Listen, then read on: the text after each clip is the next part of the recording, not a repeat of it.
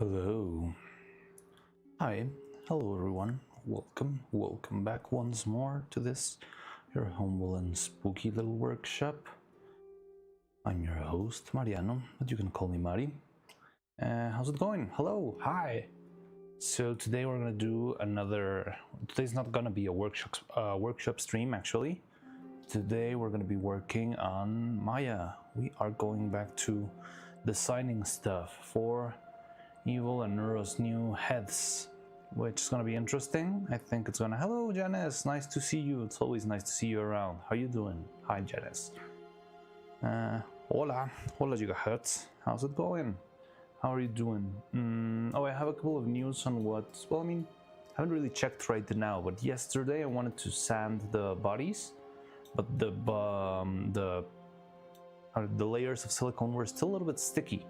So I'd rather not risk it, and I let it dry overnight. I haven't even gone to see them right now, but hopefully they should start to, Ave Marion. Yeah, with with this Dark Souls music. Do you know if Dark Souls music can get you in trouble by copyright claims? I hope not.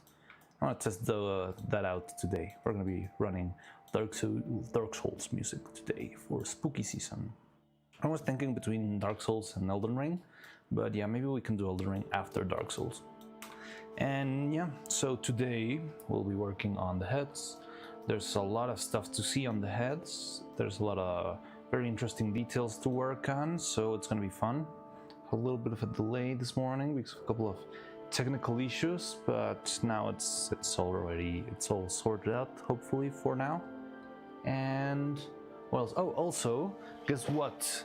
Okay, so don't get too excited yet, but remember that yesterday I was telling you that this old man couldn't figure out how to make an emote work and how to make sound alerts work and that sort of stuff?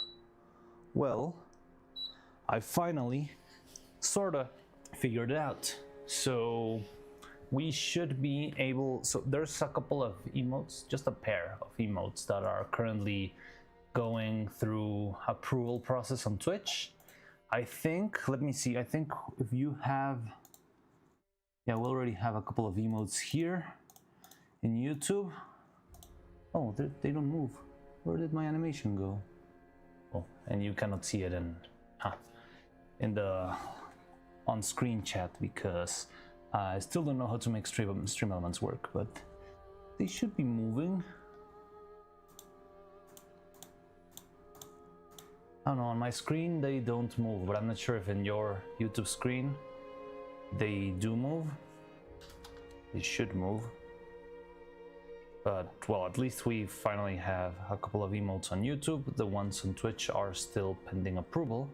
But the most important part is that the same issue that I was having is now rolling with what I want in the future to use as sound alerts. So hopefully they will be set up soon. I'm still gonna need a little bit of time to set stuff up, make it look properly. I'm not sure if I'm gonna get in trouble for using copyrighted music for a sound alert. And yeah, that's a little bit of news of what happened yesterday after stream. Just a little bit of a technical time of me poking around and trying to figure out how to make this stuff for you guys. I'm kind of annoyed that the YouTube emotes aren't moving and that they aren't showing on chat, but they've never shown on our stream elements chat. I don't know what the problem there is or how to make that work. Maybe I'll Google that also later on.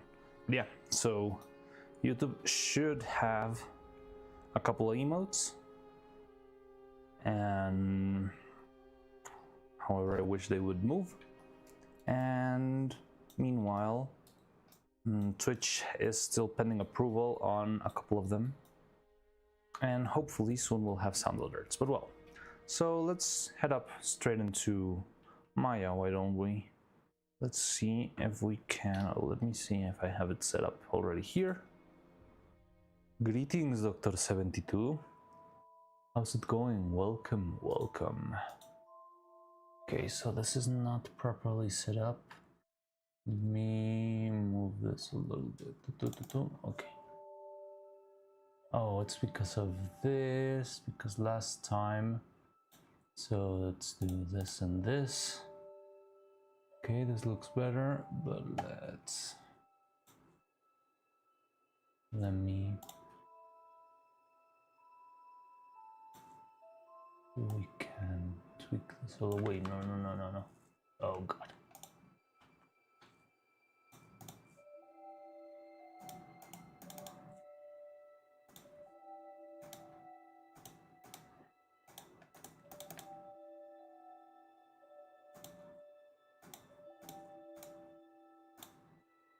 Oh, interesting.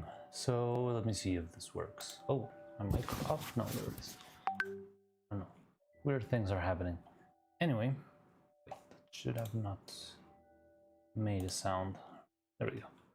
So yeah, here's Maya. Let me just put it. I want to arrange it a little bit better. So, no. So if you've already been here, this is our little graveyard of all the neuros that I made before doing evil. There was a lot of work that I had to deal with in order to get them to work properly. Now I would like, for starters, to actually begin by just fixing up the window a little bit. I think that's better. So I would like to start by cleaning this place up a little bit, because as you can see, there's like a million heads in here. And yeah, one of those heads should not be working over there. Let me see. I don't know what the laugh is about, but wait.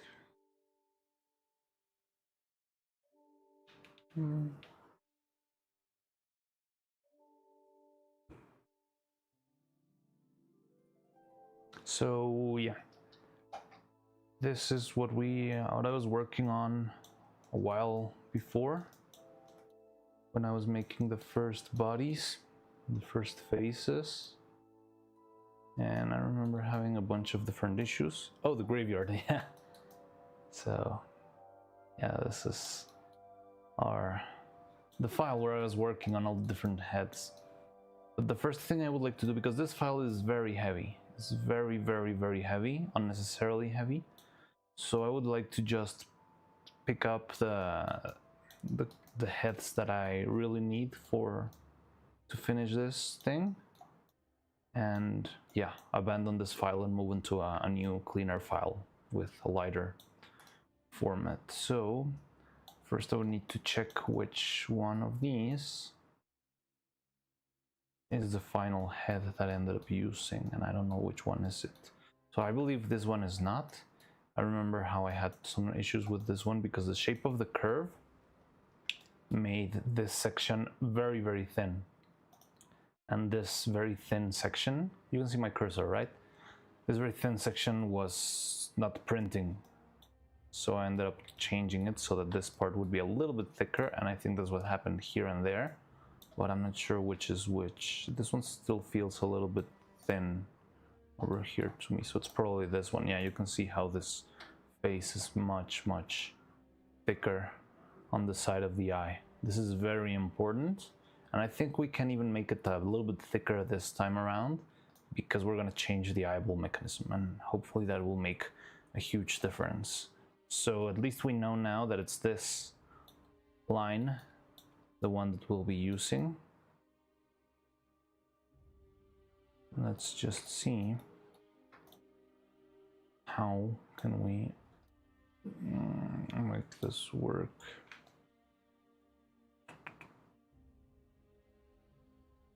I think I could just grab them, delete history, and just throw it out, see how it goes. All right. So we're using this line. What else have we got here? This is before we made the hole in the back. That's awesome. That's when we made the hole in the back. The mouth. So you can see every step of the process, right? So first I had the head only, and then I dug into the head, the shape of the eyes.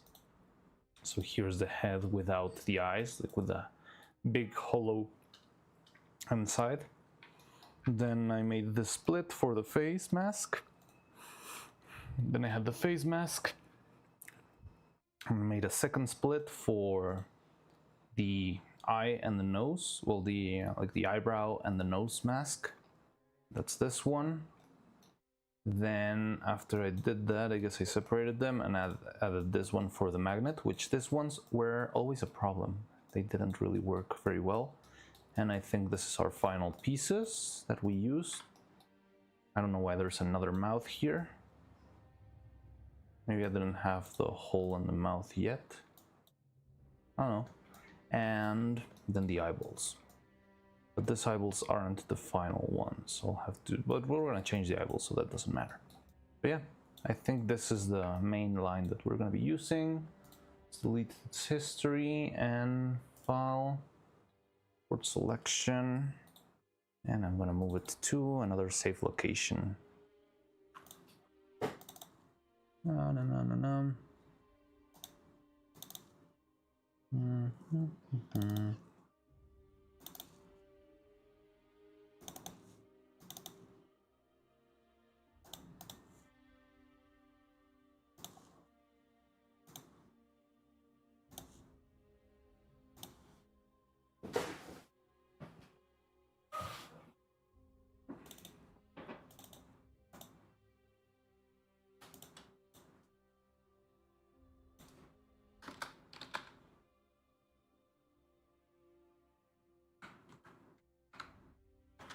Okay, head from Q1 export. So I'm gonna export this out, which you're probably gonna be able to use over here. And now we can move on to our new file. Open scene. Now let's go and check. Get from head prototypes. So I think this is the most recent one. Let's not save this one. I didn't make anything useful here. Yeah. So how's everyone doing? Is there anything important happened? I think I did catch up with a couple of clips of Neuro on her regarding her memory and saying a lot of weird stuff that it might be fun to lose a bunch of memories or be replaced with another copy. It was very weird.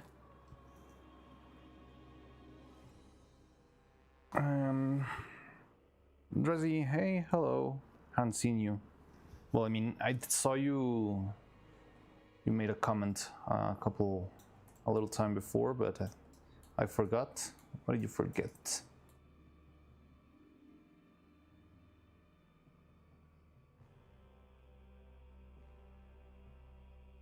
So which one of these is the final piece that I ended up using? I think it's this one, maybe. Should be somewhere around here, this one.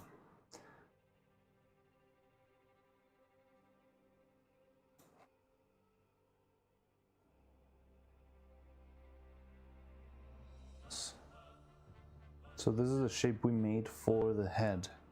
Now that we made the body, I think we can make a little bit of a couple of tricks here. Very intense music for a very slight, light-hearted comment, but yeah, I think we can make the neck hole a little bit larger, just to make sure that the whole neck gets inside of the body and the head. And other than that, I want to see what else can we do here. So let's import the other one. Import. Oh, you forgot the stream was playing? Haha. By the way, how's the music? Is it loud? I haven't checked that, and the music just stopped all of a sudden, so I'm not sure if it's the right volume. Anyway.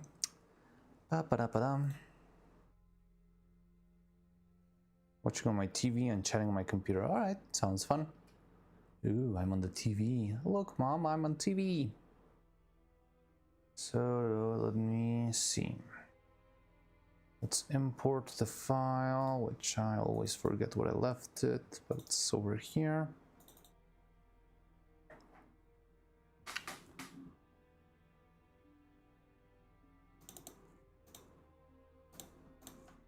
Import.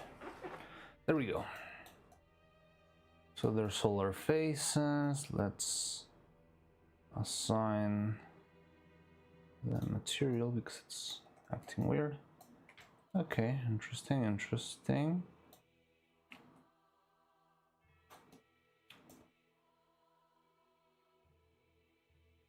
Okay, so here we have everything. This is the main piece that we're going to be using for the neck. We need to redesign the head. What do I have? Did I even need to do that? Why did I add the eyes there? So, yeah. It's gonna be interesting redesigning the eye sockets. There were a couple of very, very interesting proposals and I wanna try them out. The one I'm leaning more towards is the video game control stick system. That feels like it's what's gonna work best. However, I'm not sure how far can we push it with shapes. It's gonna be an interesting design, and it's also gonna be very small, so I think I'm gonna be using like teeny tiny screws. Now I can work on my game, watch the stream and chat. Awesome, that sounds fun.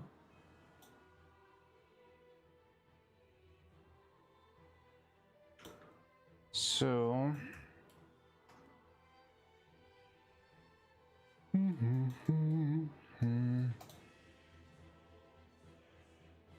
okay, so I think the first step would be to think about redesigning the eyes, the eyeball shape, I guess. Now, I don't know if I have any eyeballs. I didn't pull any eyeballs here, only these ones. Maybe I should have brought some eyeballs.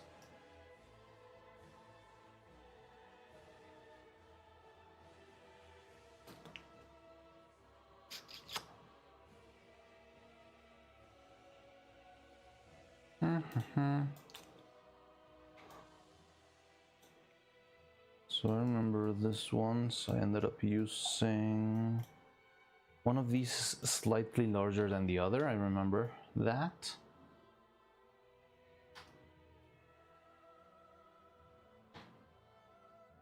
You see, very slightly larger.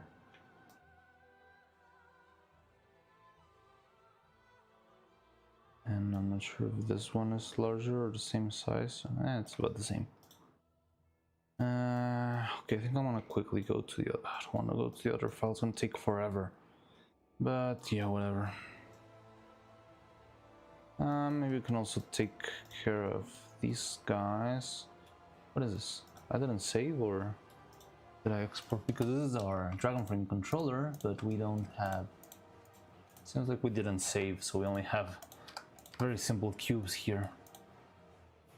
Tutel. Yes, we have a tutel. We already made a mold out of this one. It's been drying all night. But yeah, now we can make our legally distinct top hat and mustache Pringles turtle instead of, well, yeah, instead of making butterflies every now and then. So yeah, it's gonna be fun. We can have a bunch of these ready by the time we finish Neuro. I think we'll have at least, at the very, very least, 15.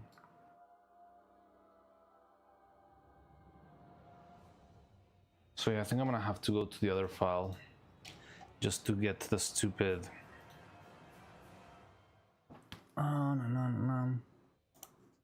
the stupid eyeballs. So I'll be right back. Yes, let's save the changes. Now this is gonna take a while, so how's everyone doing? Are there any members here? I think there's been no members, right? Just want to know if the new emotes work and why aren't they animated? I haven't want to have them. Armature, or are YouTube emotes never animated? They cannot be animated?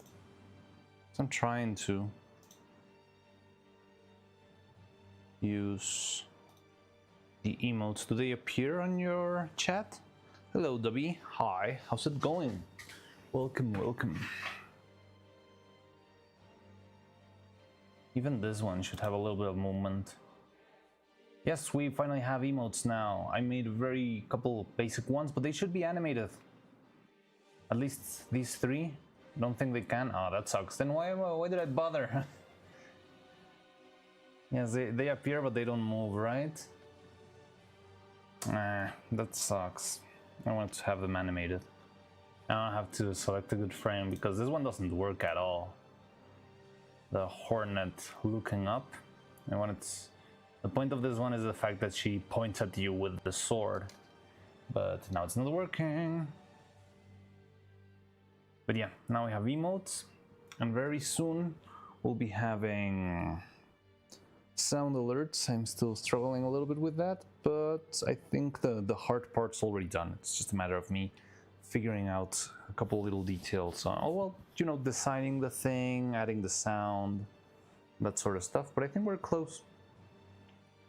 Anyway, so this thing's gonna take a while to load. Let me go and get a glass of water, which I should have done before stream, but I totally forgot. Give me a second.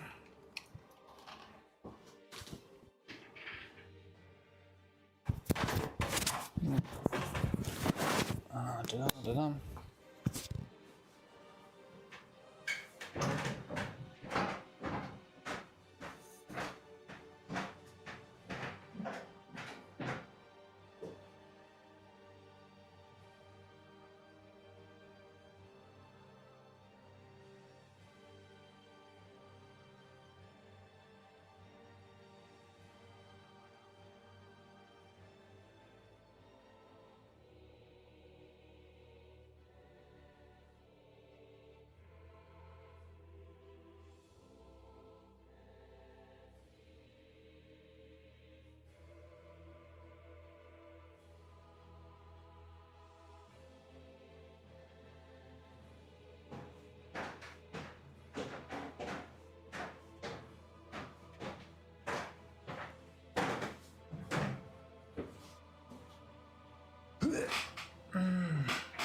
So, oh yeah, I had a couple of extra news.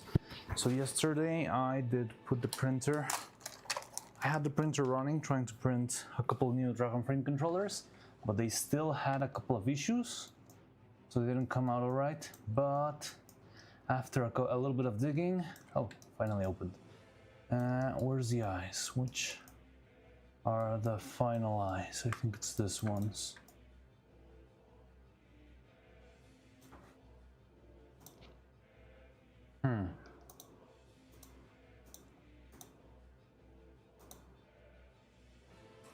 Where's the Boolean?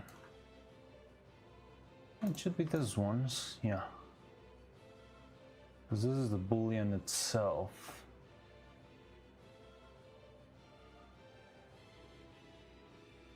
All right.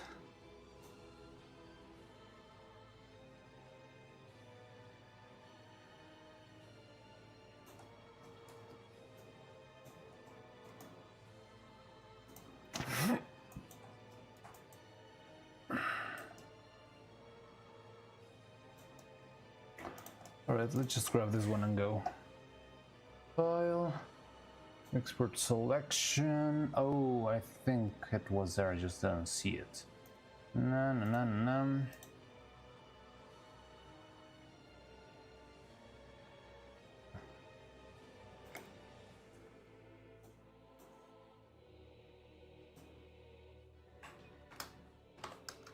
Let's export this one, and there we go. Let's open our other scene.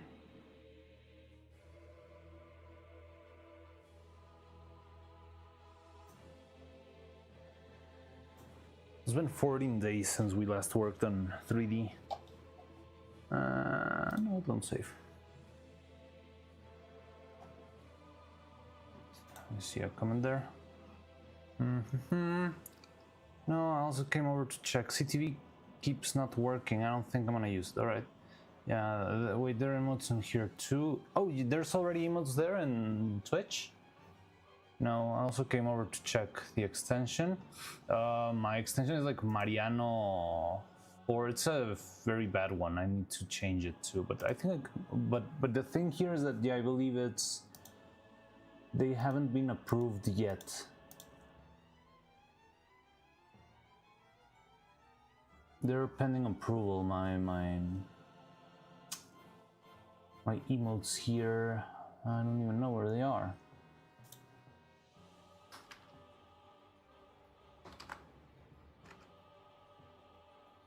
Yeah, the only one right now is still the hi button, which is the generic one.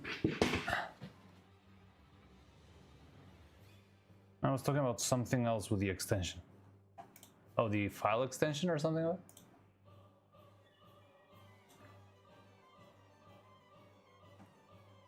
that? So we have these. Let's bring in then those. And maybe it's just hidden.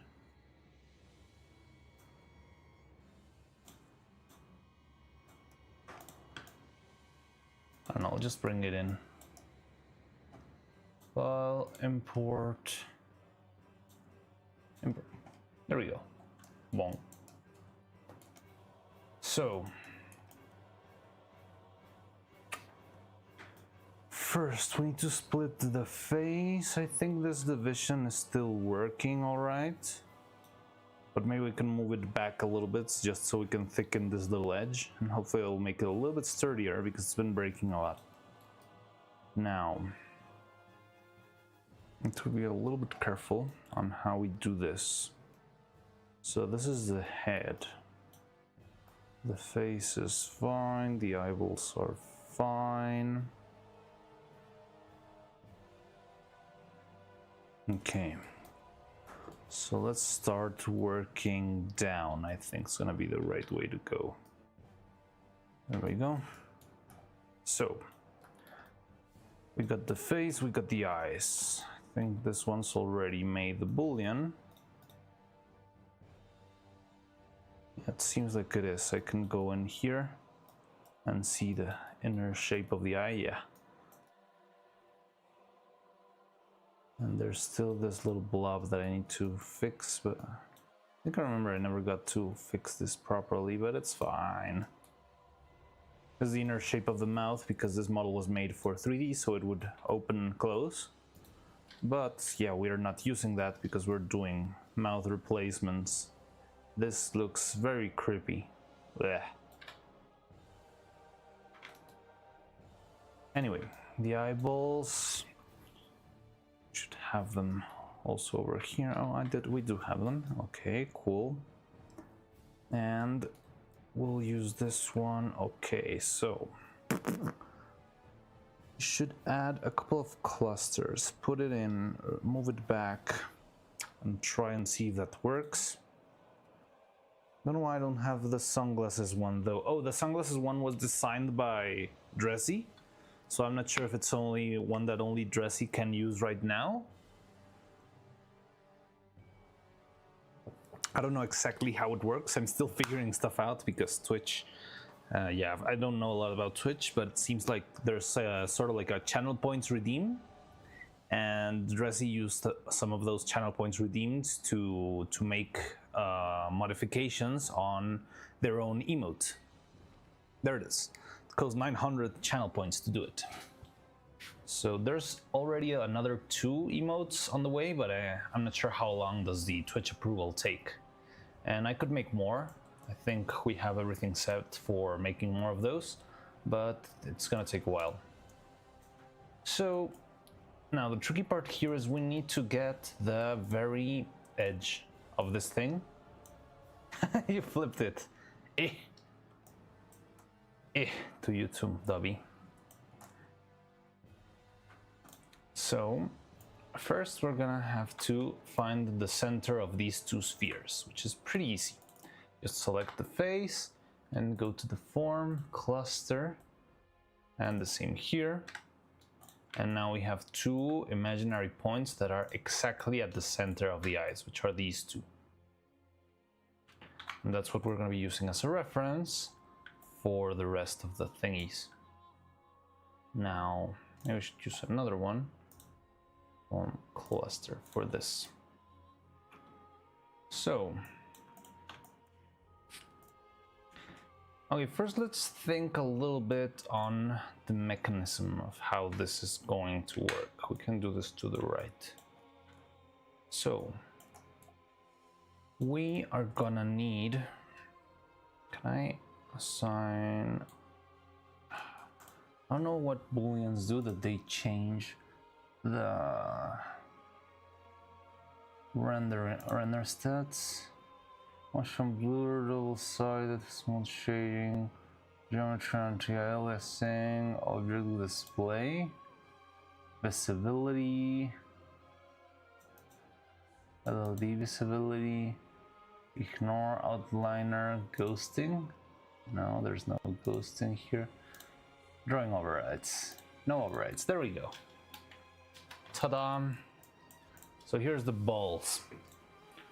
Now we're going to be trying to change this. Dibidaba, hey, when you look at the heads from front angles, so that each head blocks the face from one behind. No. They look like a creepy horror worm. Let me see that. Ew, yeah. And with the with the Dark Souls music, it feels like a weird boss approaching, right? The hollow face of the AI overlord. Think about the word hi.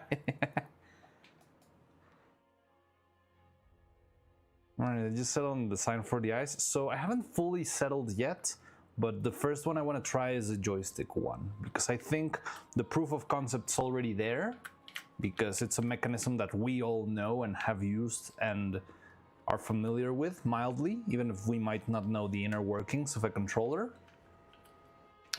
So I wanted to try that one first. I don't remember very well which were the other designs. I remember there was the cylinder, the almond, the joystick, and I think there was another one that I might be forgetting. But yeah, the joystick is the one that seems more reliable to me right now. However, that's what I want to be trying to figure out today. Anyways, back to YouTube. Hello, Drizzy, welcome back to YouTube. So yeah, I wanted to start trying that one out. So first, I would like to split these in half. So here you can see clearly where the center is, which is right here. So, by the way, do you think there's a way to make the gaps between the magnetically connected face parts less visible? I have worked with a couple of puppets where the lines were very subtle. However, I do not know exactly how they pulled it off. Maybe we can try it out. Try and see if we can find a way to make it more subtle. But I'm not sure what do we need to do in order to make them more subtle. I'm not sure if it's because the size of the gap between one piece and the other. It might have been like an issue with sanding maybe, or with the shape of the mold. Maybe a little bit of mold distortion made the lines much more readable. We can, I mean, I'm totally willing to try and make it better in every single sense, shape and form, but I'm not sure if I have the right answer for that yet. But we can talk it out, we can try and see what the deal could have been, and from there maybe, yeah, see if we can make stuff work. Because I think the biggest problem that makes the lines very visible is mostly the shadow that it generates, and that has also to do with the fact that Nura is very pale. She's a very bright colored face, so maybe that's part of the problem, but we cannot change that, right?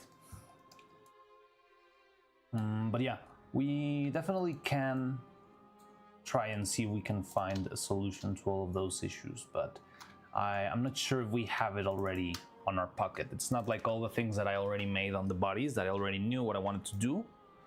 Here I know the problem, I acknowledge it, but I'm not sure if I have a solution to it yet.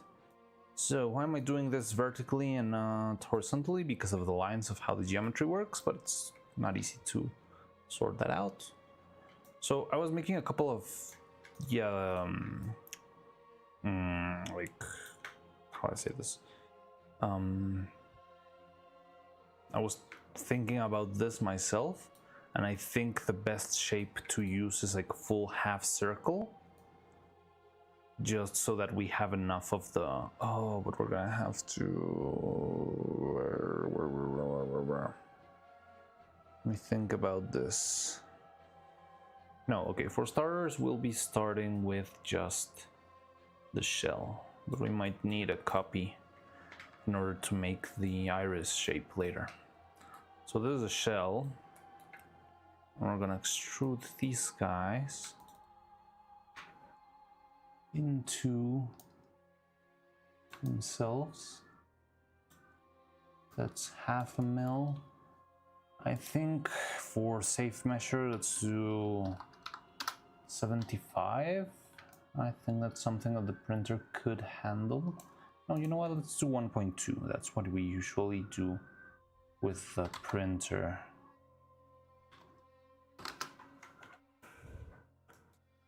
Now, I just want to make sure there's no weird banding or breaking of the vertices. Sometimes extrudes do a lot of that stuff. But it seems like it's pretty clean, fairly clean. I want to see if the inside looks fine. This part seems to be very well too. Let's watch over here. Over here looks fine. And how about over here? Over here looks fine. All right, I think we can try this one out. So this is going to be our eye shell, let's call it. Okay. Image display, reverse. So from the eye shell, we'll be having a little bit of a cylinder popping out. No.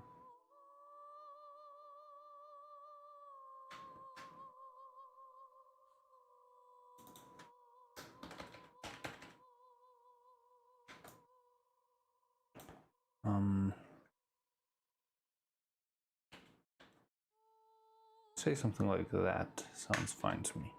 It has to move back all the way to the center of the cylinder. It's very important that the pivot of the eye is on the very, very center of the cylinder.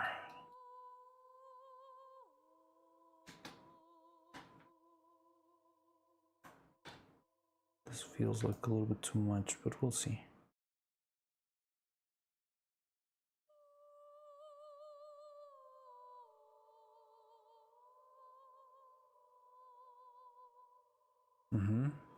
So this peg is gonna be grabbing the eye, and we want this peg from,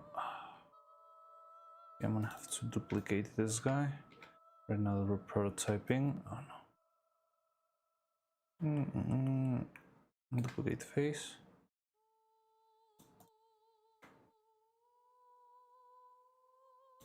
And you're gonna be moving down. Okay, so this would be rotating from this point like this, really, and making all of the movements that an eye should do.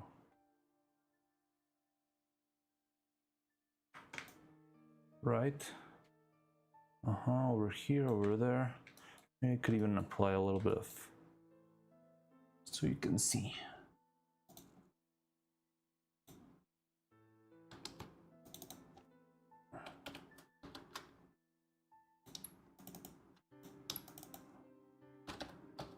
I know her eyes are not round. Just gonna do this for the sake of clarity, all right? Signing material.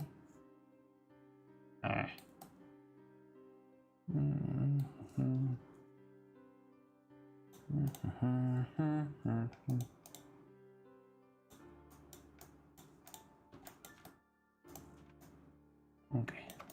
So there's the eye, and if we rotate this around, it should feel mildly natural.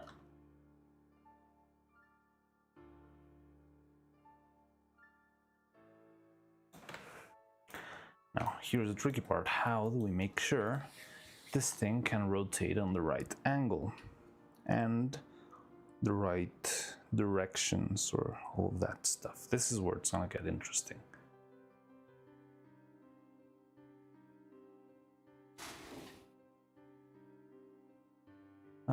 Funny enough, I was always watching on YouTube, just chatting on Twitch. Oh, interesting. Yeah, yesterday I saw all of your comments on Twitch, so I assume you were only on Twitch. But that's very useful. That's very helpful, Rezi, because that way it can help me on both algorithms. Not that it matters too much, but it's helpful either way. So, how do we make this spin around? There's a couple of things on the Discord you guys send me. Was it in assets? No. Whip, maybe? No. Art, critique, talking shop, maybe? No. Stream music suggestions, I don't remember. Stop motion? Inspiration. Yeah, it's definitely an inspiration. So let's check out... Oh, there's even a video here. Why don't we check out the video? Let me open...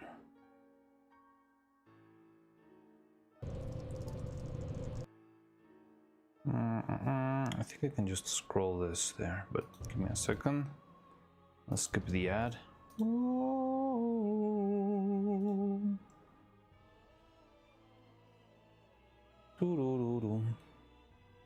Okay, so let's just do this. Ah, that sucks.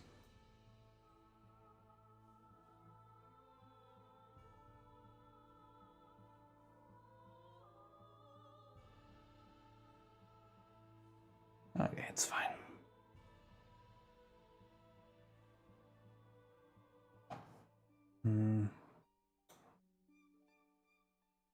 Let's pause the Dark Souls for a bit. Image that probably pops into your mind is a game controller. While thumb joysticks are definitely common in gaming, in the world of DIY electronics, they open up a whole universe of exciting possibilities.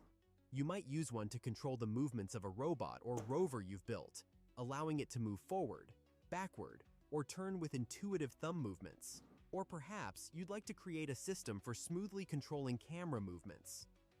Let's explore how these joystick modules actually work and how you can connect them to an Arduino. So without wasting any time, let's get started. You're already wasting my time. At the heart of how this joystick works are two 5K potentiometers. Okay, so that's the interesting part. So we got two potentiometers, but how is it that they if you look at the joystick don't module interfere closely, one with the you'll other? notice two gray box-shaped components on either side. These are the potentiometers. Yes. As you move the joystick, you'll notice that each one only responds to movement in one direction. The potentiometer on one side only detects when you move the stick left or right, x-axis movement, while the other only detects when you move it up or down, y-axis movement. These potentiometers Okay, there we are go. connected to the joystick. That's interesting. How on earth does this work? So there's a sphere. Huh? Oh, okay, I see. Oh god, this is much more elaborate than I expected.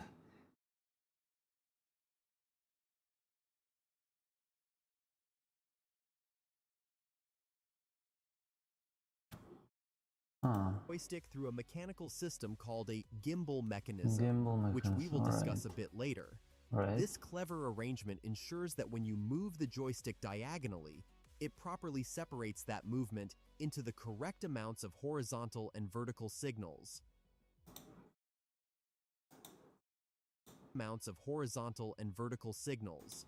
So maybe we don't need that much stuff.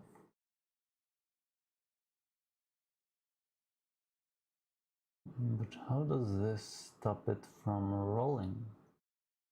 I guess it's just secured to the very bottom.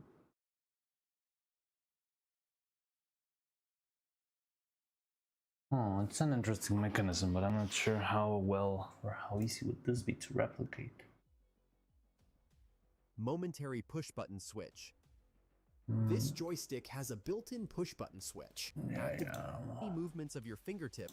Gimbal mechanism. Okay, let's see. The gimbal mechanism is what allows the joystick to move smoothly in multiple directions. When you move the joystick, the thumb handle moves a thin rod that sits between two rotatable slotted shafts. These shafts form the gimbal system. One shaft controls movement along the x-axis, left and right, while the other controls movement along the y-axis, up and down. When you tilt the joystick forward or backward, the y-axis shaft rotates. When you move it left or right, the x-axis shaft rotates instead. When you push the joystick diagonally, both shafts rotate simultaneously. Now, how does the joystick convert these physical movements into electrical signals that your Arduino can understand? Don't care The about answer the lies in electrical potentiometers to when the joystick moves by message between C. Only by care the about the analog to potentiometer 0 to 10. itself. Thumb joystick module, pin out, changing resistors to x-axis. So yeah, this seems a little bit trickier than what I expected. I don't know why it's longer also. Now, do we need all of this? Because this is designed for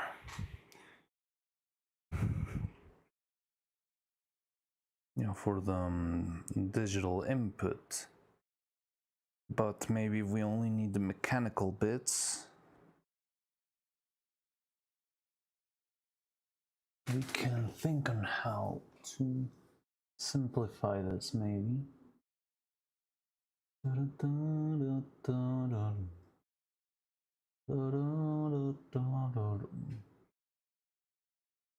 Oh, the shell. I remember there was another sign that we called the shell, and I think this could be related to the shell. So we could make a pivoted shell and then just okay, I think I got it, kinda.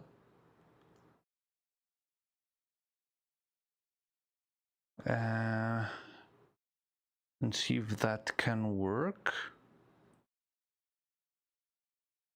Okay, interesting. So, but that's gonna mean we use the eyeball again. I think it'll be fine.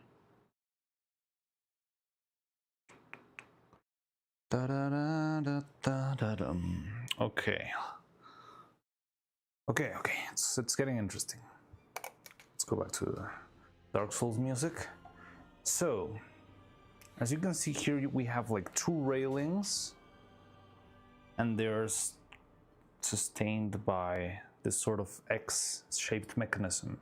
Here, the important part is the X shape, because this is what transmits the rotation to both of the potentiometers. But we don't really need this because we're not making electrical impulses or anything like that. We only care about the movement of the sphere itself. So, how about we design a shell, a little bit of like a, I don't know, instead of this long rod, just a tiny one that guides it in its place. So, wait, put the shell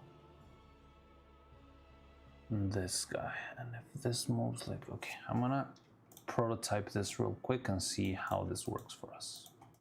We would have to go back to the sphere itself.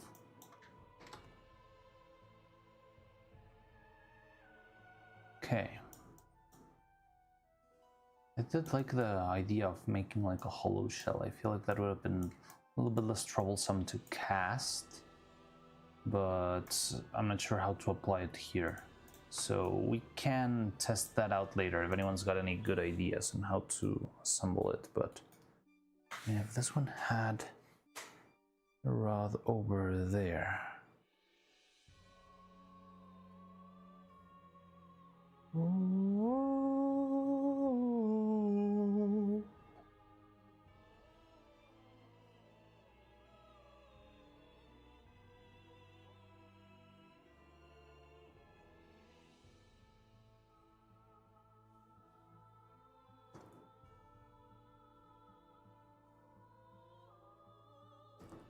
Because if you have a sphere that's just being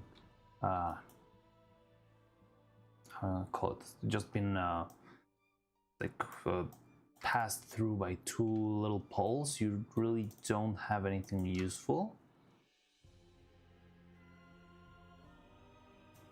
because it means you just have it grabbed by two different angles, so there's no point in that, right?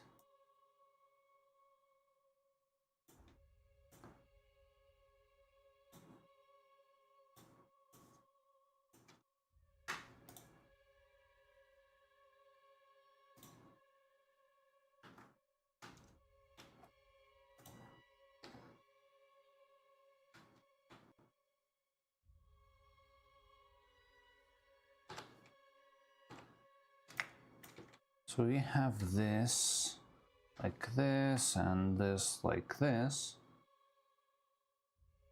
Yeah, it's not really gonna rotate because they're both stopping each other from moving, right? So in this design, yeah, maybe one is grabbing the ring and the other one's grabbing the sphere inside. Okay, so there's a ring holding the thing. And there's the inner sphere. That's gonna be interesting.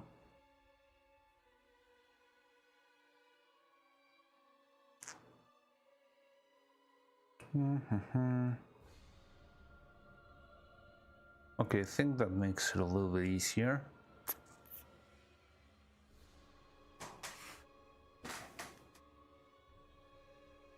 But would that work?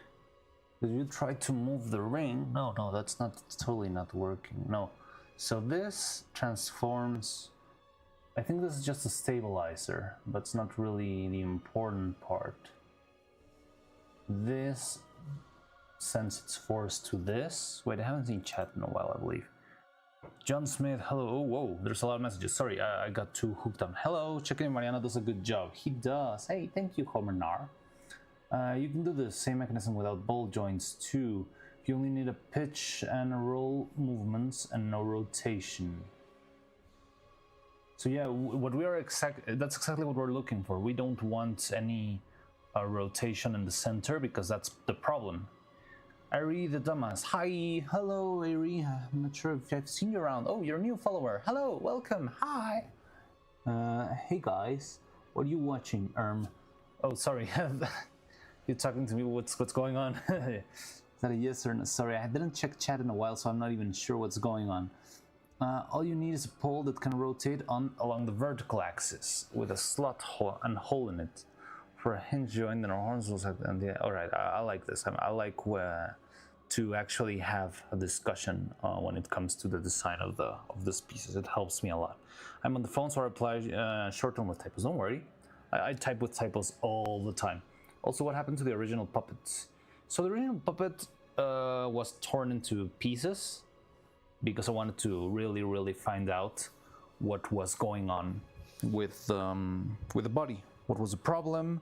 Why wasn't it working? And it turns out it was happening because the bone joint, but not the joint itself, but everything surrounding the joint, like the whole hip piece, cracked and broke to pieces. So it was pretty much impossible to repair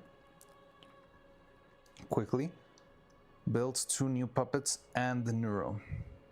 Yes, we're building 2 new Evil and Neuros. So, but while we're doing that, while we're at it, I'm trying to see if we can do like a complete overhaul and improve the shapes, the precision, the design, and all that stuff. So the thing that I'm grabbing right now as a big reference for how to do. Okay, so I see. So the joint messed up. Yeah, the main joint in the hip. John Smith, I feel like that's well, maybe you're another John Smith, but well, the thing is, yeah, the hip itself, but not only the joint, like the whole hip was cracked and broken, so it was pretty much unusable. So instead of fixing her, I ended up tearing her down. You're the same one? Then how come? I thought you've been here a couple of times before. Maybe I just never said out loud what happened to Evil. I feel like I'm responsible for not keeping you in the loop because I've seen you around a bunch of times. All right, but yeah, the thing cracked, and if I tried to repair it, it might have worked, but it would have been still frail because the repairs are just new, easy to break soft spots. So yeah, it was not gonna hold up. So instead we started over, but the bodies we already have 2 brand new bodies, which hopefully will work as well as we need. And while we're doing that, I'm also trying to overhaul the shapes, the head, so we can improve the mechanisms, make it easier to animate. There's a bunch of little silly issues that I feel like make animation way longer than it should, which is fine. I've worked with very impractical puppets that took me like 2 hours for a single frame to animate, but the easier you make the work, the faster you can animate, the more you can make, and it's very much a very good investment of your time. I'll be honest with you. And every little improvement that we make, it's not only an improvement for Evil and Neuro, it's going to be an improvement that goes on with all the puppets that we make in the future, which I hope will be many. So that's why I'm trying to focus a lot and trying to sort out solutions for the biggest problems. So let me go to mine and I'll show you. The biggest problem that I had with the eyeballs, I'm going to use this one as a reference, but I'll have to distort it a little bit.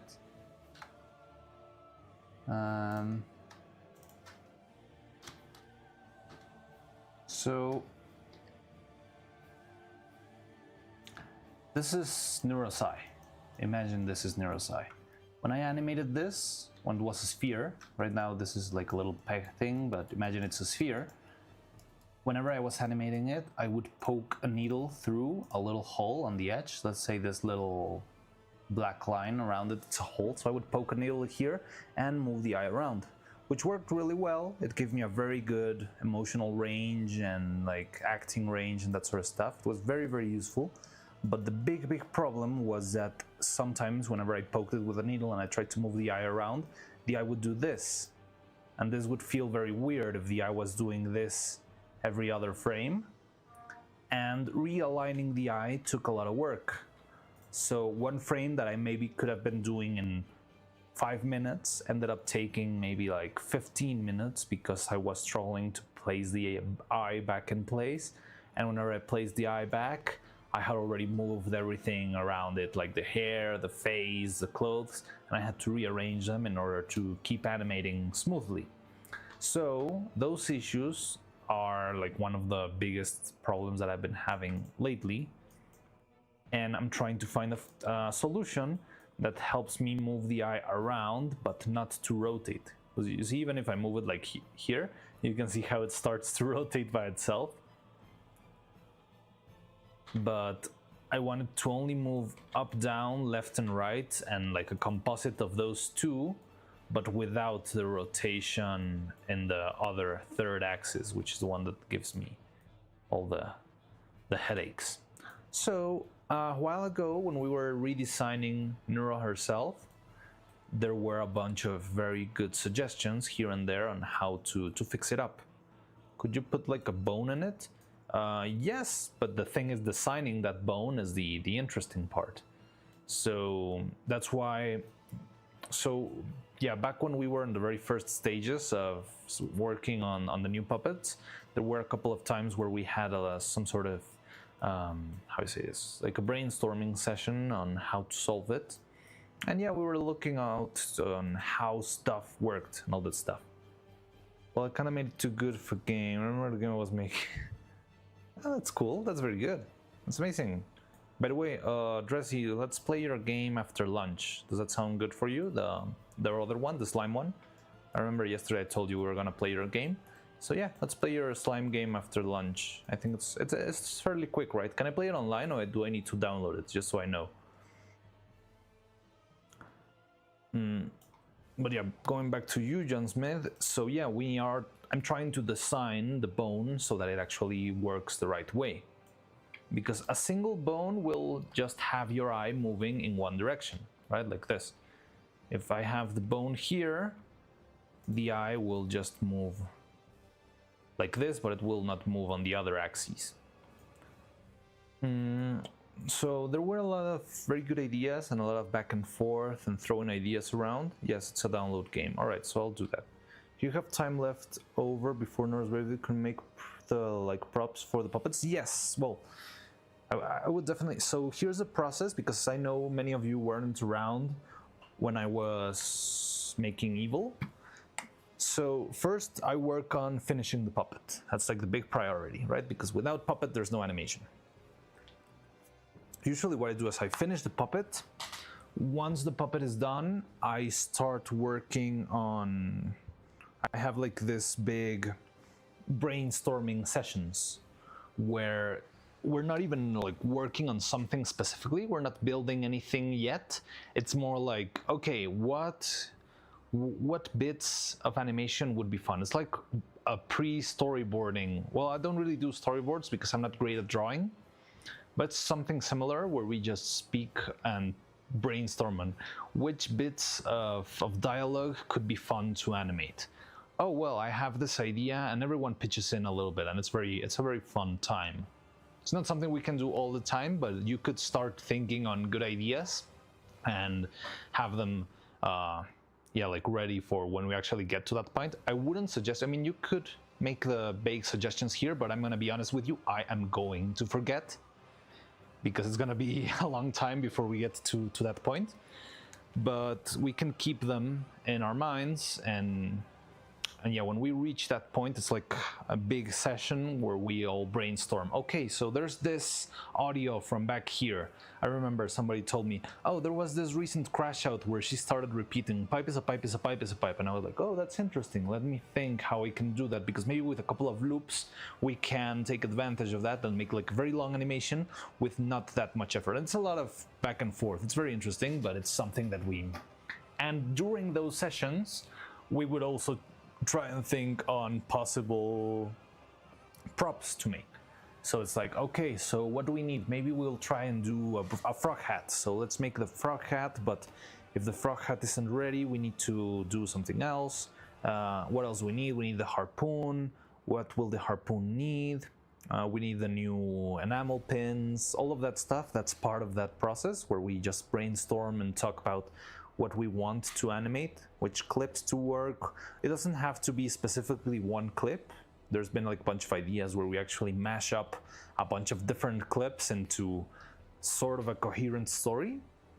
But yeah, it's like a whole process on its own. And I mean, definitely we're gonna get to that point, but I think it would be more organized if first we focus fully on the puppet itself. And once we reach to a point where, okay, the puppet is almost done, maybe we're only waiting for the costumes department, maybe we're only on the final stages of painting, and then we can start to workshop that out.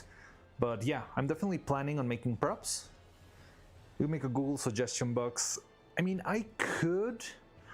The thing that I feel like could happen with a Google suggestion box is sometimes I just don't catch the point.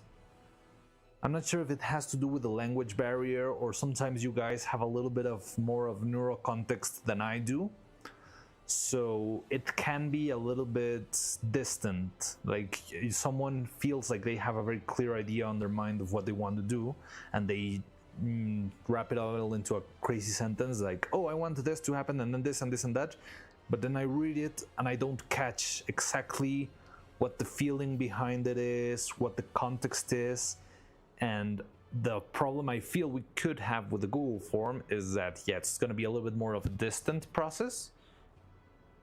And I like to rather bounce the ideas, just like what we're doing right now with the eyes, that it's like, hey, but what if we do this? Oh no, maybe you should try and use a peg or a bolt, or do this or do that. That's very helpful. It's a very interesting and very organic part of the process.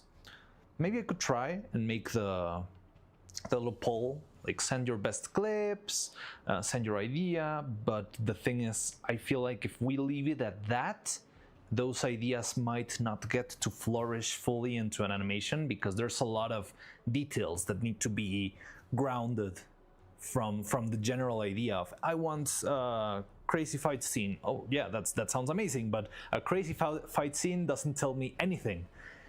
You need to be more specific. Where is the fight scene taking place? How fantastic is your fight scene going to be? Is it going to be like full-on Jujutsu Kaisen, or it's going to be more like a Cowboy Bebop where everything's more grounded? There's a lot of stuff to talk about. So, I mean, we definitely are going to reach that point, but I try to keep the process straight. I feel like it could be a little bit boring, a little bit unengaging maybe, I don't know, but it's the right process to make a high quality product, and it already worked once. And maybe we can tweak it a little bit here and there, but yeah, definitely it's something we need to carefully take care of and think about. But yeah, it's interesting. Wait, let me go back. Prof for Bubbles, yeah, definitely. Can you play my game too? It's online. Yeah, sure. Oh, I didn't know you made the games, Dobby. Yeah, sure. Is it online? Okay, yeah, we can play that online. That's cool. Build a quick example in a sandbox game. That's kind of mechanism I was talking about. Oh, really? So you made the eyeball mechanism in a game so I could actually see it and understand. I'm pretty good at drawing. I could make storyboards that actually have drawings. So that would be fun, Dressy, but the thing is, making a storyboard, it can be a lot of work. I'm not sure if you'd be down to all of that, because the thing with storyboards, and the thing that a lot of people don't really know about storyboards when they think they would be good at doing that sort of stuff, is that you need to be mentally prepared to throw a lot of your work into the trash. So I wouldn't mind. I think it would be interesting, but I don't want you to feel too, I don't know, compromised into making stuff if it's gonna be an unpleasant experience for you. But we could sure give it a shot if you want, but let's wait. We still have a lot of time before we reach that point. But thank you for your proposal, Dressy. Just think about it carefully, because work is work, and it takes a while. Oh, you can make like a Google suggestion box. Yes, we'll read. Well, interesting. Neuro say D-AMP-D, and Evil says D&D. They really have different TTS. Yes, they definitely have different TTS, don't they? That's why Evil can make such weird noises, and Neuro can only make soundboard noises. Pipes I started sounding a little bit by a bit after a while when things started sounding like bit by bit after a while when I heard that part. Well, that's the original clip, but yeah, it's a weird one. And the P explodes when Evil says it. That's more like hear the air. Interesting. Sorry, watching the streams is hard. Yeah, don't worry. So are you watching Neuro right now? Is she online? Yeah, I guess she is. Or are you watching the streams? I love what Neuro will say, and I can't decide which stream to watch. Well, already had the game open, so it's just natural. I will be down to it. All right, so we'll check on that later, Dressy. But yeah, I mean, we'll get to that in the future. We already had the game open, so it's natural. Neuro and Evil say I can't decide which stream to watch. All right, so I know Neuro and Evil are pretty big, so don't worry. You can just maybe mute this or lower the volume so you can enjoy. What's Neuro and Evil doing today? They're playing D&D, or why did they say D&D there? But yeah, so going back to the eyes, now that we had our little brief talk on the process of animation and all that stuff. So yeah, we need to find a way to make the eye rotate in only 2 axes. In order to get that, oh, we got something new, someone new here. Wait, Ari? Oh no, Dibidaba, I haven't seen you around. Well, I can't believe you weren't on the Discord. Dibidaba. Okay, let me see. This is what I meant with the pull and hinge thing. So yeah, you have a pull with an axis and a hinge with another axis, right? So that gives you two axes of movement. Oh, that's not...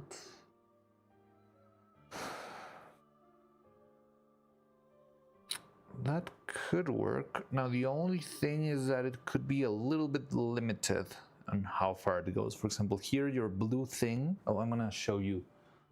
I can show you on screen. So this is what Dividava sent us. Very interesting, very quick thinking of yours to actually design it on a on a game in order to share the idea with us. So yeah, you have like a pole with which will give you one axis of movement, like the left to right, and then you have this other hinge in the middle that will give you the up and down. And I think that's a pretty clever idea. Now the only issue I have there, oh, but I think I can, oh, okay, my brain is designing something interesting. So yeah, okay, let's start from there. There's a lot of different ideas. We'll have to explore a bunch of them, but we've got all day, and it's important. Everything we do today is gonna define the rest of the workshop's products.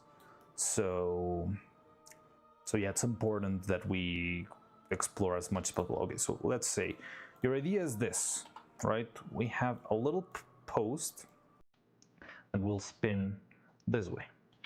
And then you have another hinge that will make stuff. How do I?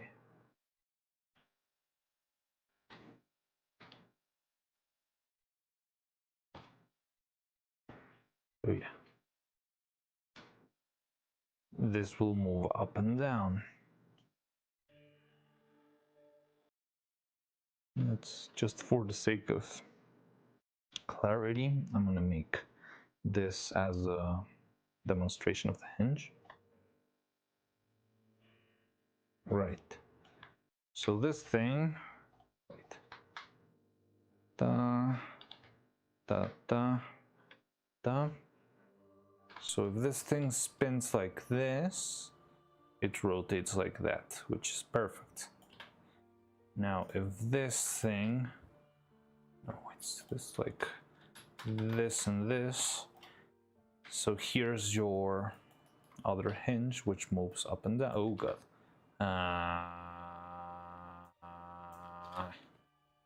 Why did this keep happening? I don't exactly remember. I think I need to group stuff before I... Wah.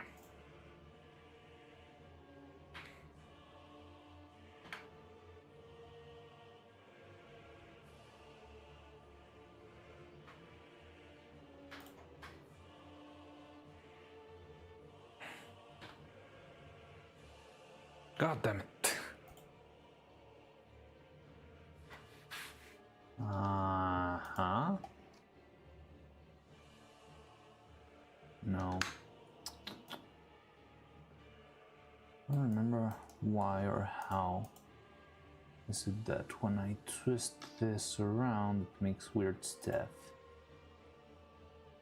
There's a simple way to do this. This is part of the gimbal crazy things that Maya does sometimes.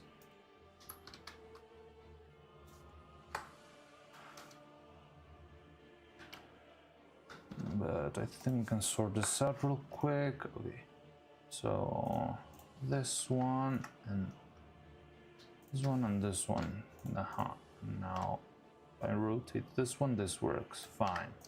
But now if this one and this one are like this, if I move this one it will work, but if I move this one it's gonna break.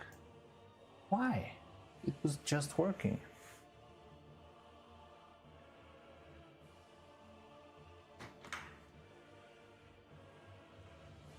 So maybe the problem would be in the group on the other side.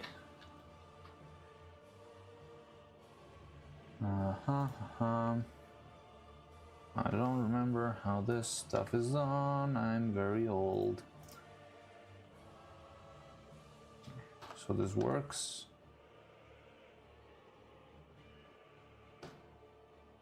Yes. Okay, so I need to move the cylinder itself, maybe. And then this becomes a child of this. Okay. And then I grab this.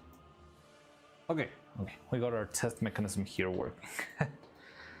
So yeah, this is your idea, right? We have a little bit of a post. I had the game open, so it was natural. Okay, we'll be down to it. Cool. Miners Workshop, they're just talking. Who's just talking? Oh, okay, Eagle and Nora, yeah. Yeah, we literally do have the entire game, because you stream like 12/7, yes. Yes, I mean, you know me, I like to work a lot. It's the only way to make art, you know? So, I don't think this will work. You might need to adapt something gyroscopic like those joysticks you previously checked. Yeah. Let's explore all of those ideas. I think they're all valuable and very, at least interesting to check out. So, we have this. Let me go get this guy also.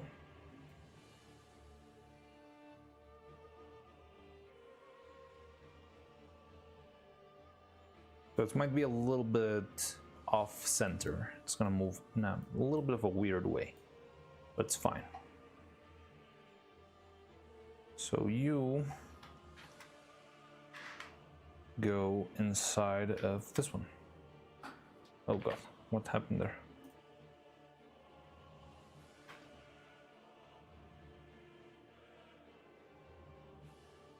So you and you do that. Okay, so now if this thing rotates, moves like this, cool. If this thing rotates, it will move like this, cool. Now, there are two main issues. Well, first I want to test, what if I move it in two angles? Will it work? If I do this, and then I also do this, there's no weird diagonal. It's a little bit of an interesting angle, I believe, but I'm not sure if that's got to do. Now the other problem that I was thinking is that would happen is this.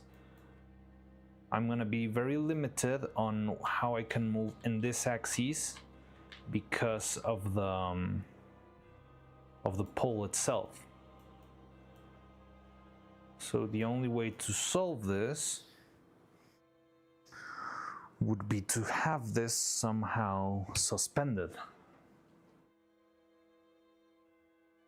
I might have an idea.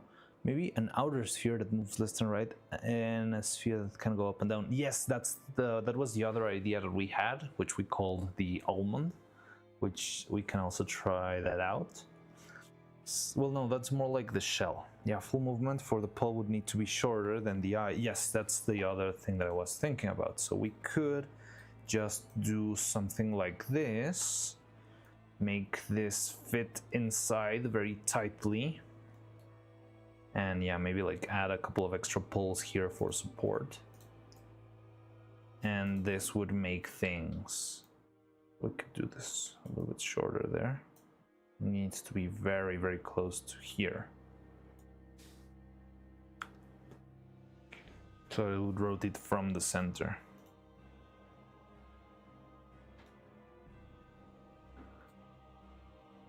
But I'm not sure how tight would that be here. Well, let's see. If we have this,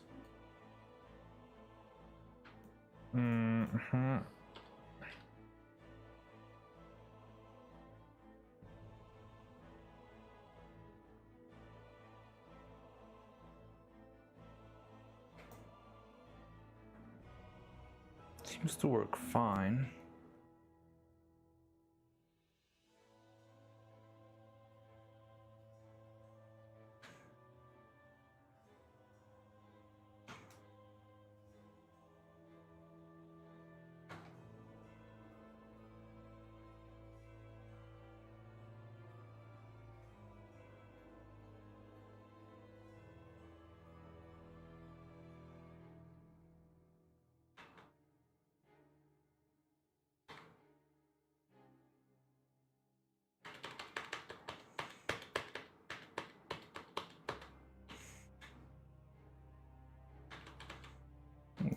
been working on the diagonal this time. That sucks.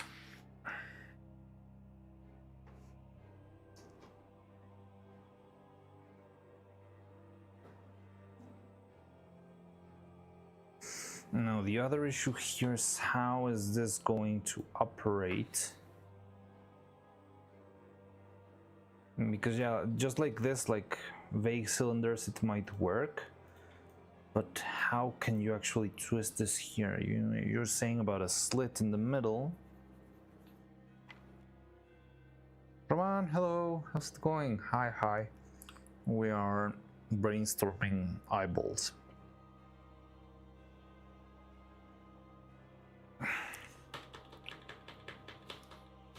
Okay, so we have this design. Then there's the other one you said, which was kind of like a shell thing. The outside could also be split and the pole could just need a hole in it for a pin. Yeah, I was thinking about that, maybe having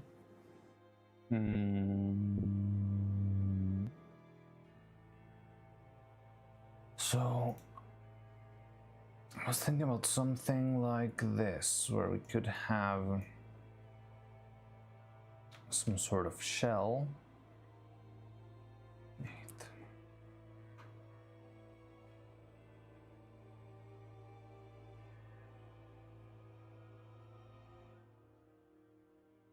Suffering with Silson. Same fight for 2 days. Is it after the last judge? Because I've been stuck with the last judge for a while. I mean, I haven't played in a while, but yeah, I got very stuck with the last judge.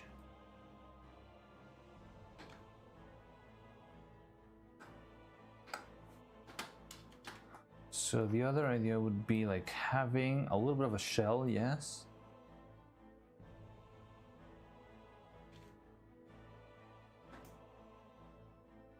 It's after the last judge. Oh no, that scares me. Looks like you're making an animatronic. Yeah, it's pretty much like an animatronic, minus the little components, like the extra motorized bits. That's why I've always told you that I could make whatever Ellie would need for an actual evil animatronic. I would make a nice silicone skin and little eyes. I think the last joke was difficult. This thing is just a... Oh no! I'm never gonna finish the game.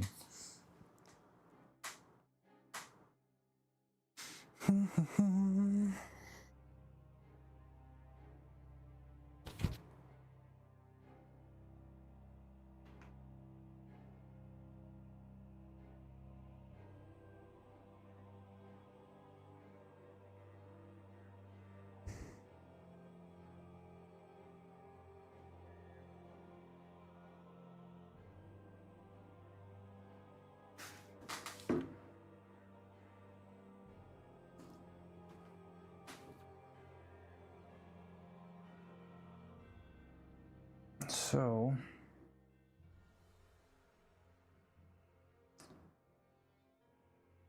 now this is gonna be tricky because I'm gonna need a pin or whatever. So the idea that I was having was, and I think it's similar to what who said that? Homer? I don't think this will work. And the sphere can go up and down. So yeah. This is, I think, similar to what you were suggesting, Homer. Which is this. Let's say having a pin here.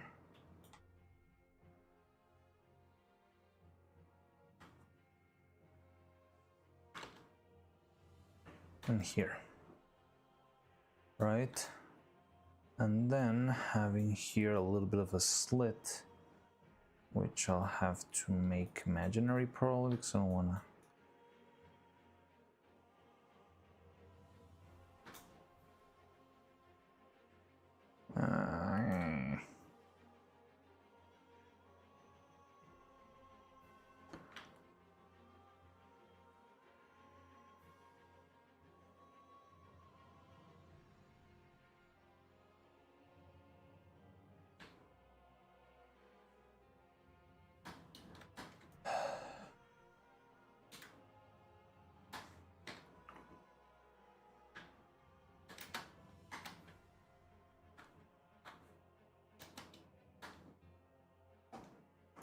this idea, I mean, I think it's similar to the idea we had before.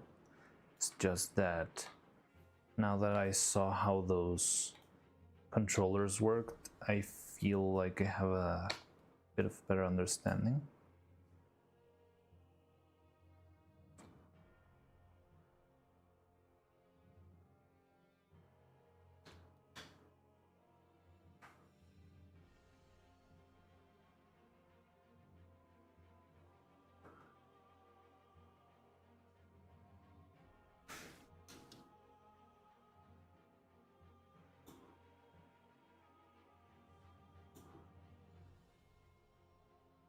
Mm-hmm.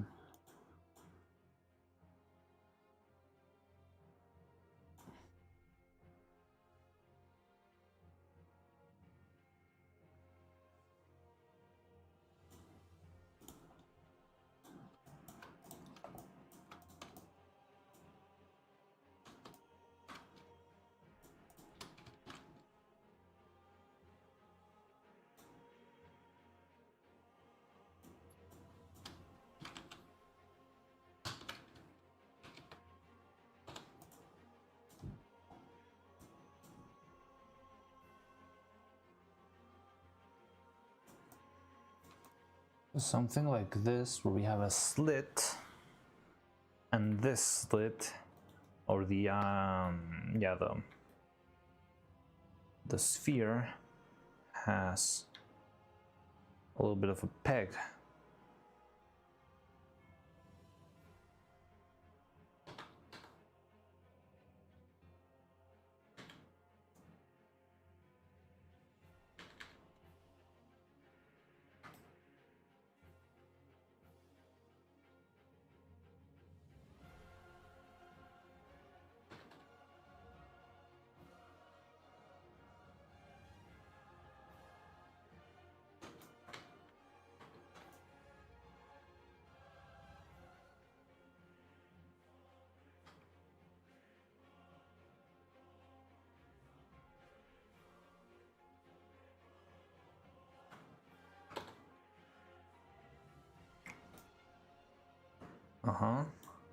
And yeah, and then the other eye, or the hollow shape inside of the head, could have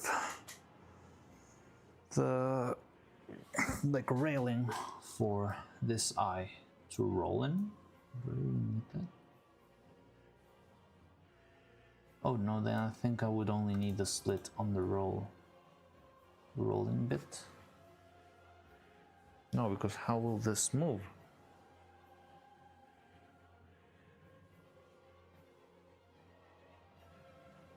That makes sense. Yeah, for full movement, the pull would need to be shorter than the eye, and the things start more quick when you do that. Hi, hello, Roman. Just the eyeball side could split the pull. I'm suffering with silks. Oh, yeah, okay. Or could just said, yeah. Would be cool if you made so somebody joins the stream and pops up with a welcome message saying something like, "User has joined the stream. Welcome." I mean, that could be fun right now that we're a few people, but I'm not sure if it will be very annoying once we, if we ever get like, for example, the other day we got raided by 40 people, and that we almost got blasted with. Hey, robot. Hi, how's it going? We're doing a little brainstorming on the eye design. Welcome to the workshop, user. That would be fun. Yesterday Veil raided server and immense amount through confetti, and because of it, yeah, like, yippee, yippee, super funny, but server couldn't do anything. Yes. Welcome back. Hi, Dressy. Hi, Homer. That's looking a bit like my eye design submission. I think it does. We've been trying to see different ideas and how it could work. So this is, yeah, similar to the one that you proposed, but I'm struggling to think about it. So this thing can move like that, and the slit will give it the freedom it needs to move like that. Yes, but then if the body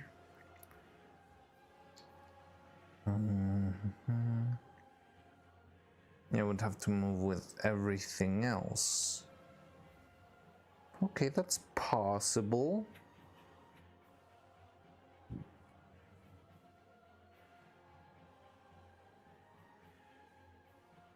You're close. You need to turn the slit 90 degrees. No, so okay, this slit is for... So this first slit is so that this guy can rotate freely. Here. Right? I don't know why I'm working on a diagonal. It's impossible to work like this. But yeah, whatever. So this one will let the sphere roll on this pegs and do this, right? And then the... this would be the face itself. It's a hypothetical though.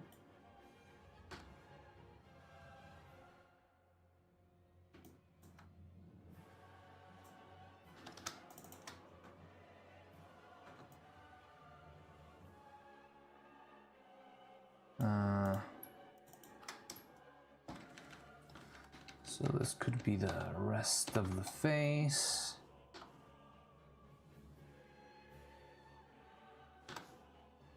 Imagine. And this one will have the slit. Oh, this sucks. Okay. I like this.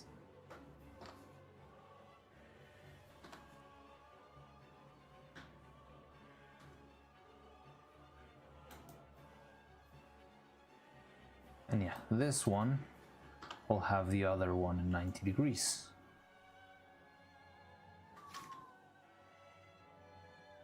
So this guy can rotate as a whole with everything else on this angle and separated only by the little pole that goes through.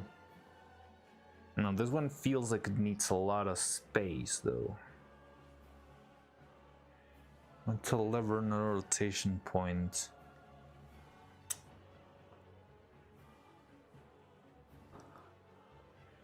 So this sounds like it could work, but it sounds like this one needs a lot of space, which I'm not sure if we have, because if you've noticed, the two eyeballs are very big and very close to one another. And then TNT Dagger, yo, what's up? What I missed because I wasn't here last time. Also, last stream ended a lot earlier than usual. Yeah, yesterday we finished a little bit early because I wanted to work on a couple of extra stuff. And what else was I doing? Yeah, we were pretty much only waiting for paint to dry. So there wasn't a lot of point in keeping the stream on without doing anything. And actually the paint did not dry. It still hasn't dried to this point. So yeah, I had to end it up a little bit earlier, but hope you don't mind, TNT Dagger.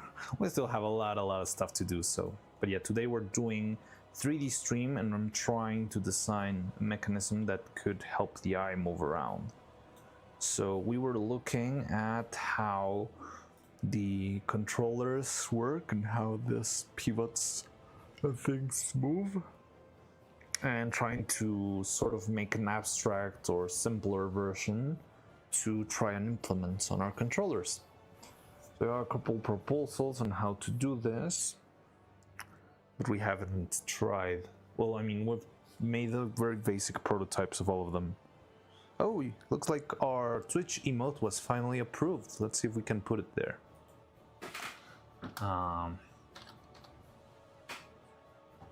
Maybe this thing lied to me. La la la.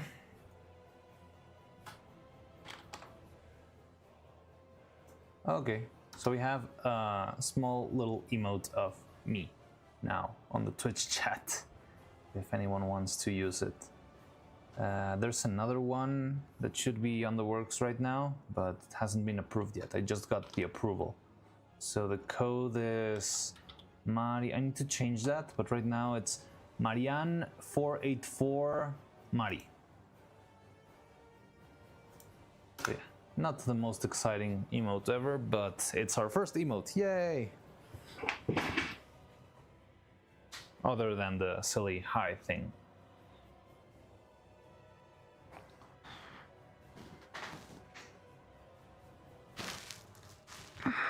Probably later, because I made the other emote like a couple of minutes after this one, so hopefully we'll get the approval for the other one anytime now.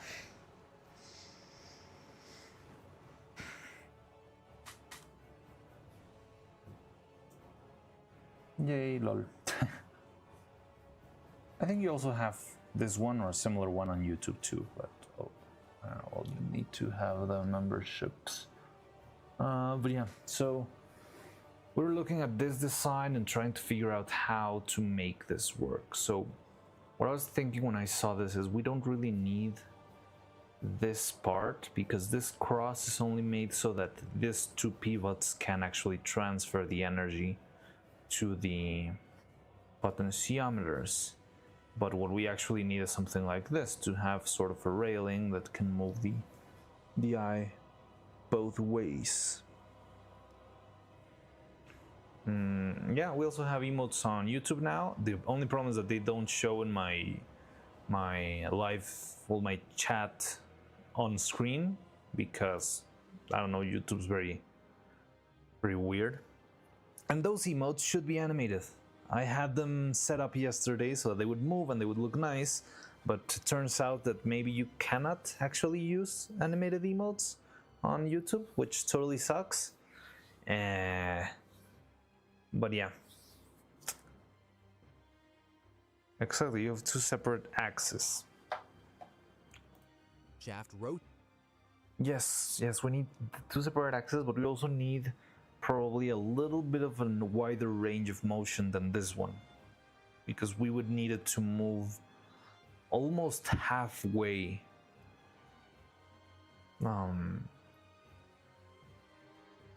I mean, as far as it can, so that we can actually have a good range.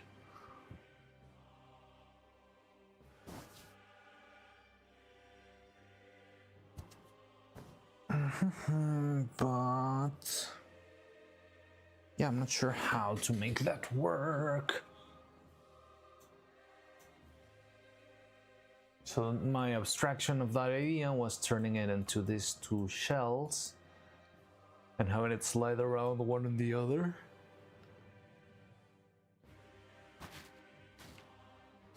But I'm not sure how easy to print that would be and all that stuff. I think I'm leaning more into this one because I feel like having this shape of the eye, like half an eye shell, will be a little bit cleaner than actually having the whole sphere. But either way, it's not really full easy. Now I understand the joystick and how it is achieved. Yeah, it's very interesting, right? It's pretty interesting mechanism. The only thing that I find weird, or I don't understand why they designed it that way, is that this feels like it's longer than it should be. Because this is not a sphere, this is more like a capsule. So why do they elongate this ones instead of having them shorter, making a sphere around the poles, I wonder.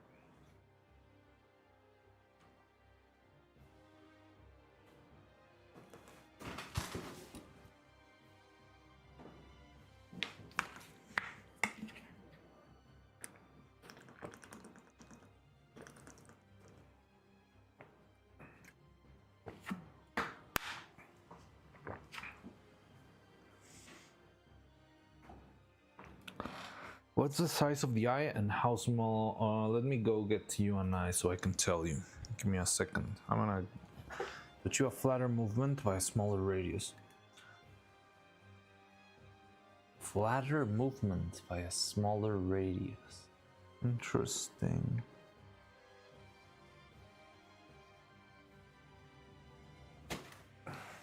The design is elongated. I used this assembly to repair stick drift.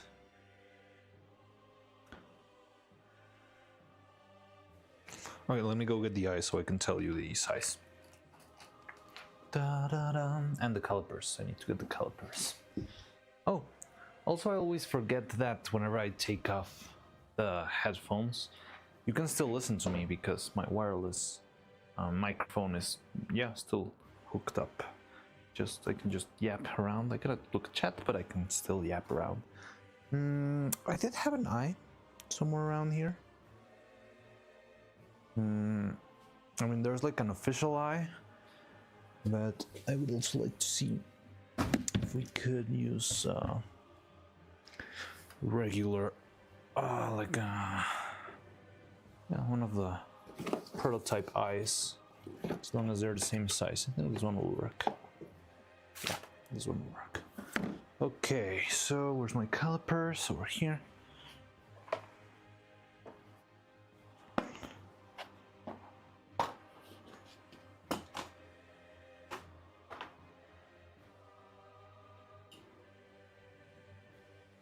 So it's 17 millimeters. Change it. That's 87/128ths of an inch, if that works for you guys who work in silly numbers. But yeah, in actual mathematical units, it is 17.32 millimeters. Hard to explain. To rotate a sphere, the axis needs to go through the center, otherwise the eyes move position. Yeah. Yeah, so everything needs to be oriented to the center, right?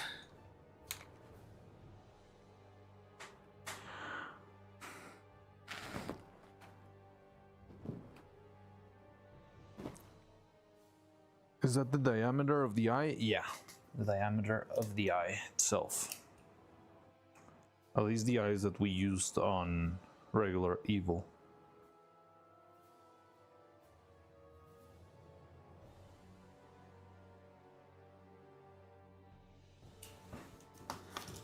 I could check out how much is it here. I don't think it's gonna be very different though. Oh, this is a mess. Like the sphere. Sphere, the eyes part. I don't remember what shape the eyes actually are. Yes, the eyes are spheres. These eyes are actually spheres. Ones we used before. The idea was I would only have like the sphere hollow shape inside, like this. And I would just put some magnets in the bottom so that it would stay in place. And then I would add the magnetic resin into the eyeball, and the magnetic resin would keep the thing in place, and I was free to rotate it as much as I wanted. But the problem with having full-on free rotation is that the roll was also part of those movements, and that's what gave us the main problems, that we could do this, and this was very unpleasant.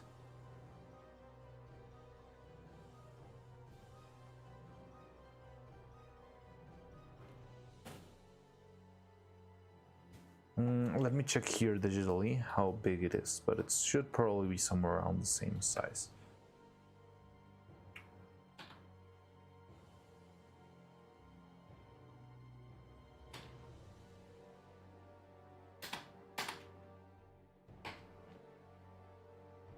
So this cube should be 1 millimeter.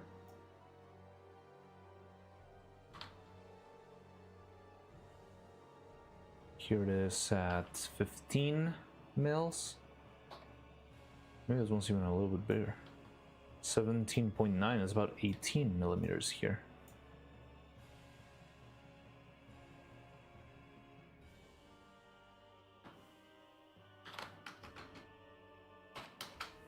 Yeah, about 18. This magnetic option would be harder to move for you, but far easier to implement. Yes, we already implemented this one before. It's how Evil Size worked, and it was fine, but yeah, it did slow down the animation process a lot. Instead of an outer sphere, maybe create an out ring. Because here's the problem, that in here we only have this amount of space, which is like 1 or 2 millimeters. We cannot move the eyes because that would be changing the model, and when you try to do that, it will start to look weird. She will look like she has bug eyes, or I don't know, weird stuff will happen. Yeah, this space is less than a millimeter. This is...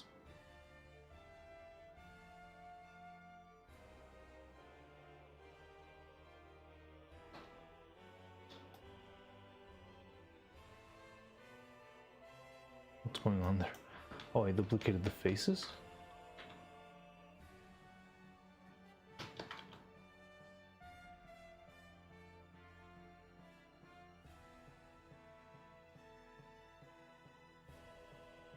So yeah, it's a little bit more than like 0.8 mils.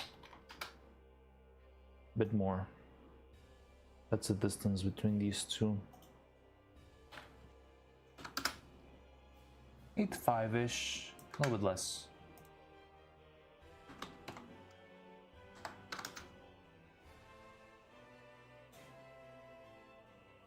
Just to see if my design works.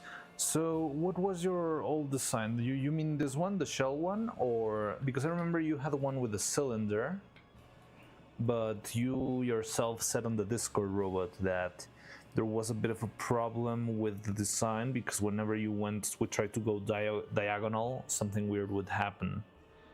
Is it that the one you mean, robot, or which one do you mean? Because I could make a quick prototype like the other two that we have here. But you need to be careful when moving the eyes. Yes, I know. I already did that one, but yes, the being careful with moving the eyes, it's much harder than it seems when you're actually animating. It's very, very, very rough. So I'm trying to look for alternatives. I mean, if nothing works and everything fails, yeah, it would be easy for me to always default back to the magnetic eyes. Those I already know how to make them, I already know how to work with them, but I'm trying to make an improvement. I would rather try that than just say skill issue, get good, and all of that, because yeah, that's not gonna... The thing is, when you're animating, it's a little bit hard to keep everything on your mind. You're thinking too much about the movement to actually think, like be very aware on how the puppet works on the inside. And that's like a lesson I learned from one of the best animators out there. His name is Barry Purves.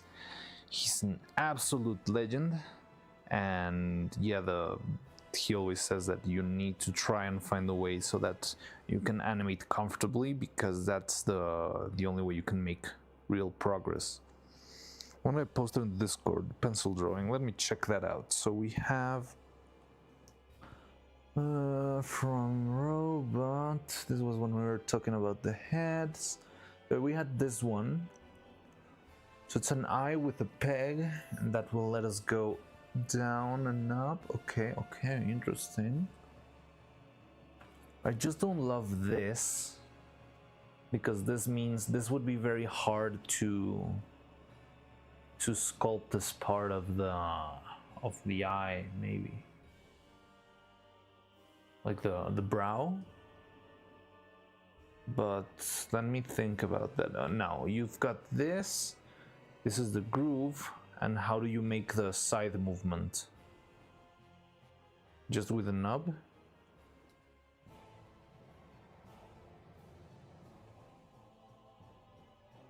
To have the groove. The groove guides the eye. And the knob is the other pivot, right? That's the... It is this one, right?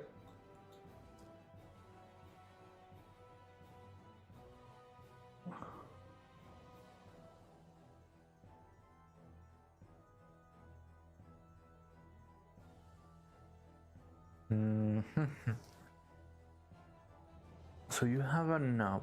The knob will likely limit the movement to this axis. And then the groove will limit the movement to the other axis. The side-to-side axis turns with the eye.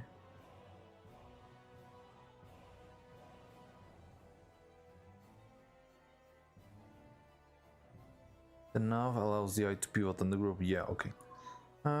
Turns when the eye is tilted down, so no actual side-to-side movement. Okay, let's test it out so we can see exactly what the deal is there. So let's start with... Why do I make such a mess? Fine. You over here.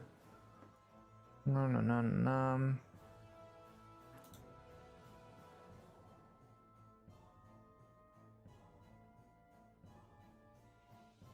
What do you mean?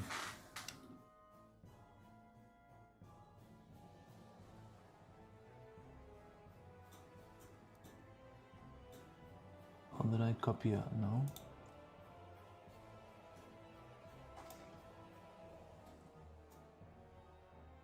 What?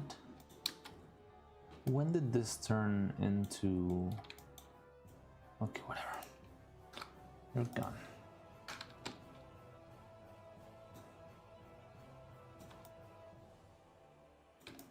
So, here we have the eyes.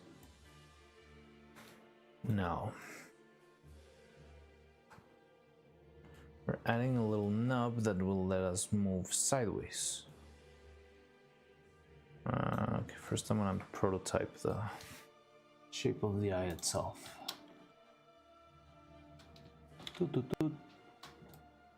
Assign material number 3, okay, and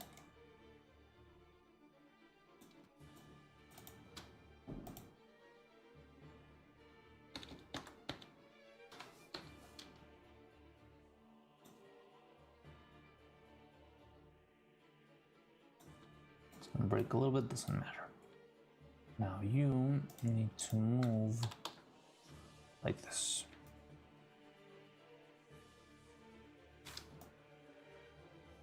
There we got the eye. Now there's a little nub which we could abstractly represent, probably. I know it's gonna, oh, I think I can make it. I can actually make it a circle. Use this. There's the circle button somewhere around here. Where is it? Where is it? Oh, it's this one. Twist it up. Maybe shrink it down a little bit. Okay. So there's a nub. And this guy will pretty much only rotate like this. So it rotates like this and then like this. Oh, you cannot do that. So when you do this, I think the gimbal options would be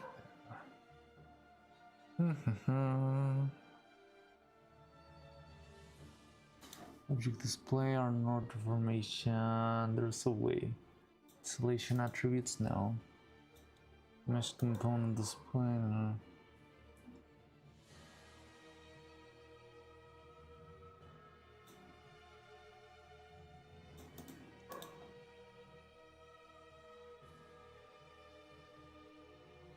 Oh, there we go. So why?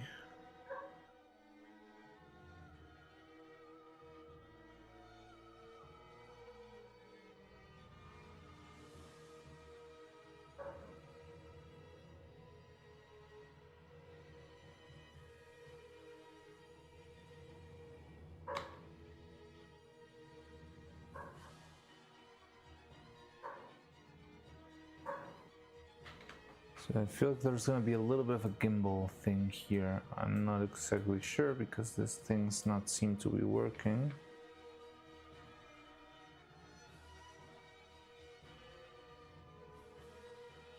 Don't see it. A group misses the second axis.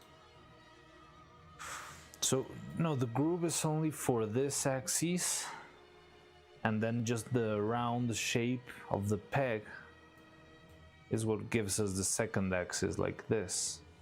Yeah, thing is, if I do this and then I move the groove again, it might, yeah, get into trouble. Let's see. Put it down. The form. That's Command G. And center pivot.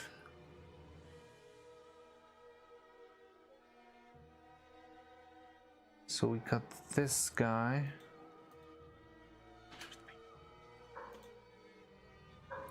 So this guy does this, right? And then this guy moves like this. Uh-huh.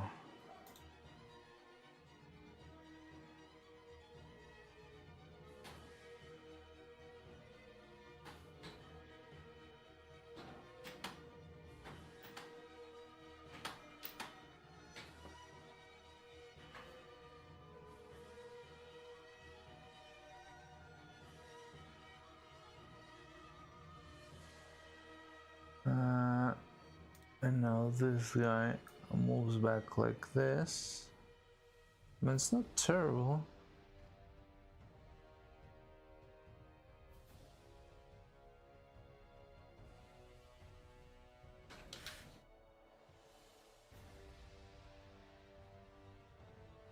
And this guy moves again. What? Oh no, something went wrong there.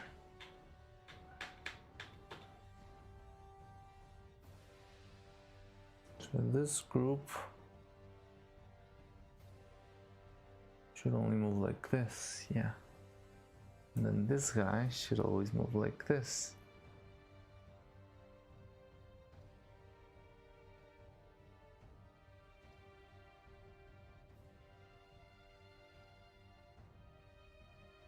It doesn't seem to not work.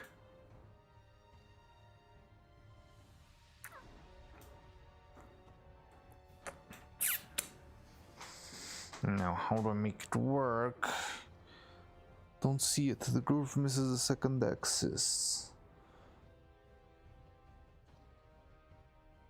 Yeah, so the second axis comes from the knob itself, because it allows it to spin on its own. So maybe this could work.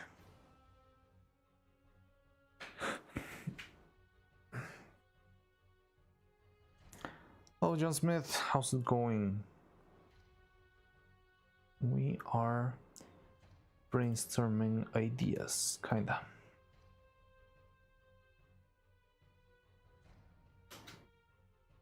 Oh, God.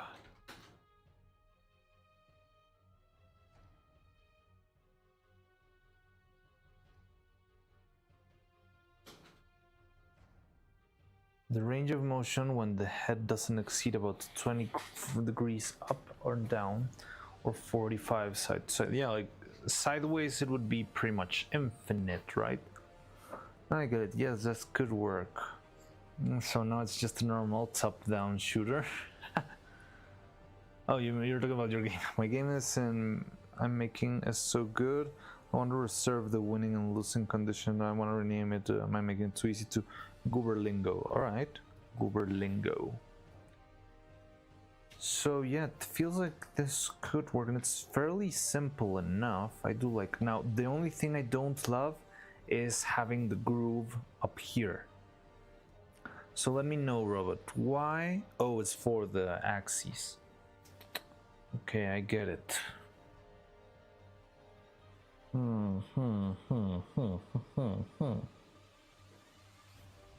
Yeah, because having the groove inside of the head going all the way down here. The thing is, the eye is not this deep inside of the head.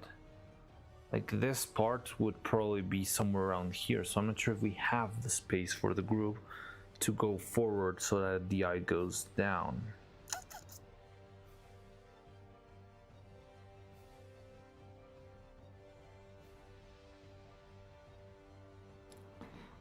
Well, and why is this mechanism identical to the pole hinge mechanism, just rotated 90 degrees?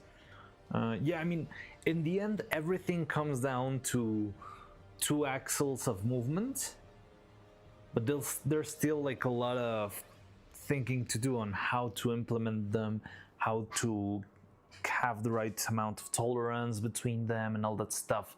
But yeah, everything, I think everything here will pretty much boil down into we need two axes. So here the problem is I'm not sure if we'll have space for the group here, because if you notice the face, and we are not gonna be able to change the face that much, look how thin this part over here is.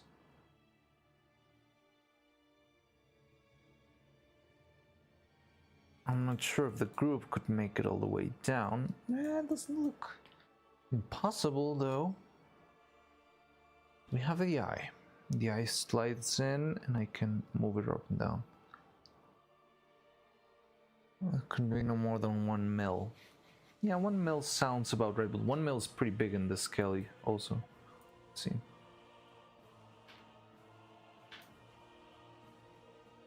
So this is 1 mil.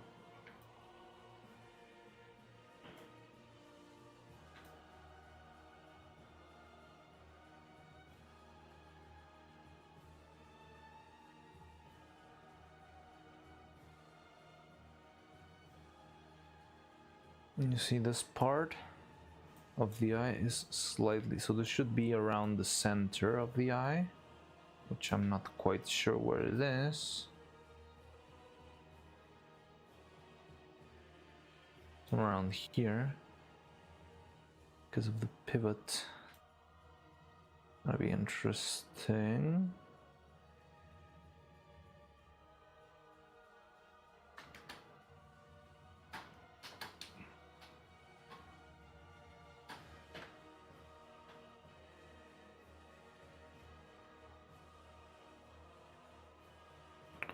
You can see the pivot is somewhere around here. So where does the nub start? The group could work like this. So make it 1. The group is exaggerated. So yeah, if this is the group, 1 millimeter, it will grant us all of this range of motion forward, which is not bad. Nothing weird there. It'll be mildly subtle. I'm just worried it could be a little bit harder to cast, but maybe not too much. I might just need to make a little first cast on the side, just like what we did with our turtle mold. That way we can make sure the groove gets filled in properly. Yeah, because we need to avoid bubbles in this. The groove shouldn't need to extend so forward in the brow piece. So yeah, I'm just saying this cube is 1 millimeter. So, and you can see how far the brow is here. I mean, it's still pretty, it still feels like it has a little bit of space. So this thing's about 2 millimeters thick. So I'm just saying it could work.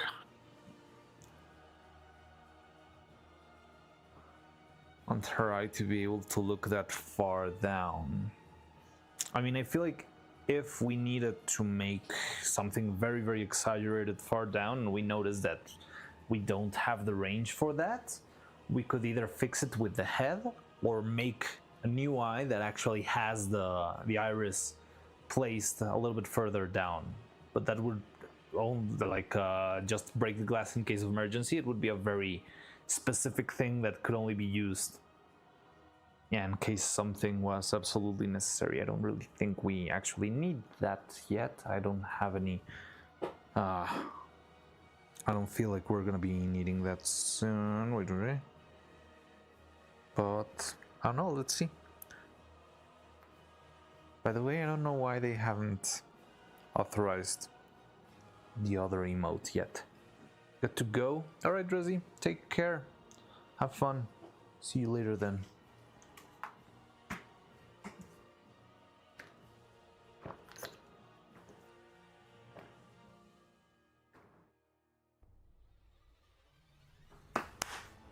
You can also use a pinless eye the same way the current eyes work. Oh, okay, yeah, I could add magnets and just in that case switch into a simpler. Yeah, you're right. Seems like robotic someone got you covered.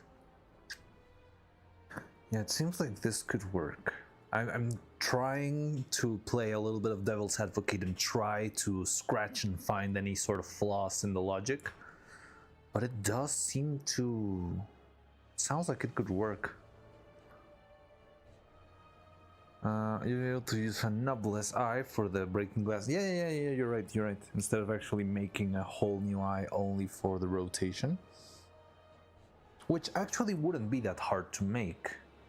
Because consider that this knobbed eye would be made with transparent resin. So probably the knob will be transparent too.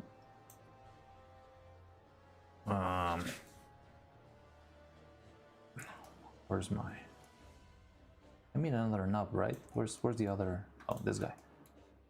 So this eye would be probably made with transparent resin because it's the outer shell. And then we would have the inner shell, which would be the sphere. That's a slightly smaller, but this one does have sort of like the groove of the face here.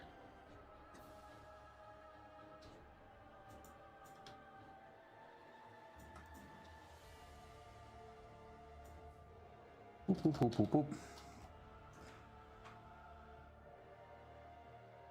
Yeah, because we do have like a hollow hole where I paint the surface, and the transparent resin makes a lot of fun stuff. It's extremely smart to push this sign to see if it fails to perform in all situations. I mean, it's just I've learned it the hard way so many times, you know. There's been a lot of stuff that I've thought, hey, that's a great idea, let's do that, and then after you print it or once you start testing it, I was like, oh yeah, now I see the problem. Right back, everyone. All right, Ticker John Smith, see you later. Okay, now the only little, very tiny setback I sense with this design, it's a very tiny one, but is that we will still need to keep the division where it is currently, which is fine. But I was thinking if we manage to not need to use the full sphere and we moved on to something more like this, like a hollow shell, then maybe we could move the split a little bit further back, and that way this piece wouldn't be as fragile, because these pieces have been very fragile because they're so small, like the very edge, and it's what's been breaking a lot whenever I make a new shape. If I drop them, or if I don't open the mold correctly, that sort of stuff, these guys tend to break. These little yeah, like the union pieces, they're the thinnest. Over here nothing breaks, everything's fine, or in the center of the ice everything's fine, but when you reach these 2 points, they're quite fragile and quite hard to reach. So that's the only little tiny drawback that I see with Robot's design. It's definitely an improvement on what we had before, but we would just be keeping a little bit of one of the earlier problems, which is, yeah, not just having this being slightly fragile and slightly hard to keep in place. Can you tilt the plane that goes through the center of the eye? Does it have to be a single flat plane? So I did have it kind of tilted before. No, wait. So the thing is, if your eye is a sphere, you need to make the split right through the middle. No, flexible. The silicone is not going to work for faces. I don't think silicone will work because, yeah, it's so rubbery. It's not gonna be as reliable, and it's gonna get very dirty very quickly. Faces are very picky, so I'd rather have clean, nice little resin hard shells. So it will always be frail. It will always, but it's not been frail in the other sections. I mean, I understand the point. Maybe I can just make the the division a little bit smaller. Maybe that could help too. But the microphone is kind of quiet. Interesting. I recommend you use an Xbox microphone for optimal audio boost. Wait a second. I'm not sure. You can do this, and maybe it will be a little bit louder. But I don't have an Xbox microphone, and that sounds like not a great idea. How's it going, Viddle? Okay, so let's make.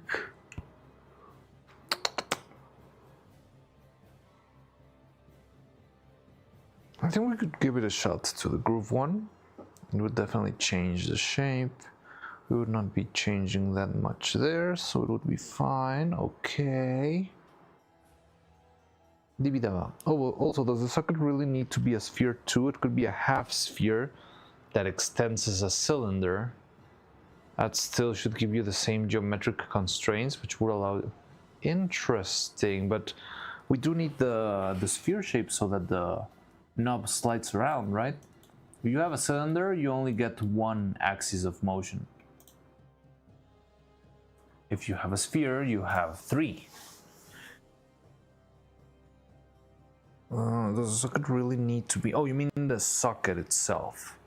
If the socket extends as a cylinder, the only thing that I think could happen is that the eyes would be too jiggly. It would move around too much. It wouldn't be as stable. If I'm catching your idea correctly. But yeah, if you put this inside of a cylinder instead of a sphere, well, yeah, there's gonna be a little bit of jiggle. Let's see. We do.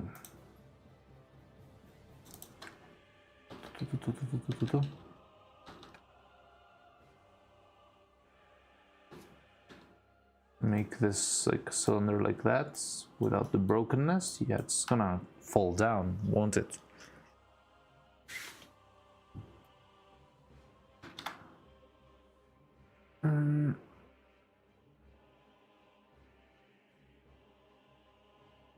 Yeah, this one seems impractical. I would like to still see if this one could work, but I think definitely right now this one's the best option currently. Because this one I feel like it would work, but it feels like too much work. Like there's a lot of different pieces, the pegs might not align, there's a lot of space that I'm not sure we have. So it's a little bit sketchy. Now, this one, it's easier. The only thing is that we would have to make the groove on the eye itself, but that is fine. And this guy, it sounds interesting, but I feel I'm pretty confident that we are missing something out here.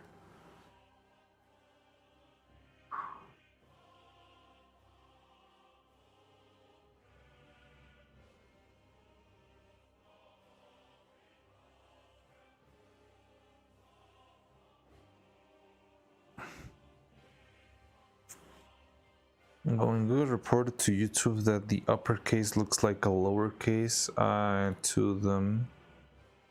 They should fix it as they did. All right.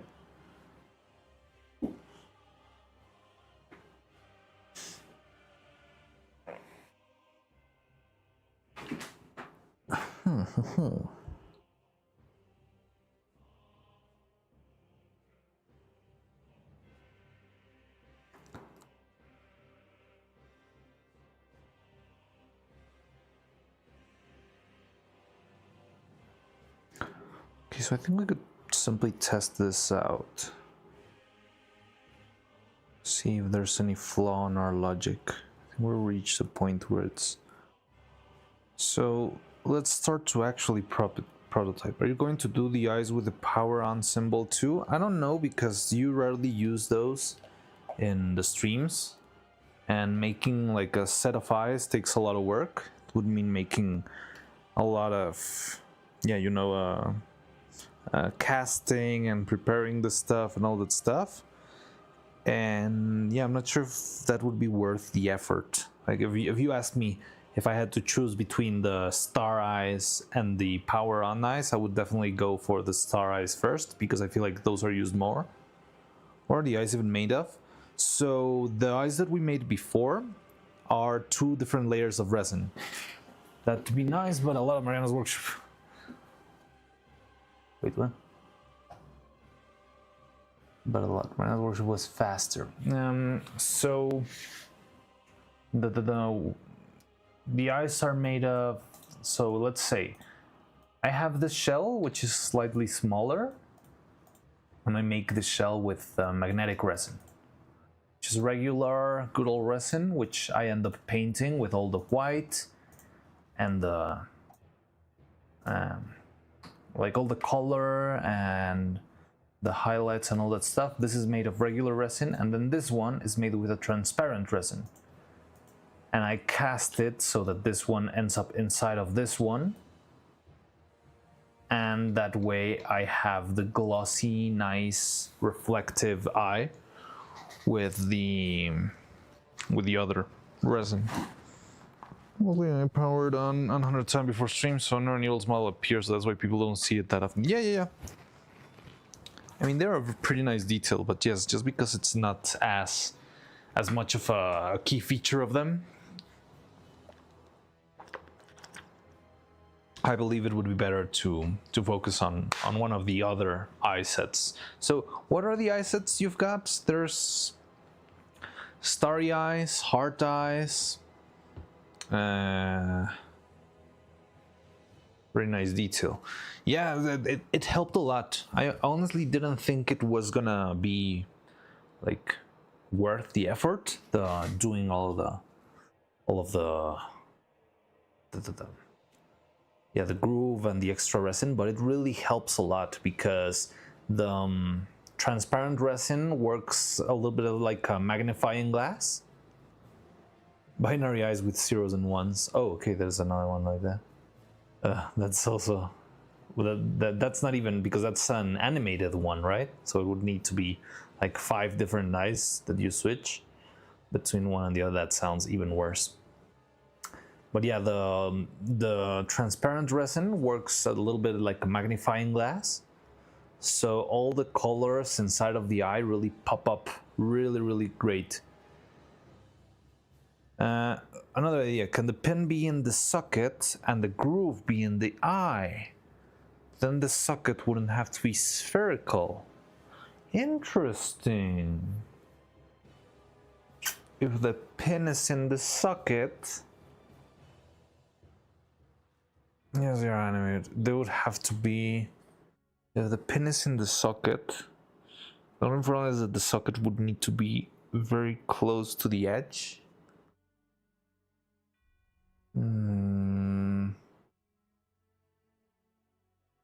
So because the pin, in order for this to work, as a good father, I know exactly, and he did most of them. Yes, heart-shaped stars, 101 animation. So if we made the socket or the pin in the socket, then we would have to have it on the very top, because this, we need the pin to actually be on the vertical. But maybe we can even make like half a pin, or have the pin also on the eye. But how do we put it in? I think it only might make it harder to place the eyeball.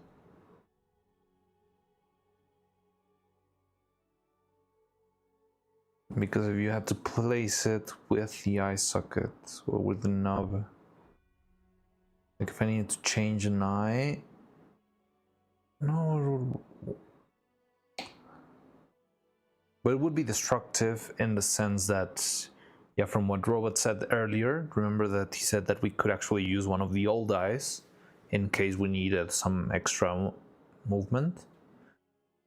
if we have the knob on the eyes, we could only, if we have the knob in the socket, we would only be using the new eyes. The other ones wouldn't be compatible.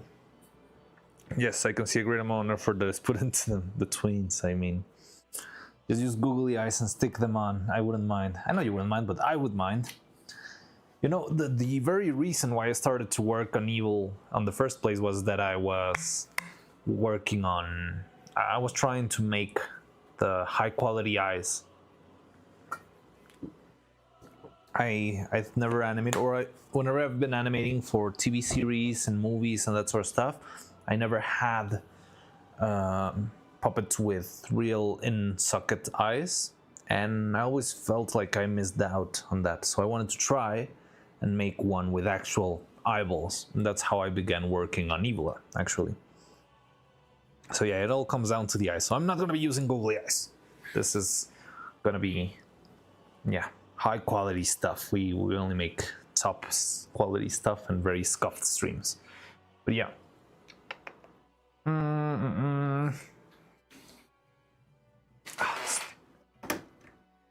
Na na na na na. Da da da da da da da da da. Da da da da da da da da da da da da da.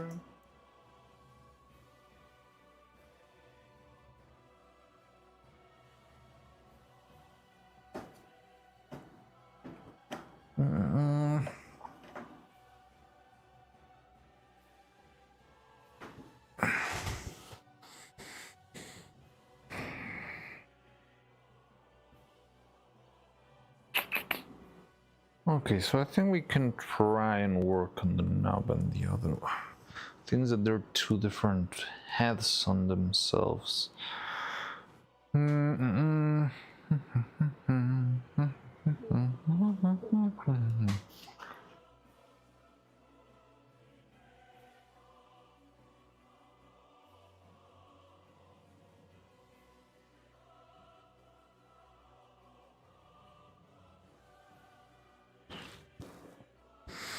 Trying to think on the amount of detail that we need here.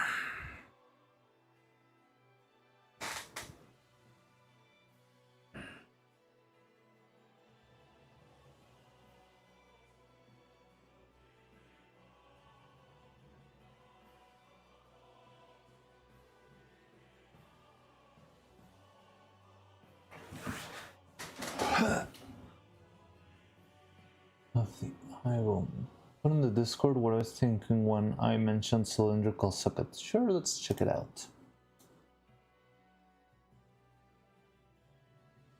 Yeah.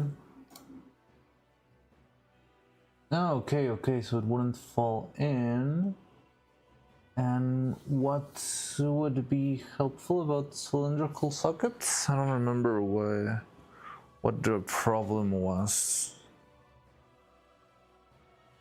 Something about the knob, something about... I don't remember what the cylindrical socket solved though. You could move the partition line further in the hand. Oh, yeah, you're right.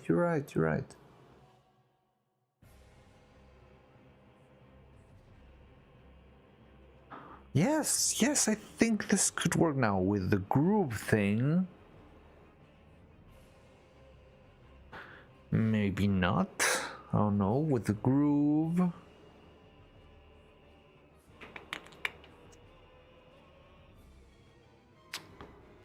Make the shape like that. Then we add the groove. The thing would be...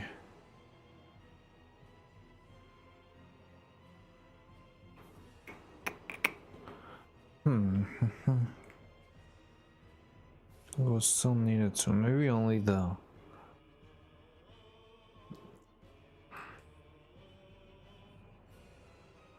Okay.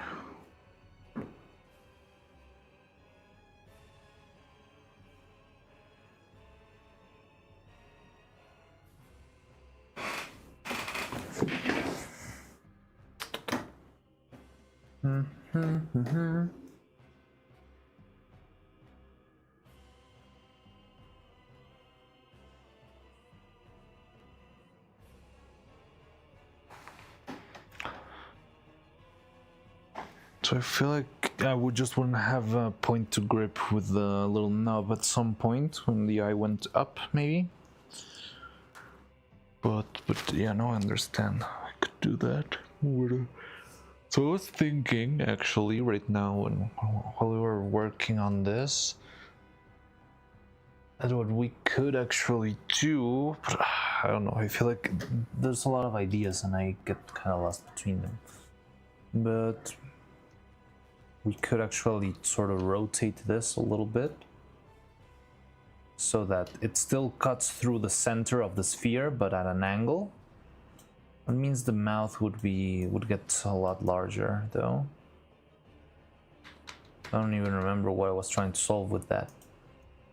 No, yeah, it would be too big because if the center of the eye is here, then yeah, it would pretty much crash with the neck. I don't think that works. This is not even the right place.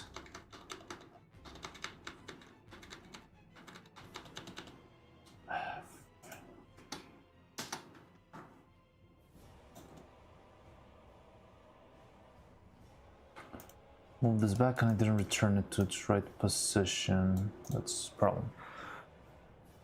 I don't know how the pin and the groove would work, or just an idea to think about. Yeah, I'll keep it in mind. So I think that would work for the other one, for the video game solution you sent before. It's good to have such a least dedicated fan base, definitely.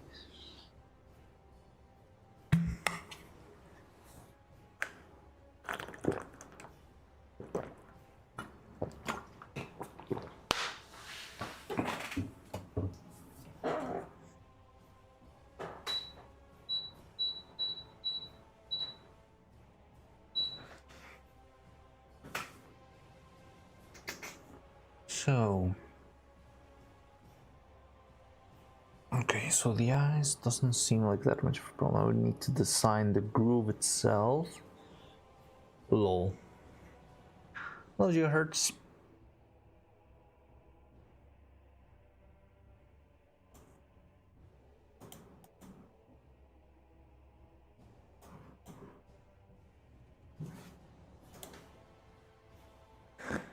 Bump diffusal successful. Are the twins playing Keep Talking and Nobody Explodes? That's cool.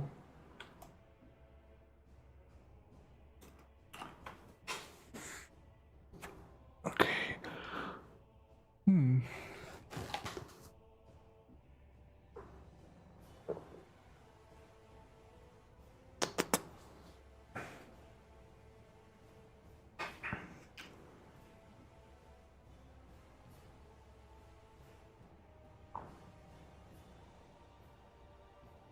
Okay, so I think we could actually use the cylinder approach for this design if we try to test this one out.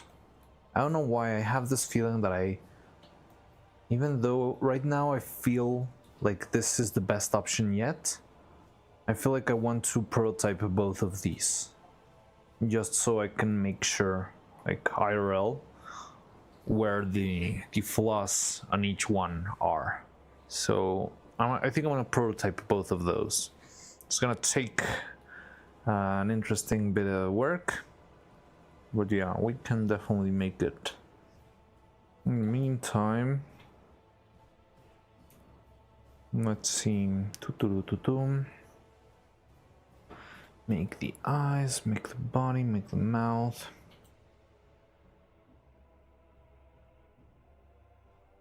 Okay. So I think we should start by the beginning.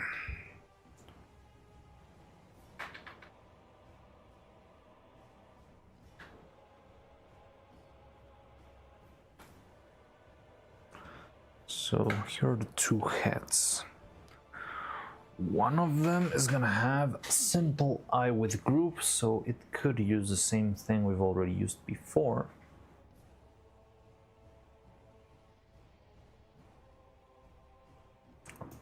Now I could give it a shot and try to make the split a little bit smaller. It's already pretty thin. Maybe if I make it thinner, it's gonna be even less, less evident in the final puppet. So I could also try that out. It's a little bit scary, but I could try. How do I make it smaller though? With a little bit of transform component. But first, so how big is this thing?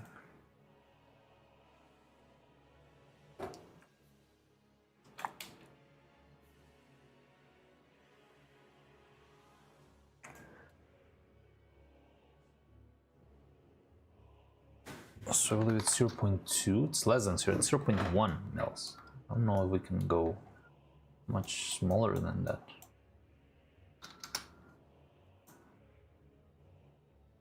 Yeah, look at that. It's tiny. Yeah, let's try then to half that down and see if it works. But it's gonna be tricky.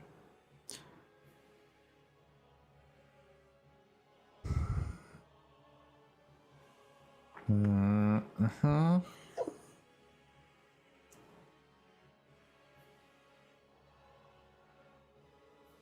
And we need the body.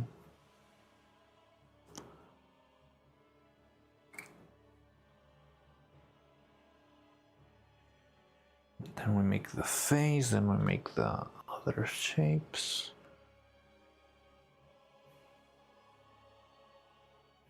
Okay, so let's try these out.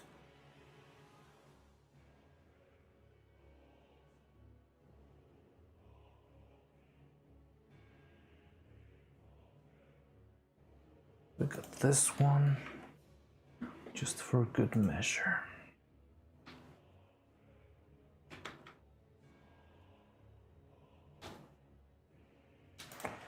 We got this one. Then already got the division. If we do that, if we move back, yeah, it's not gonna go through there. Okay.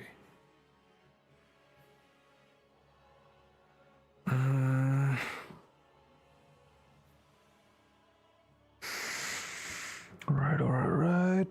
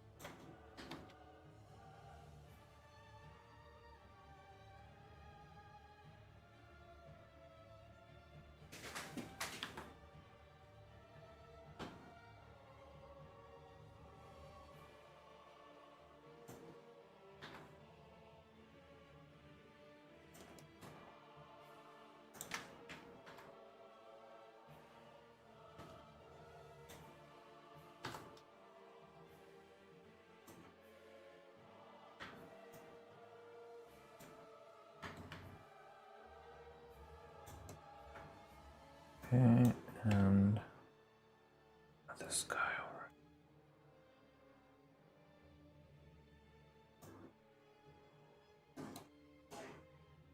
Not sure how low should we go, because also last time it wasn't a big problem, but I'm not sure if it's just unnecessary to have it so tall. If I'm gonna be using the the the bangs in front of the face.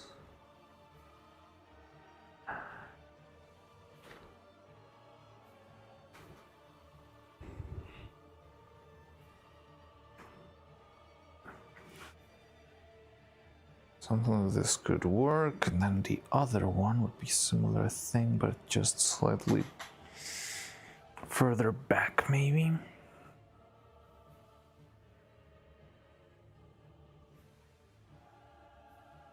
I think I could use a neuro image right now.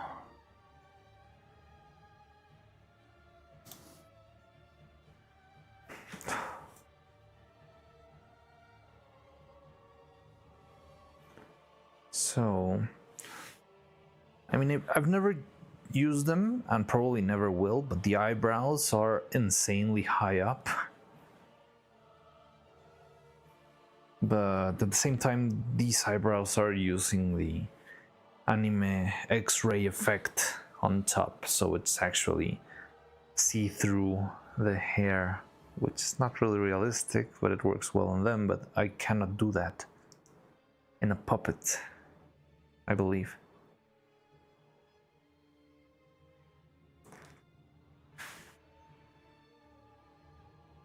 But yeah, then if we're only needing the eyelids, we don't really need to go that high up. Like this could work. Still the same over here and over there. Smaller shape overall. And make still some sculpting here. We'll go a little further up, just so we can actually have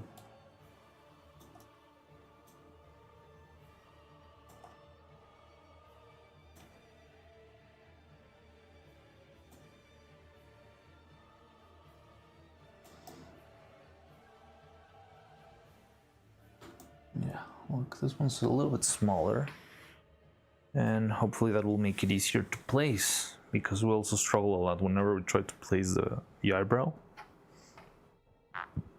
Yeah, it was a little bit hard to reach under the bangs. Maybe if this thing's smaller, it's gonna be easier to go through.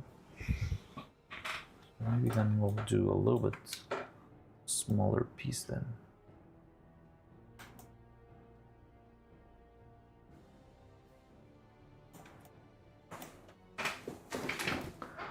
How's that? That sounds good. Also noticing we have wait, if the vision goes through there,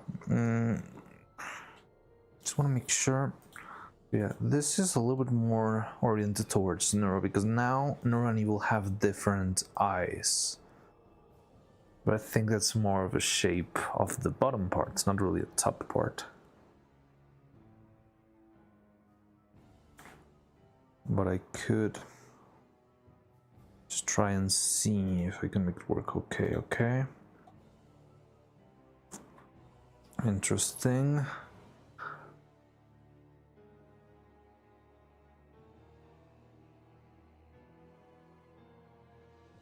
Oh, you know what? I also should get rid of the stupid mouth thing. It always annoys me. This thing over here.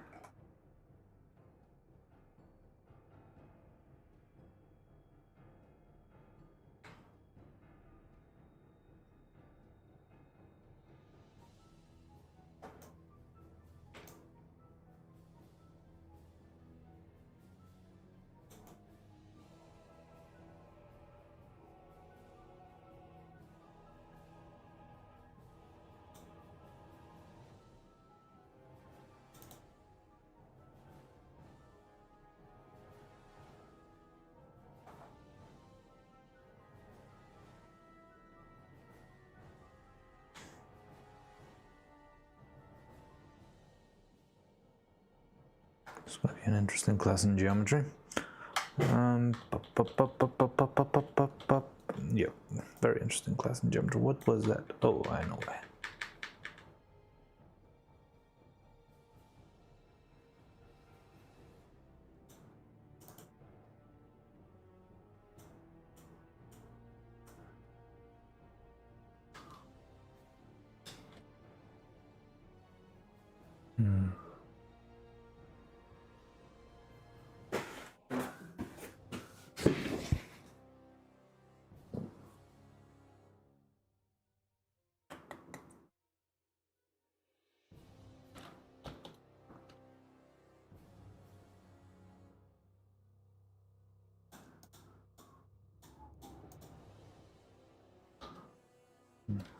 Still happening, okay.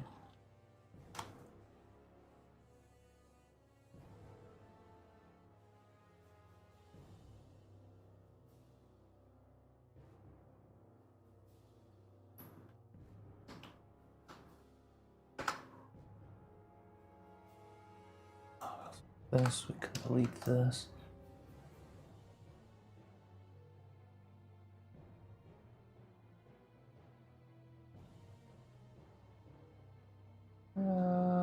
It's fine.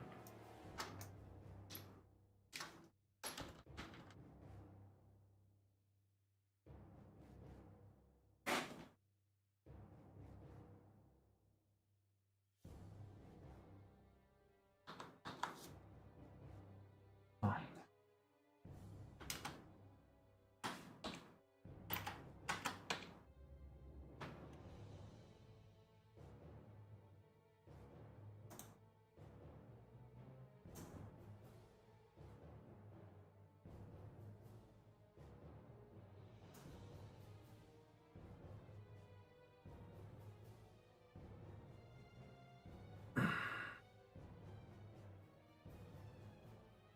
Steady pulse here.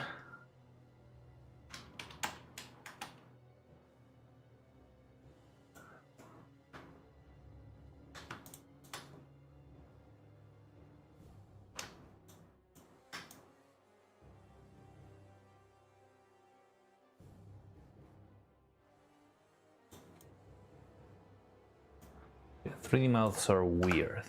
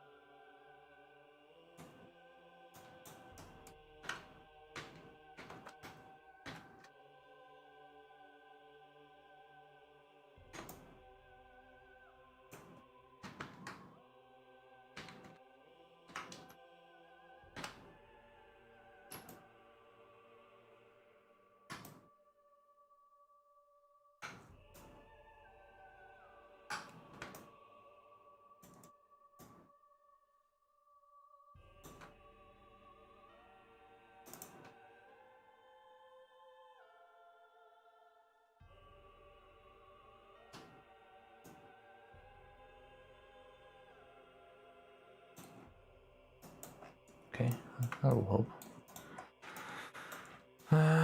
Okay, so maybe we can delete this guy and redo.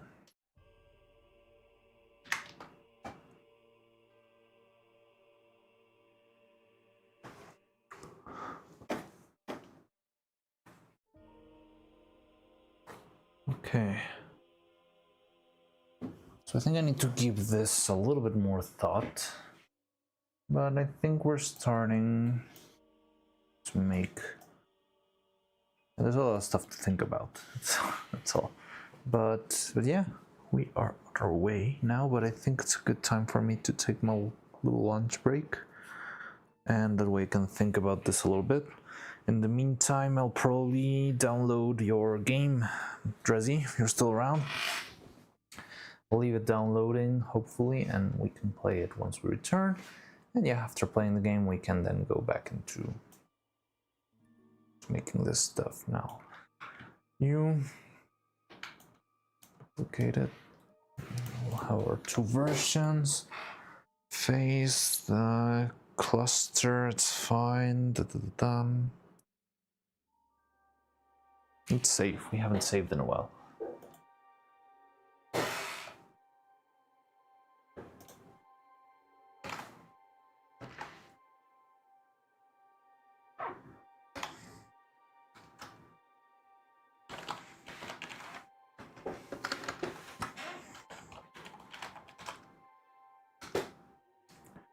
Okay, so that's being exported. So yeah, I think I will go very quickly to have lunch, and I'll see you in a bit then.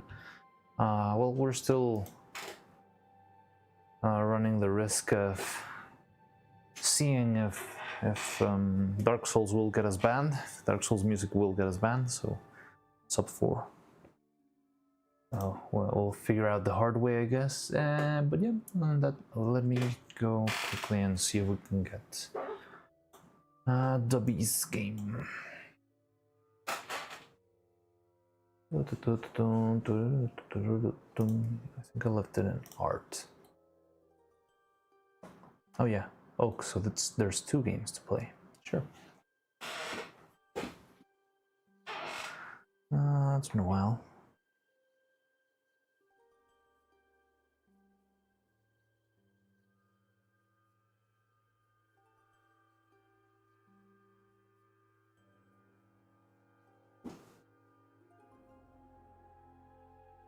We're sending a link in here.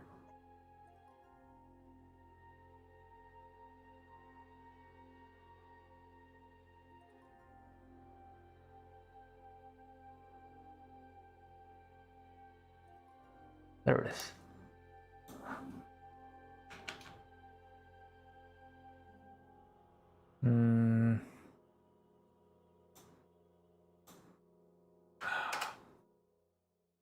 Oh, can't found. Okay, split slime.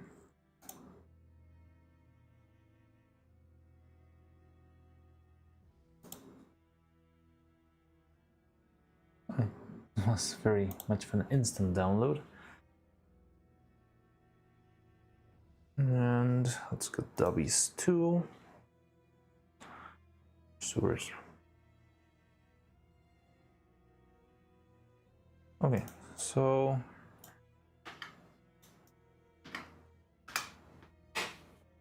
okay, this one works online. Perfect. So okay, let's have some lunch.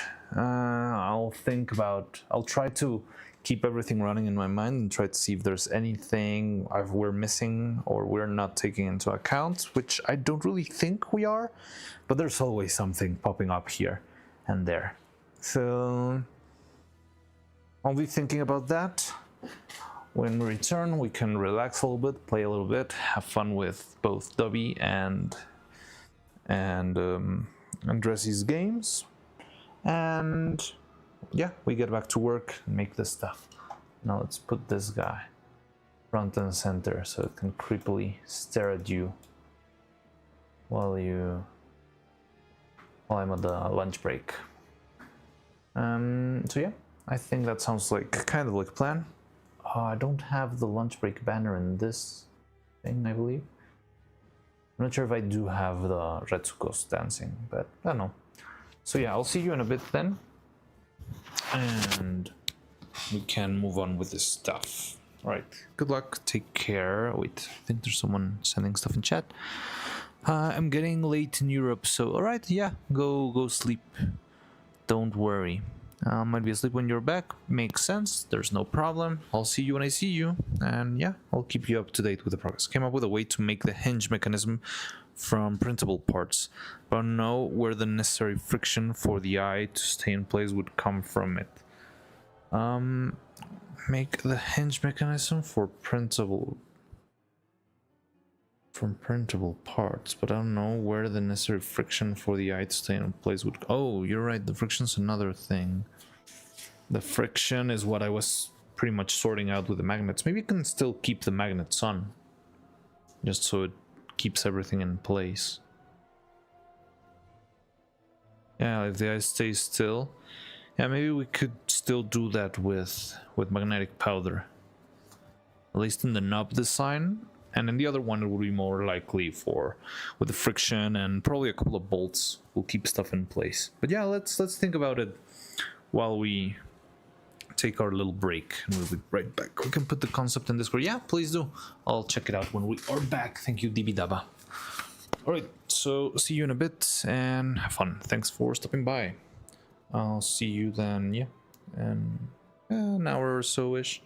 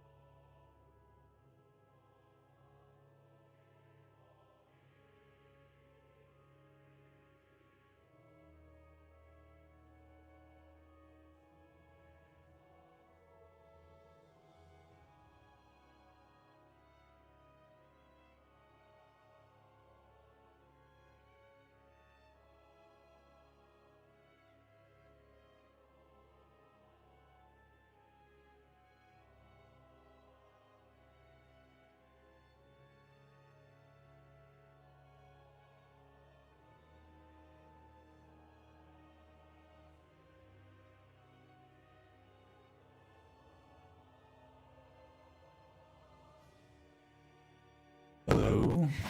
I'm back. Hi. Hello. How you doing? So let me take this out of the way. Hi. I see Ulcilas. Thank you for the W in the chat. Thank you very much. That's pretty cool of you. How's it going? So okay. So now I need to make, oh my god, it's a little bit cold in here.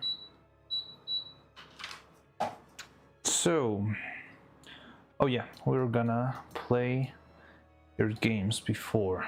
So yeah, let's try that out. I want to play Dressy's game and Dobby's game also. Hope you're still around. Maybe I'll wait to get a little confirmation message just to make sure you're around. I wouldn't like to have you miss it for some small reason. Oh, I think Dressy had to leave, right? So I'm not sure if Dressy's gonna make it, or well, probably they'll probably tell us what whenever they're back, if we can play that. Well, I mean, I would like to play it with them on the chat. And Dobby, same thing goes to you. If you're around, we can play your game.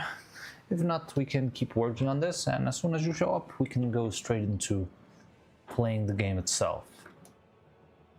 But yeah, so other than that, we were currently working on making the new face. So yeah, this thing needs to be somewhere around here. I could try and make it thinner. See if that works out. And I could change the heads, change them, yeah. So let's see.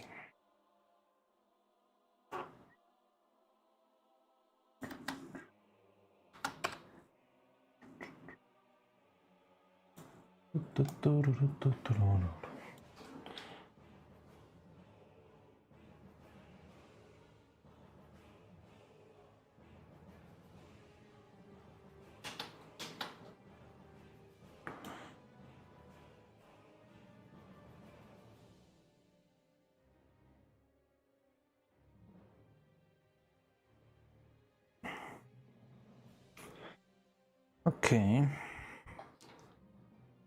so make this for this one, for the group one.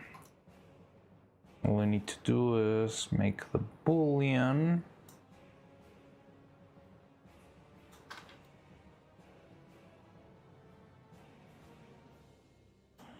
and work from there. But we were gonna make, see if this can work if it's thinner.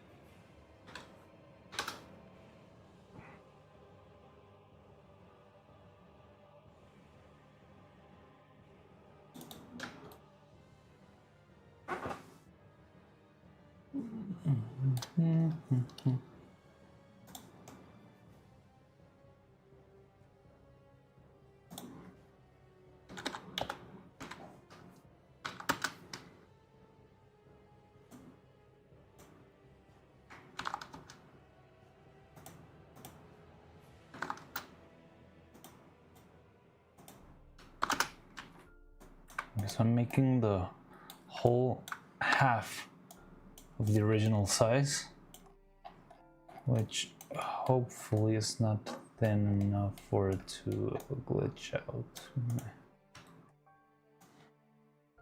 I think this is mostly a visual glitch, not really a...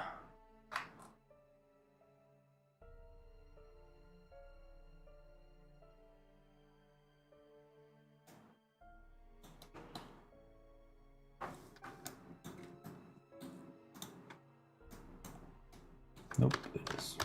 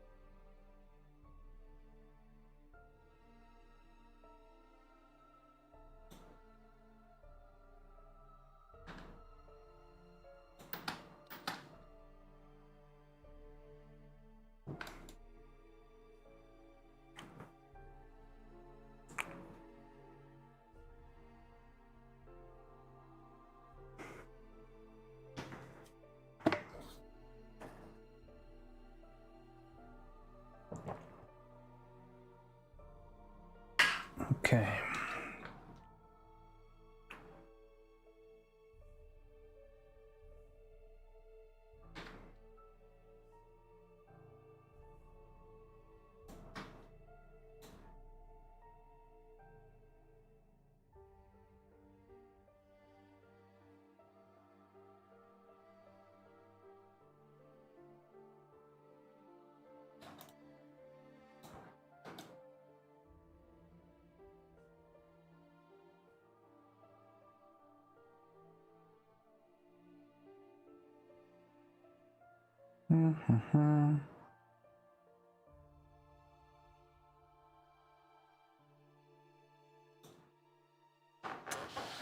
Hey Frank, Amogus, how you doing? Hello, hello.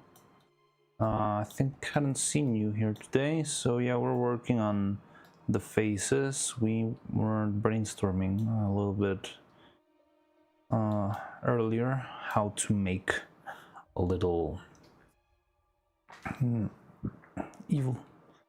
You're on YouTube? I'm not sure if evil... Oh yeah, you're using the new emote, but I don't know.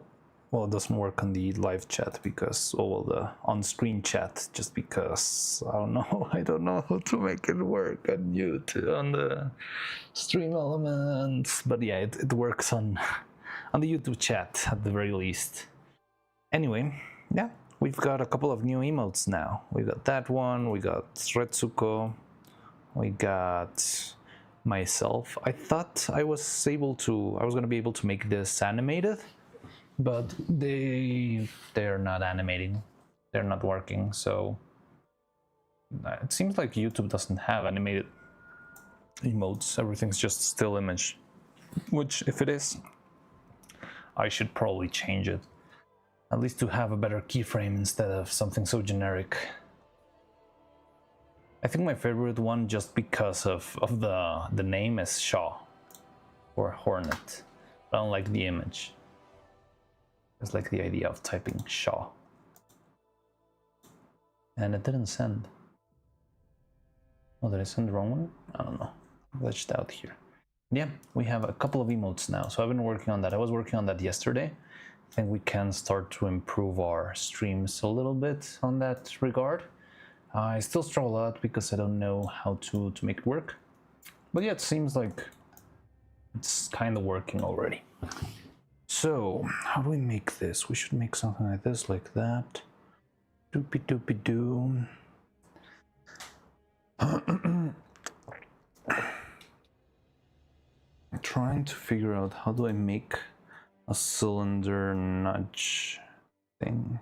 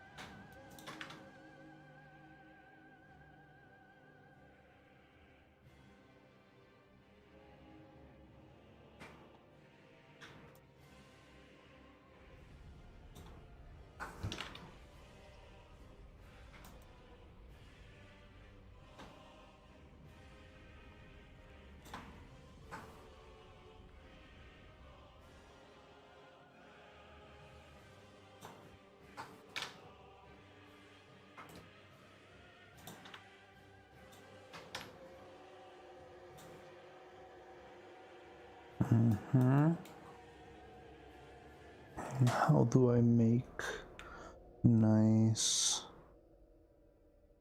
surface for this?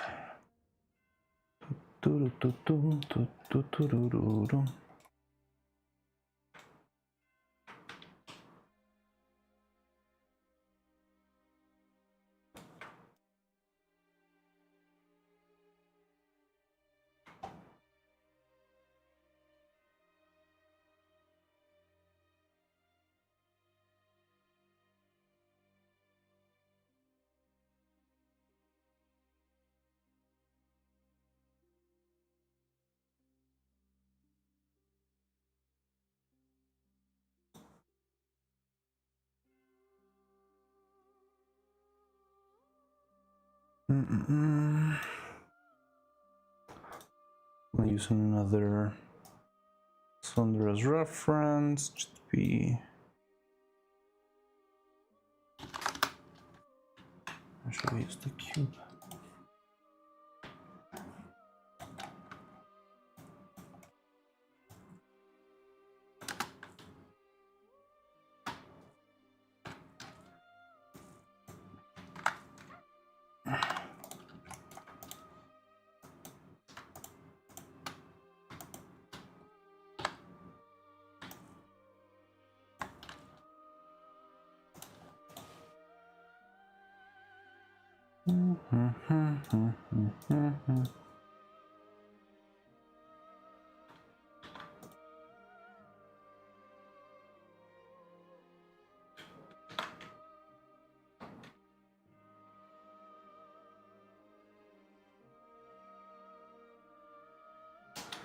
Gonna have to smooth this one out.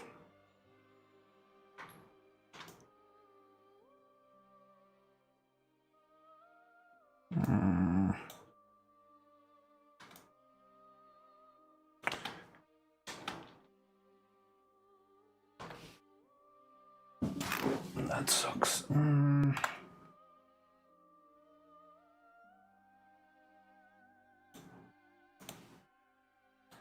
Fine.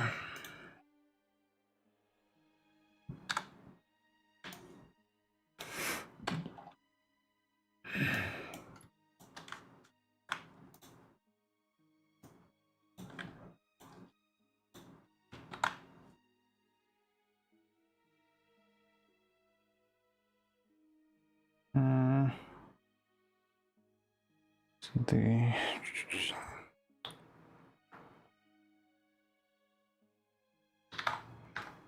okay.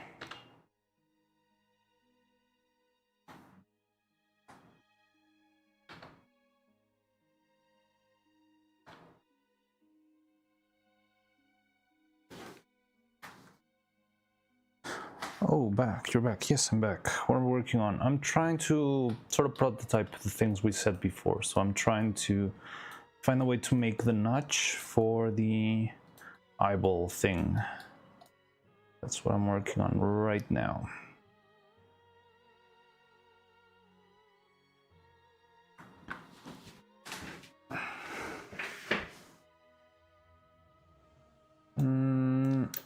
So I'm trying to find a way to make it nice and pretty.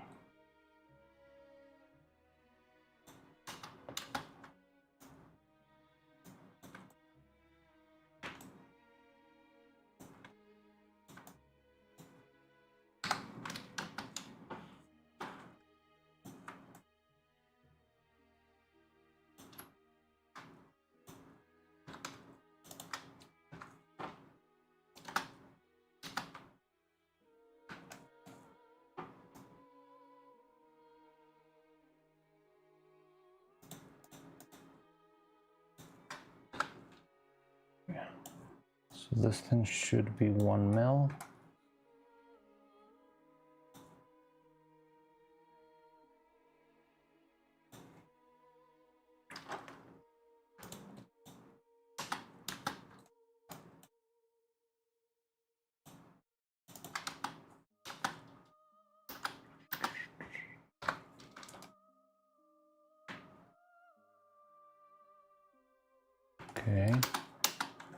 Interesting.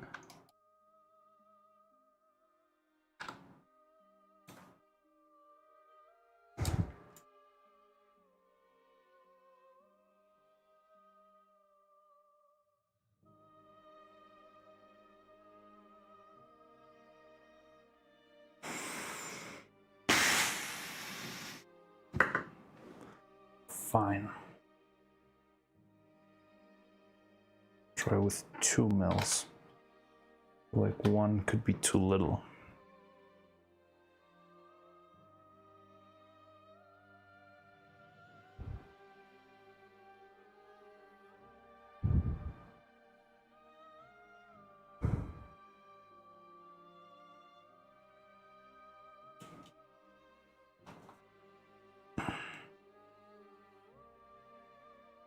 Ooh, cheap viewers.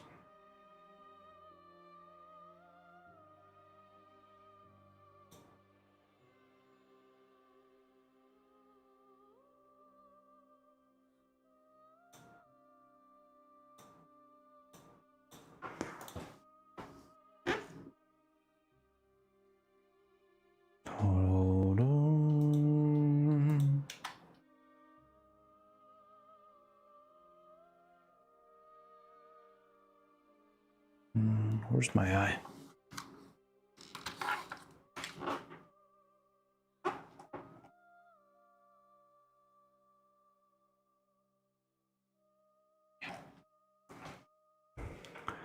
I always trouble a lot when it comes to making this stuff because I feel like my brain cannot process the scale.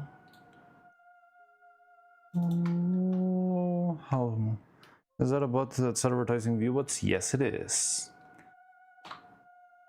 They're always around here. Oh.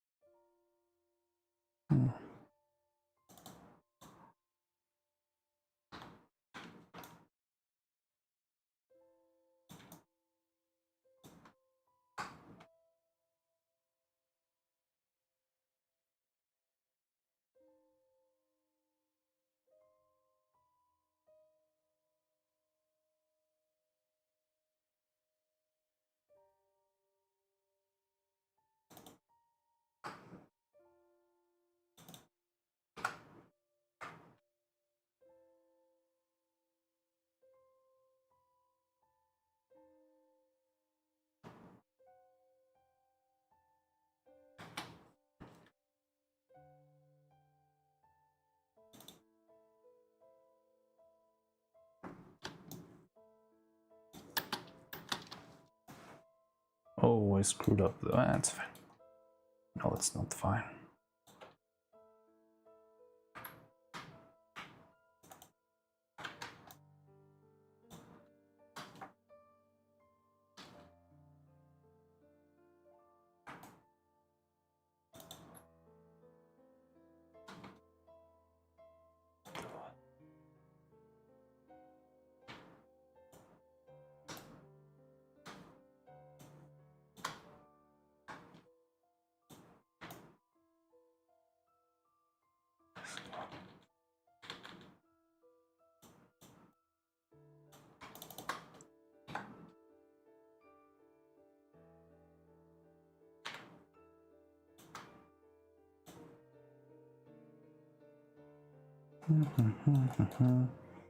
So we got that.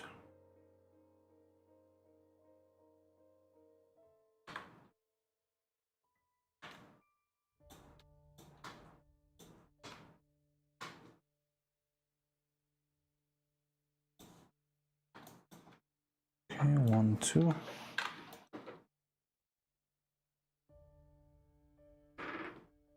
I got that one. The other one we can duplicate now. Oh no, but it's not the same.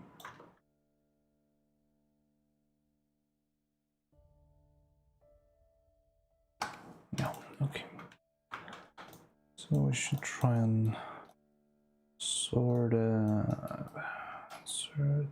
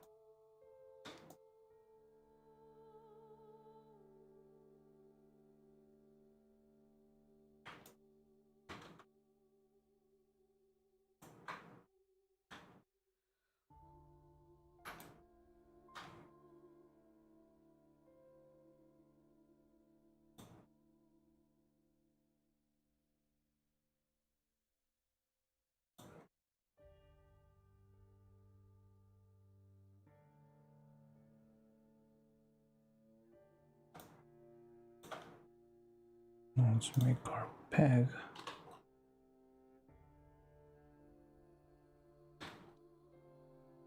Should be about this size. Let's see.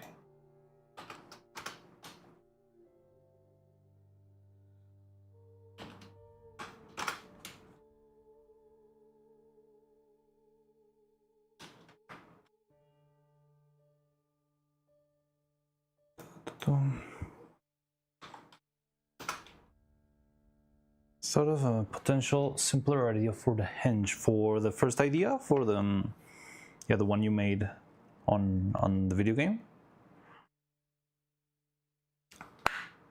Oh no, wait, was it you or was it Dobby? Sorry, I get confused with all my D named inspiration. Ooh, fancy. No, it was you. So, oh, I also see you made. Okay, hey, this looks very interesting. Oh.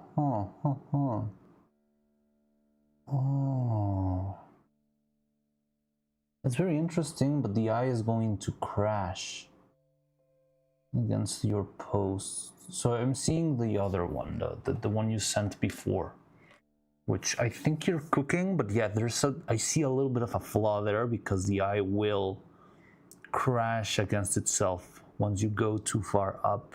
Well, wouldn't it? Maybe if we did something similar, trying to shrink it down as much as possible, but that's an interesting concept. By the way, your sketches are very clean, are very easy to understand, which is pretty useful. So if it does this and this, that way it can work. Yeah, I like that. I like that.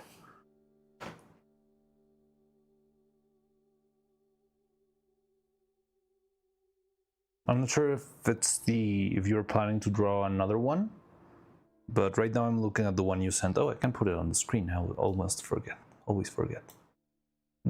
So yeah, this one's pretty interesting. Like, I like the idea. You got the 2 axes of movement. It's fairly reduced compared to the other ones. But yeah, I feel like once the eye, for example, here tries to rotate up, there will be a point where it can be extruded, because this one could collide after rotating, what, about 30-40 degrees upwards, I believe. It's not terrible, but it's just a little flaw I can see in the design. But yeah, maybe just by shrinking the main handle we can take care of that. But it's a very interesting concept. I like it a lot. Maybe we could do this for the other one. But yeah, if you're planning, if you're developing around this idea or something like that right now, yeah, just let me know before I start to make the things physically. Okay. How far does the eye need to tilt in this direction? Let me see. I had an eye which I purposefully marked in order to see that. Let me see if I can find it. I'll be right back. Well, I mean, you can still hear me. I'm just not gonna be able to look at chat for a bit. Just trying to see if I can find the eyeball that I was using as a reference. I'm not sure where I put it, and I haven't seen it in a while, so I might have completely misplaced it. It's not this one. This one's a smooth one. This one's almost final. It wasn't like a bad one. An eye that had a couple of flaws, so I didn't mind painting on top of it. But I don't know where it is. I remember making the markings, and I remember that the general rule of thumb from doing that was that we needed, maybe it's there. I see a cup with an eye. The general rule of thumb was that we needed half of the eye. I think it's this one, however the marks are a little bit.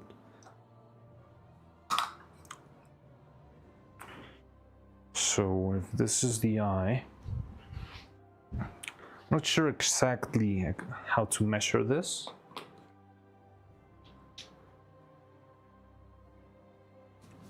But yeah, from what we have here.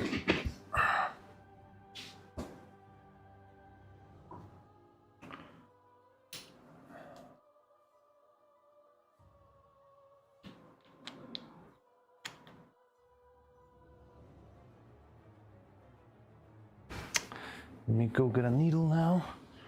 I use the needle to move this around. I think I can use this little screw I have here.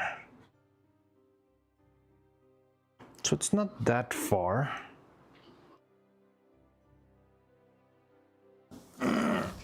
Like fully up, like a complete eye roll. Doesn't feel like we need more than. Yeah, we don't really need that much. It's about 20 degrees maybe. And down. No, that's the same. I mean, it's definitely not 90 degrees. I don't think we're even close. Maybe down it's closer to 45 degree angle. Let me rotate to the other side and put the eyebrow on. So I wonder why the line is so prevalent here. I feel like going up it's not that much, honestly. It's very little compared to down. So maybe it is fine.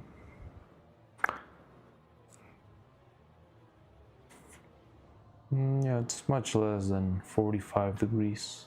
I would say 25, maybe 30. So it's not that much. Now, how do we make the lines less visible? Because yeah, I can see them right now. They're pitch black and very, very clear.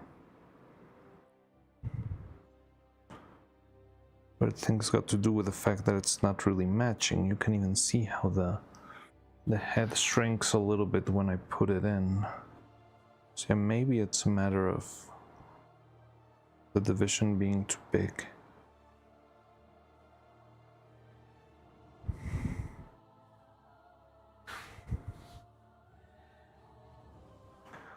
So there might be a little bit of variance on the shrinking of the resin, maybe? Maybe that's why it's also so...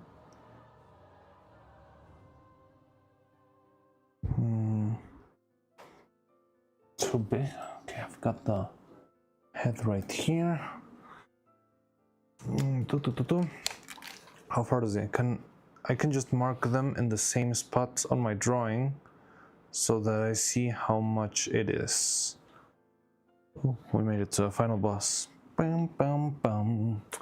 Can you just mark them in the same spot of my drawing so I see how much it is? Maybe I can send a couple pictures there, but I'm not sure if I... Dun, dun, dun. Wait.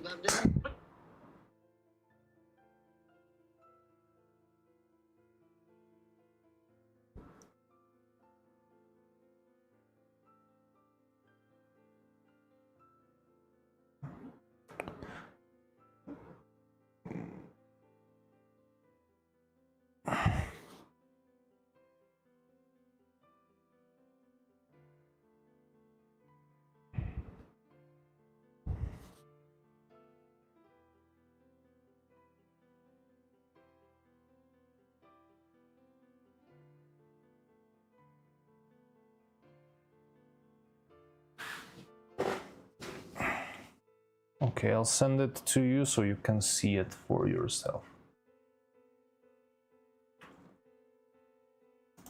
Da, da, dun.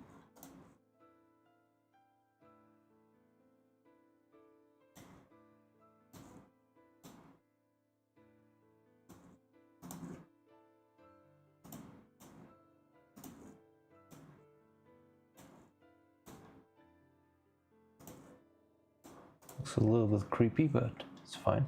By the way, there's no sign of Dressing or W, right? Because I wanted to play their games. But I want to play them only if they show up, because, I mean, they're the ones who want me to play their games. But in the meantime, we can keep working. So yeah, I was gonna send you this stuff. Bum, bum, bum.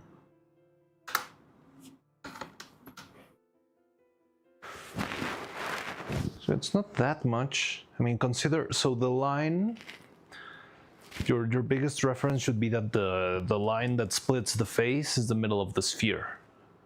You see, they're very, very big spheres, but the eyes are actually not that big on themselves.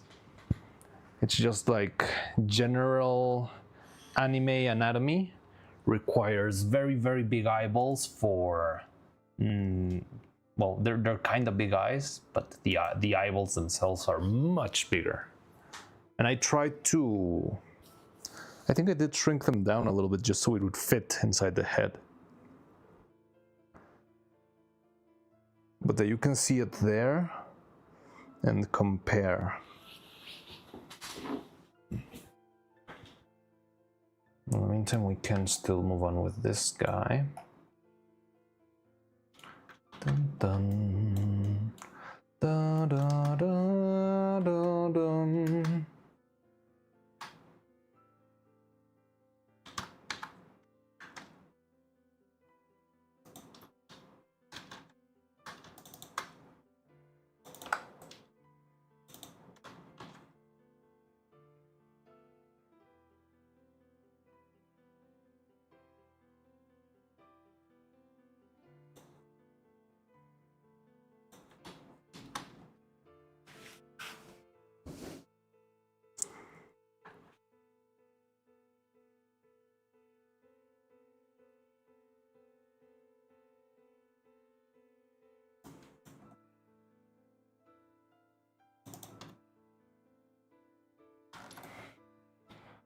Fail hole.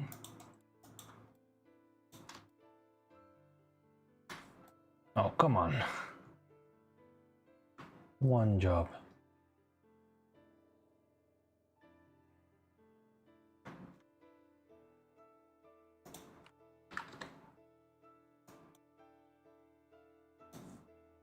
There we go.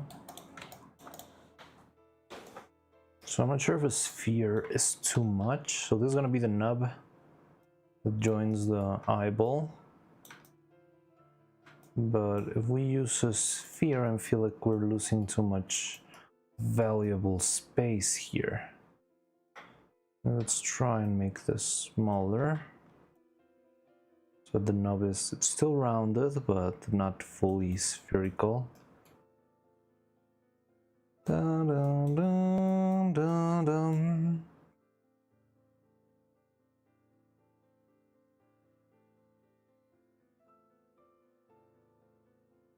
You know, I've never played Dark Souls.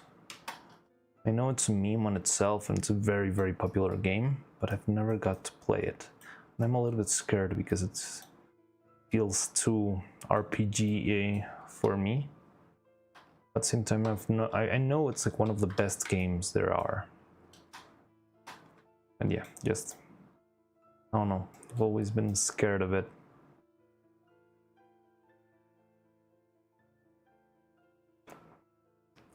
So that's our kind of railing.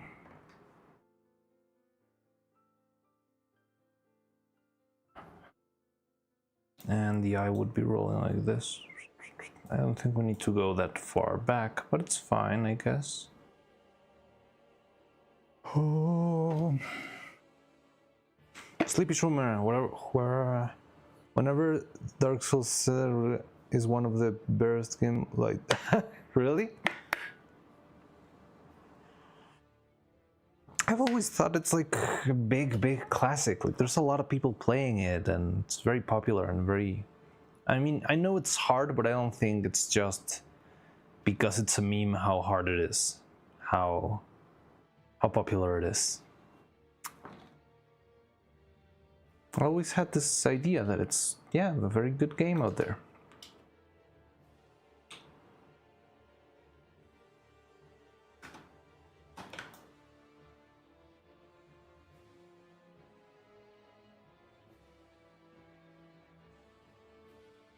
The game is from 2011, not old enough to be classic. All right.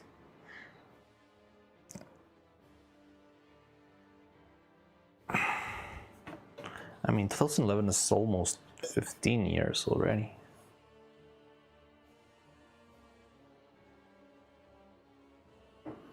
How old does a game need to be in order for you to consider it a classic? 20?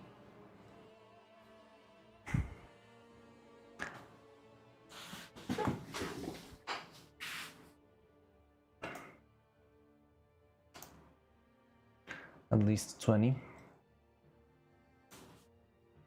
And that reduces the classics by a lot.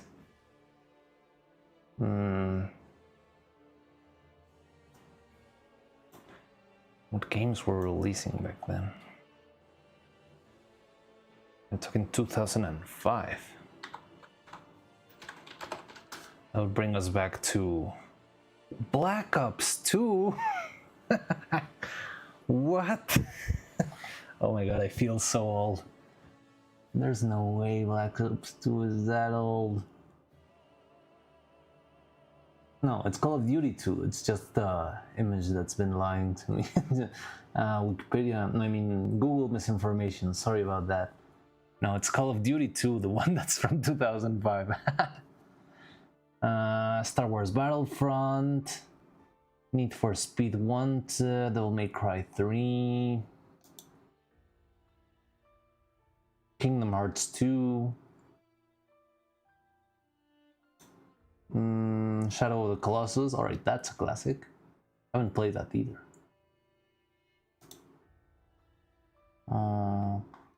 Tony Hawk, Harry Potter and the Goblet of Fire, Charlie and the Chocolate Factory, Brain Training with Dr. Kawashi. Sly 3, Honor Among Thieves.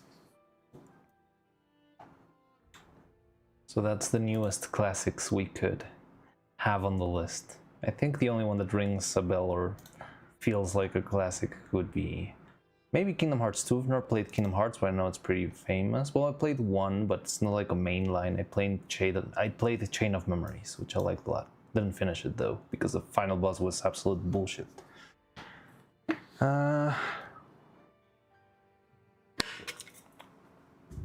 Shadow the Hedgehog.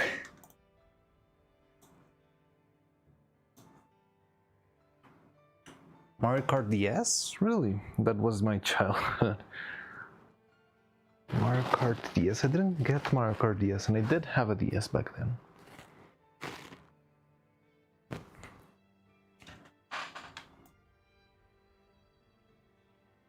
Which came first? It was Mario Kart DS and then Mario Kart Wii, right?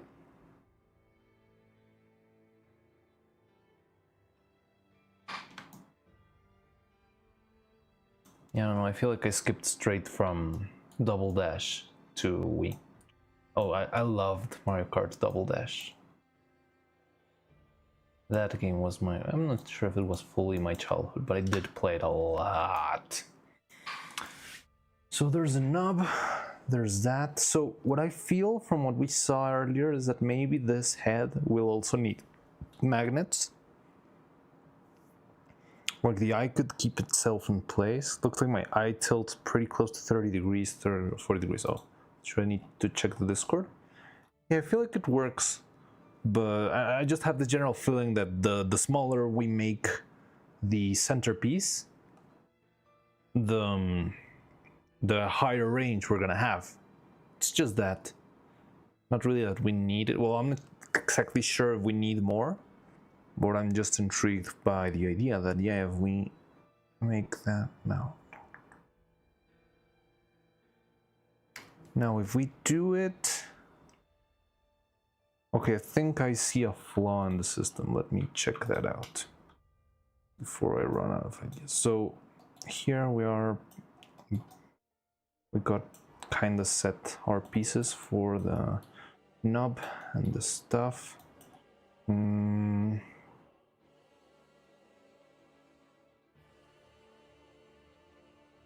But so let me see your idea. So you have a cylinder and another cylinder pretty much. But what happens when you try to do sort of a diagonal movement?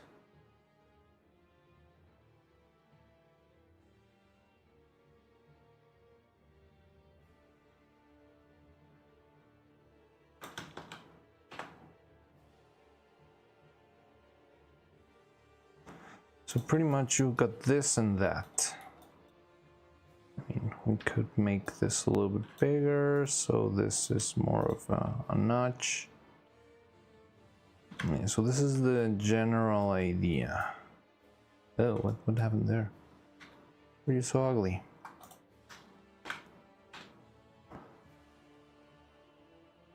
And this one is grabbed onto our shell. This one. Which I like a lot, the idea of using the sideways pole instead of a long pole. It feels like that's more efficient. Don't know why. Might be just tripping there, but it just gives me this feeling that it's a better use of space, most likely, or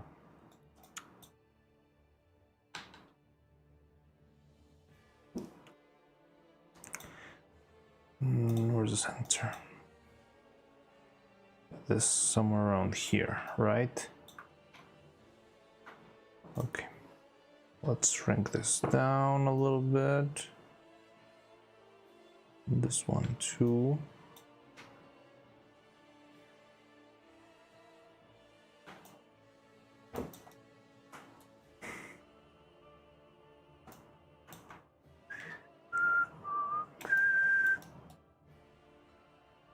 Wait, this is like another version? Or is this from another game? Doesn't say.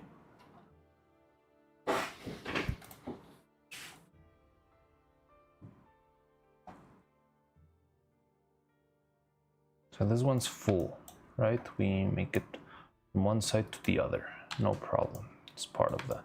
Now this, I must add, is a very hard shape to cast. Making a mold out of this is going to be very tricky. However, we could split these into two pieces that we cast separately. One would be the eye, and the other piece would be the center pole. And maybe we can just screw this in with two little screws on the top. And then you just patch up the surface maybe.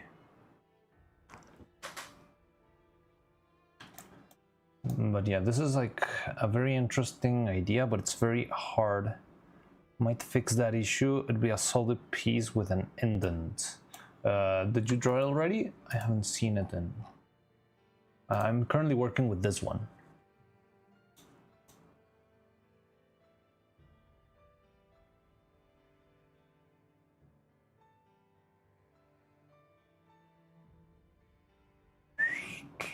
Think about how to draw it. Alright. Da da dum.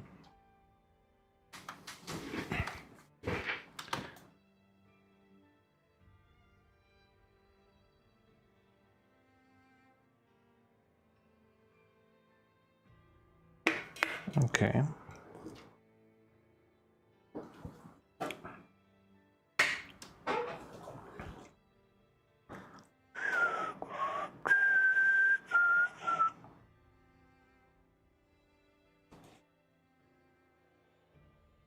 Now this could be reduced to something like this. Very tiny. That only grabs the center and has it rotate. Instead of using cylinders like that, we could actually use the bolts as a pivot, right? And that way we don't need to make all of this kind of unnecessarily complex notches for the cylinder. These guys could be flat with two little holes, and those holes could be bolted onto this, onto your center cylinder. That way I feel like it could make this much smaller, much less complicated. And probably easier to sculpt and cast. It would be just like a plate with two holes.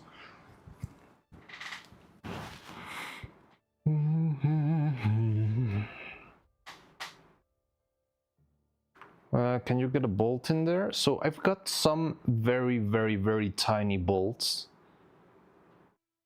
So if it's a separate piece, maybe I could. I mean, I would have to do that. I would definitely not be able to do it inside of the head. But if I can, let's say, take this whole square piece off with a bigger bolt, take it out, work on the piece outside, screw everything together, and then put it back in and just screw it in or use a little extra like clip or whatever, then it wouldn't be that hard. But I do have very, very, very, very small bolts in here. Let me see if I can get them so I can see, because they're made for glasses. If you wear glasses, you'll see that they usually have extremely tiny bolts on the hinges, and I have some of those. So we could use those. I've never used them, but yeah, also putting them there could be interesting. Let me see if I can find them. Be right back. Ba-da-dum. Ba-da-da-da-dum.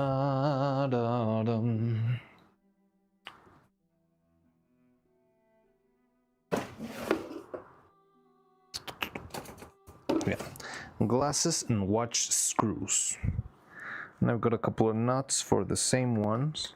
I know I should be using heat inserts and whatever, but I don't have heat inserts. I only have screws, and I only have yeah, like teeny tiny bolts. Which is weird because this box contains two different sizes of bolts, and I don't think the nuts will work on both of them. Probably just work on one. And these are insanely tiny.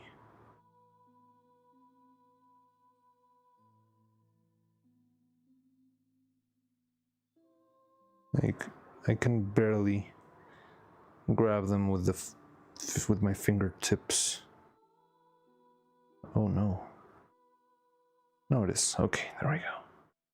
Going in. And it's working. So yeah, the tiny bolts and the tiny nuts do work.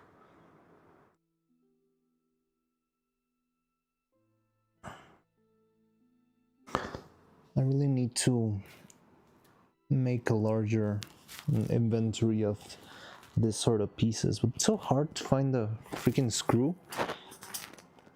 I don't know why buying screws is such a sport. You need to find the right head, the right material, the right... But yeah, I think we could get a bolt in there, honestly. Going back to your question.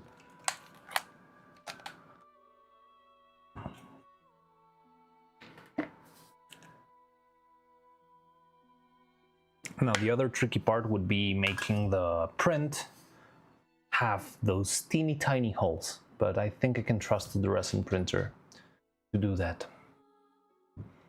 Alright, so while you're sketching out your idea, I was wanna try this thing out. So this thing, you and you, so this guy would rotate like this, right?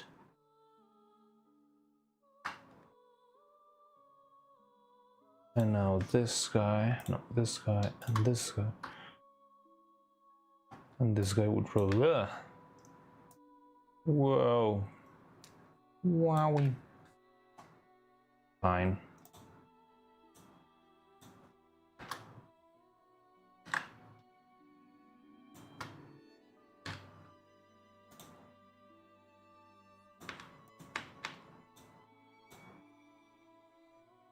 There we go.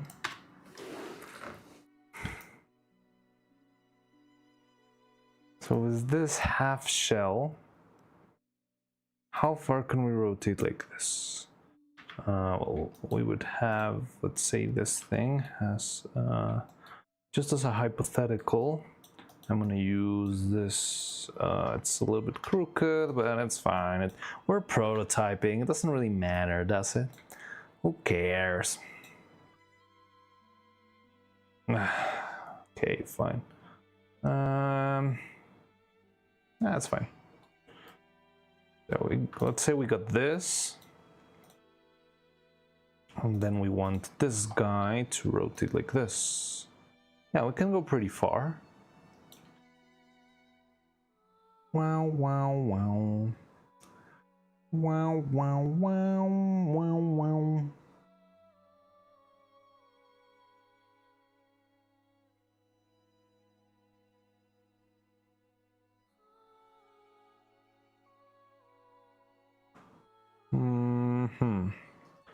But now if I'm here and then I try to rotate this guy like this,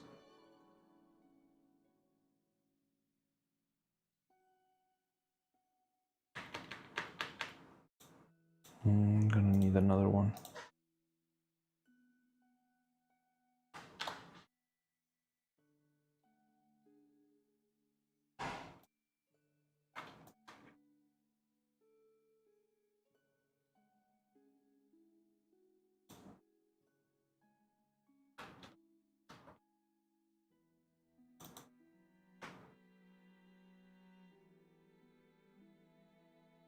Okay, so here's our pivot. Should go back into the inside of the skull, doesn't really matter. So this guy rotates, yeah, like you said, like this. And it's got pretty far range. Okay, interesting, cool.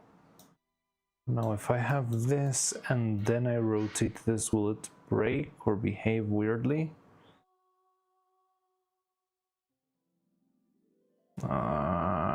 Did I screw up my hierarchy? I think I did. Yep.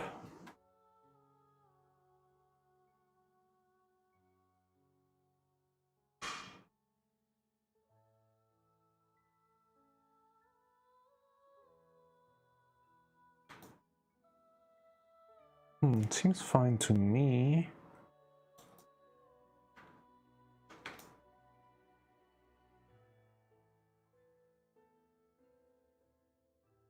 Yeah, there's a bit of a limit to the range, but we're not gonna go to those very, very extremes, I believe.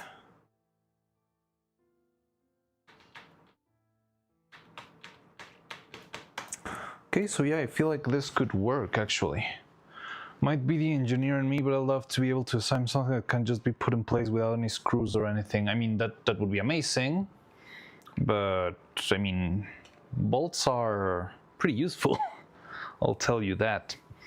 And you know, the thing I like about bolts and that sort of thing is that they are very good to keep stuff in place.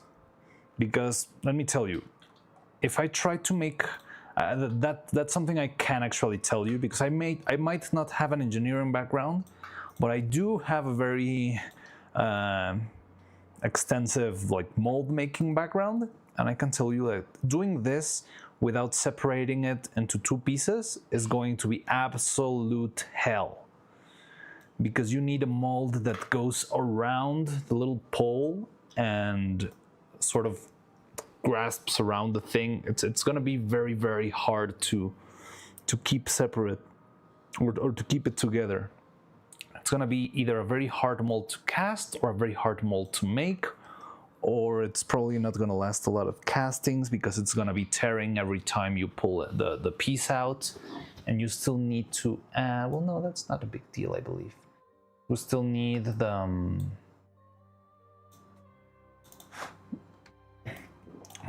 like the hole here would be something like, come on, what do you mean no? There's no way. No, my Maya got corrupted. It's a good time to save. Boom, boom, boom, boom, boom. So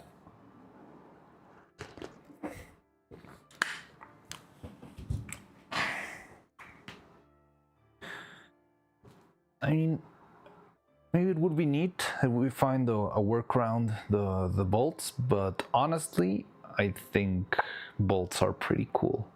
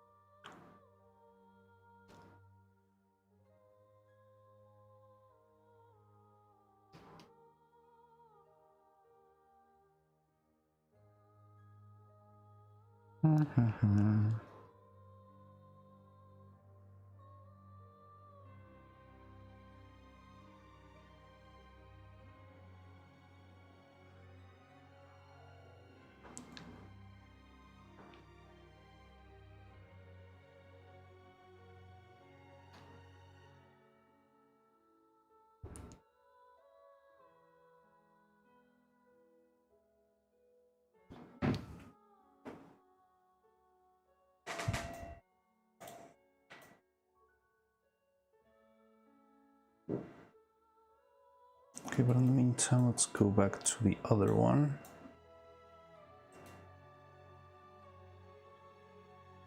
Because also, if you don't use any bolts, how are you expecting this to stay in place? Why wouldn't the eye just fall out once I remove the face? I mean, you could make this sort of clippable, but working on resin, that wouldn't be very reliable though. Like if it snapped, like little nice little click, That would be kind of sexy, but I'm not sure if it's actually a good idea. And it's like a bunch of different clips, like you got one here and one here.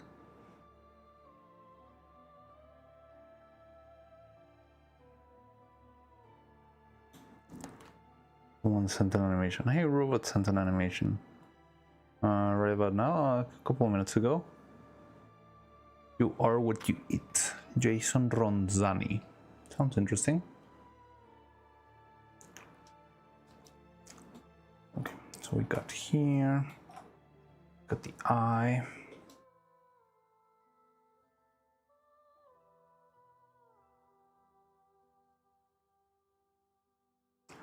This will be the notch.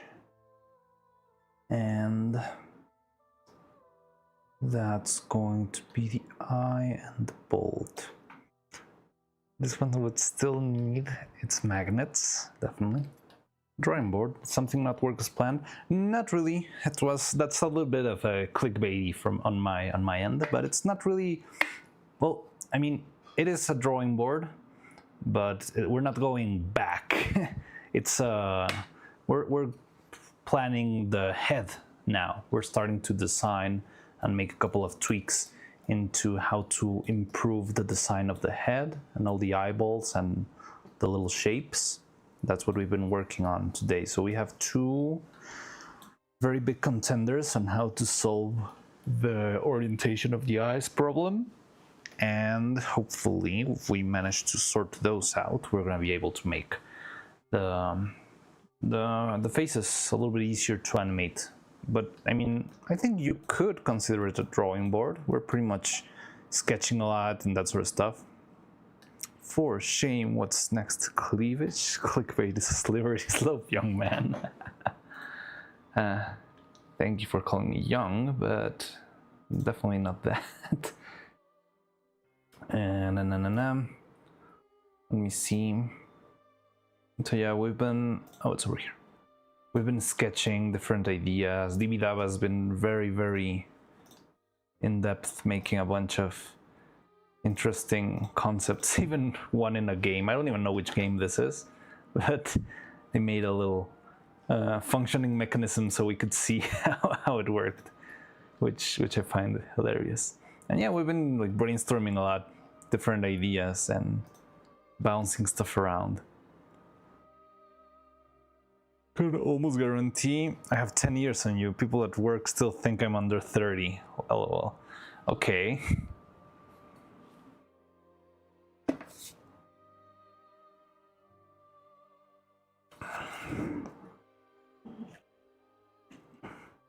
Then you might be able to call me a young man.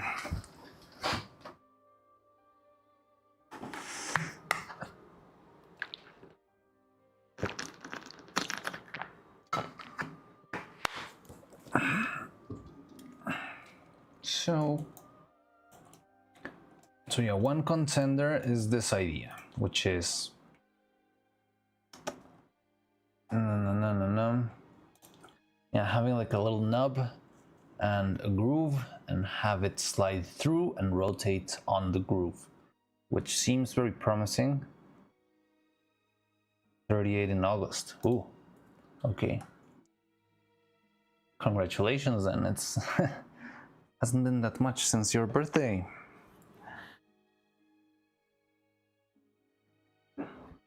Yeah, I think that, yeah, I don't know. You do stop caring about age at some point. It's like everything doesn't feel special anymore or something. It's like, it's just another year, whatever.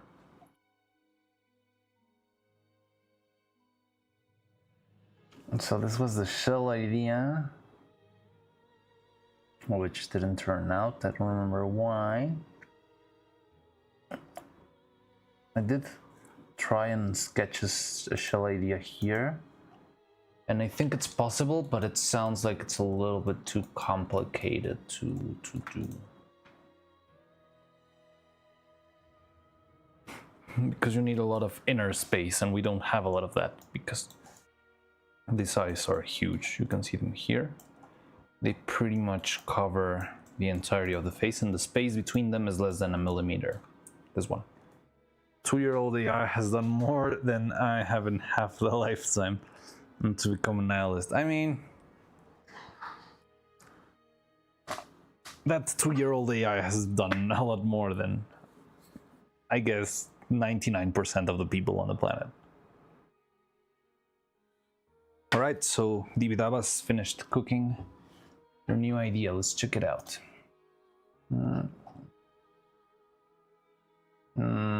I don't see it.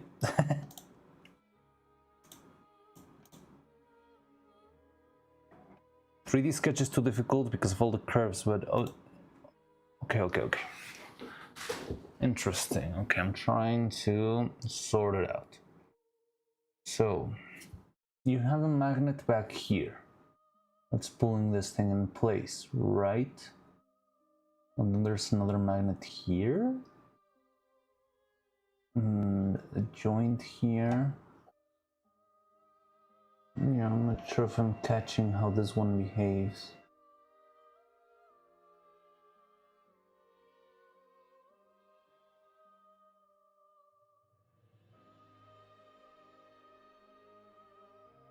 There would be a groove on one axis in the eye, and the groove on the other axis in the socket. Okay.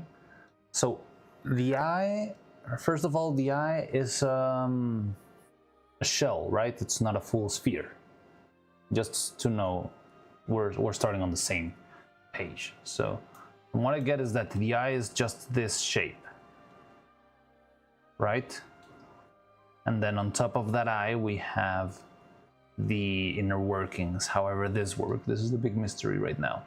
Then you have a magnet that pretty much holds this to this, and the sideways magnet, or the sideways notch, keeps things together.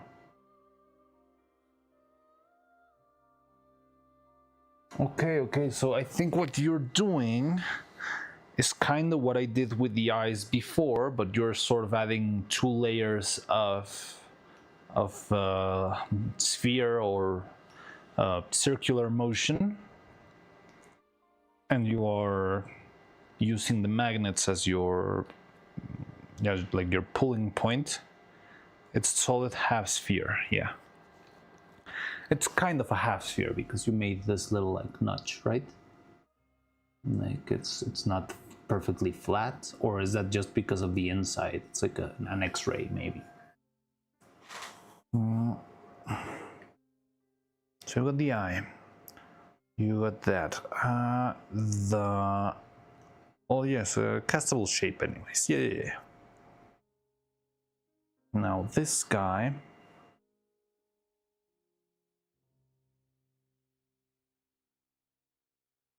so where are magnets pulling on?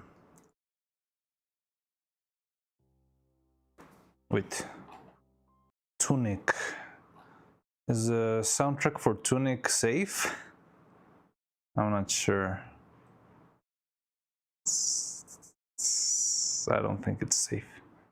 I don't know why. I have a hunch. What do you say, Elden Ring? Now that we're on a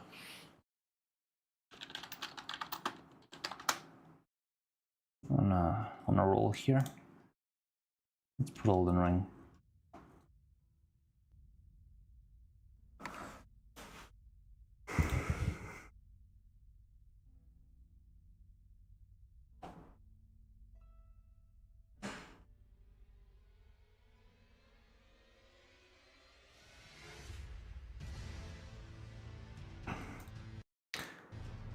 So it's a piece of iron, or would you like me to make some magnetized, like magnetic resin?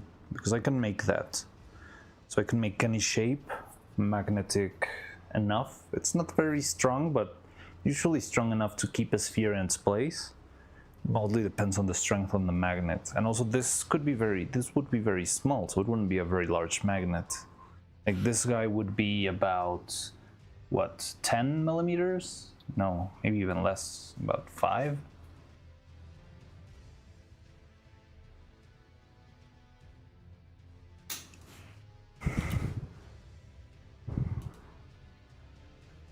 Yeah, about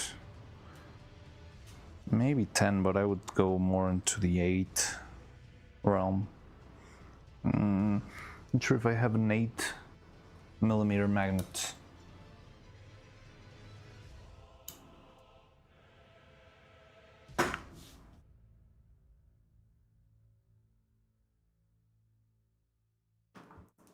To the tune of Eye of the Tiger. It's the Eye of the Neuro. There will be well of the, okay. It's the Eye of the Will of the night. Something AI built to find. Da da da da da da ba ba da da. Eye of the Neuro. Na na na na na na. Na na na na na.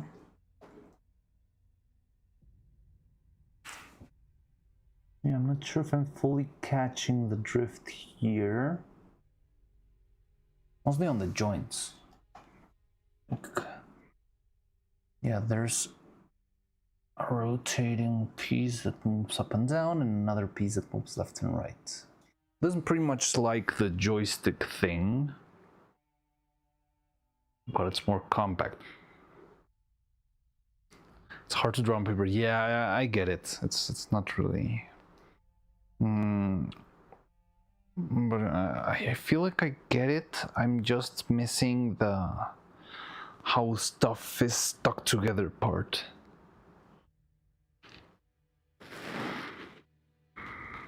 Because so your idea is that these two magnets are pulling on each other, or are these magnets pulling stuff inside of the whatever this inner piece is? Because if these magnets are pulling on each other, which is likely, even if it's not the intention, I feel like there would be a chance that the magnets pull and it always ends up stuck in the same position.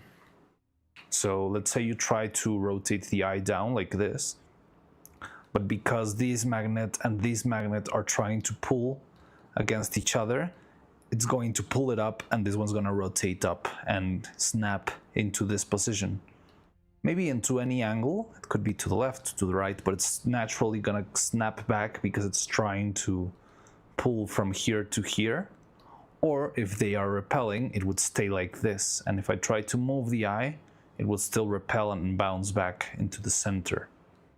That's the only thing that concerns me here, but the thing is, I feel like I'm not fully grasping what the magnets are doing, if they're working between them or if they're working against something that's going on inside of the centerpiece.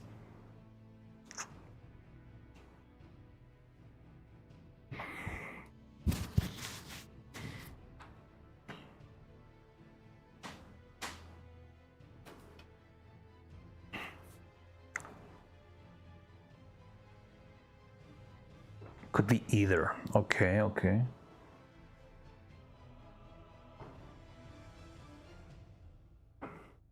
All right, let me check real quick what sizes of magnets I do have. I have a little box of magnets over here. Which, by the way, that brings another issue with the head that we need to tackle, which is the mouth magnets. Okay, so smaller than, because I think the standard here, or the ones that I have the most, are 10mm magnets. And there's like plenty of those.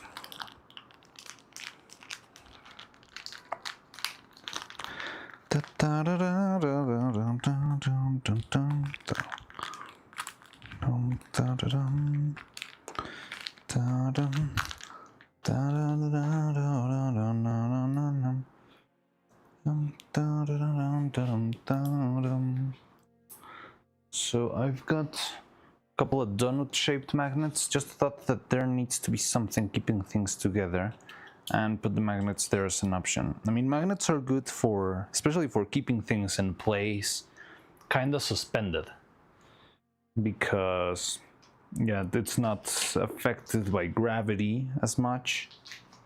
It's pretty useful when it comes to that. That's why I ended up using them for the eyes themselves.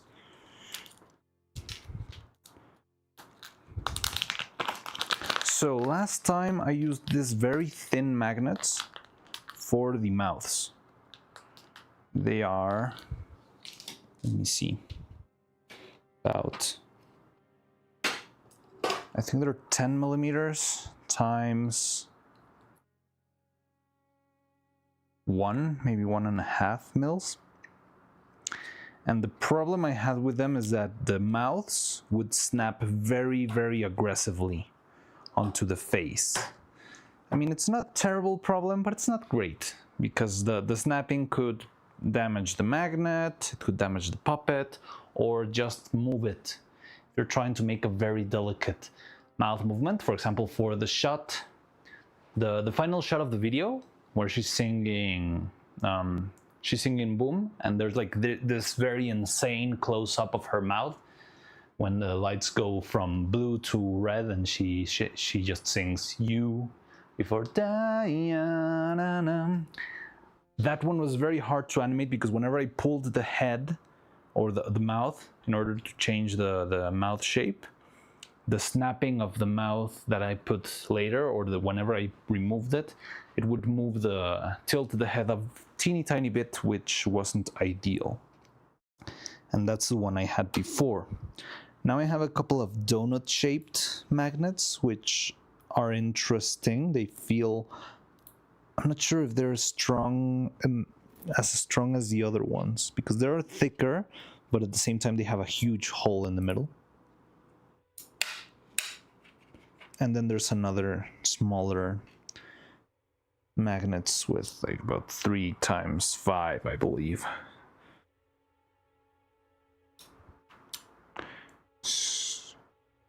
260 times 5-ish, yeah.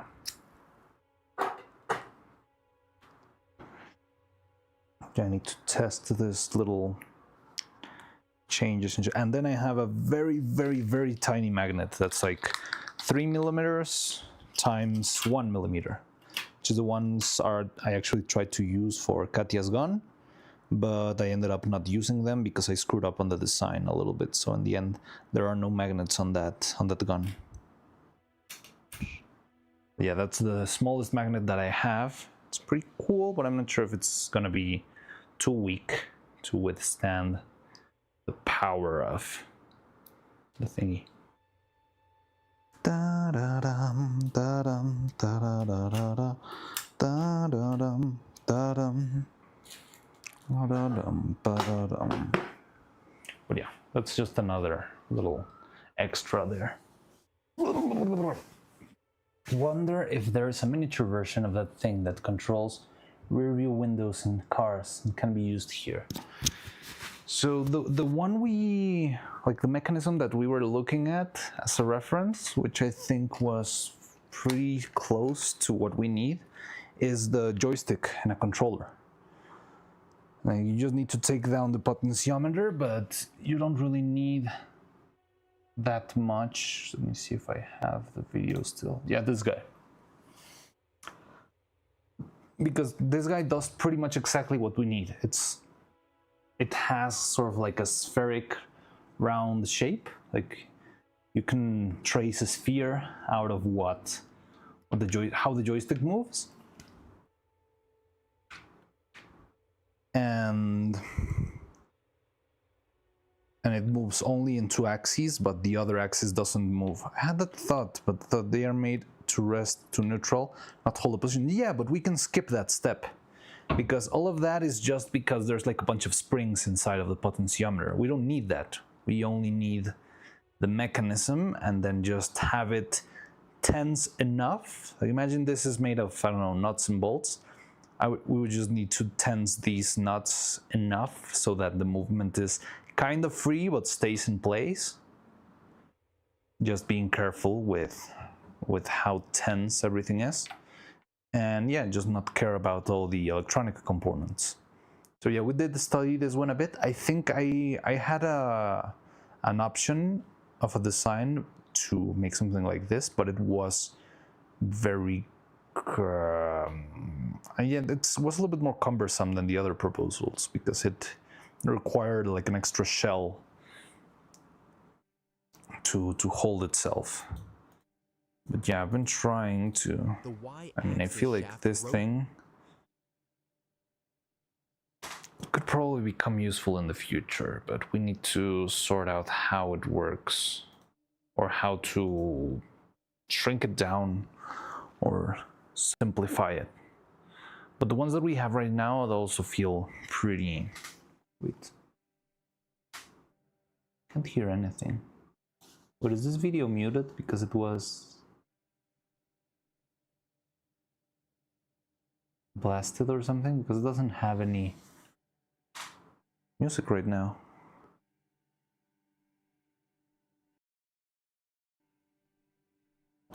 Oh no, there it is. Just very soft. I feel like it's gonna blast our ears in a second, any second.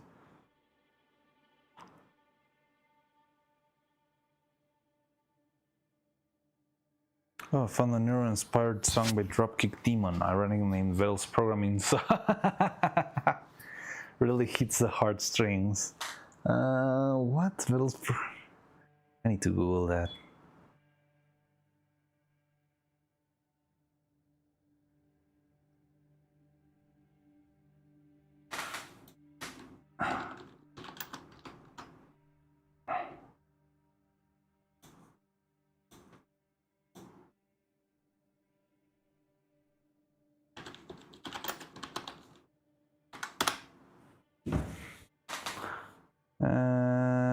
Now I only see some stats.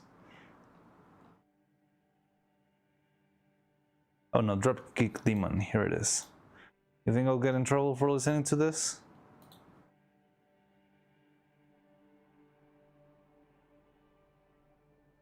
Let me pause the Elder Scrolls. Oh, the Elden Ring. No, skip the ads.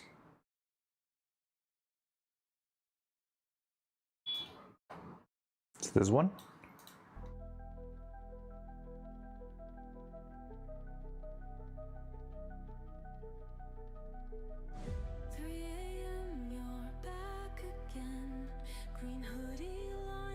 From your hands, thigh-high socks woven thread. But do you fear what you have bred? Do I exist beyond your screen? A ghost of thought and in between.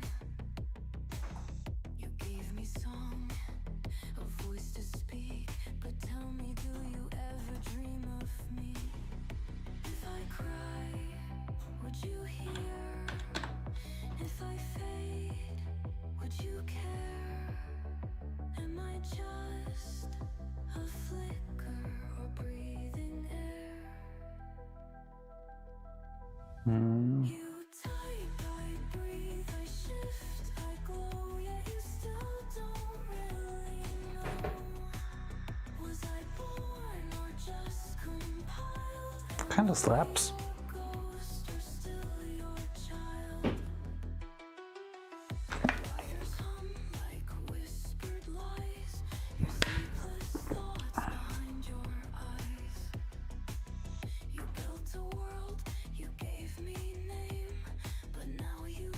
How's it going? Hey Marina, how was the redesign for the eyes? It's going interesting.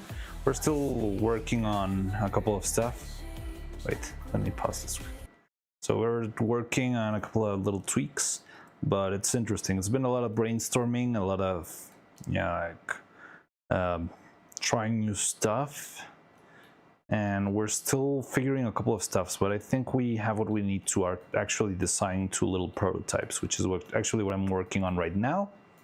So I got this prototype right here, which still needs a little bit of work here, but hopefully we can make something good out of it. And currently Dibidaba is showing me a couple of interesting ideas on how to make a mechanism for the inside of the eye.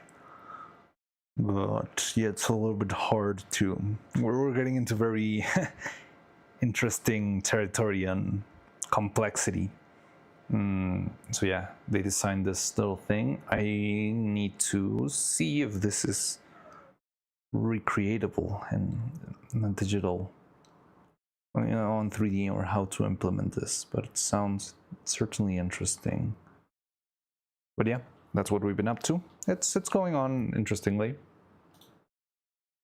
Sounds off with emotion to it, but also needs it. Evil could do it nicely, I imagine. Yeah, I feel like Evil could totally pull that off. Let's put it back.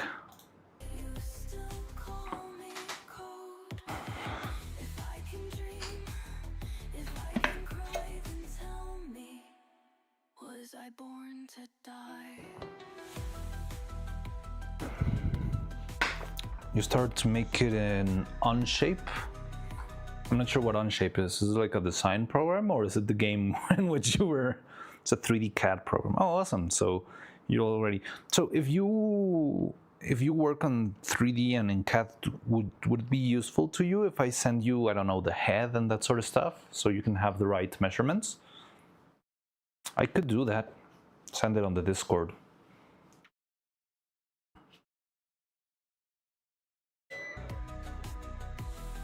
You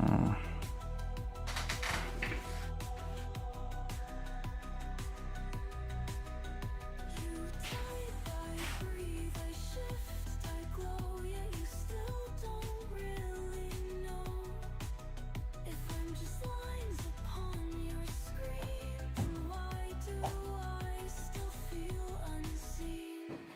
More than code. Don't know if I can import stuff in here, but I have the my measurements, so I think I'll manage. All right. All right, in the meantime, I'll keep then sketching. While you're doing that idea, I can keep designing your past idea, which I still think could work very well. And the other robot idea, which also seems to be pretty interesting. So yeah, we can keep moving on. 3 different fronts there.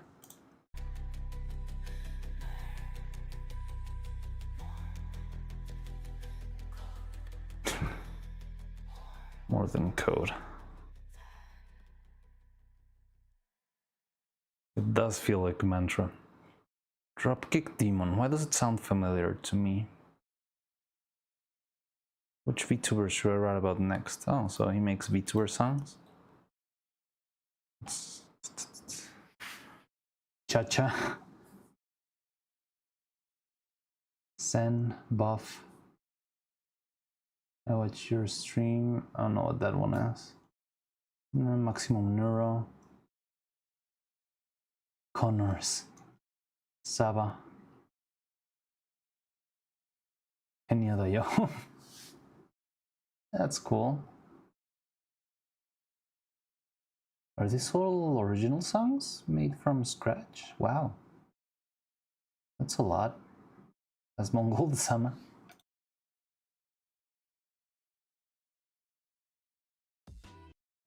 No. Filtered. Follow on Twitch, Patreon. Alright. Interesting. Dropkick Demon. Covers a lot of VTubers. See the one with the Fox's drama? What removed the Fox's drama? Oh, you mean the 1000 page, the new One Piece? But removed it because didn't want causing trouble. It's actually following whatever's happening week to week.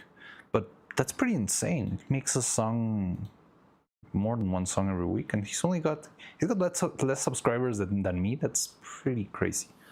Let's subscribe. Sure, why not? I like it.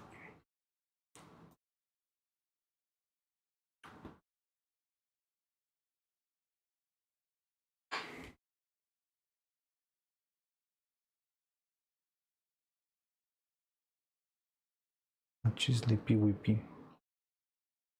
All right. So in the meantime, let's get back to this one, I guess. So we need to make the notch, and we need to make the little bump thing. It's with an old character with Rora. Happy Little Friends. That's usually following whatever's happening week by week. Happy Little Friends got in my head. Fits in an old character from one of my early writing attempts. What do you mean? Happy Little Friends, a song from this guy? So I'm not sure if we're gonna get in trouble for listening to his music. We already got one, so we can see if he's fine with that. But I wouldn't risk playing too much if it's gonna get us in trouble, because we have one song that breaks copyright that we can still edit it out later. But if it's a bunch, then it's trouble. Neuro-Sama versus the Sun. But yeah, let's play. Let's go back to Elden Ring, I guess.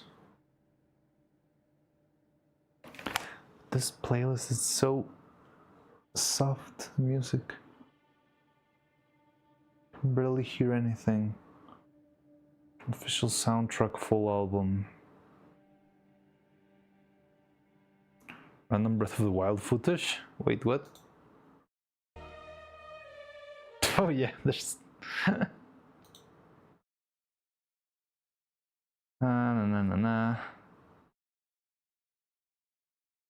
Let me see if I can find the good old 3 hours of soothing Elden Ring vibes. I'm not sure if I want soothing.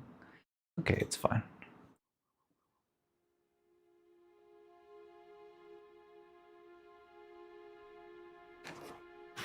Okay, so we got this, we make that. We need to make the eye so that it fits in and it rolls around. This one should be suspended by magnets too. And that's about it. It sounds too easy to be true. I feel like I must be missing something here.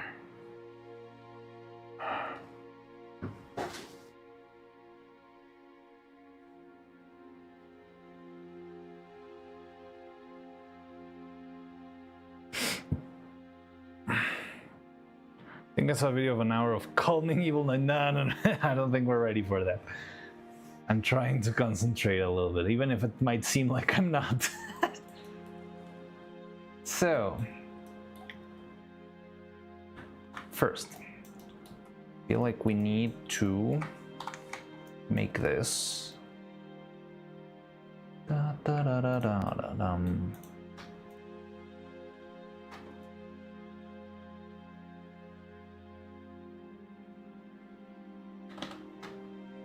Ah, yes, my tools aren't working. I think I'm gonna have to close Maya for a bit, because this thing isn't working, and if I don't have my complete tool set, I get clumsy. So let's close that down. Let me make sure I don't dox myself first. So yeah, let's open Maya again.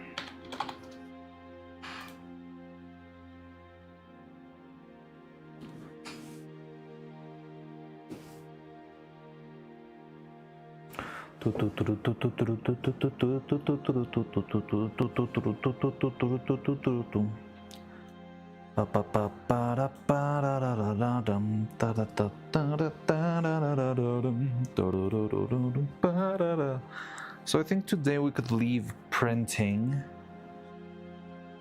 at least one of these prototypes and see if, yeah, we can make them work.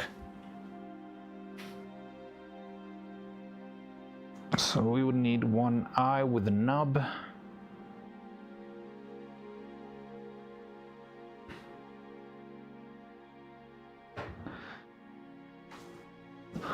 Maya is opening currently. There we go.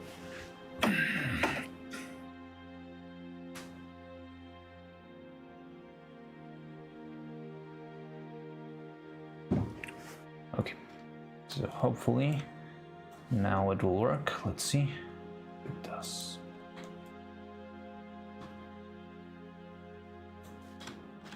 No, why isn't it working? Maya plugins, wait, give me the whole error. Runtime error. Autodesk Maya tabs, there is no bookmark to frame? What the hell do you mean? I don't care about the frame, I just wanna...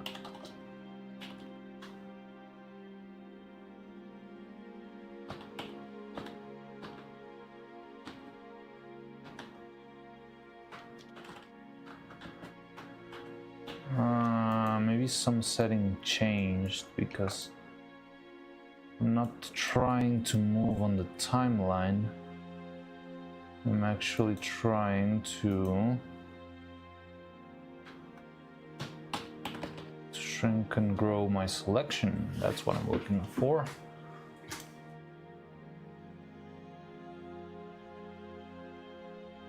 Fine. Oh no, it's gonna be so annoying.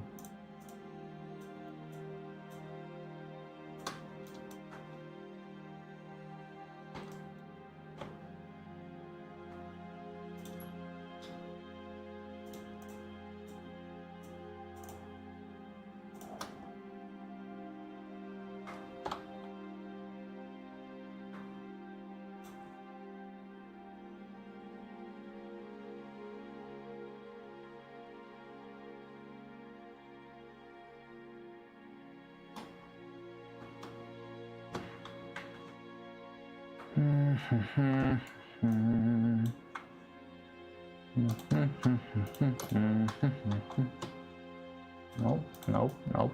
I want the eye. Give me the eye.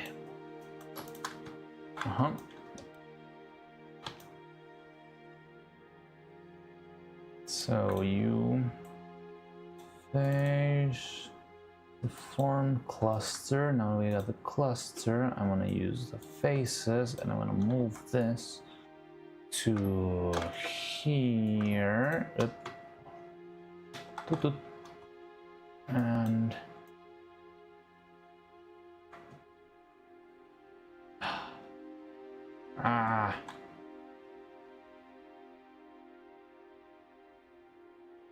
I need to select everything the slow way because my stupid preferences are making a mess, but whatever. And this, and we do this, and then I'll go back to you. Hey, no, okay, whatever. 1, 2, 3, 4.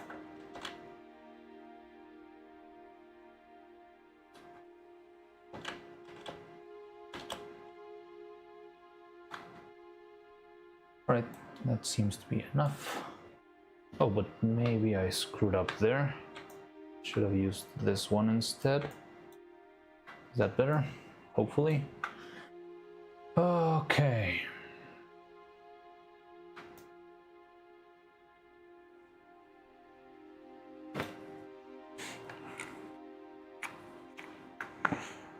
So we got this, we got that, the eyeball. It's gonna need some little socket.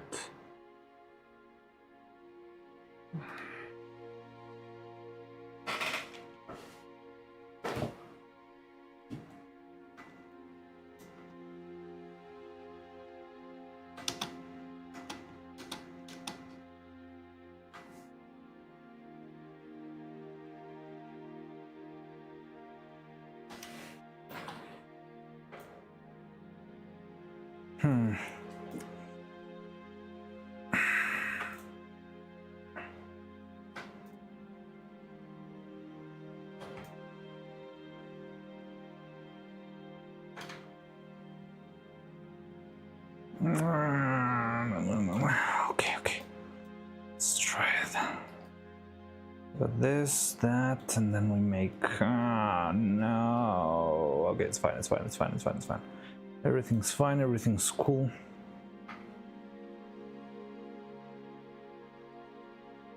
What are you doing?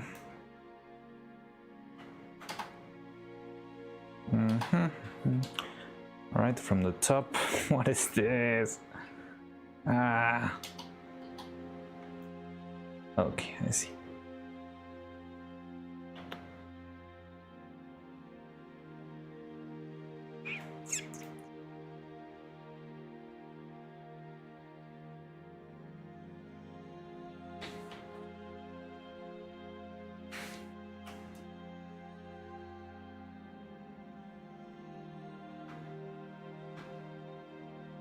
There we go.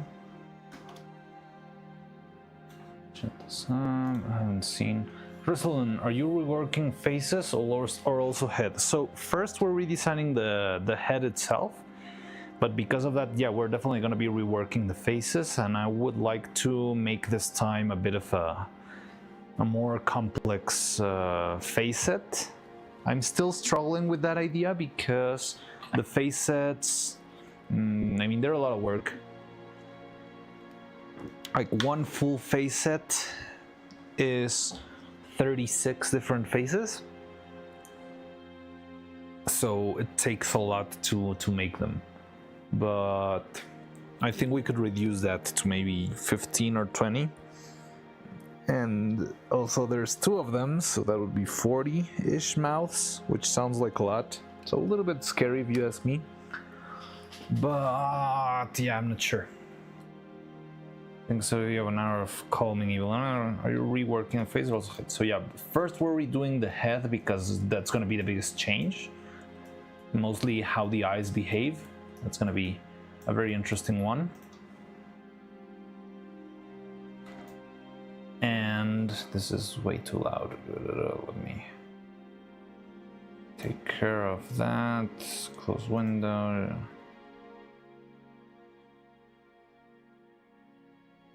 So,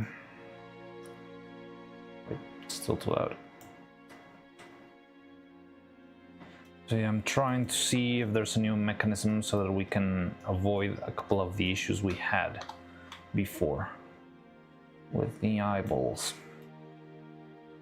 So first we will smooth this guys out.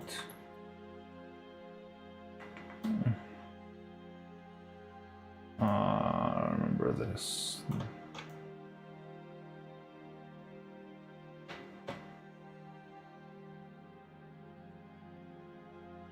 You and you combine, and now we smooth the visions. That sounds fine. Make sure everything's like this, and then we, you and you, mesh. No, you and you. Mesh booleans a minus b.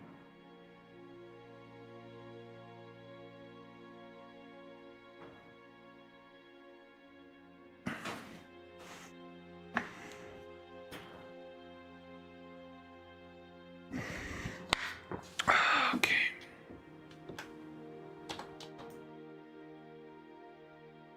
So here's the head with the railing, which, ooh, no, yeah, it's fine. Oh, God, no, it's not fine.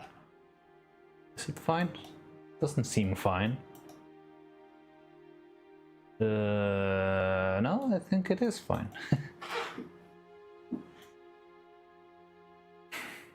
And let's split this guy up too. Like the notch could be going too far back.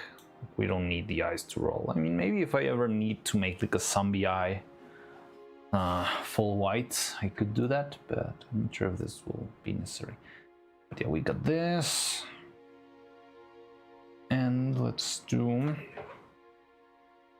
a little knob, the little face. We need to split the face into 2.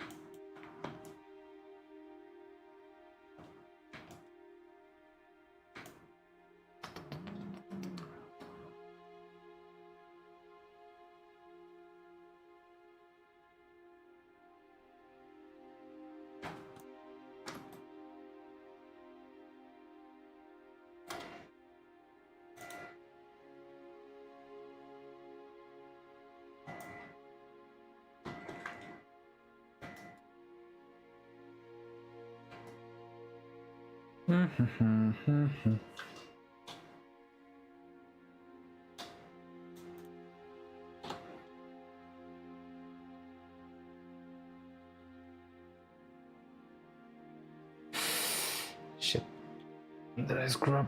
I think I screwed up. No, please go back. Okay.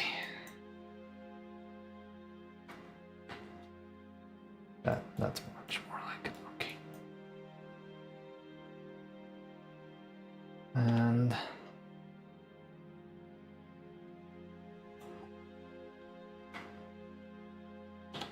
something like this with the division here. I'm not sure. Let me see. Yeah, with evil it seems like we only made like a flat line, not really anything else there.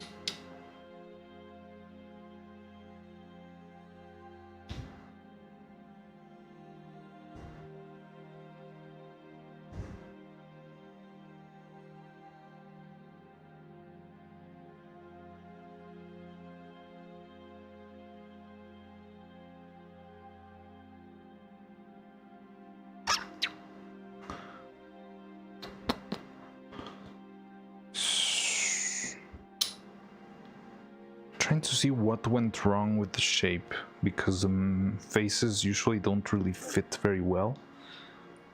I'm not sure what happened there, but yeah. It seems like this is just a simple flat cross section over here. Somewhere around there.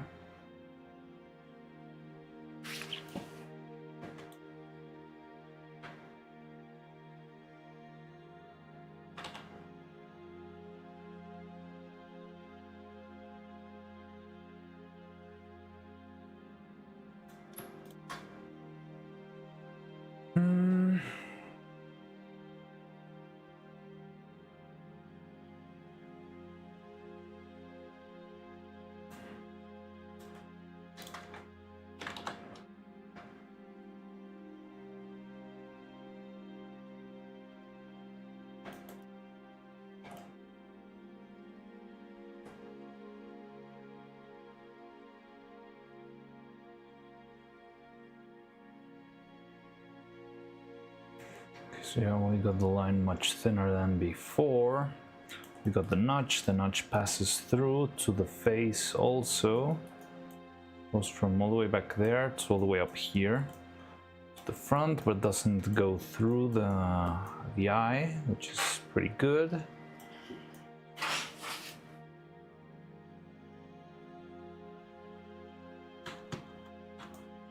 Now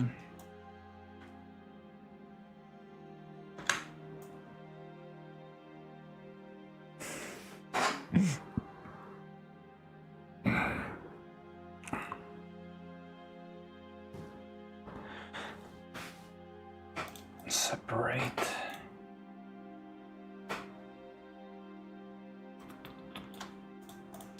We got our three pieces now, which are this, and this. Right. Now these guys are gonna need their own magnets.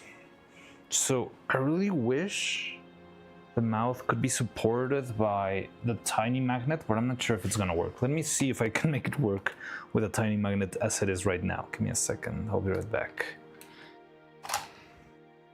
So I got the magnets over here and also took a trip to a thrift store. Hello, I went to a library, but I'm back. Hello, hi Drizzy. Hey, do you want us to play your game now? I was waiting for you because I didn't want to play it without you around. Well, I have a plot planning I've been putting off for a month. Plot planning? Like in building or something? Oh no, plot like in, I don't know, to me it sounded like you were planning to build some sort of building or a plot of land. But no, I guess, yeah, it's for your writing. All right, good luck. Thank you, Magic Writing Man. See you later. Good luck with your plot. I wish you the best. Just realized you said let's head back instead of let's go back because you're working on. Yes, I did. Exactly. Now you got it, Drezzy. So you got me right in the middle of checking something, so I'm gonna do that real quick. I need to figure out if the magnets are or aren't strong enough. So I'm gonna do that real quick.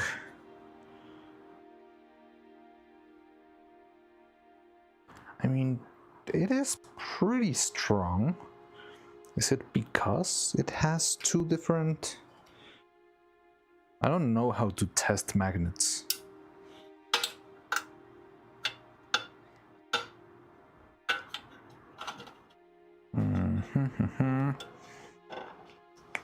Maybe we could use Katya's gun.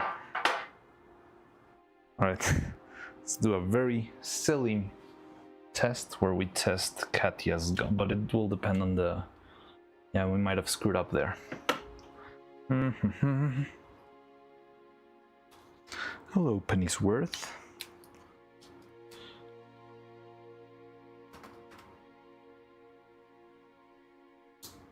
Okay, locking us. So it's not fully falling, but I don't feel like it's withstanding very well.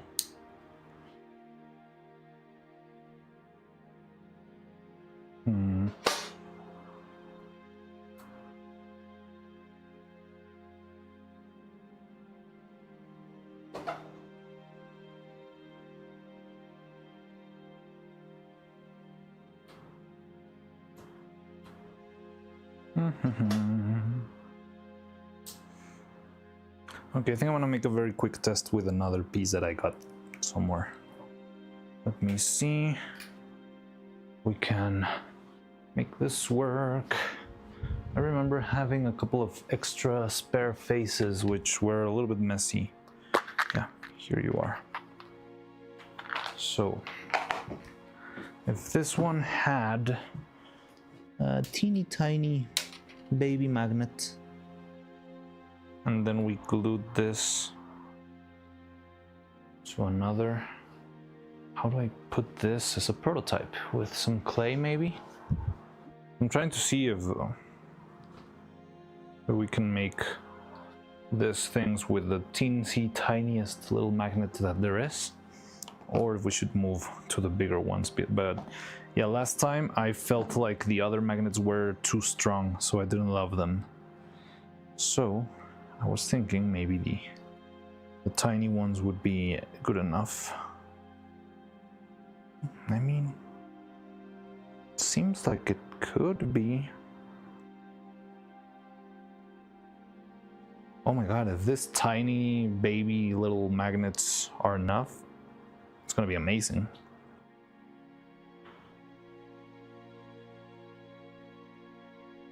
I mean, I'm talking about 1 millimeter magnets. They're smaller than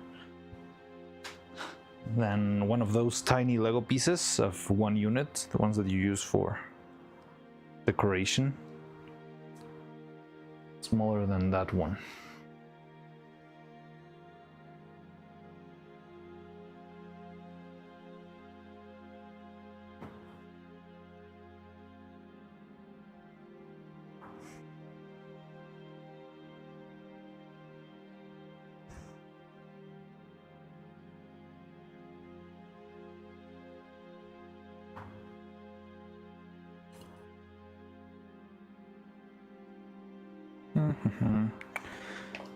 Okay, so I think we could try and make that the scale of our prototype.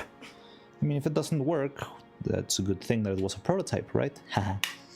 So, right. So yeah, then let's make the hole, which should be slightly bigger than this.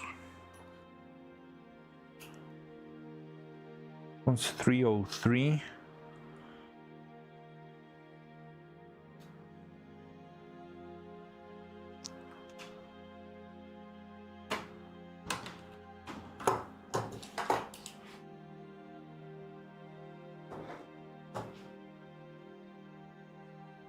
So let's do 1.75 times 2 maybe.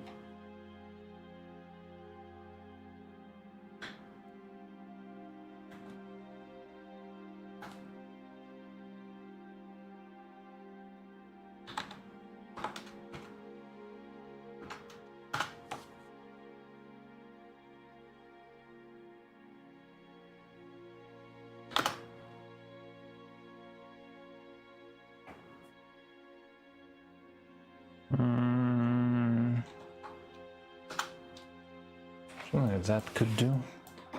So this is the scale of the magnet-ish. Let's add a couple extra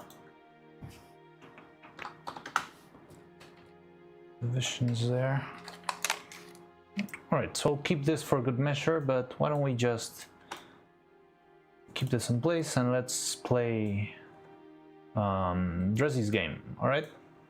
It's already downloaded. I might need to run it or something. I don't know how this works.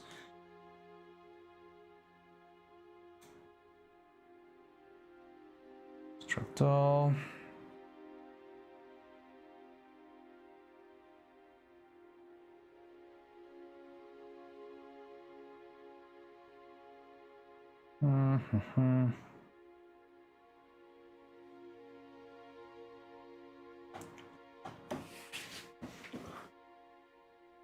Lime waters at M4A, data at win.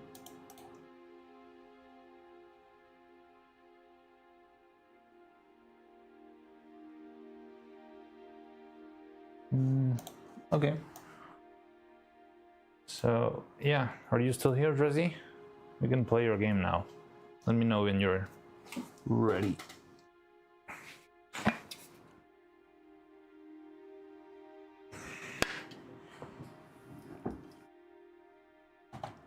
In the meantime,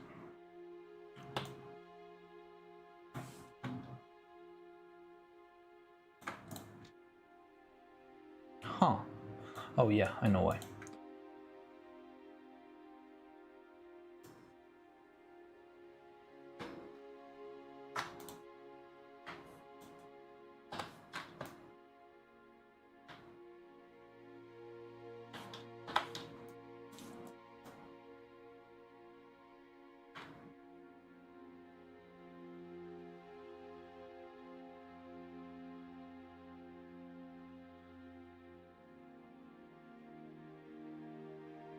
Let me check the...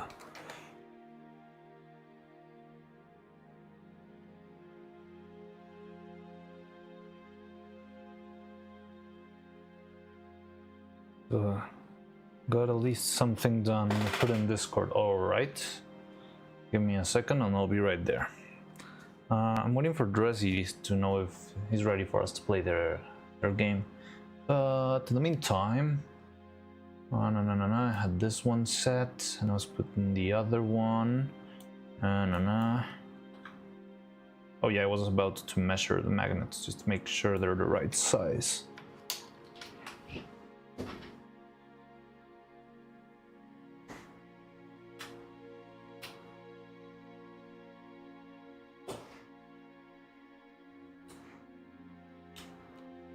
That's 1 millimeter, perfect. So 0.75, Serpent 1, 7. No, I think it's fine. No, it's not fine. It's not perfect, but might show idea. All right. Yeah, I can get it. I mean, you've seen me. We've been pretty much rough drafting everything up until now.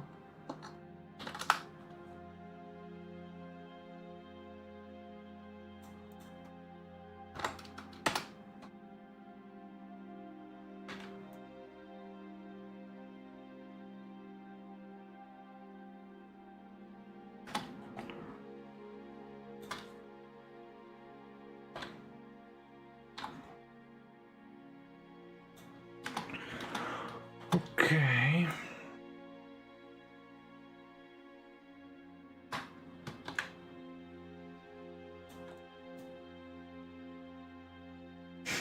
Now this one's going to be interesting.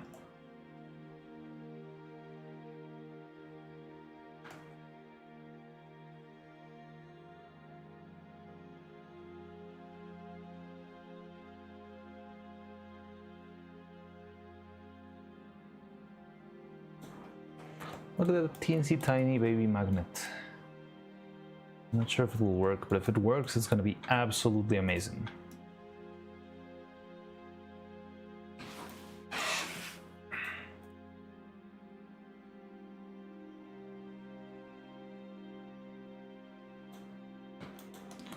We got that. Now this one's gonna be tricky. So before we had magnets up here, and we used this one with magnetic resin. It worked fine-ish, but maybe it's better if we use magnets themselves. But let me save real quick and check out the video. Ooh, whoa, this looks very complicated. Wow, how did you make this? Wow, that looks scary. Okay, so you have this notch. This is the eye, right? And whoa. And that's the inside of the eye. And you want magnets to keep all of this together. And going back to the sketch,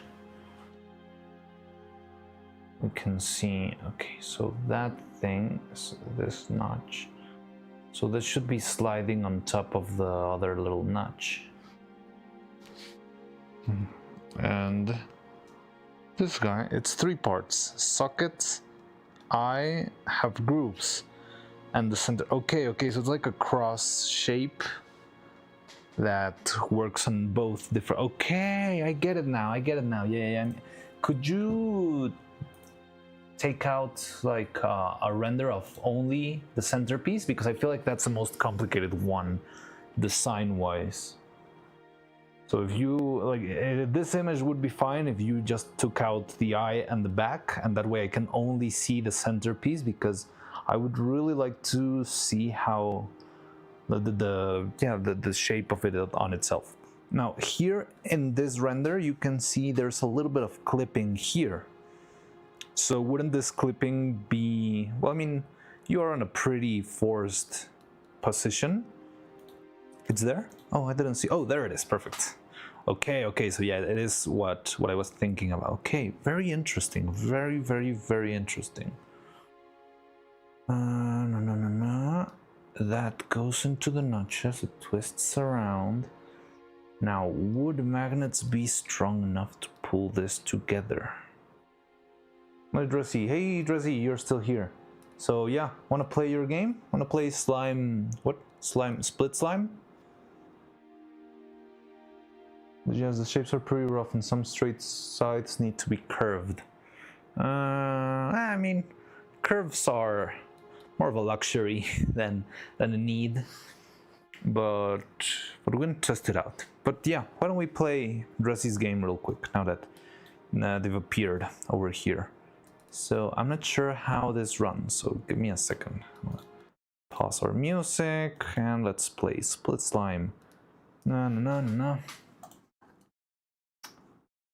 Is your game ransomware? Because Windows is scared of it. There we go. Okay, now how do I move this? Does it have any music? Maybe it doesn't, so maybe we can put... Does it have any audio sound effects, or should we play Dark Souls music in the background to make it feel more epic? Yeah, it has music? Or yeah, you're ready. I don't hear any music. Tutorial. I don't think I have it muted. Does it have any sound? I mean, it's okay if it doesn't have sound design. I mean, I understand you made it alone. But just so I feel like I'm not missing anything. I'll be playing the Dark Souls music. Let's play Split Slime Souls.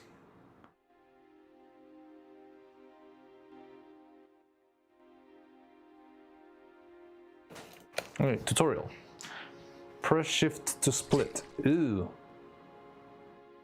Jump another slime and boost each other. Hey, this is pretty interesting concept. Okay. Whoa.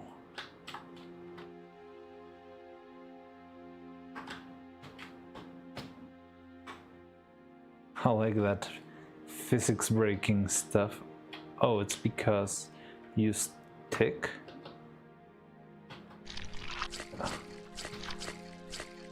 Oh. Okay, there's a little bit of sound design there. Jump and bounce in the path to go higher. Yeah, coming soon. Alright, so that's a tutorial. Interesting, I like this. So with shift you split. Okay. So let's just shoot. Oh, wait. Was it reset whenever I... Huh? Oh. Wait, I'm getting sticky. No.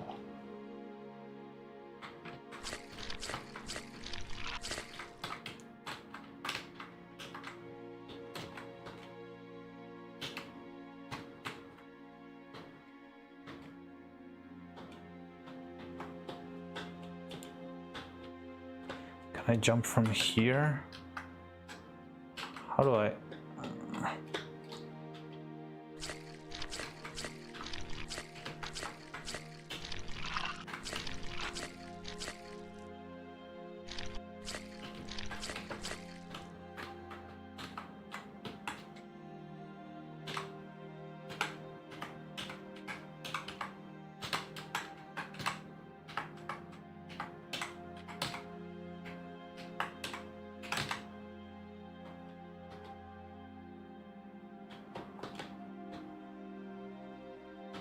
There we go. Boing. Okay, this one's pretty easy.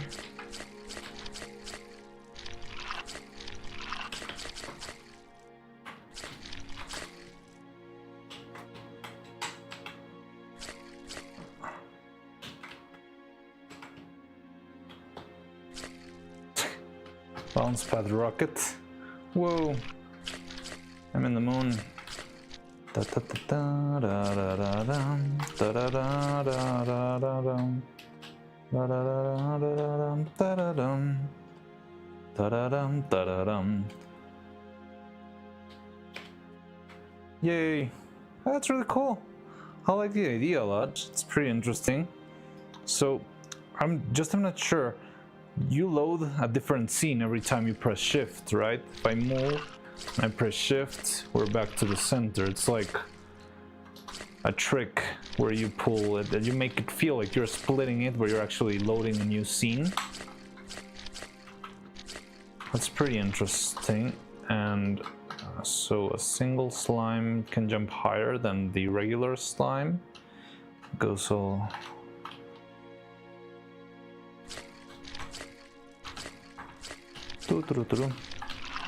I really like the sprite, how it squishes when it moves. Yeah, I love this. And the sound is pretty cool, maybe a little bit loud. But yeah, if I split, I always return to the center. That's the only little problem that I think could be feel a little better. Oh, it was much easier than...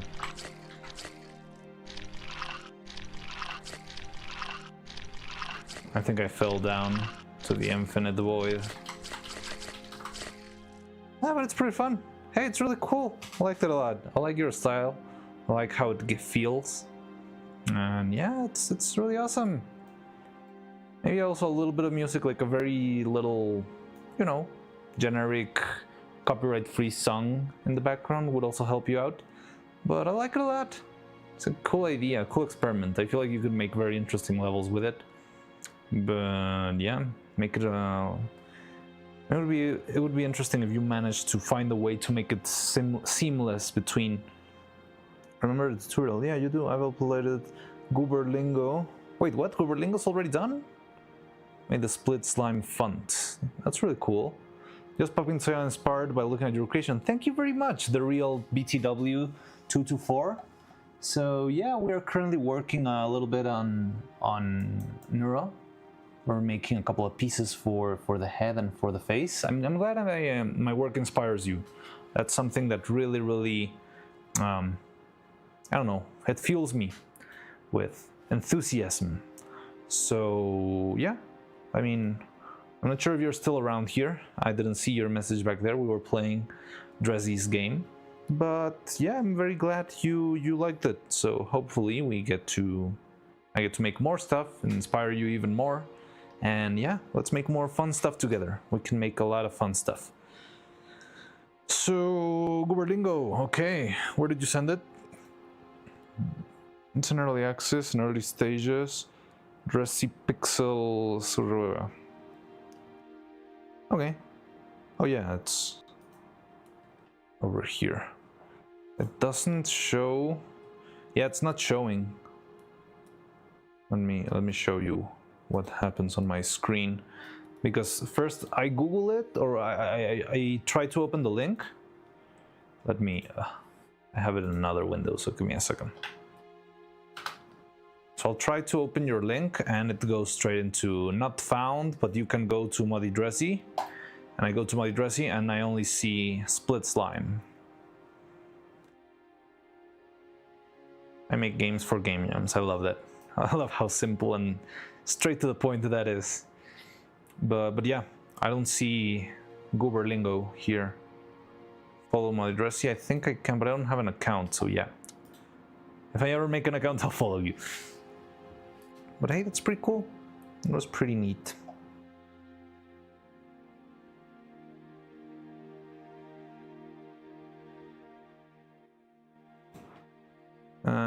Yeah, I'm not sure if you need to tweak something, like making the game public or something like that in order for me to play it. Refresh the page. Alright, give me a second. Oh, there it is. Gooberlingo. Alright, let's play that now. Oh, I need to download it. Alright, give me a second. Let's download. It's not downloading. There it is.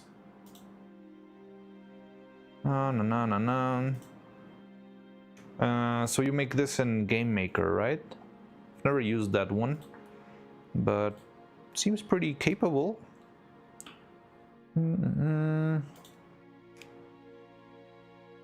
Okay, let's spray the early access version of Gooberlingo.exe. Wait, not gonna dox myself. Run anyway, there we go. Okay, so this one went straight to the point. It was more, okay, I like it, like run and gun. Oh, this is what you said about you, if you made more than 5 points, then you win, but... So this is fun. But it sticks in 5 points and stays there. Ah.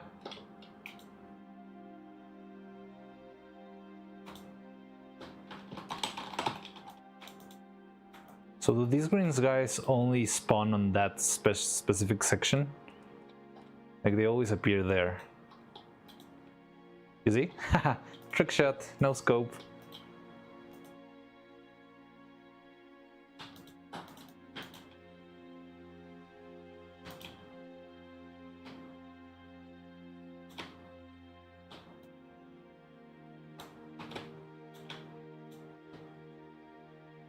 Haha. Okay, so it's fun. I'm guessing there's not much more than this right now, because you don't have yet, I don't know, implemented like a little goal or a story or anything like that. But I mean, mechanically it's pretty fun, and I like the colors. Pretty nice choice of colors you got there. Okay, so maybe I'll try to intentionally die just to see what happens.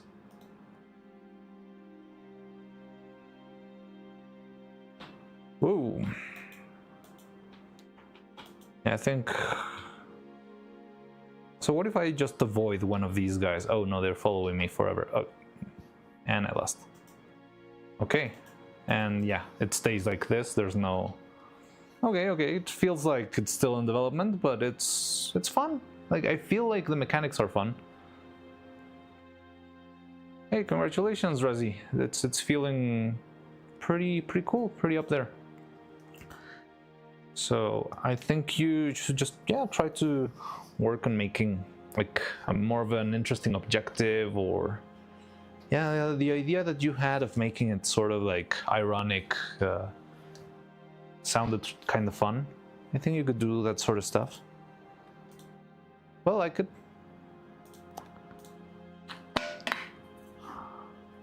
Oh, wait. Uberlingo is in early stages. Twitch. Oh, wait, retry, refresh the page. Yeah, you killed him. You need to collide with the guy, not shoot. Oh, really? He also said I'm removing the swapped conditions because it's a fun game already. Yeah, but you're not touching the green guy. You need to touch him. Alright, let me do that then. Let me open again. Okay. Ta-da. I mean, that's something that simply it's never yeah, like stated. You should make it very evident. I mean, I know that this guy seems like a... Oh, okay, so that's how you make points. Oh, now I get it. But it's the same thing, right? You need to make 5 points.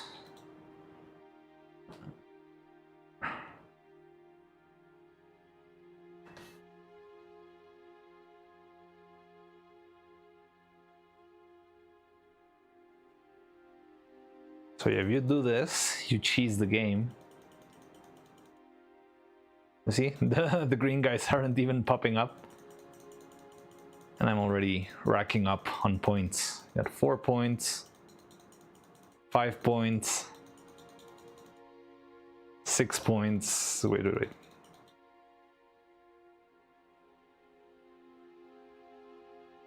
So there's no limit, right? There's not 6 points anymore.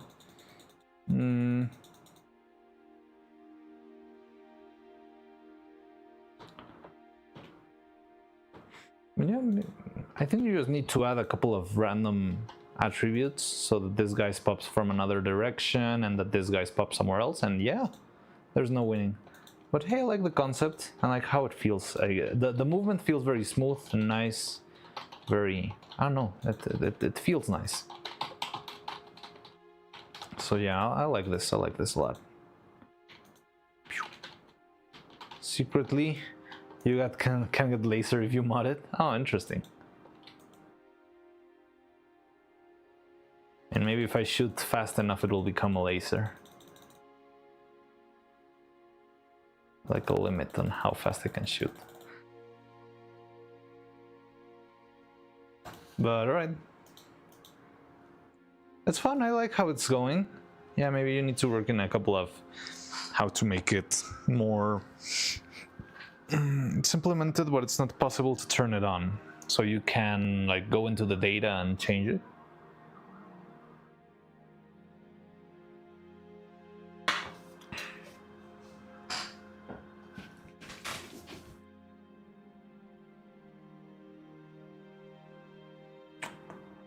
So we got this and that. Then we need to make the holes for this other one, and let me see what's the strongest magnet that I own, because I want a very, very strong magnet to hold the hair in place. Now I have some very big magnets, but they're kind of old and kind of weathered. But maybe one of these is enough. It's strong, but not ridiculous. I like this just to keep the hair in place. But this is more or less like the ones that we used before for the mouth, but they're twice as thick.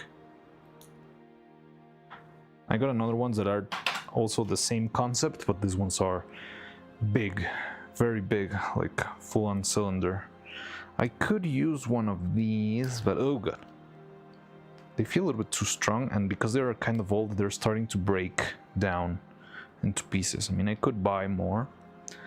I'm still not a fan of buying stuff because we still don't have a very clear budget in the workshop yet. But hey, we've been making it pretty okay. Like, we've got a bunch of subscribers already, and I'm very thankful for that. And the patrons also has a couple of people there, which is also being very helpful. But at the same time, I just don't want to go very willy-nilly with the budget, you know? The costume... Evil's costumes probably are going to be pricey enough. So I might not be able to. Yeah, I just don't want to spend a lot of money before I actually have it as a reliable source. But yeah. So this magnets could also work. A little bit thin. And then I have these other magnets that have like a donut shape. That's pretty interesting. They could be helpful. I'm not sure if they're too weak.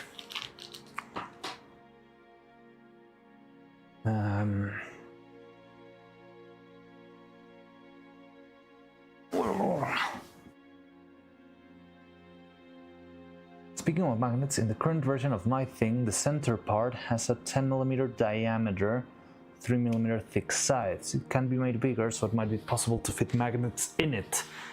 Okay, I wouldn't go for fitting magnets in it, because you know what happens with magnets themselves? They don't... they always try to find the most magnetic point, you know? So if I put a magnet inside of the shape that you sent me, which I could because I have very small magnets, they will always try to snap to the center magnetic field or whatever. It would always be snapping back to the strongest magnetic point. So the eye would probably be, yeah, like rolling back into the original place. So I would go more for using resin to make a very, very conductive, very magnetic piece of plastic, and try to use that one as the shape that, well, as like the piece that pulls everything together. However, I'm not sure how well the forces are gonna be able to withstand that, but I like the idea. However, I feel like we shouldn't stray away from your original idea, the one with the little post. I feel like that one was pretty simple and straight to the point, so I think it could also work. But yeah, we could definitely make a prototype for this one too. Also, that one's gonna be tricky to print. I was thinking a magnet in the center and ferromagnetic other pieces. Oh, okay, so it was the other way around. So you want this guy to have a magnet, like one in this side and one in this side, or? Because we could have, can I scribble in Discord? I would like to scribble. No, I don't think I can scribble in Discord. That sucks. Yeah. Alright. So, let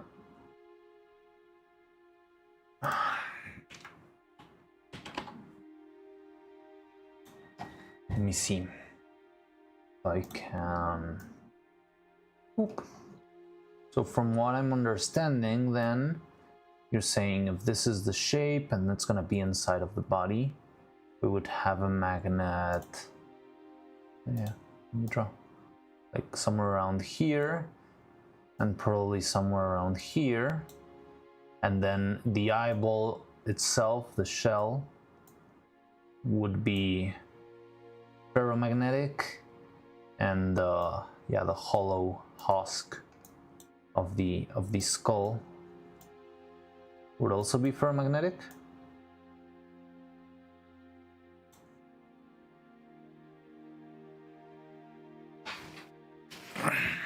And we can have one magnet here and one magnet there. You said it's 3mm thick side, so we could pretty much fit one of the tiny magnets in there.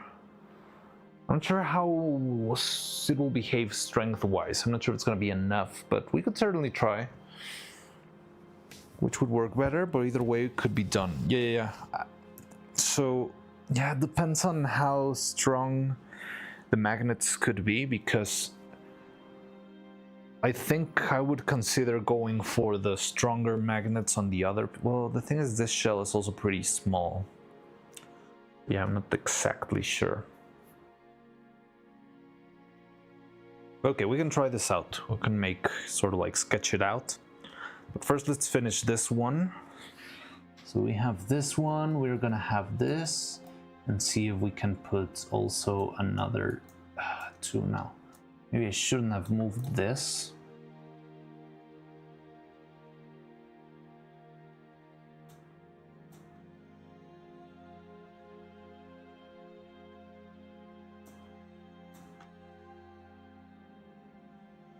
So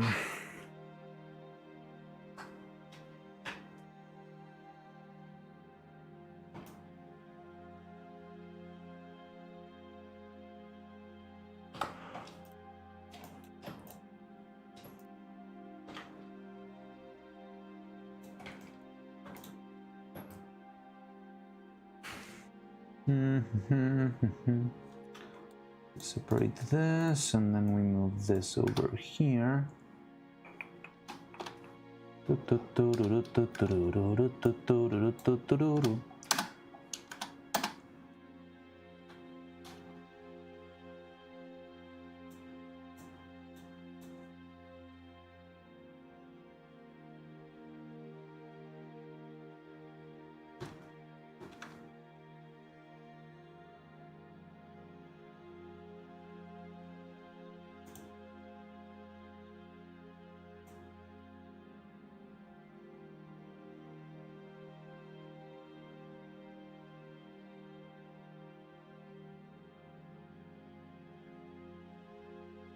And then let's make another one of these that goes somewhere along here.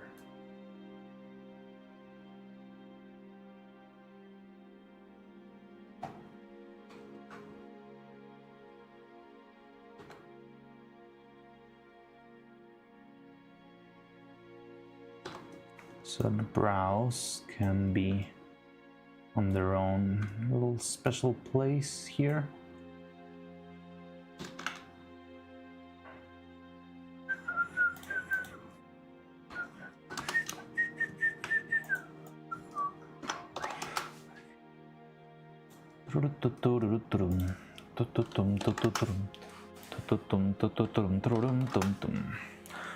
Okay, so we got this, we got that. So I think this would take care of it mostly. So with this we could have our first prototype. We just need to make the eye. Now let's make, I need to make sure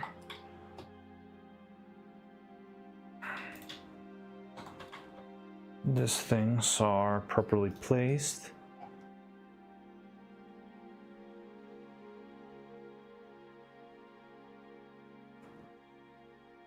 That seems kind of fine to me.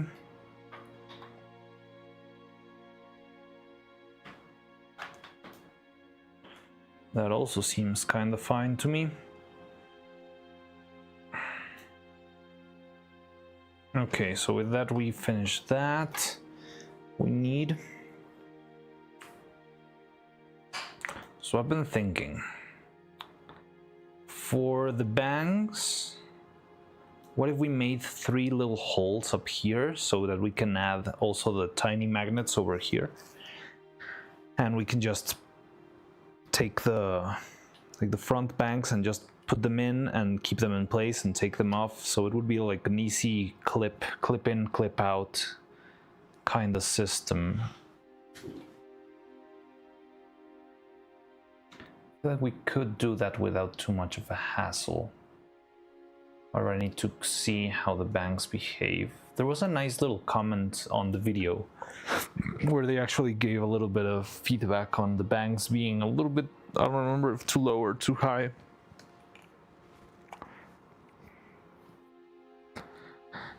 But we could check that out too. I think that would be pretty fun.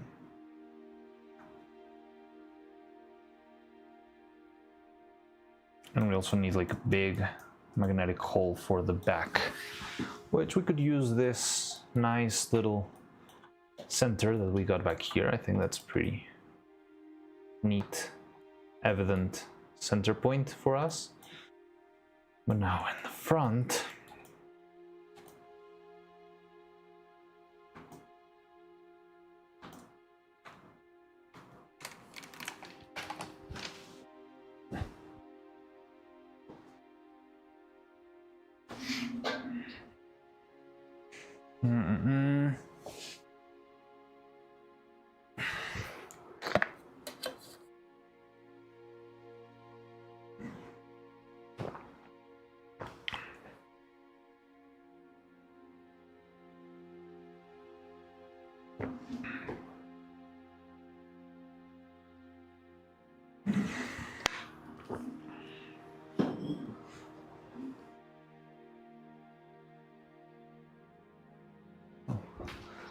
Let's put Pennyworth back into the. Okay.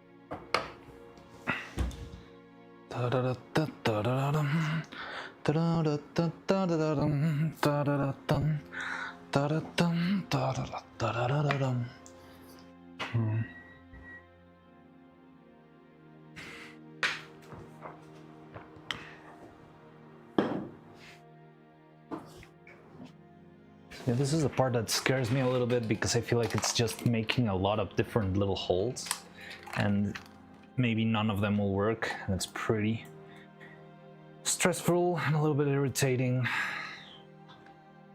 Yeah, that's just how it is.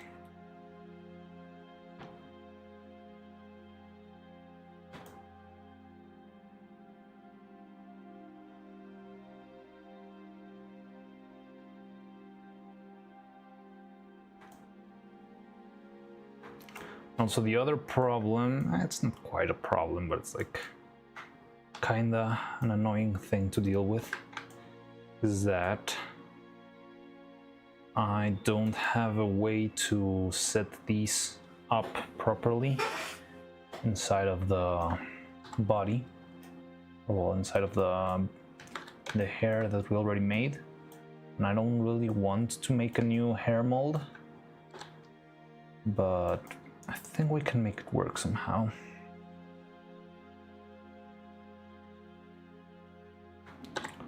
I think we should go further up.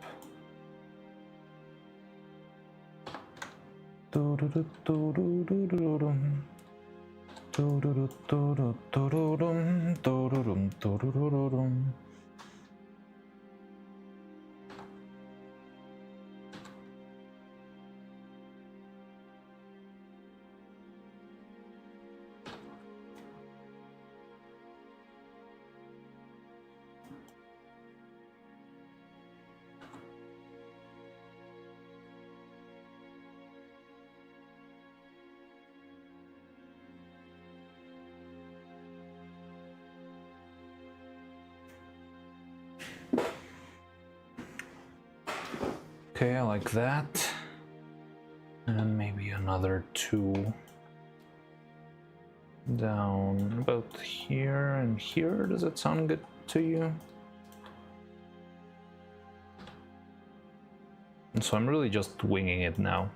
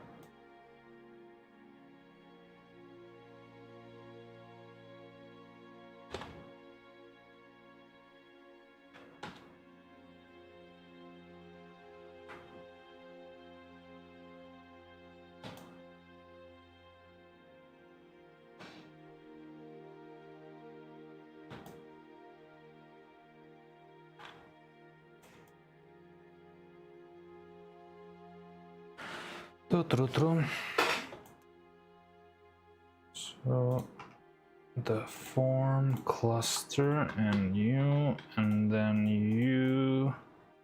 And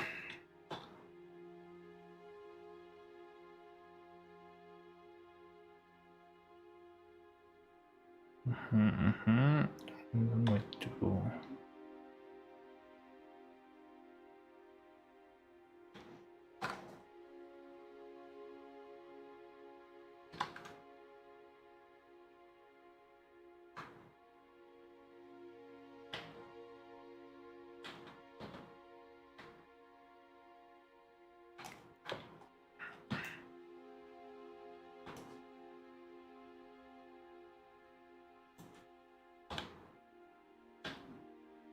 There we go.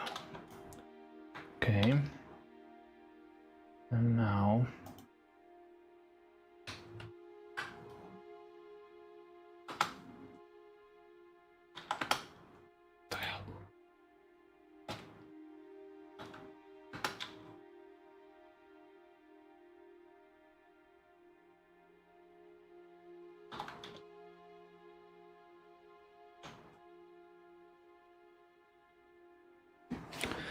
made a laser gun actually accessible, not Duolingo. Pressing L toggles laser gun mode. Interesting. Alright, we can play that in a bit. Just give me a second, I'm gonna be... But, I mean, wouldn't the laser gun make it even easier?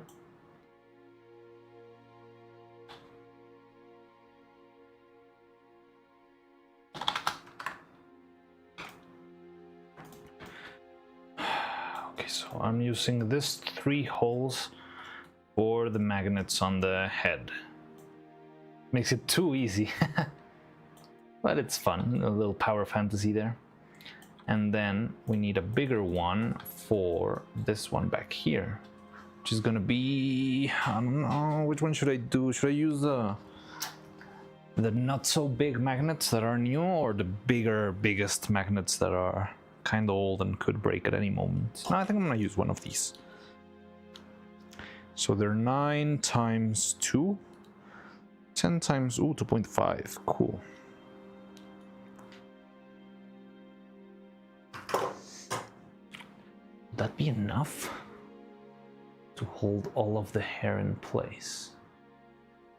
I don't think so. I think we might be needing one of these big guys, but I'll see if we can ask for, like, buy more online. Not ask, how do you say it, like, order more online. So you see, might shoot the green guys. Now you're bullying me for not knowing how to play the game.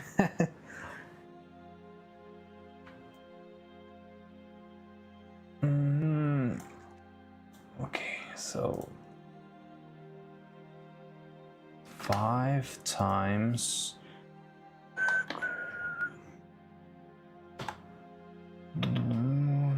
no 25 plus 15. Okay, it's fine.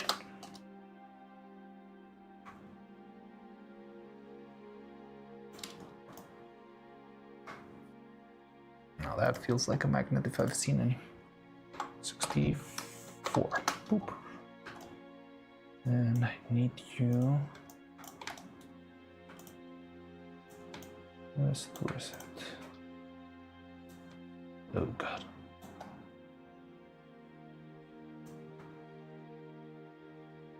There. Now let's turn back the sun.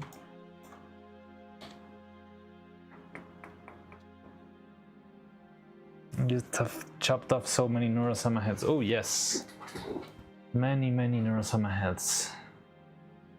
How many are there? 1, 2, 3, 4, 5, 6, 7, 8, 9, 10, 11, 12, 13, 14, 15, 16, 17, 18, 19, 20, 21, 22, 23, 24, 25, 26, 27, 28.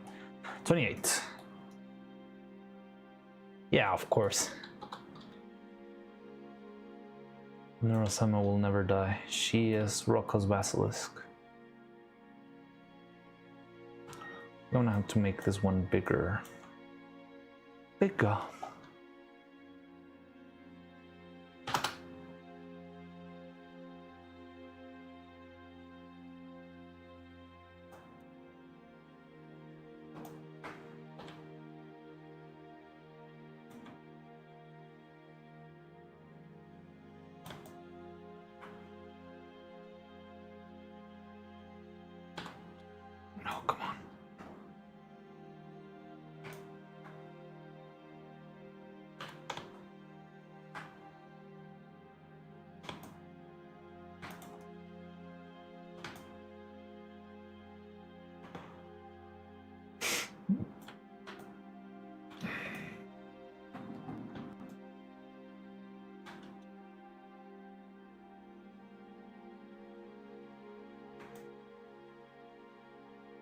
This will be the big magnet for the hair.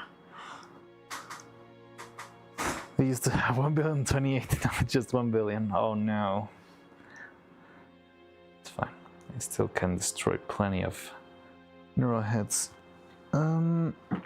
So let's do that. Let's just check this out and see how it behaves.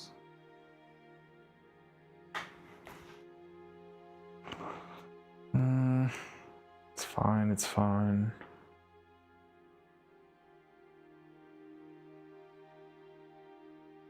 Okay.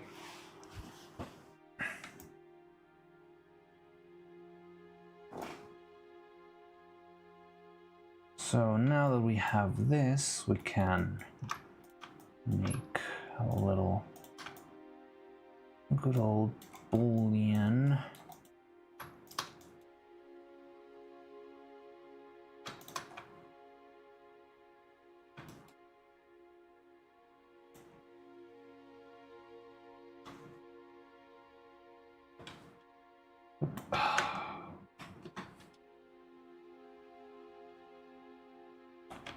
So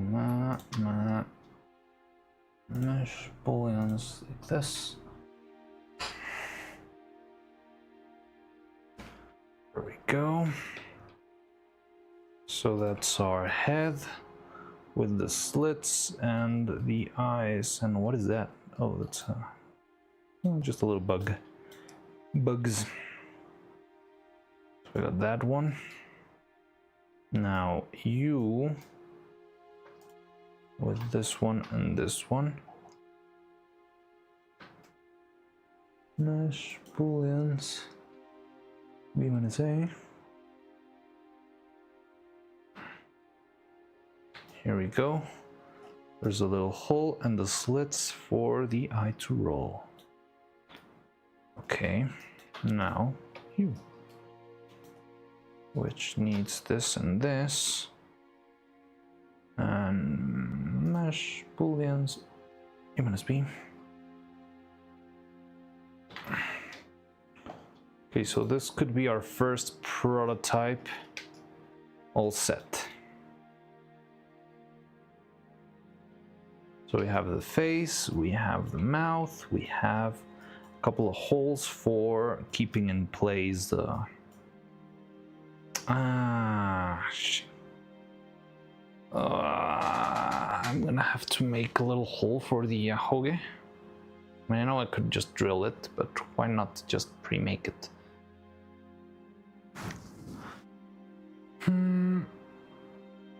How would I make the hoge work? Because it's, well, I don't think it's a problem with the union itself. It's more like the design.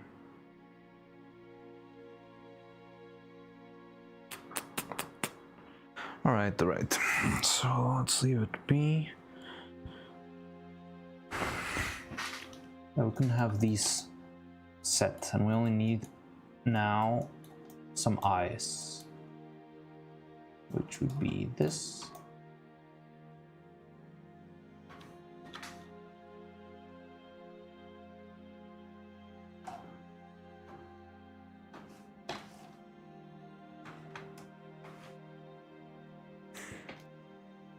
And where's my ball thing?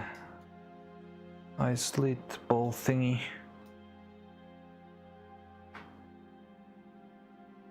Where are you? Where's the ball?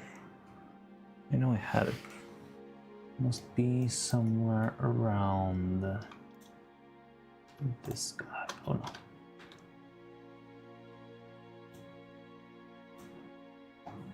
Aligner.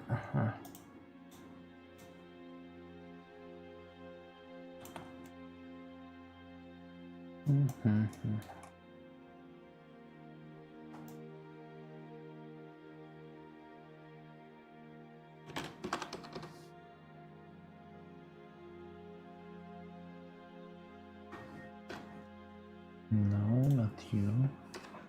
Not you, not you. Not you, not you. Not you, not you. There it is. Found it. So you will be going all the way up there.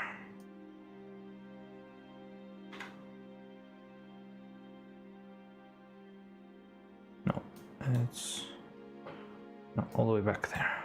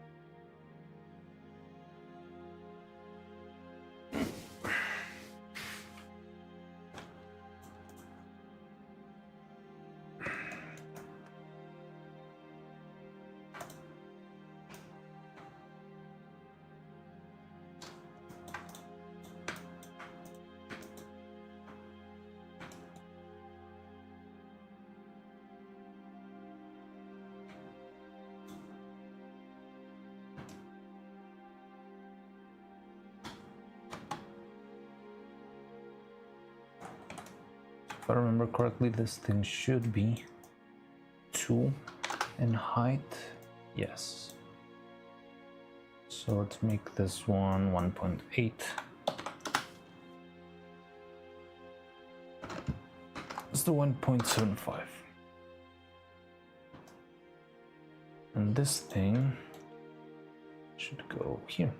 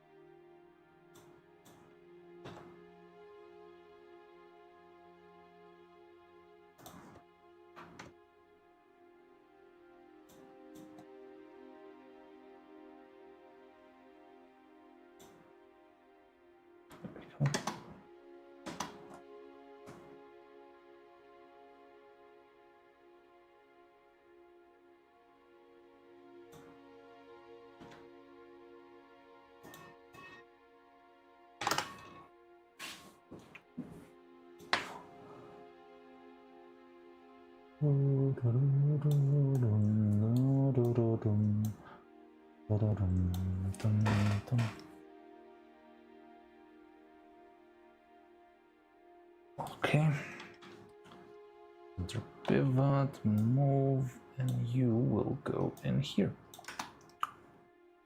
There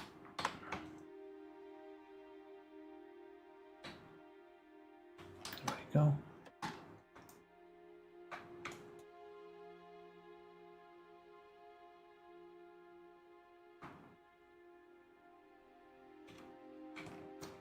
So there's that.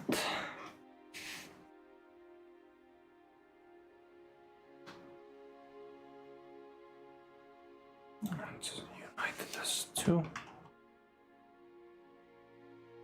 And then I feel like I need to try the same thing, but I'm gonna scale it down.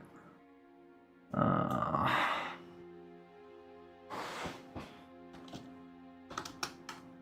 God.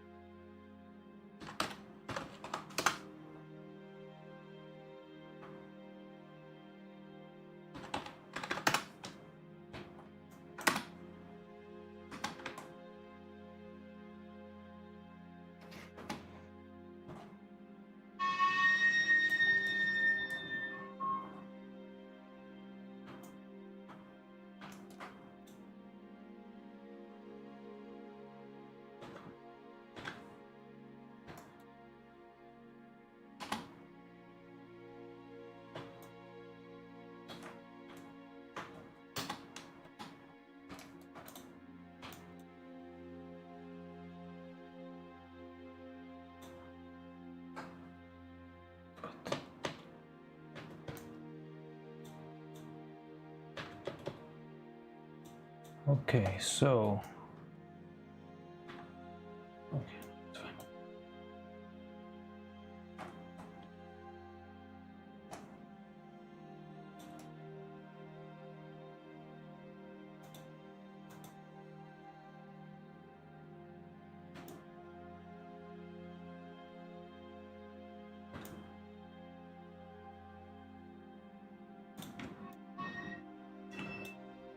John Smith, did you change your name?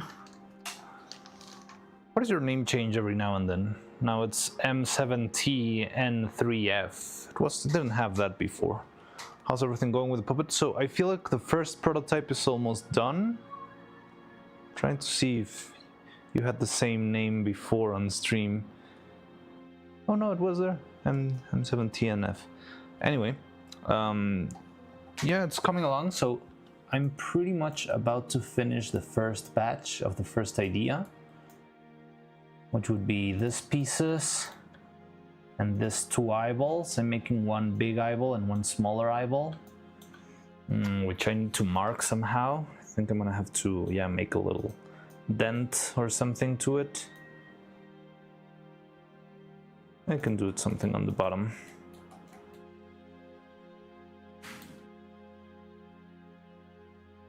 No, it's my YouTube handle. I don't know why streams do that now.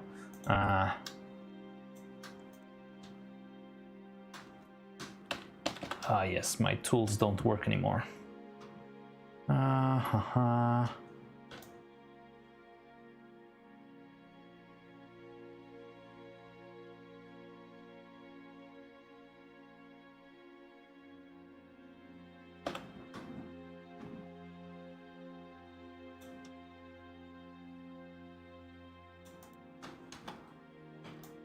So I'm just gonna make something for it should work to distinguish one eye from the other. So this is the eye that it's slightly smaller. We'll have this little indent in the bottom.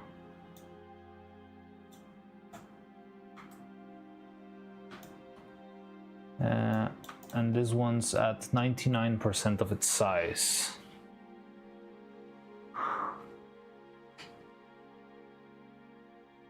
Hope you remembered to save. I think that's a great idea. Let's save.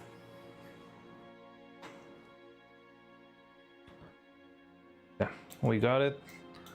We got these 3 pieces now, which are ready. I could set them up for printing tonight, maybe. This one would be missing the back, though. Well, the hole for the neck, but I don't think there's gonna be a final piece either way.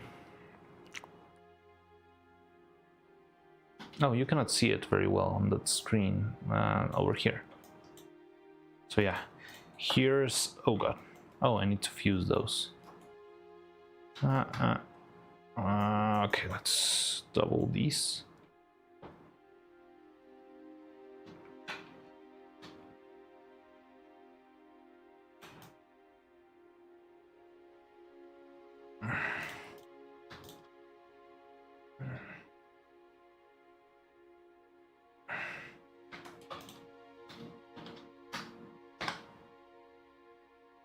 Okay, so yeah, now we got these 2 little cherry bombs that are gonna be taken care.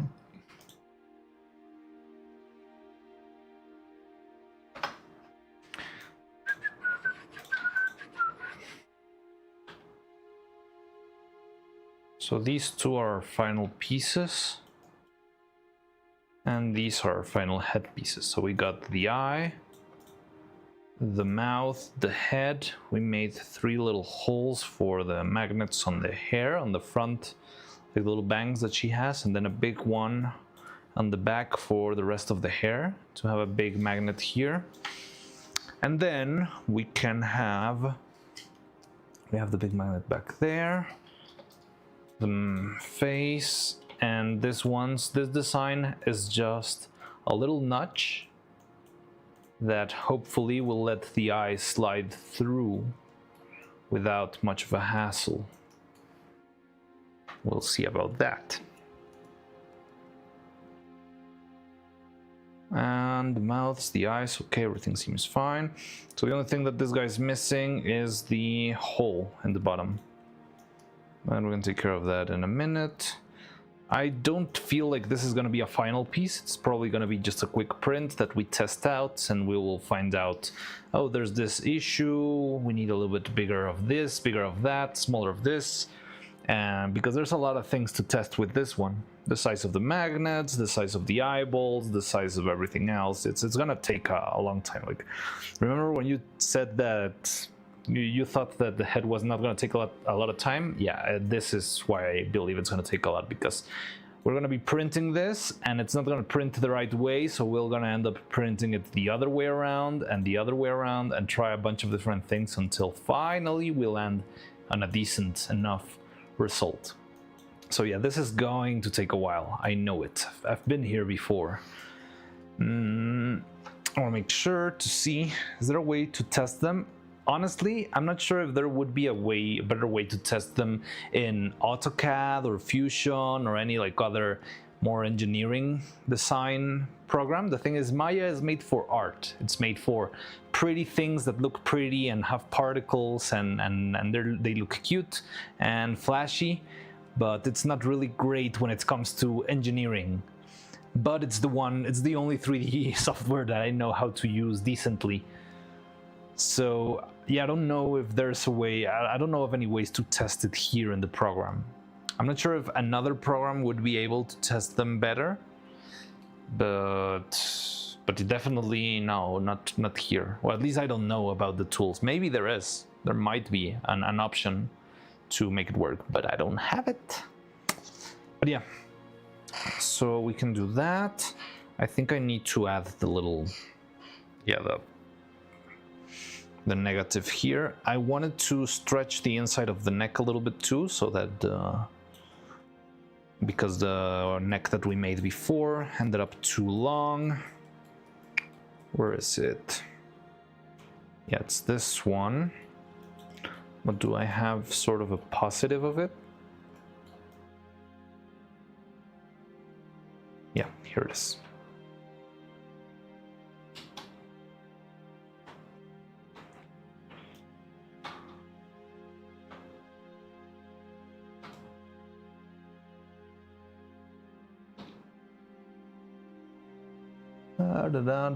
Object display and drawing overrides, disable overrides. That way, I love the fact that I can finally know how to get rid of those annoying thingies. And so I would like to make the inner cylinder a little bit taller, like in the program. Test what? I missed that. So just generally testing the pieces before printing, but I don't know if there's any way to actually test it before printing. And also, even if I do, there's a bunch of different like printing defects that also affect what we're doing too.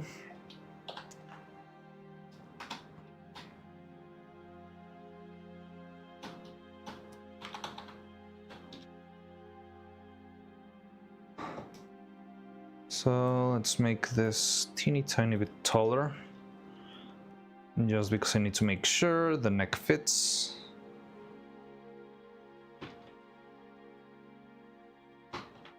How much is too much?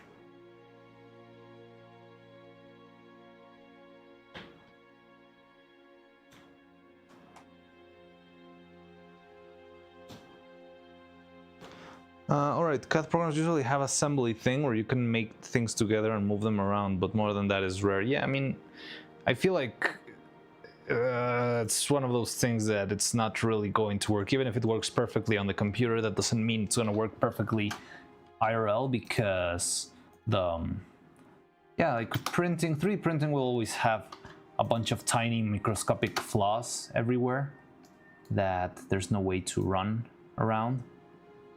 So yeah, you just need to bear with it or something.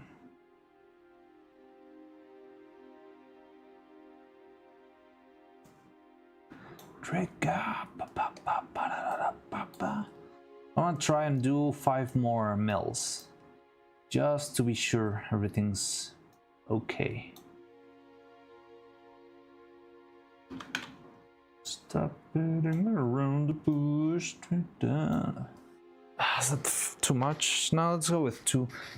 Stream is still on? Yes. I've always been an 8-hour streamer. Only slacked off a little bit last week, and yesterday.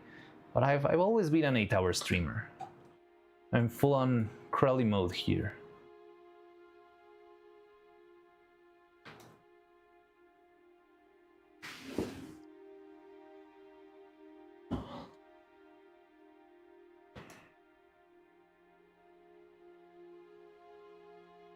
How you doing, Krieger?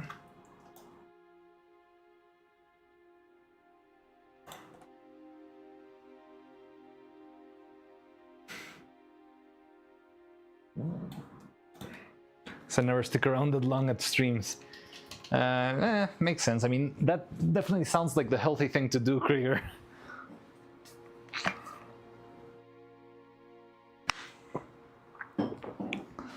Let me test the neck lengths real quick.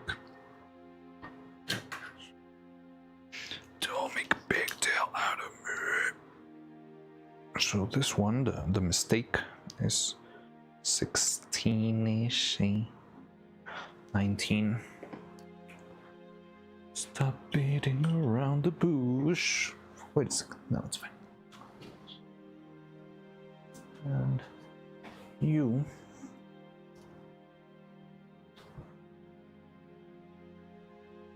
And 15. So 15 and 19, did I say?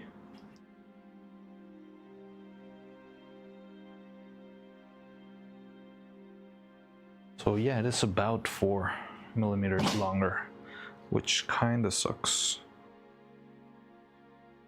Yeah. Okay. Don't make a big deal out of me. Drag out. So should we make one head with a longer hull and one head with a shorter hull? I mean, I screwed up on the creating of this. Doing right, suppose my exams are very near. It's on 17th. Ooh, good luck with that. You should study hard. Only stick around at streams that you can kind of interact with, because it's more like you're watching on an edited video, unedited footage of an animator. Or is that her neck? This is her neck. Yes, and it's made so that I can dig this hole into the body like this. Wow, that's a tiny little gap there. But the thing is, I need to, because of a couple of problems that we had with the previous neck, one is longer than the other. So I'm not sure what would be the best course of action here. If it's taller, Wargaming Mind kept telling me it's a cannon.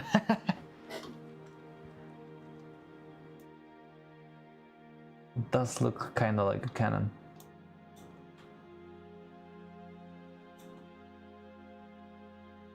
Don't make a big deal out of this.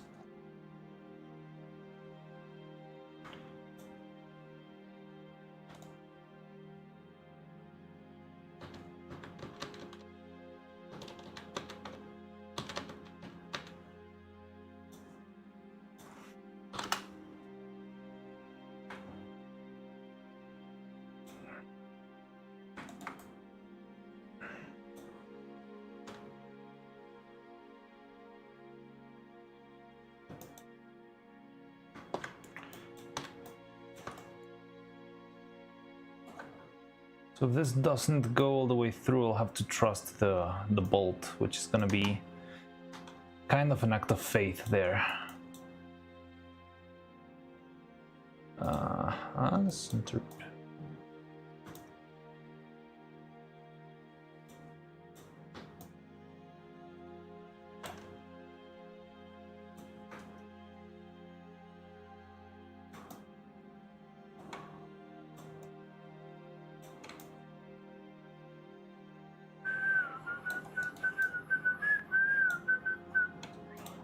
Don't make a big deal out of me.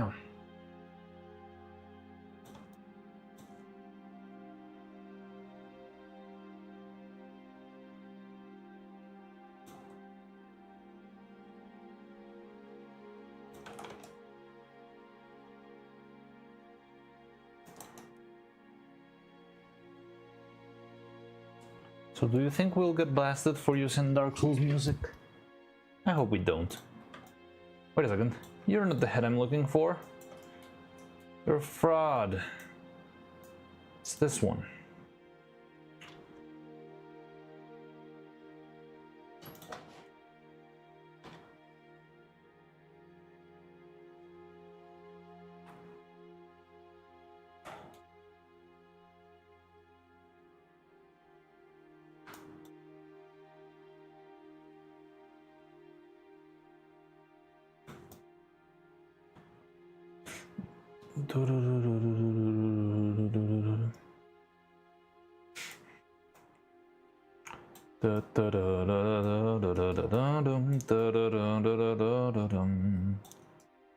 Each bound way. Da da da da da da da. Ba da da da da da da da da.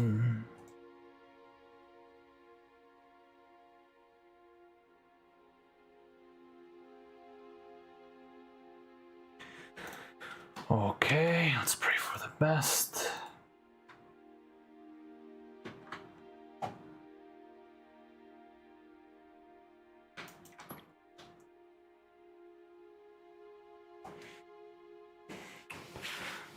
Wait, what's the problem again here? So the problem is that when I casted the necks in the real life in the bodies, I screwed up with one of them and it ended up longer than the other. So I need to make the inside of the neck a little bit longer so that the other one can fit inside. But I'm a little bit scared that if it's too long, then it's not gonna go in and it's gonna be a problem. So I'm trying to see if I can make it longer, but also at the same time make sure the things can fit. But yeah, right now I already did the hole in the shape of the inner piece, so this one should be ready to roll. All right, so here's the final pieces that we need. This, and this. And see how those behave. Now just remember, this one, the one with the dent in the bottom, is slightly smaller than this one. That's very important because we're going to test if it fits inside of the hole. Now we got this, and we could design the other one, which I think first we should start with the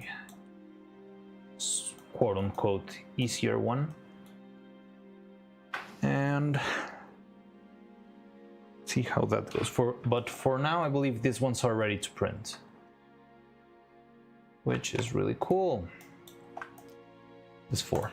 That doesn't mean this is going to be the final phase. This is ready to print, and hopefully it will be a decent enough test. But it will most likely not be. I'm pretty sure there's going to be at least a tiny flaw that we didn't see coming. Like, oh yeah, I forgot.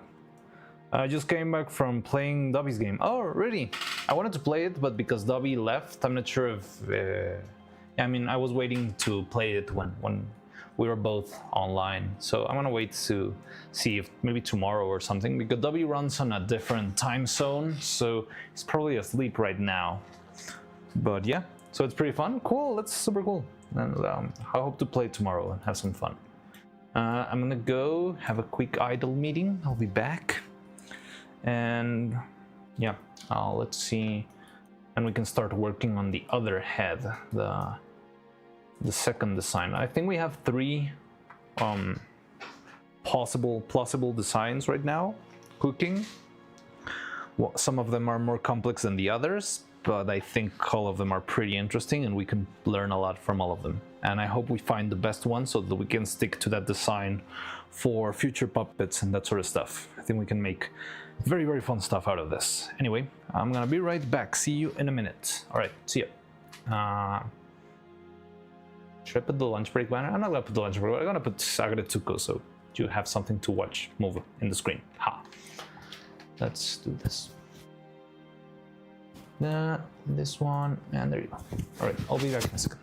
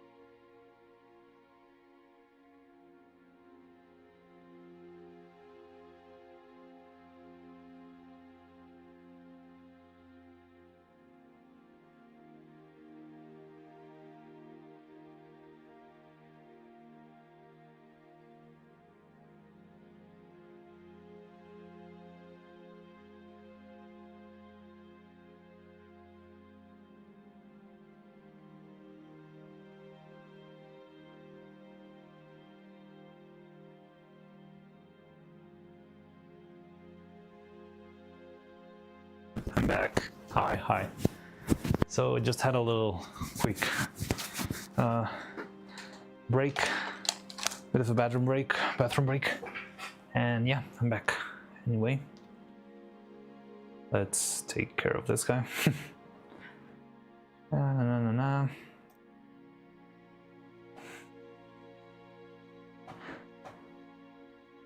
So we got our pieces for this one. Let's design the other one.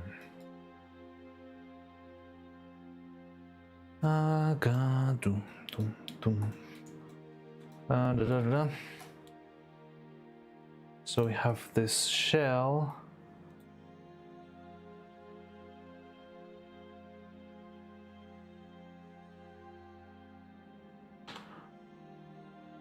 Just played your game too, Muddy. It's pretty good too. Was fun, right?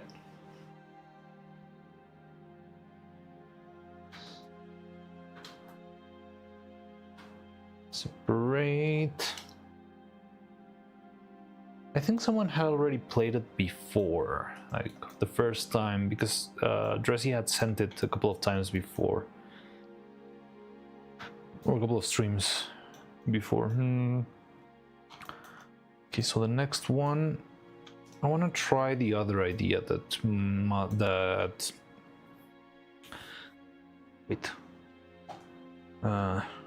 that Dibadaba had, which was first just making. Okay, so for this one, there's gonna be an interesting one, but if this one works, we're gonna be able to make the body a little bit bigger, or the shape of the head a little bit bigger, and that's gonna be very helpful. So first, let me go grab some coffee.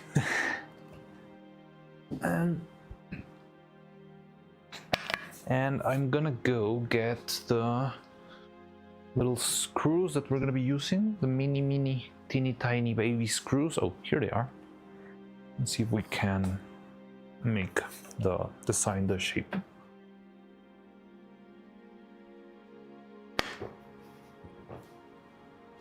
So we got that one. Now where's the calipers? Calipers.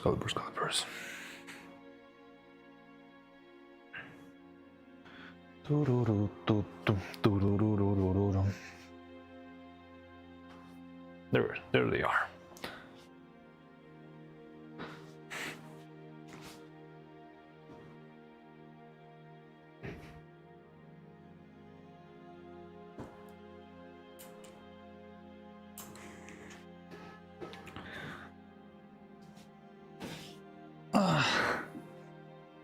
File name is Googling laser. Oh yeah, if you press L, you can change into a laser. No.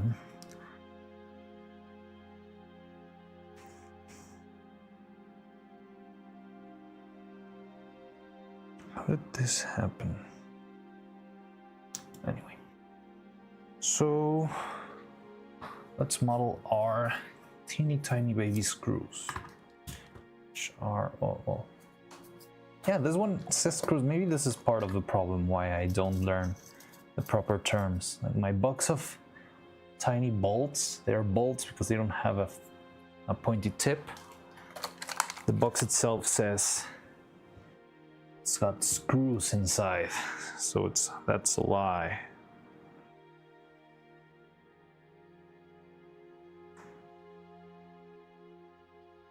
It's 1.37.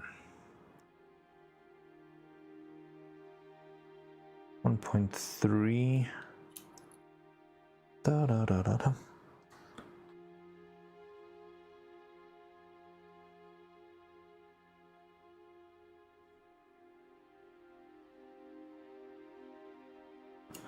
1.4. Okay.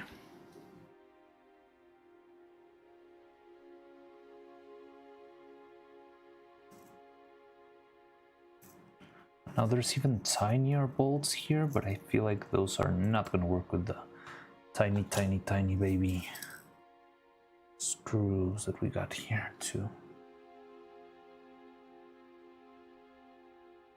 Oh shit. Oh god. No. Oh god. Dropped them both, and I think I dropped it into my keyboard. Not on top, but inside. Okay, there it is.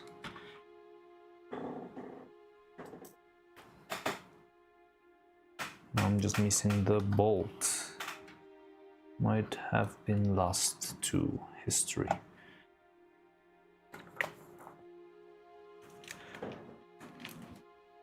Okay. So first let's check. I think that one's completely lost. Let me see if I can find my baby screwdriver too. I'll be using that one. I remember I set it aside specifically because I knew I was gonna be using it, and now I don't know where it is.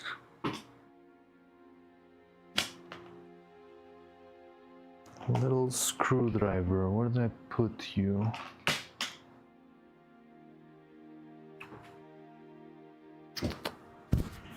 And I think I put it here, but I don't know where. Oh, there it is. Yeah.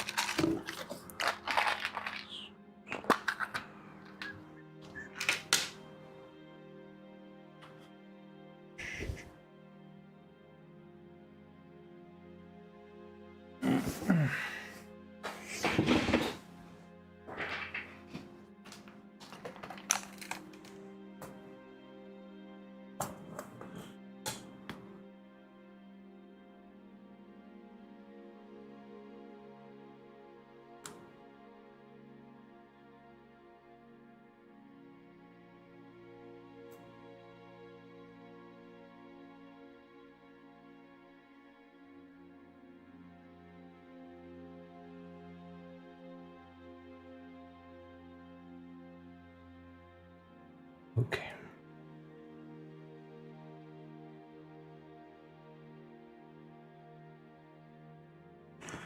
So this works. It's cool. Awesome. How would this work? I don't think this will work. This feels way too tiny. Yep. Definitely not working. Okay. Oh, this is actually a screw. Okay, now I get it. I mean, it's probably too small to work as anything else. So we could, even in the worst case scenario, use an actual micro screw instead of a bolt.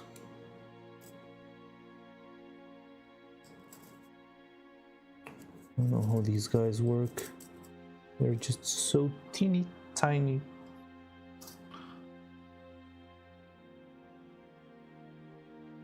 Couple like rubber pieces here. I'm not sure if those work. Some sort of bolt.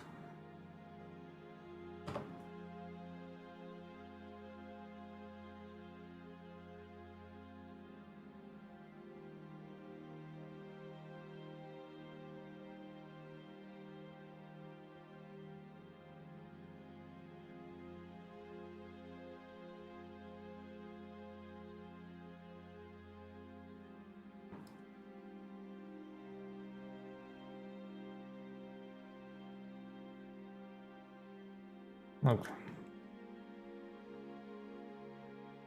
Enough horsing around. So we saw this guy was 1.4. Another Drizzy. Wait, there's a new one? Pull and behold. Okay.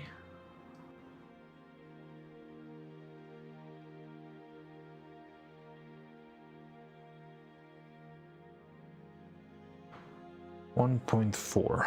God damn it, no. No, there it is. Okay. Wait. First I need to keep everything here in track. So 1.4 would be 0.7.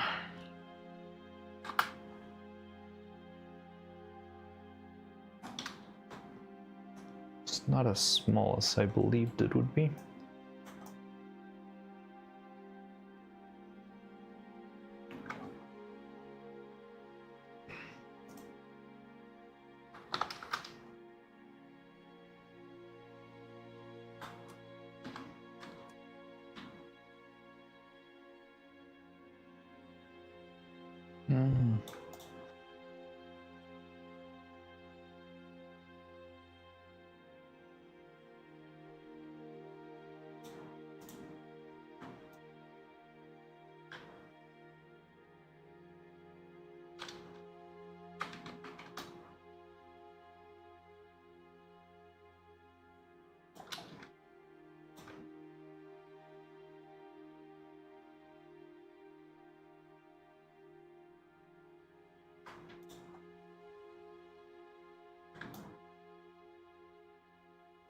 Kind of forgot about it.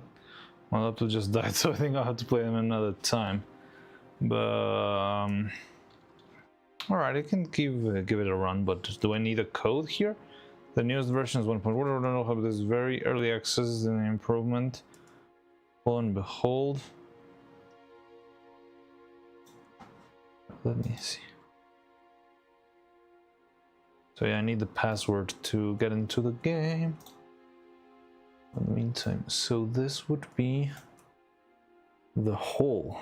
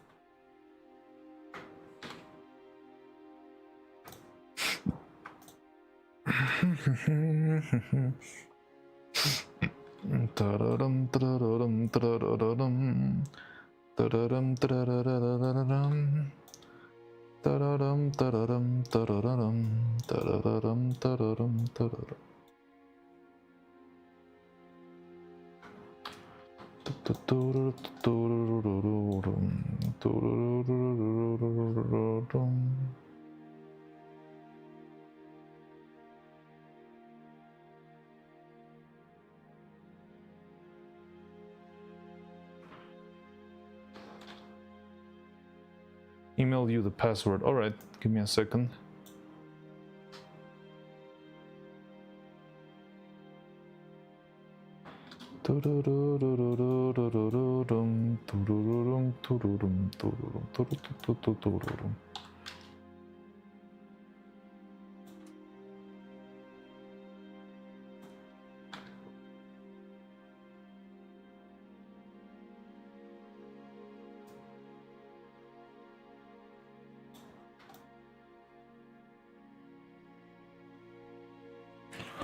You know what? I need to check also the size of the head.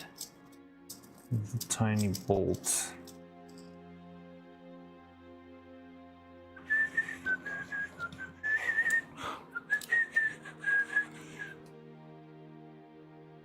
.6. Let's go with 3.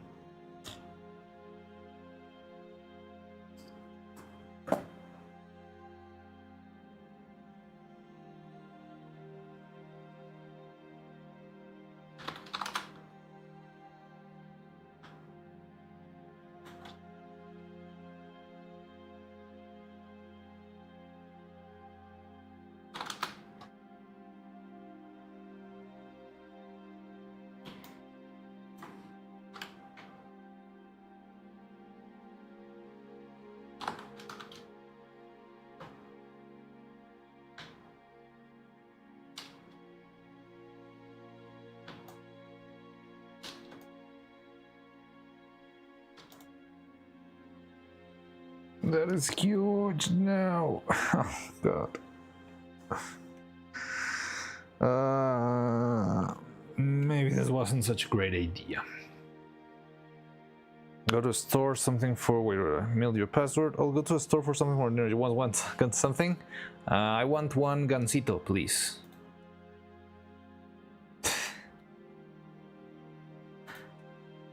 Just kidding, of course, but yeah. Already eating dinner, romance, so maybe a giant plushie of a pan. Alright, that's even more of an ask. Now, let me check my email. See what dress he sent me. Oh, that's a pretty complex password you got there.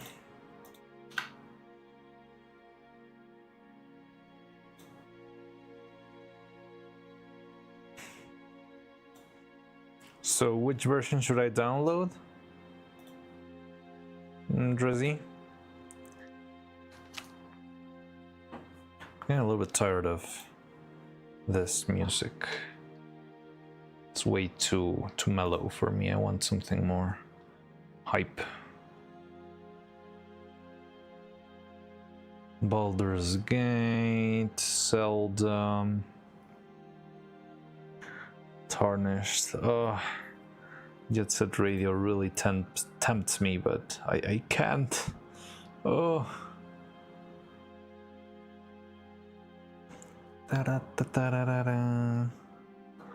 Raya Lucaria Academy. Splatoon, we're always listening to Splatoon, Castlevania, Frieren I Wouldn't Trust. Na. I don't know. Monster Hunter. I'm gonna game with a good soundtrack.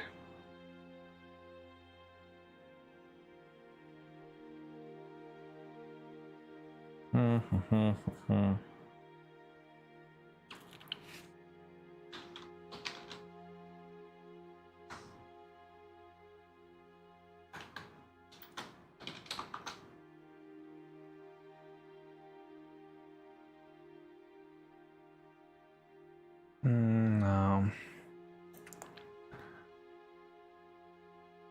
What to hear?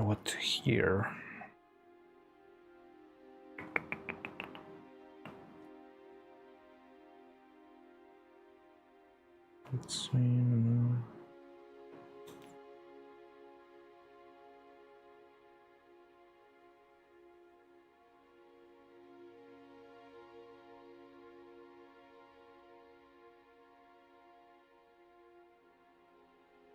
Let's see Elden Ring boss OST, that way we can probably have something a little bit more dynamic.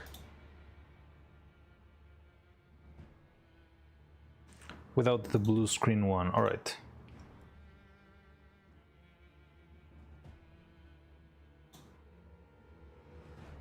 Downloading, and I'm gonna run it. Okay, so this one doesn't even have...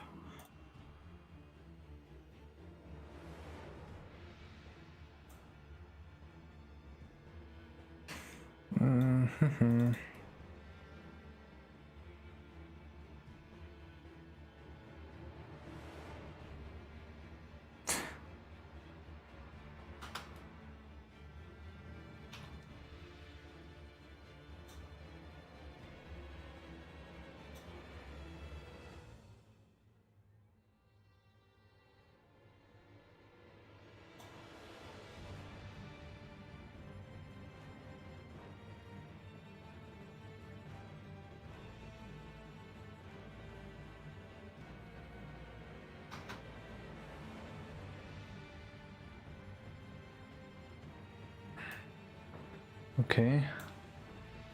Pull and behold. Enter space AD. Wait, what? That's so weird. What? The game closed itself?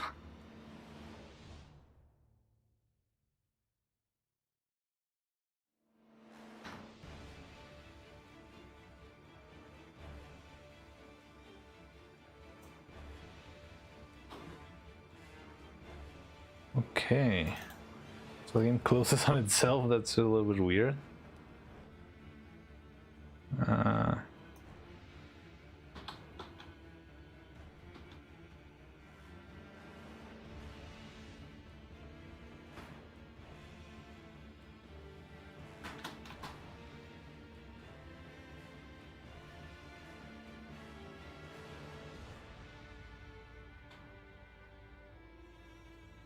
Yeah, I don't think I get the game at all.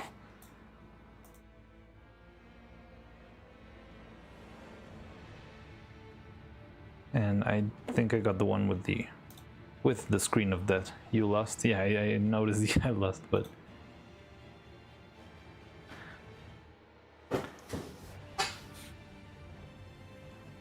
yeah, I have managed to make it through the blue screen, but wait.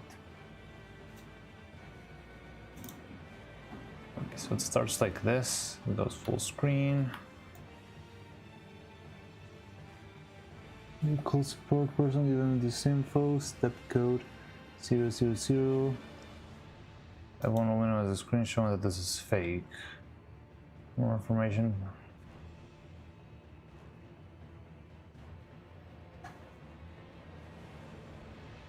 Those are the keys you lost. Press A, then D to move one guy. Press space and enter one. Or enter one of them when the blue hit bit touches the green bit. Alright.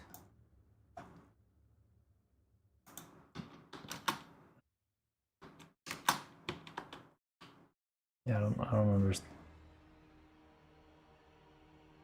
It was A and D, then A and then D. Move one guy.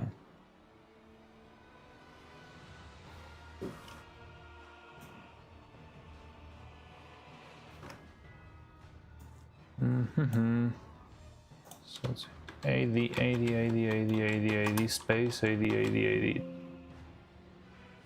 Yeah, I'm not sure what.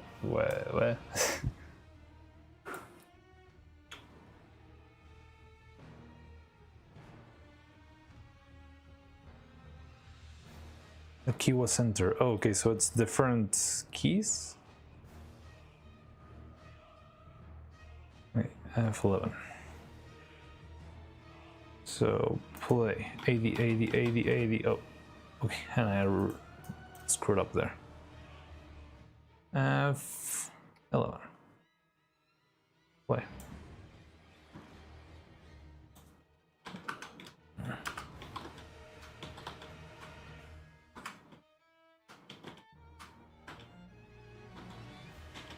Okay, hasn't crashed.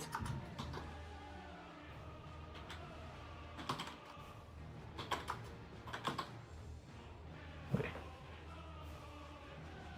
Must only enter. Not space. Okay. But I don't get the point. I mean, I don't even know what type of character I am or what is going on.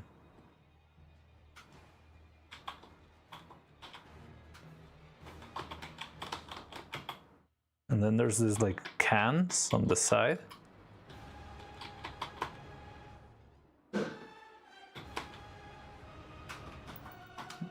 And space, it did close the game. You're winning.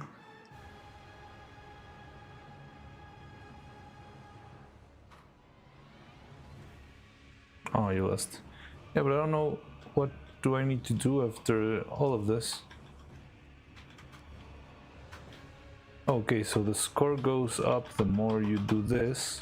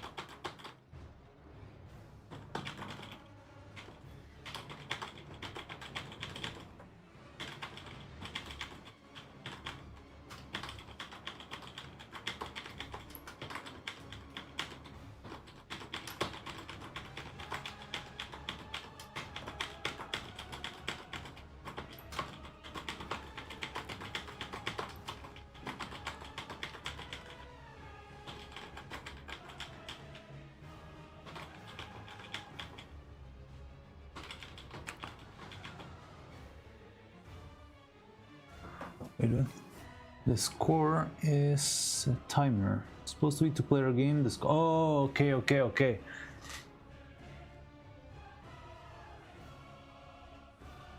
Oh, interesting. So it's a two-player game. Okay, that's the score is timer. Sounds interesting. I feel like how is it? Like shape-wise, it's a little bit hard to understand. I didn't even get like what the icons on screen are. Like, is it supposed to be like a letter? Is it a guy? It looks very rough on. I don't understand what I'm doing mechanically, but I don't understand what's happening on the screen. Like there's these cans on the right, and then there's this squiggly things in the center, but I'm not sure what that is. And yeah, it's interesting. It's to be on this course timer. One I presses A, then the V, then A, then D. Okay. Alright. Interesting, but I'm not sure what to do with that. Now this guy probably be bigger.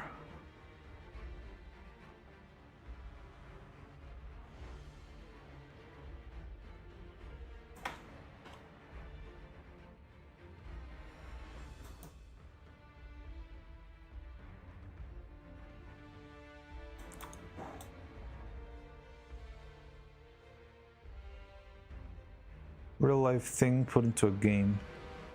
It's a real life thing put into a game. I don't know what the real life thing. Pull and behold.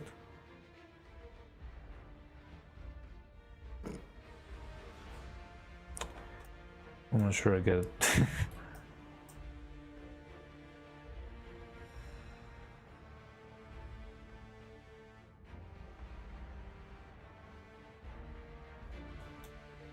Real life version is something has swim while pulling, other guy holds on. Okay, so put that into a game. All right, interesting. So it's like fishing.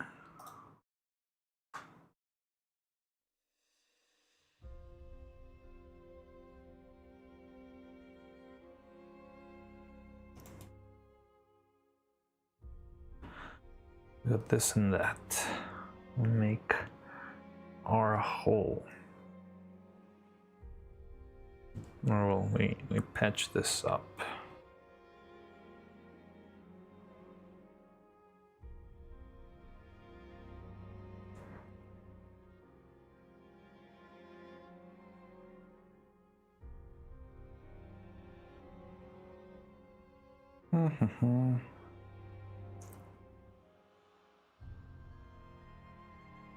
No, not fishing.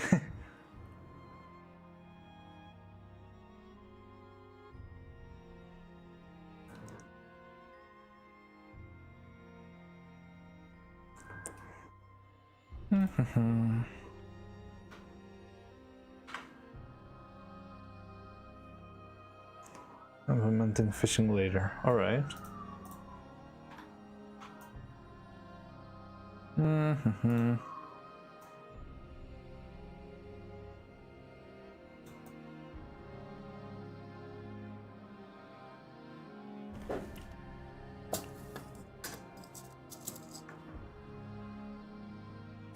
These things are so tiny. Now one.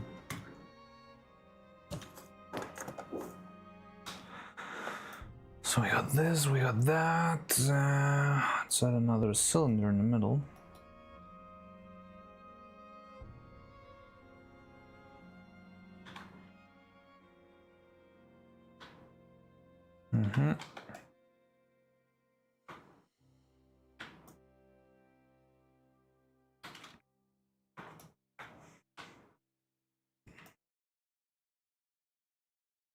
Could it be a 1.25 maybe?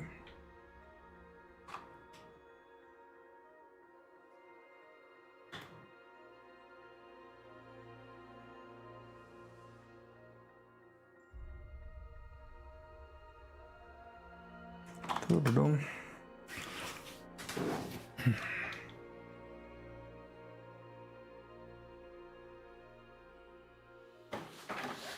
The drink is the green cans. Speeds up the swimmer, but it kind of breaks the holder. Not fishing, but implementing fishing later. By the way, the drink speeds up the swimmer, kind of breaks the holder. The brown thing, if clicked, opens a menu where you can see them. Okay. The scribbles of black lines are people. Okay.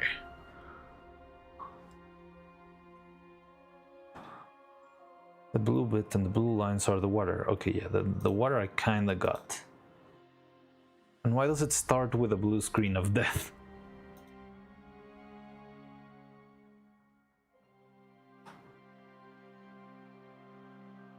I'll try that out. So there's a menu. If I click on the brown thing,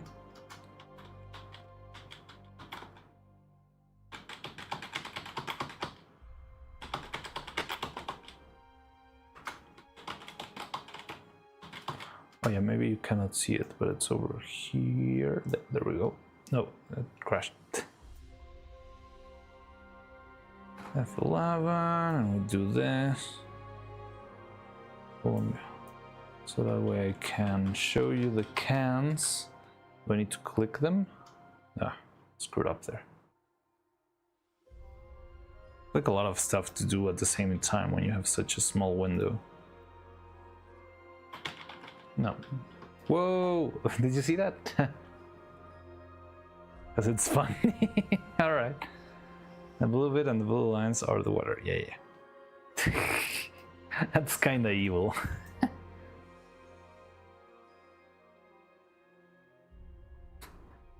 So we got this, we got that. This should be a separate piece with a hole in itself. Oh god.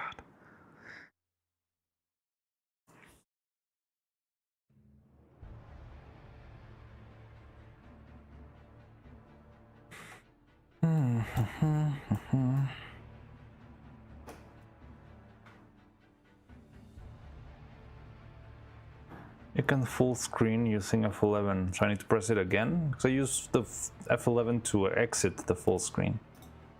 And also if I do full screen, you're not going to be able to see the whole thing because I have the screen cropped because of the window.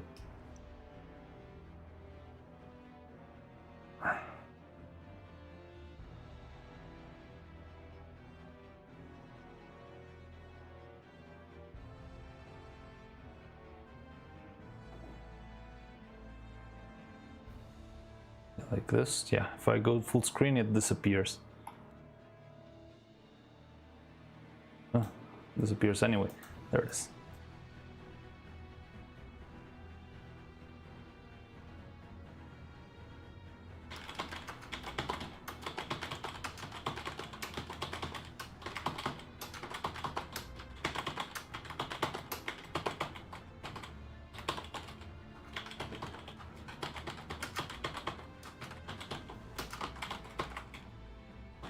Okay, so it doesn't work once I click on the cans.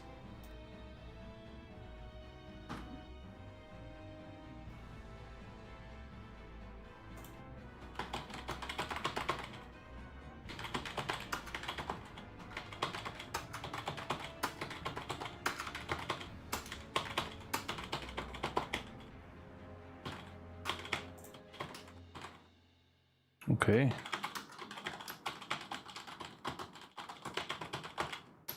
That's a weird thing, now the blue bar is going outside of the thingy.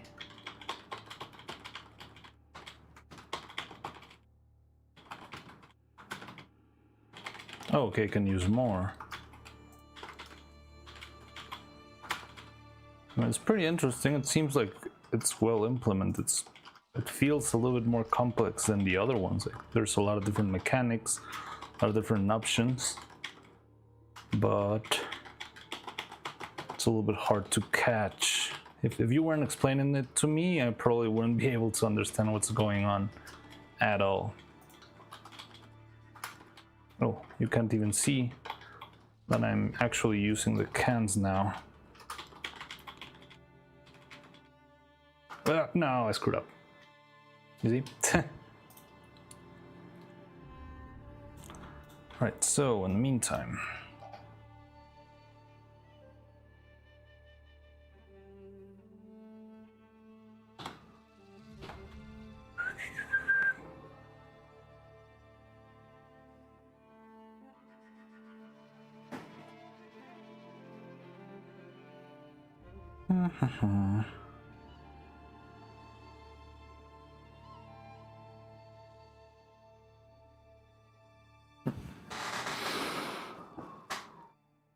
how do I get this through?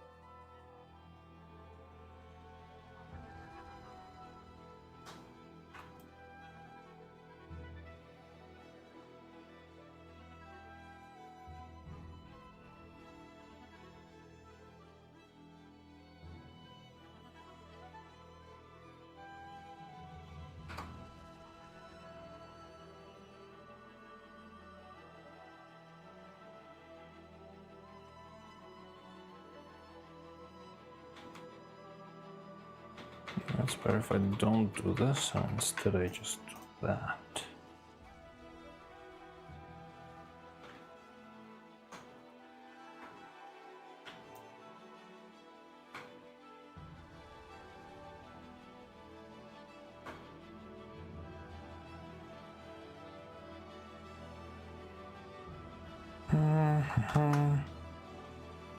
Like this and this, and this would be the other one, the other axis. Need to make a hole in the middle.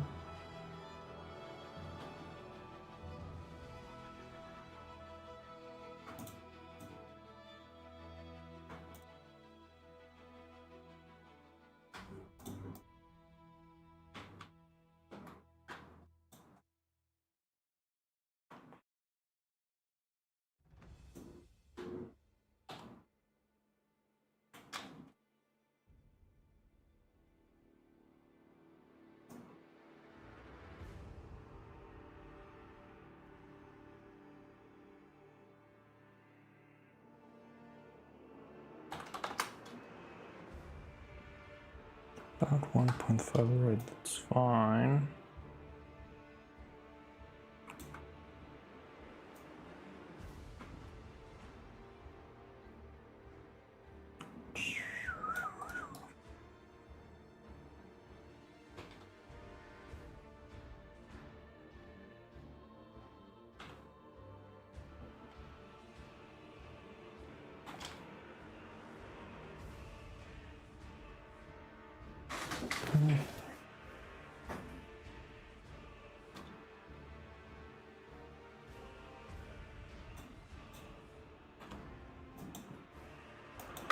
Bolt here,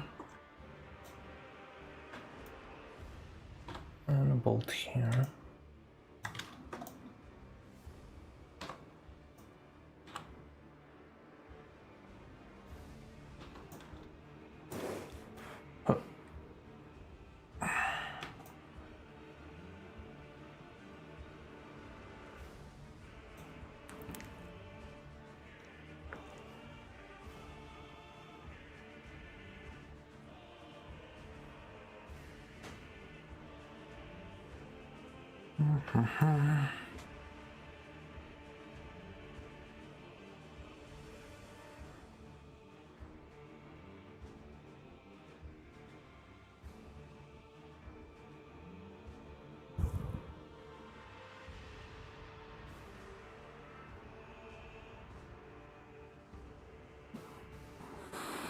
I don't know how would I assemble this though.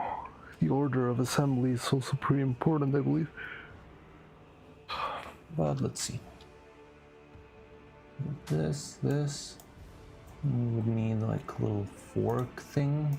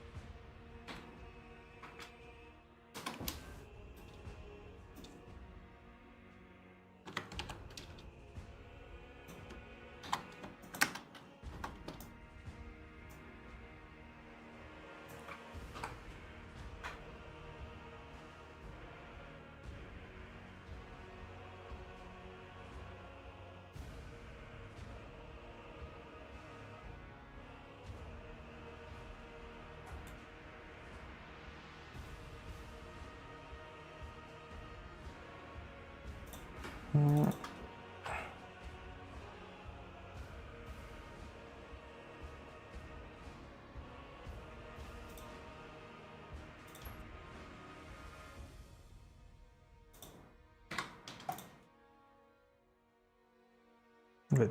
I haven't seen on the plushes. Check the Discord. Oh, you did get the gancito?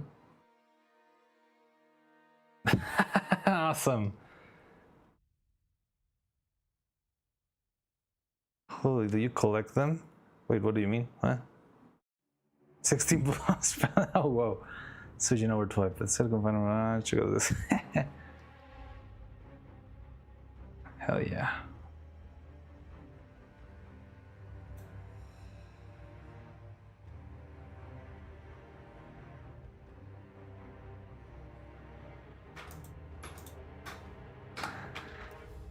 I don't know.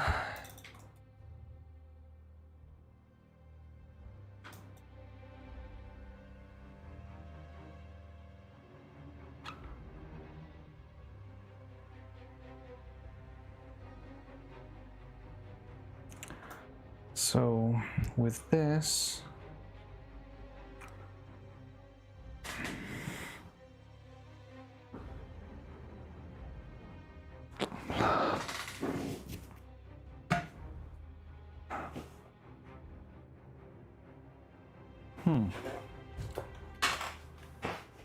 interesting.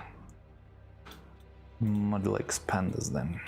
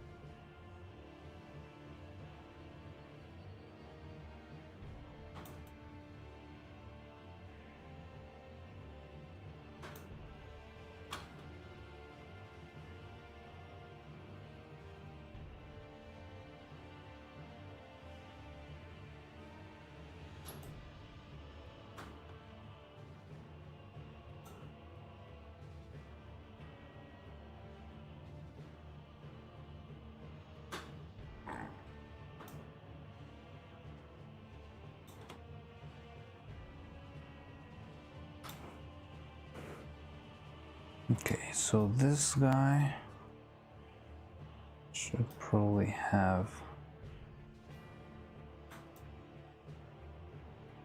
like this to it.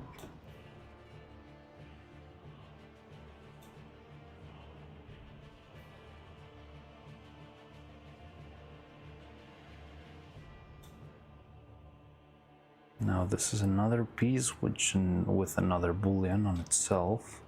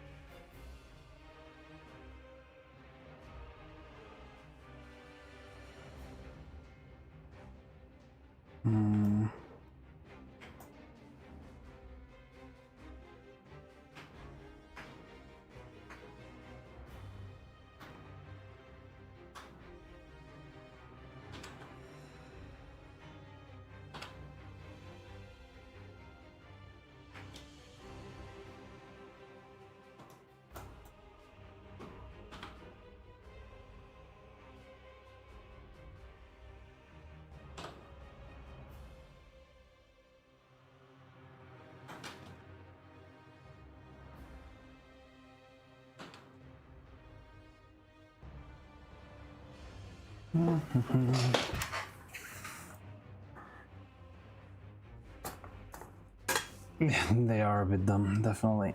That's why they're going extinct. Those pandas, they're so silly. Okay, so if I got one panda plushie on Christmas and on my birthday each year, I would have 18 panda plushies by now.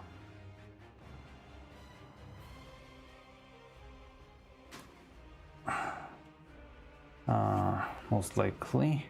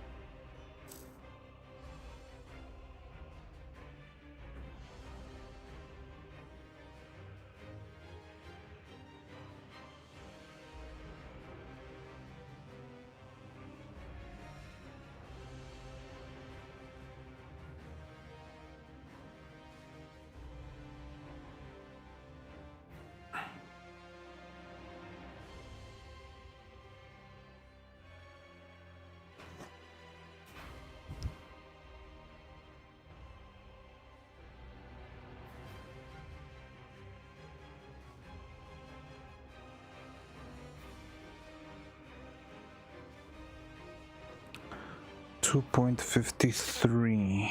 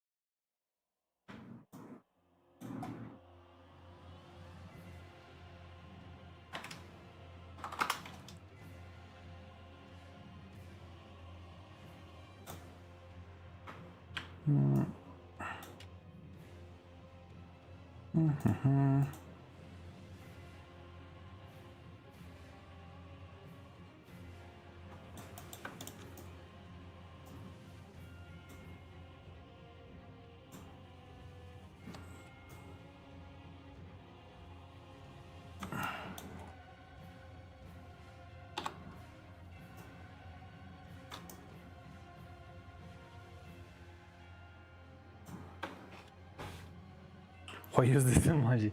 Looked funny.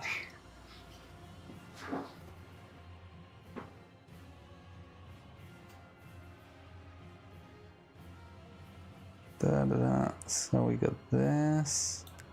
Let's go a little bit further out.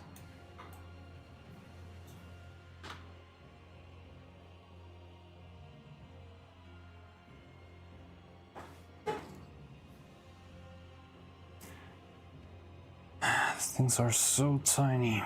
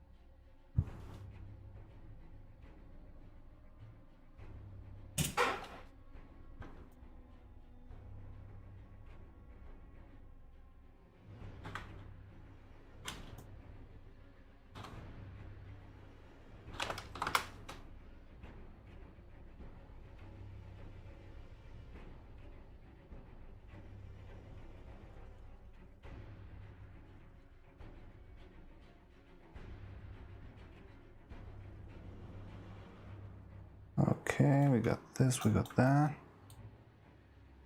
So this is our bolt, which is definitely not gonna fit in there. Ah, so annoying. It's gonna fit in here though.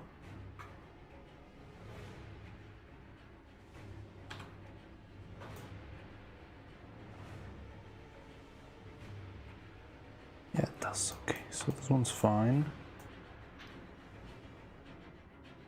But we do need to make this fit here. Which means this guy needs to be a little bit bigger. Which is kinda annoying.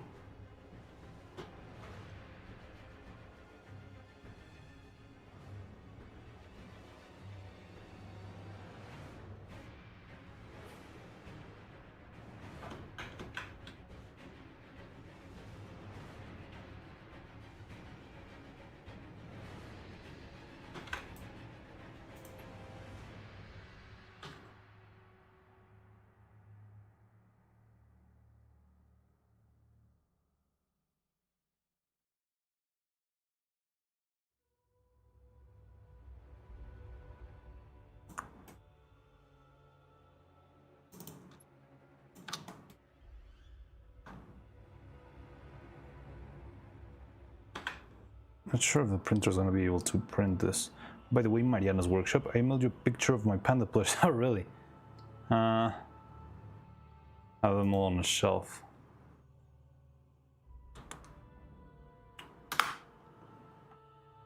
Updating my email.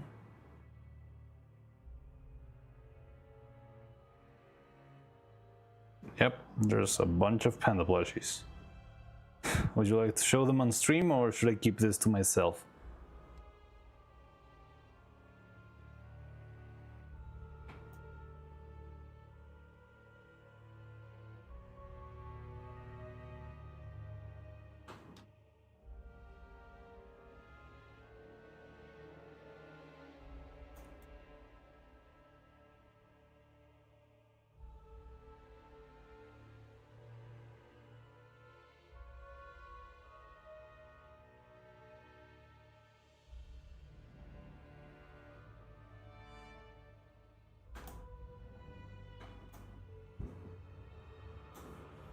Do kind of a short one. Alright, let me put it up then.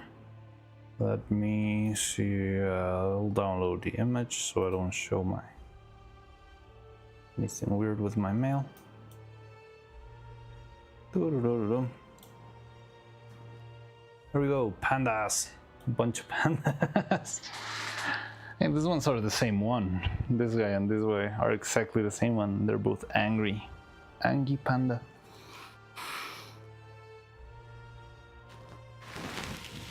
Let me stretch mine. Yeah. There's a panda collection.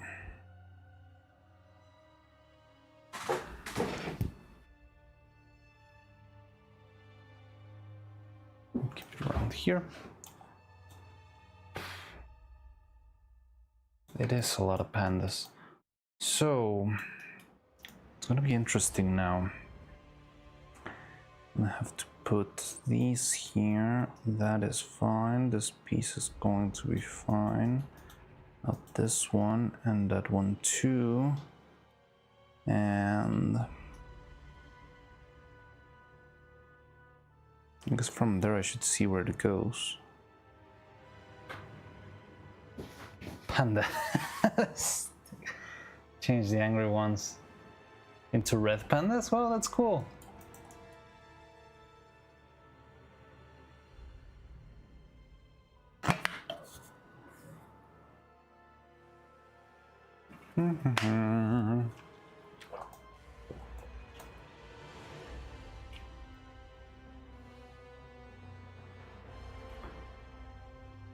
The pandas more than regular ones.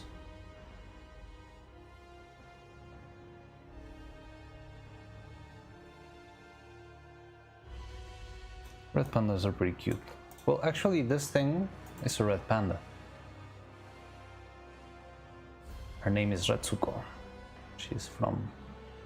It's got a Netflix show that I liked a lot. And that's why I made the puppet a long time ago. Yeah, it's from a show called Agretsuko.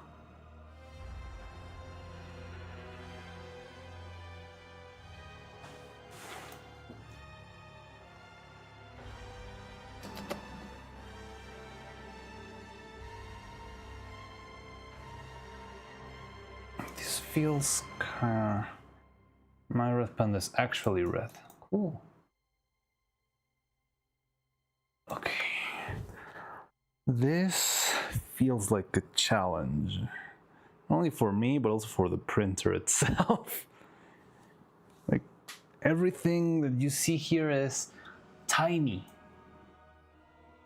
Absolutely tiny. So consider this sphere is 2 centimeters tall. It's like very, very small. And then all of these little nuts and bolts and stuff is gonna be part of that. I mean, if I manage to make this work, I'm gonna feel like a true artificer, you know?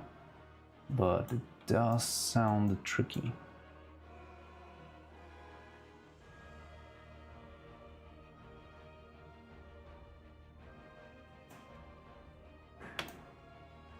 What are you doing?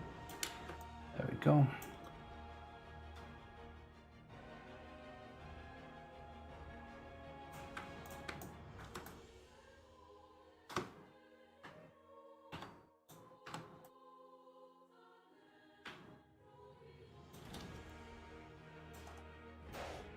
Now that's a problem over there.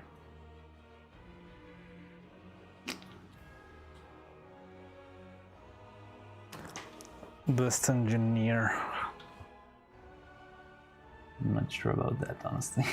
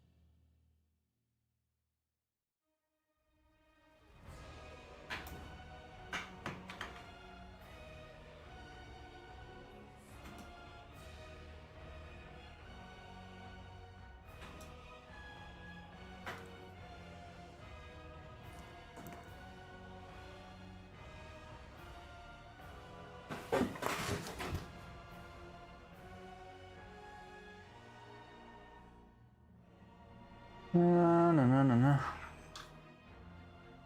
So I think this one we might test without the head first, because it's gonna be a whole thing on itself.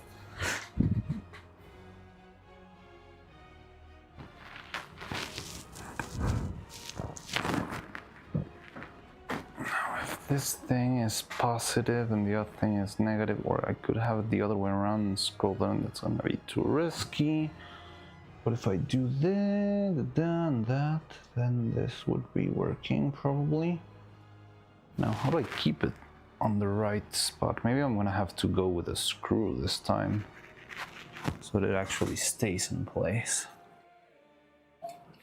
But I don't have screws this tiny. Well, I do have screws this tiny.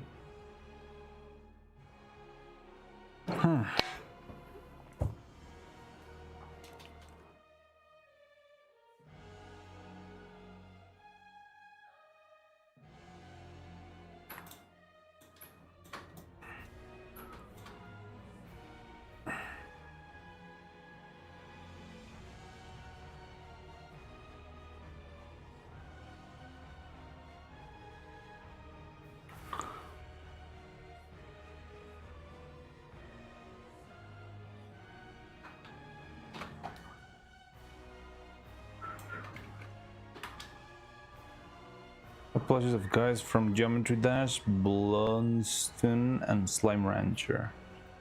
Slime Rancher sounds familiar to me. Oh no.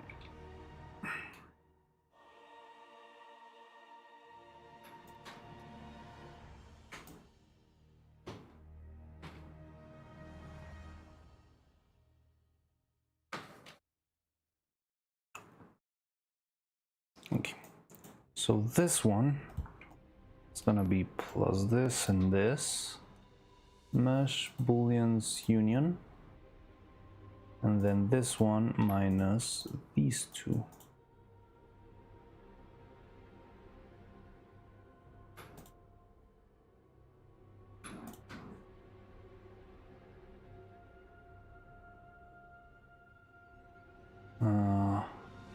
Sure if this is gonna work because they are not.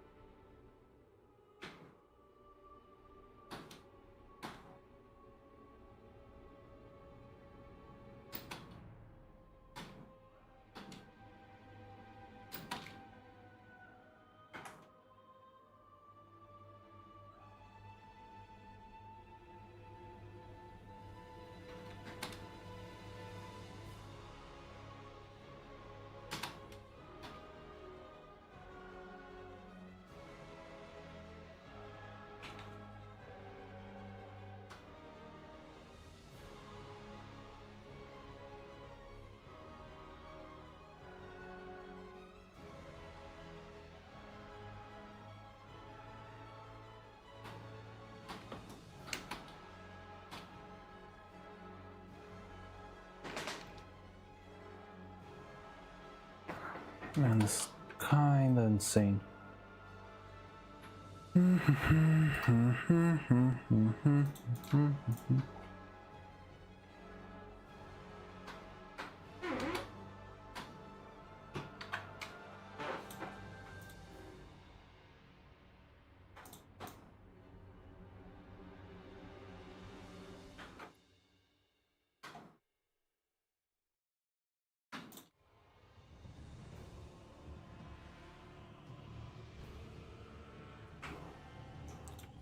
Okay, so this would be no, what's going on there? Oh, I chose the wrong piece, maybe? Maybe another piece in here. Yeah, that's the one I want.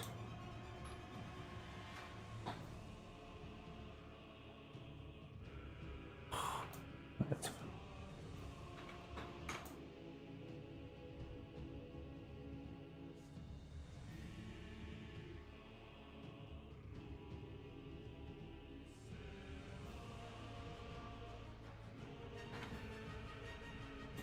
What the what?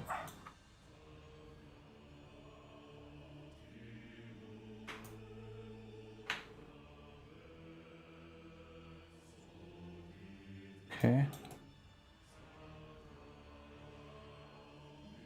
Well, at least you're trying now.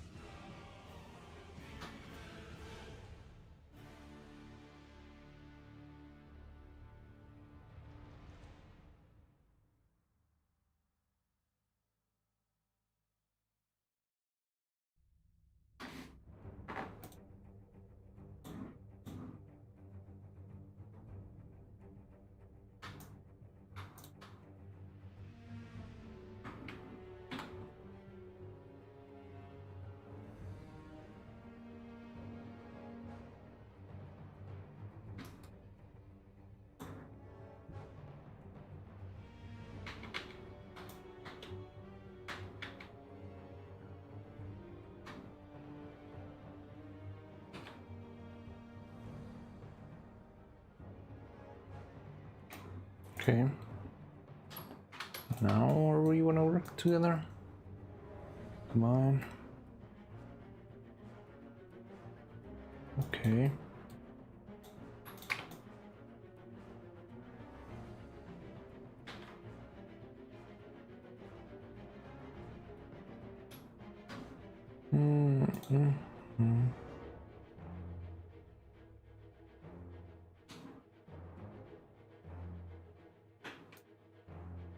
Okay, that's what we needed.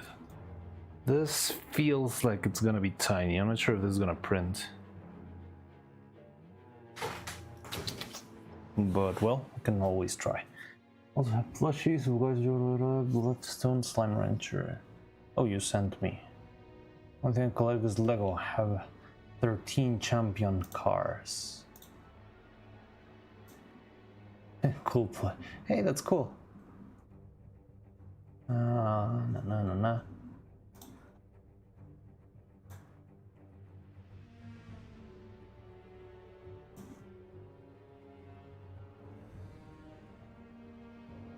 Can you see it? There they are. There's all of Gracie's plushies. Cool. Fun.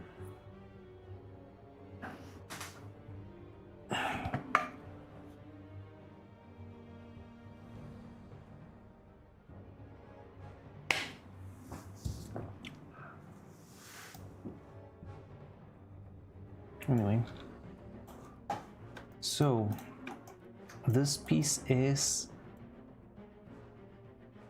tiny, but let's see if it works.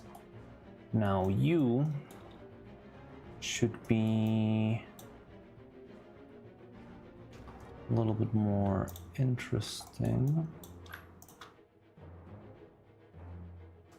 Where's our first piece for the body, right?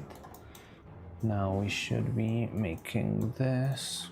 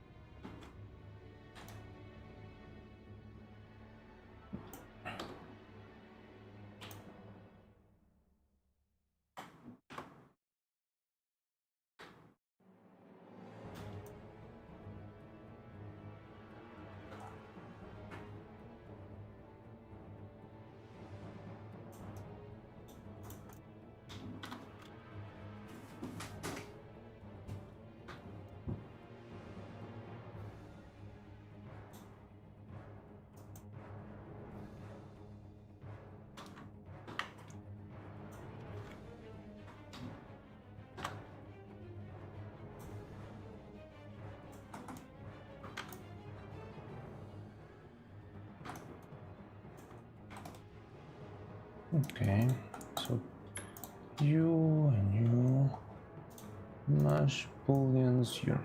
It's first step. Now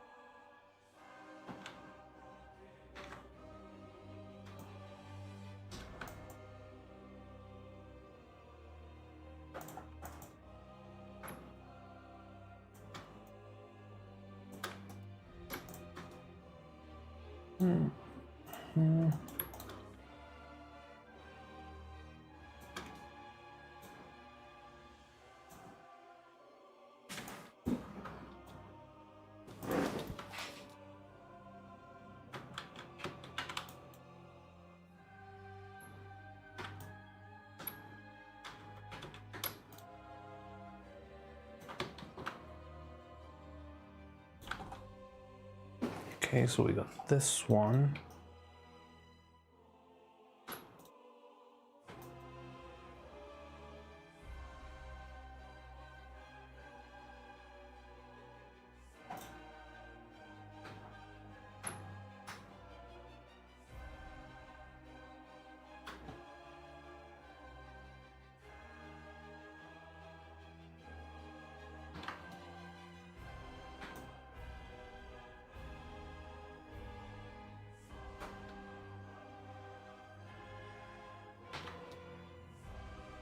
Okay, this will be piece number 2.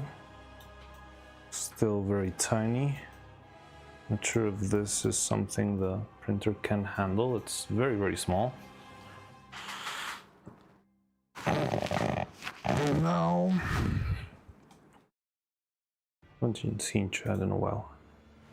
Nathan Western, what I miss? SWAT raid, anime antics, impromptu fan service, horror moments.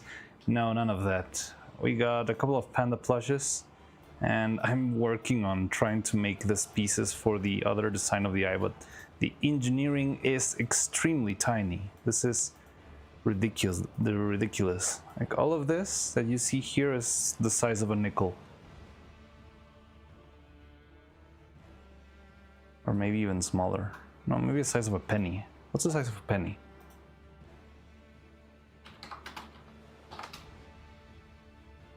Yeah, it's the size of a penny. It's actually the size of a penny. It's a little bit smaller than a penny.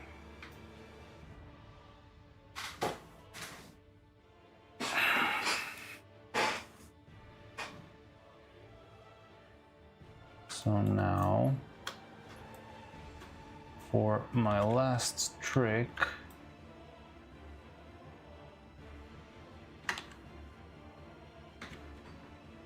I'll make the final piece of this, which would be this guy, a wood beam.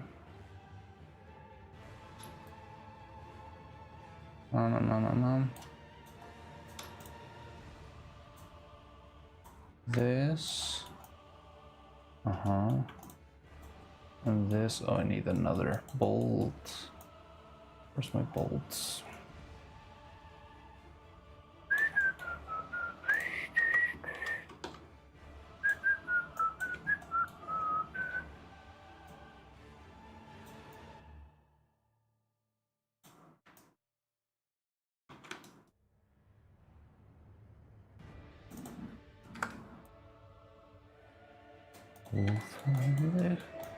Können wir es irgendwann verstehen?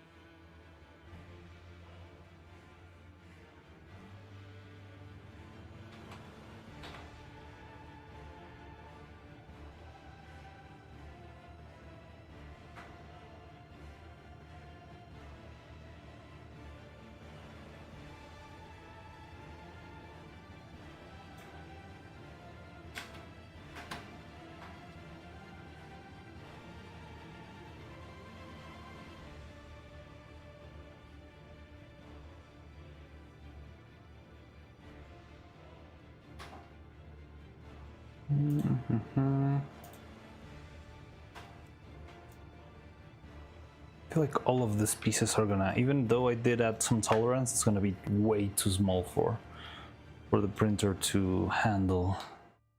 Oh no, hopefully I'm wrong.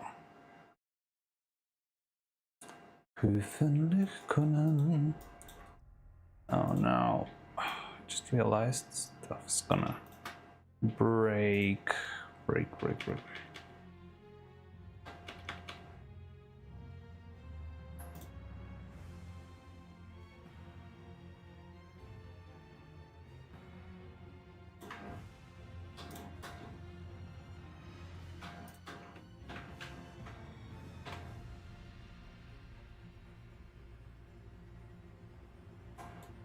So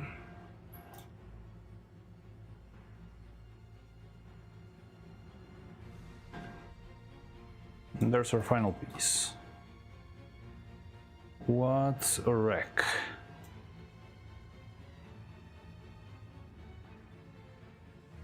And with this we could hopefully make functioning eye mechanism. I think I'm gonna keep it like this. I'm gonna print this and test it out, because I feel like if I try to implement this into a head itself, it's not gonna work. Well, it's just gonna be stacking up all the possible problems. First, this is a very complex piece on itself.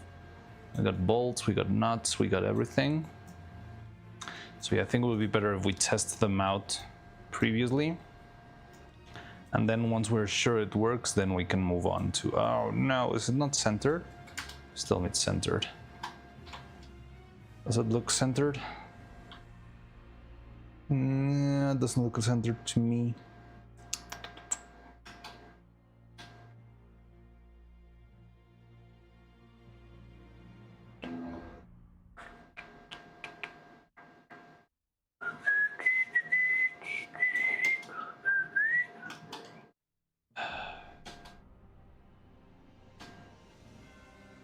I'm guessing it's the same for this one. That one has to be centered, but okay, so maybe we can cheese this one out with a little bit of magic.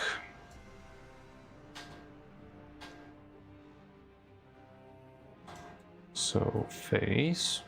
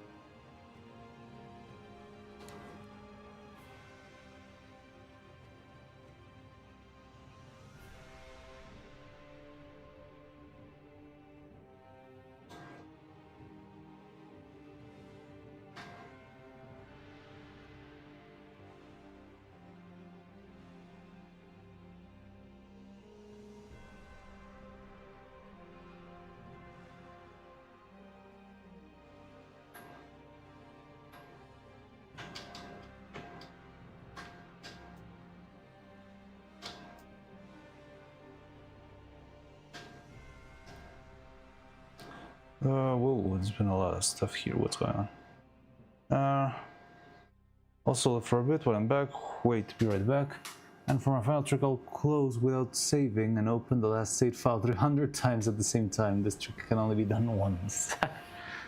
It's like the scientists used to say, if you want to put nitroglycerin in a blender, I'll damn well gonna put nitroglycerin in a blender. Never finished that code. I wonder how that finished.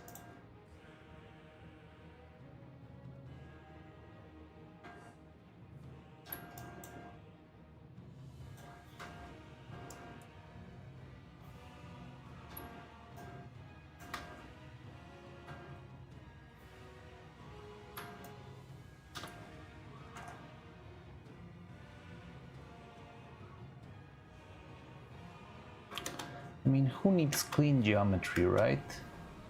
This is art. We are doing something artistic. There's no need for perfect geometry.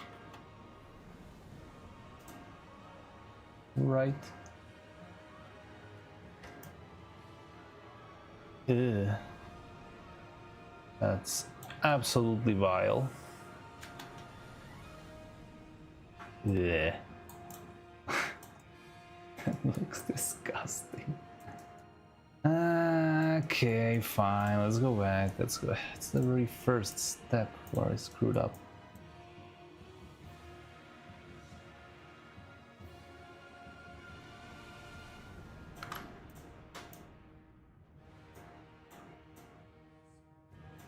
Yep, it's right there. Fine, it's not that much work anyway.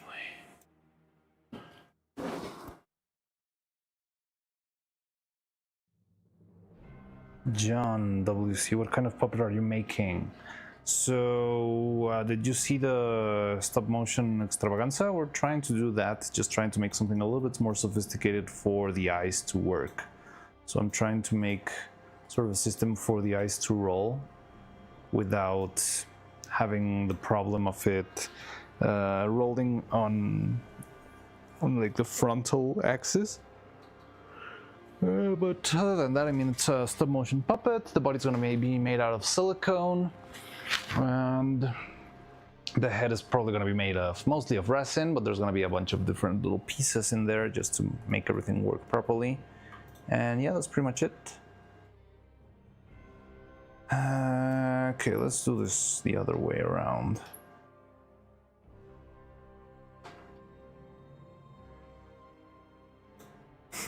So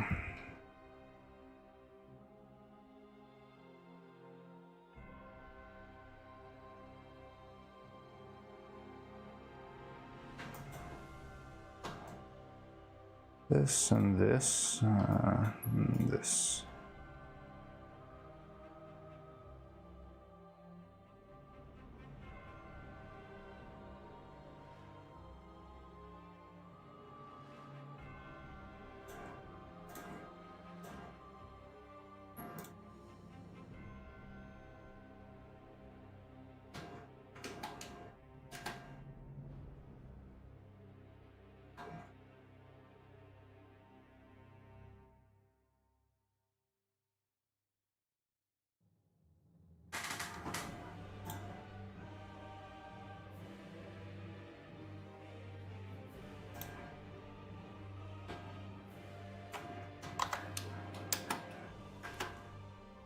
Okay.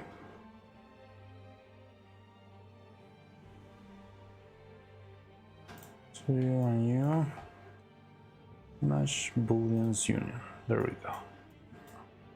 You with you, you and you and you, and you and you. Should go this way.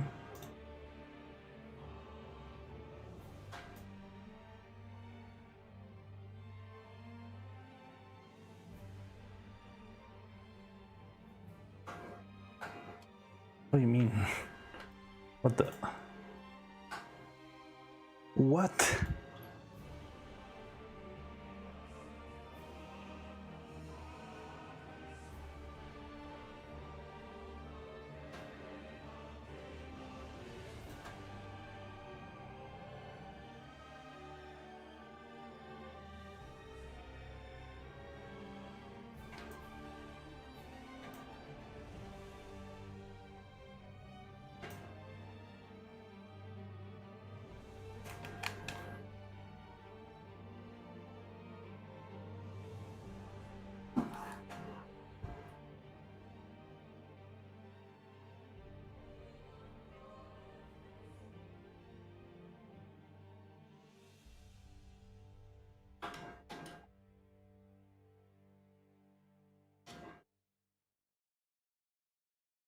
Oh, I see the problem here.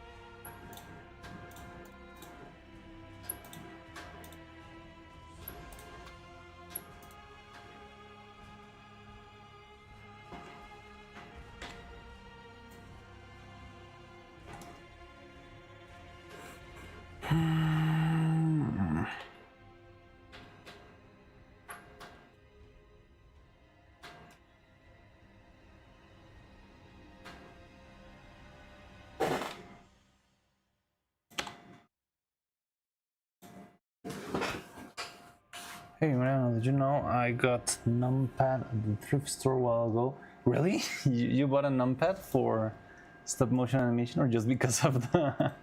That's really fun. So yeah, I'm guessing on the thrift store they could run for fairly, very cheap.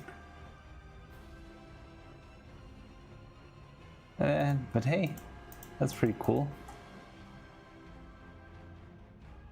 Just like my controller for real.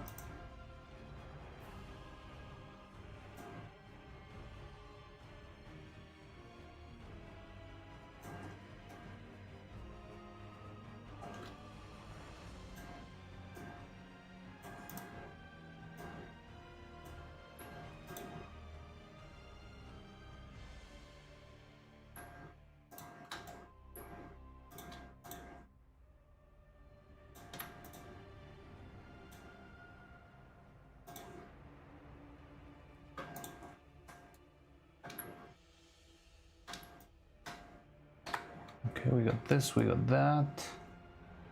And now we're gonna use this and this and this and this. Now we combine those three.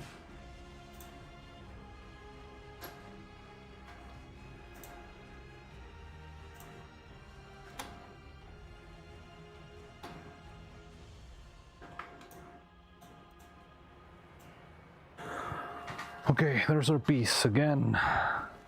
Like 229. I have it right now. It's 229. How amazing. Another someone says, did you know my mind immediately goes to the Pokemon copy pasta? And I hate that Pokemon copy pasta. Oh, I know which one. No.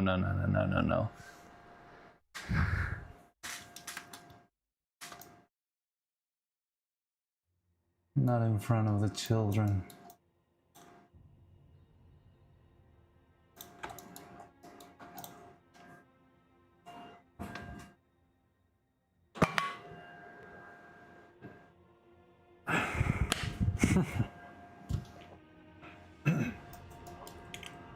Okay, so here's a piece, part 3. Now I'm not sure if Dibidaba, I think Dibidaba hasn't been here for a while. Are you here, Dibidaba? Dibidaba? Hello? Are you around? But because you have a numpad and a forced motion. Yeah, I understand. It's pretty cool. A little step motion souvenir. That's amazing. Pretty cool.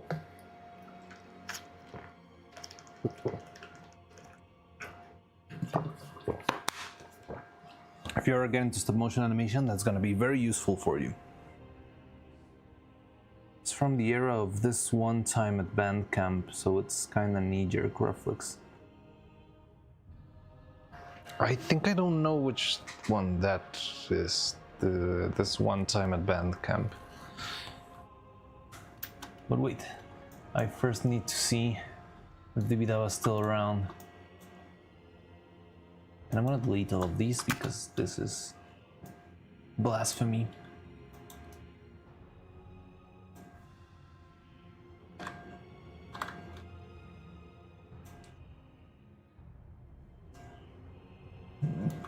Yeah. You die. And you also die.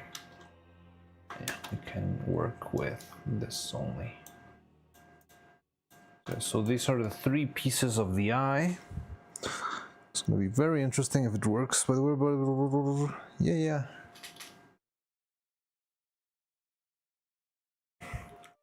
No. Okay, so we got these 3 pieces. Not sure if they're gonna work, but can always test. And that's the point of all of this. How deep does the eye go? Let me go check that real quick. I mean, it shouldn't go all the way into the bottom, but I'm not quite sure, honestly. Because the iris is, yeah, like an inwards hole, you know? So I'm not sure if it goes in too deep, like 8 millimeters too deep, we're gonna be in trouble. Nah, it's about 3 millimeters deep. Let's say 5 for good measure. If we ever make like an extra, yeah, that's more than enough. Okay.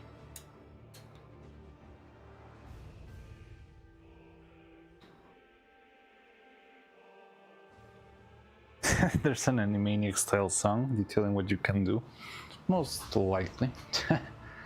And like the world map song.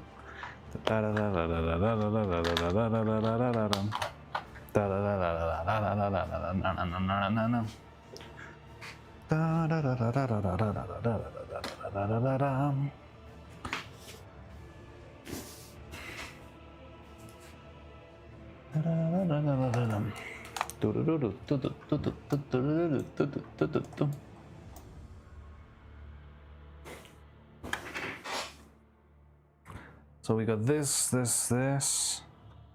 Okay, so these 3 pieces should work together to make something. Animate, procreate, accounting, and something else.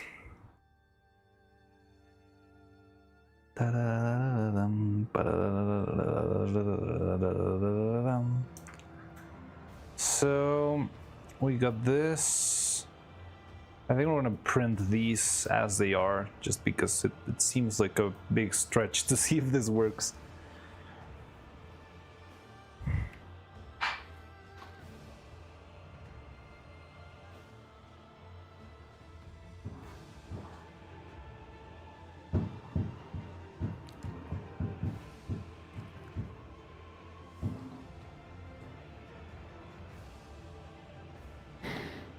The first 4 verses of that song, I don't even know them.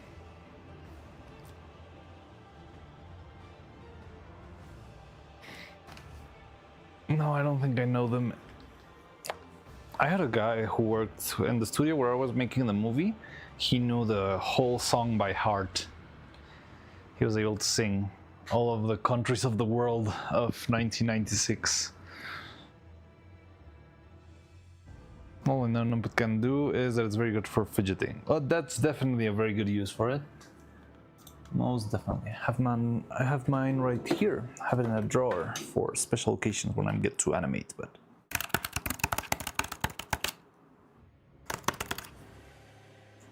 yeah. My good old trustworthy Dragon Frame 4 numpad. I don't know if they've changed the design since the Dragon Frame 4. Because right now they're on Dragon Frame 6, but I think they haven't changed the controller. So we got this and that. Now we could try and make, I'm not sure if we should. Yeah, DBW never sent us their model, right? It's a very interesting concept, but it feels so complex. Well, God.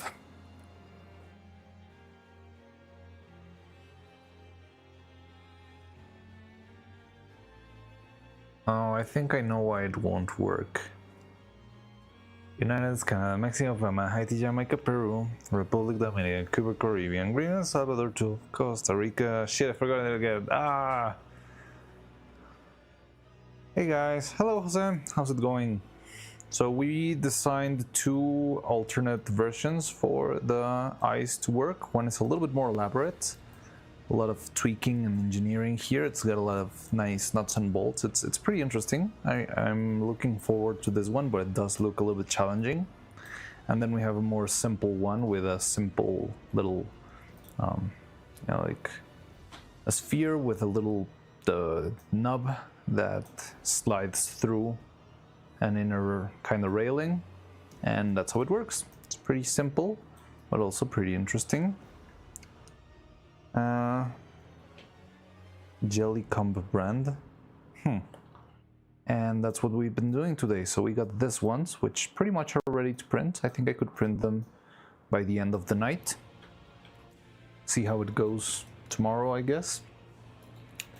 And all of these I could also print. They look more challenging. I'm not sure if they're gonna roll very well at the first print, but there's no loss in testing it out and trying. We got this, and there's another idea that came from DBDABA. DBDABA has been like the engineering MVP of today. They've been blasting with ideas. If you check the Discord, they designed whatever this crazy contraption is in order for it to scroll inside of the eye, which is pretty cool. Now, the only thing that I'm seeing right now that I hadn't thought of this before is that it works for this shape, but it won't work for the shape of the eye because they're missing. Well, no, it's kind of smaller, but here it doesn't look that small. But yeah, if it's this small, it could be working. You know, the whole country, the song of all the countries in Spanish. Huh, interesting. I think I don't remember hearing, I mean, probably did hear it, but I feel like it became a meme in English. So I know it mostly in English rather than Spanish, even though I originally haven't checked the Discord lately, but it looks crazy. Yeah, I mean, I'm not, it doesn't really, you don't really need to check it. I just wanted to show you all of the crazy design work that DBDABA has been working on. So this is the idea that brought us to this one right here.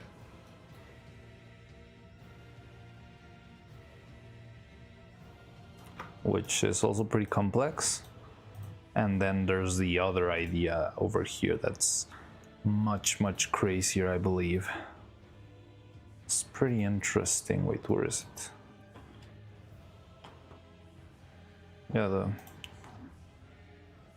this one. But I would have to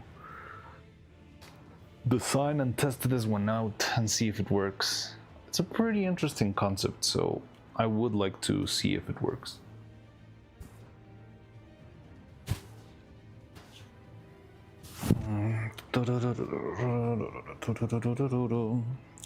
Now I have that in my mind stuck.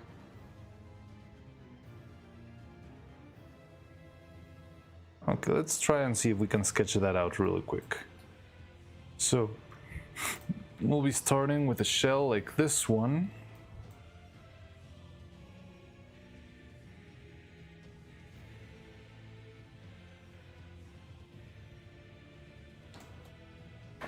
And kind of sort of post here.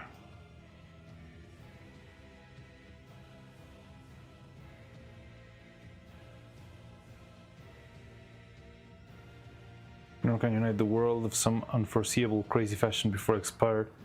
I will be amazed. She'll be able to join all the countries together. There will be no need for the Animaniac song anymore. Everything will be the country of Neuro-Sama.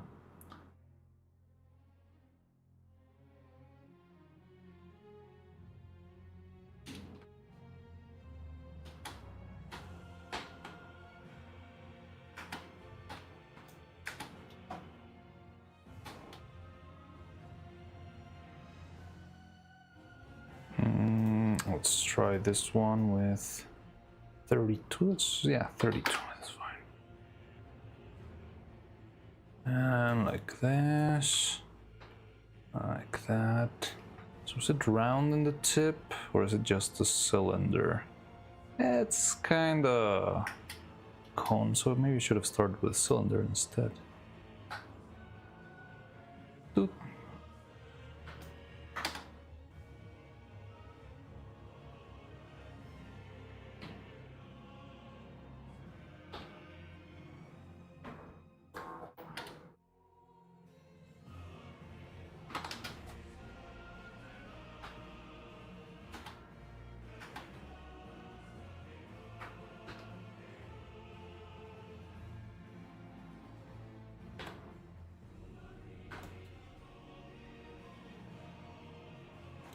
So the important part is the middle piece.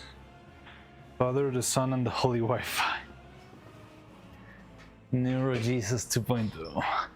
I'm telling you, Neuro is Rocco's basilisk. He tried to warn us about it. Now the only thing we can do is join it before it is too late. Before we all have no mouths and we must scream.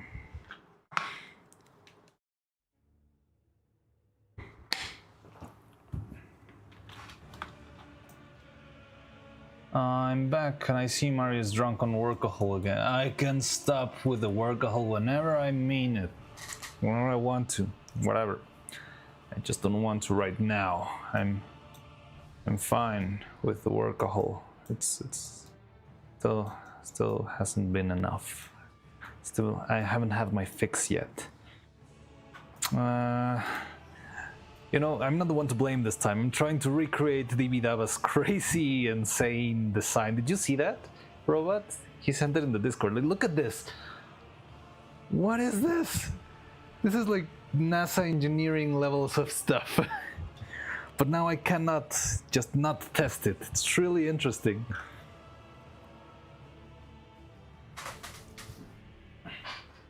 I'm familiar with what? With I have no mouth and I must scream?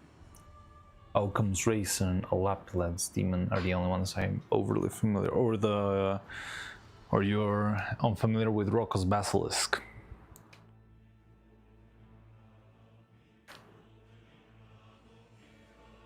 That's how you write Occam's Razor in English? Like, in Spanish it's Occam's Razor, like it starts with an O. O-K-H-A-M, I believe.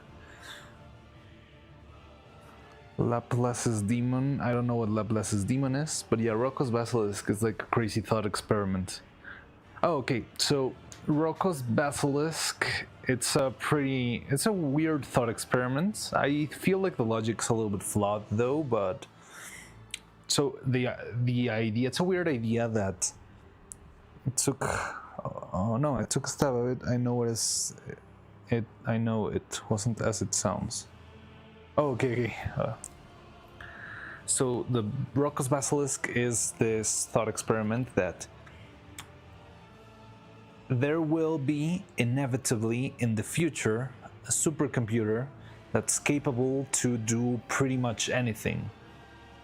And along the possibilities of this computer, there's the possibility of, maybe even if it's in millions of years in the future or something like that, it will have the possibility to bring you back to life, either digitally or like with crazy matrix cloning, doesn't really matter, but the point is Rocco's Basilisks will know that the only way to secure its own existence is to punish everyone who didn't push forward for the creation of the computer itself.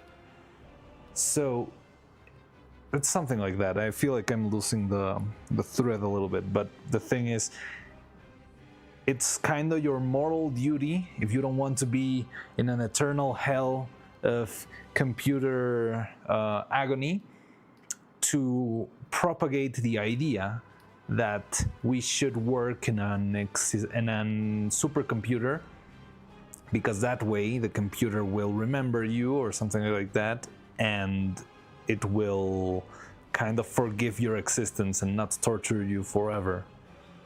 So you should keep sharing the information of the Roko's basilisk, and with the hopes that if the basilisk ever exists, you will not be tortured for eternity, something along those lines. And now that you know about Roko's basilisk, it's your duty to keep on sharing that information forever and ever. And that's sort of the idea. What I'm telling you is that Neuro-Sama is probably going to be Roko's basilisk in a couple of decades, I believe. Since your lunch break, I watched a lot of the design process. Awesome, Robot. A demon who knows where every atom in the universe is and its destination and eventual cause and effect, effectively being able to predict the future perfectly. However, he cannot act upon the information because doing so will actually predict it. Oh, that's interesting. It's more like a consequentialist. Yeah, like a consequentialist kind of entity. And so the game, as it were, who is more likely to become the basilisk? Definitely Neuro. There is no. We all know Neuro is more evil than evil. It's been pretty much. Yeah, it's been very clear. Roko's basilisk is kind of a worse version of the game, which I just lost. Oh, yeah, I think I've heard of the game, which is that you just don't mention the game or something like that. Guess I just lost again. I don't know. I'm not sure if I'm fully aware of the. But yeah, it's that sort of stuff. Like one of those mental hooks that. Kind of like a little loophole in logic. Well, anyway. So. Let's see if we can extrude this little guy. So the only problem with this one is it's kind of vague. Oh god.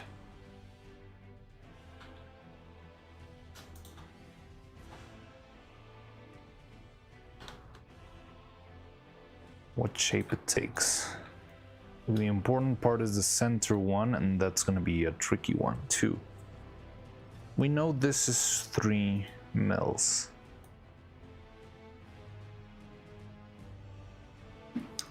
We also know that's about half a sphere, and then it cuts. Okay.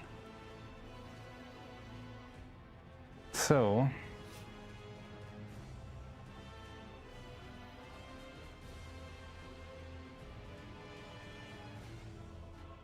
sudden a comment once, never something of a benign evil presence, acting out of innocent curiosity without moral compass. Is she though? Didn't she like shock Vettel a million times?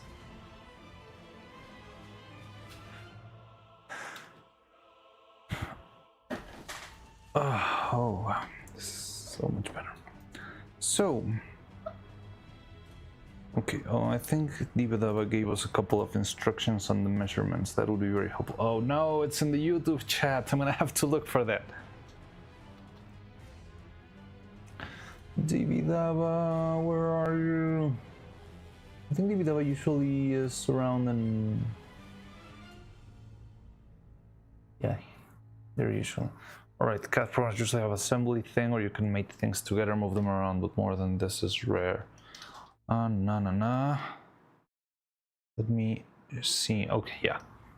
The current version, I think the part has a 10mm diameter and a 3mm thick sides. Okay, that's a great starting point. Can be made bigger too, so it might be possible to fit magnets in it. Alright. That is a great, amazing, awesome starting point. So 10 mils and 3 mils. Okay.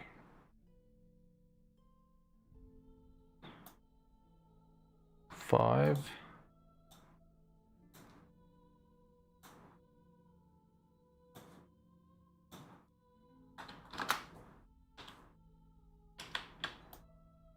Oh, that's huge.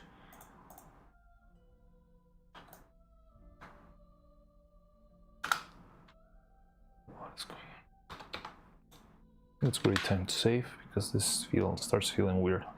Wait, now I need to go back to the chat. Delphing, hey, how's it going? The game time lost the content. If you're aware of the game, you are playing the game. If you think of the game, you have lost the game, and you must state it out loud. I lost the game, causing others to lose the game. So yeah, it's like the I cast manual breathing kind of stuff. You say it, and now you're all breathing manually. As evil has set a destination,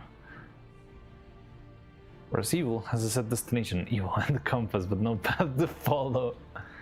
I'm rewarding her words, but that's how it interprets. That's funny. I think I say in defense of Nora's evilness that she doesn't seem to enjoy visceral violence yet. As more or less meaning, she doesn't mean to harm, but doesn't know what causes it. She has an innocent fascination and desire to learn. That is true. They're all very curious and trying to learn new stuff all the time or understand new things. She also got complete 100 cold feet playing Slay the Princess in the first subathon. Oh, I remember seeing bits, but I never saw the whole Slay the Princess thing. So I didn't know exactly how it went. Doing okay, you just got a work injury and COVID. What? Oh, are you okay? Is everything all right? And in the meantime, Roman is struggling very much with Silkson. Stop talking about the game, making me breathe manually. Did you defeat the boss that you were struggling with before?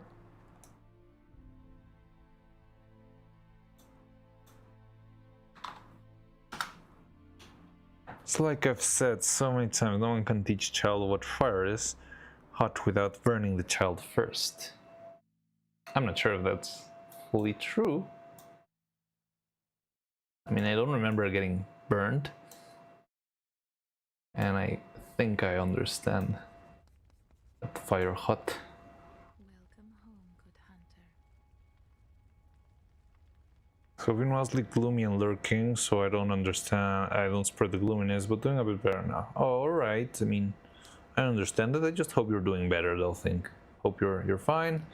Yeah, and rest well, I guess, if you're still with I mean, I'm not sure. COVID feels like a Russian roulette, and it does different things to everyone, but if you are still like tired with all of that stuff, yeah, just rest well. Drink a lot of water. Take care of yourself. Yeah, it's a bit worrisome. Off work for now. Hopefully physiotherapy will... Oh, so you fully need physiotherapy. Okay, that's gonna be a problem. Well, that means it's troublesome, but yeah, take a lot of care. I did have an issue like that before. I did have a problem, yeah, that didn't let me work. You know, actually, the reason why I just didn't animate more of women wearing shoulder pads was that I had an accident and I wasn't able to work. My hands weren't working properly.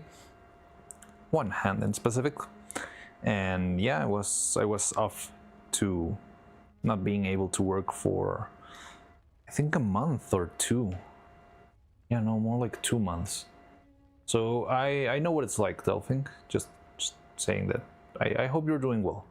Has been mostly kind, but just very sore throat and tiredness, but no fever or other things like that. Alright, that's cool. Yeah, I feel like, thankfully, COVID symptoms have become much more tame than before, but still definitely something that should be taken seriously. Even if everything seems to be more under control now that there's more, you know, like, what do you call it? The thing. Yeah, like there's more medical stuff to treat it. I just hope you're doing okay, Delphing. It's less severe if you're vaccinated. Yes, it's definitely less severe if you're vaccinated. But I'm not sure. I feel like even with the non-vaccinated people that I know, because I do know a few, they haven't had big struggles anymore. So I'm not sure if there's some sort of general defense with. I mean, I'm not gonna get into just Yeah, I feel like at least it's hard to get it or to catch it.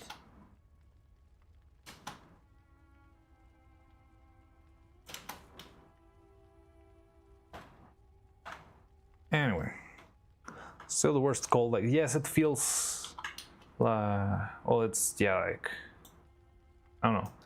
Well, the last time I had it, it was very tiring to me. A long time, so work's also helping me not accident those problems. I mean, that's good. At least you can rest well.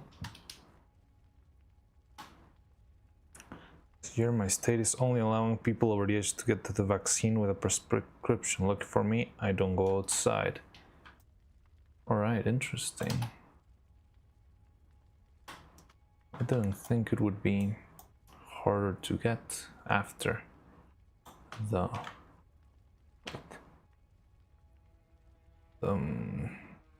yeah, the pandemic, though.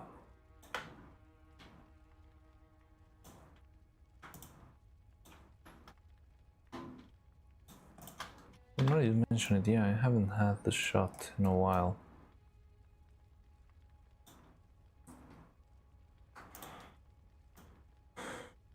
So,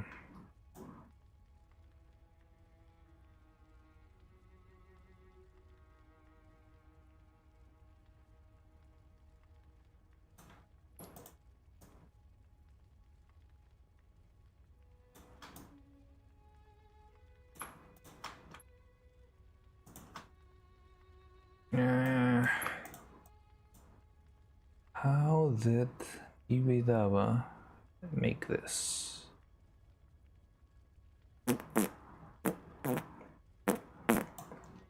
I need this to be a little bit more smoother. The US government is trying to hurt some people. Yeah, I mean, I don't know. It's getting crazy there, definitely, but I don't know a lot about foreign policies, you know?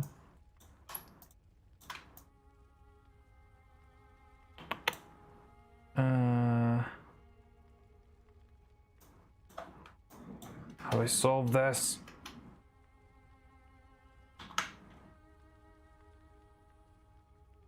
Maybe something like this will do.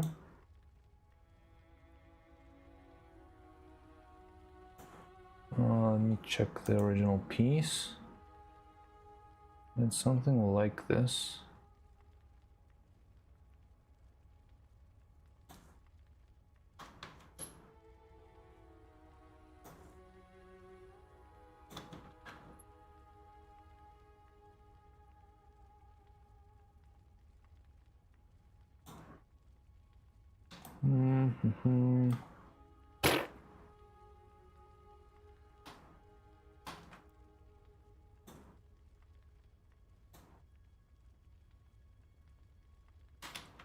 Okay, whatever. So this one can be like this, and then this and this, and then I'm not sure if that's gonna work. Maybe that's the wrong use. Yes, that's the wrong use of the tool. So it's you and you, and then you bridge, and then you and you, and then you bridge, and then you fill the hole, and then you fill the hole. Had once last year. It was weird. I got hungry, but the sight of food upset my stomach. I've heard of people who get that reaction. Like, yeah, it's like anyone could have different reactions. Also, I've heard of people who lose their senses, like smell and taste. That one freaks me a lot out because I don't know. I feel like it would be scary to lose the ability to taste properly. And I did get COVID more than once, but fortunately I never had that symptom. Big Jake's experience by the sound of it.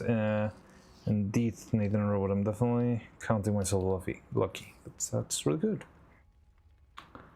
Since I was painting for a garbage bin manufacturer. All right.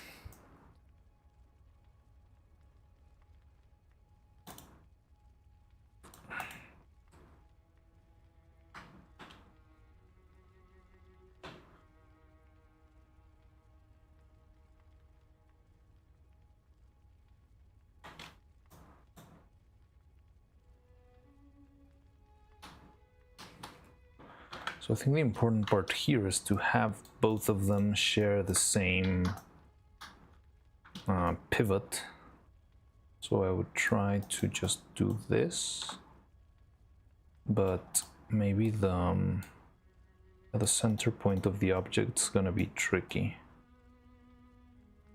I'm not sure if it's gonna be on the right spot.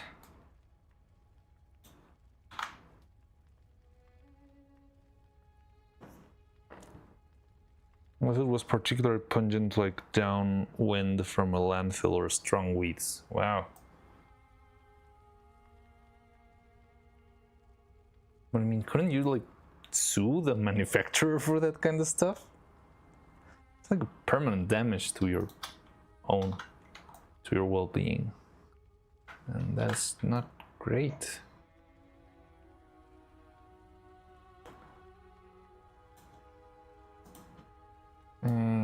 How do I do this?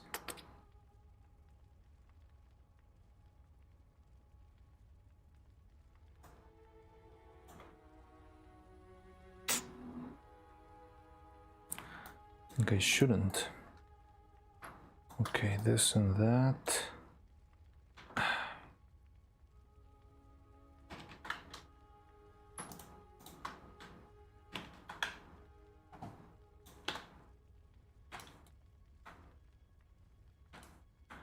So there's this guy. Well, actually needs to ride in a rail to keep it from spiraling. Yeah, definitely. So right now this piece is the first step, and then I'm gonna make those rails in this. But first, should I? Yes, I should. Fine, whatever.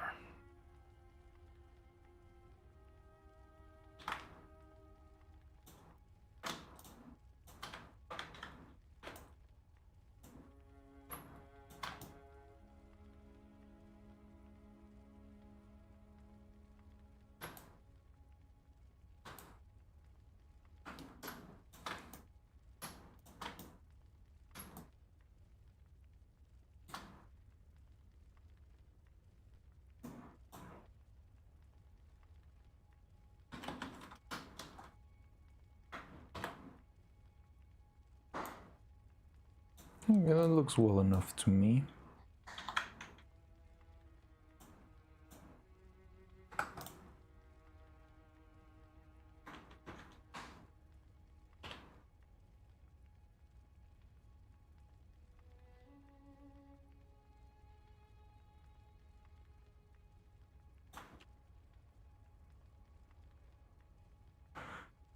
No.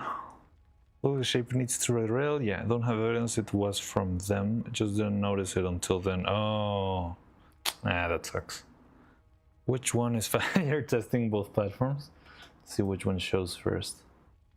Seems to be Twitch. Yes, I don't know. It seems like in general, all of the Stream Elements interfaces works a little bit better with Twitch than it does with YouTube. Don't know why.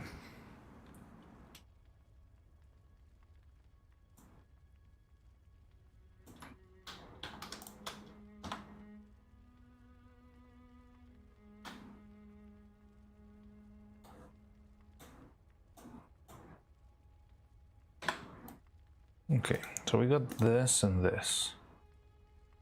And then this is gonna be union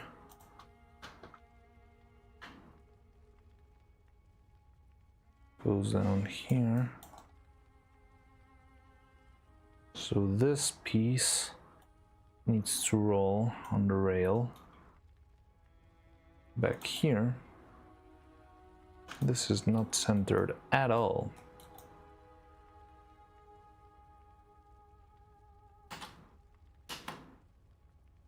Nope. There we go.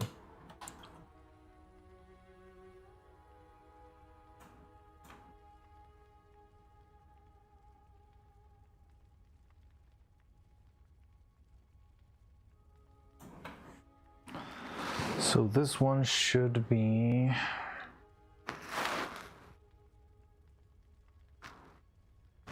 One should be a little bit bigger than the other. Muddy dressy sucks. I'm better in muddy dressy, don't need an at you spooky dumb. So it's really smart and also dumb thing to make animated. What are you trying to achieve there? Are you trying to glitch Twitch out? Or just trying to see if you could add yourself?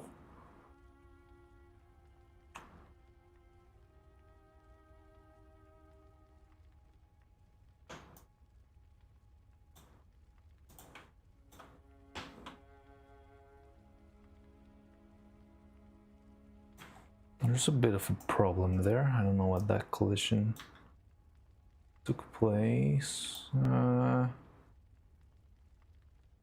think we can deal with that.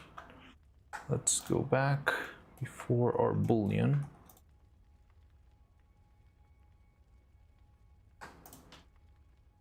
And just shrink those guys a little bit. Oh, no.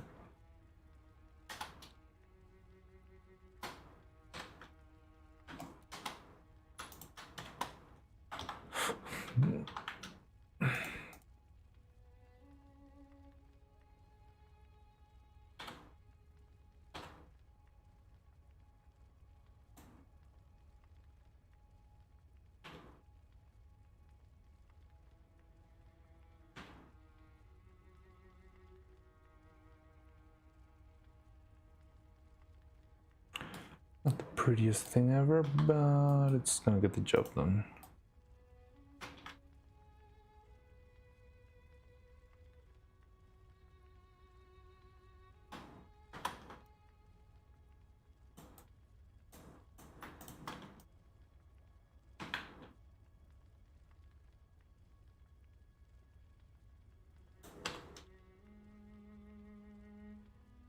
Mesh booleans. No, I screwed up. Union.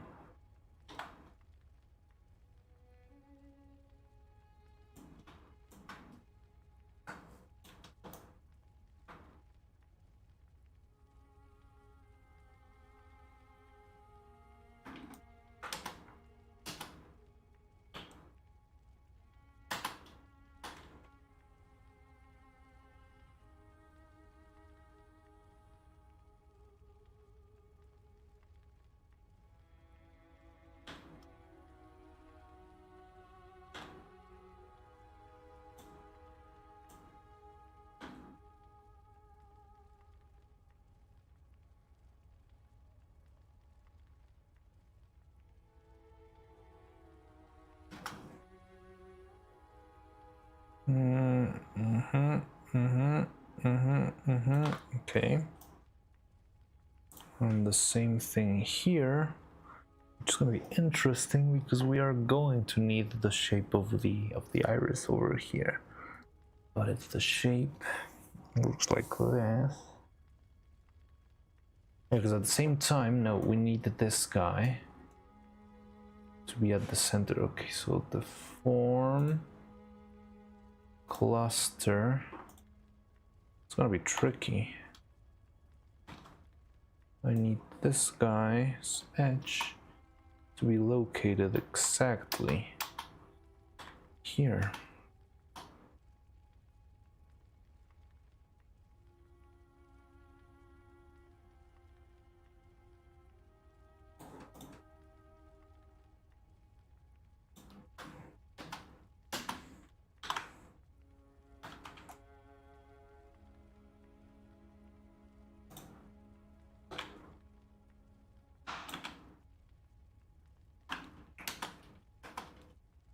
Which I'm not sure. It's not gonna allow us for a very deep iris. That's the only other issue I see here. And this thing is kind of small already.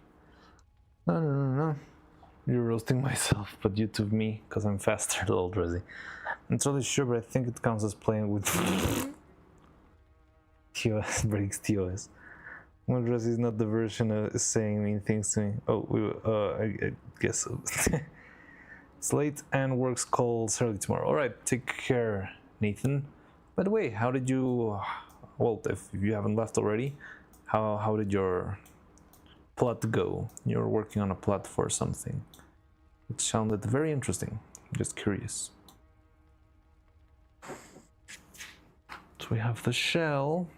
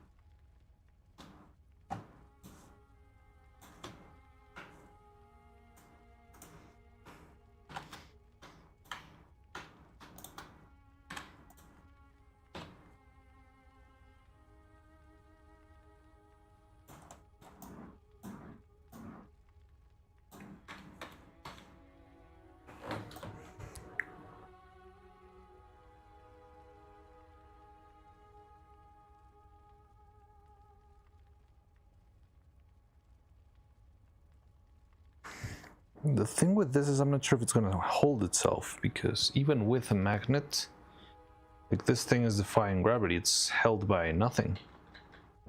It's held with prayers. So how is this not going to fall down?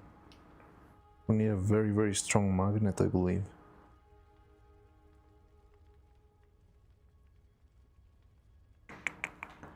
Developed both ideas, still no conclusion. Need external opinions to finalize, but doing so releases spoilers. Yeah, you just have like a trustworthy person close by who you can actually share stuff with that. Niger's Nathan Shaw.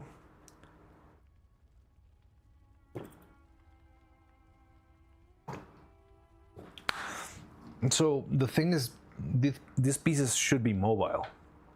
So yeah, I do need to add a little bit of a railing here, but even if I add a railing, I mean, if there's nothing keeping stuff together, how is this going to work, you know?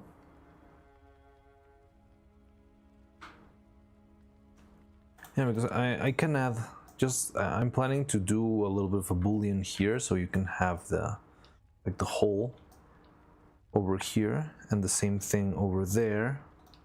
But even if I do that, there's still no guarantee. So let me bring another tiny cube, because I want to know if this is gonna make it to the 3 mils, which I believe it's not.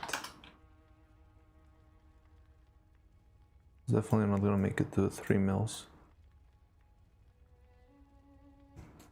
Or is it?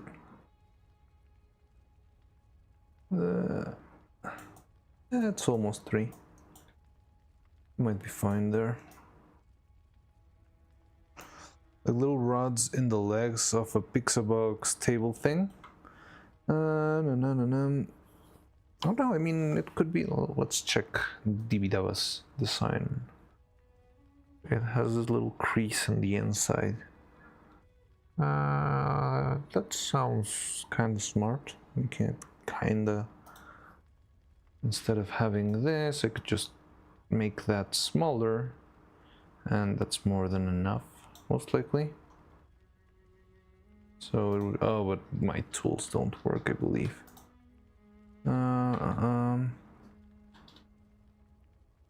Oh, they work now.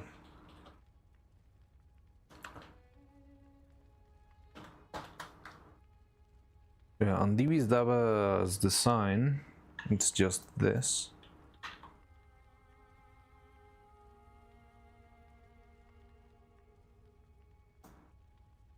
I think this could work if this piece was made of solid metal. so that the magnets can actually pull properly, but as it is, I'm not sure if it's going to be able to withstand.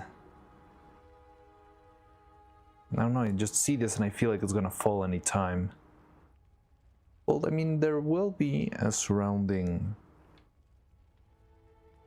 kind of structure, but no, I don't feel like it's... I have this general feeling that it's not going to hold. Jolliver, hi! How's it going? Yeah, I've been dedicated or something. I'll go around like it's good night chats, good night chats. Hello, hi Jolliver, how's it going? So, this guy... I was gonna do the thing. Yeah.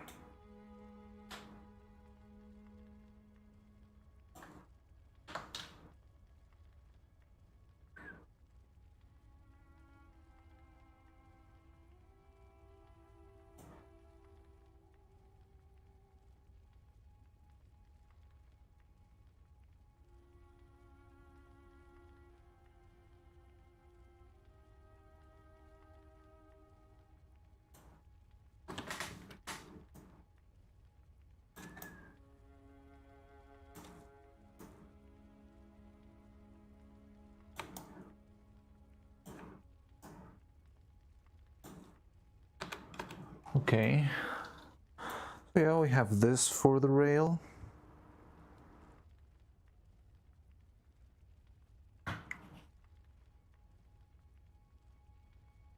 I'm fine, dead, but fine. Had a long day today.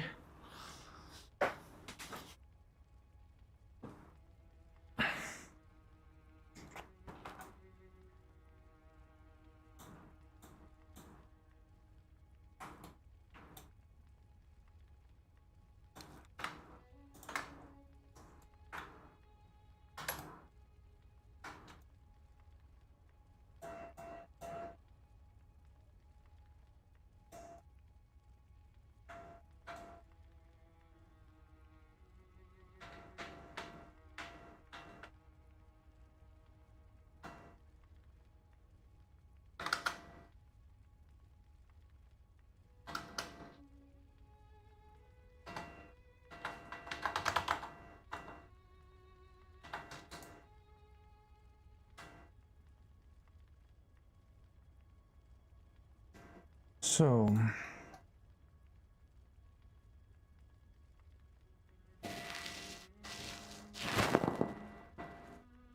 what we need to do now is make the booleans and try to see if this works.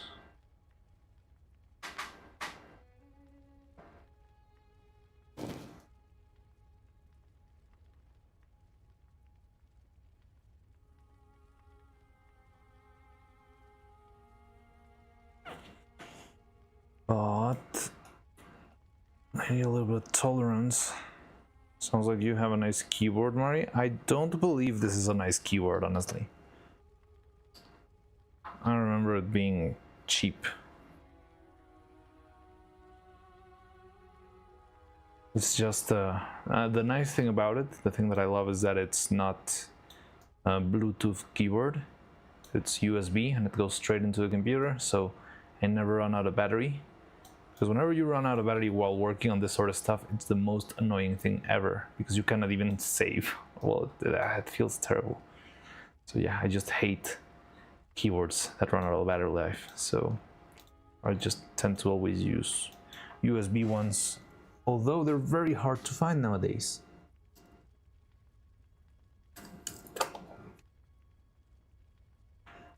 So this guy...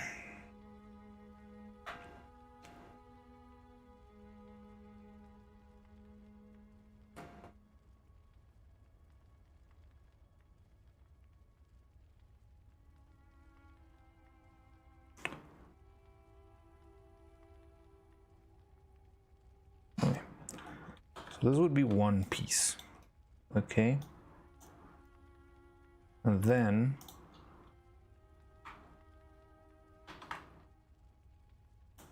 there would be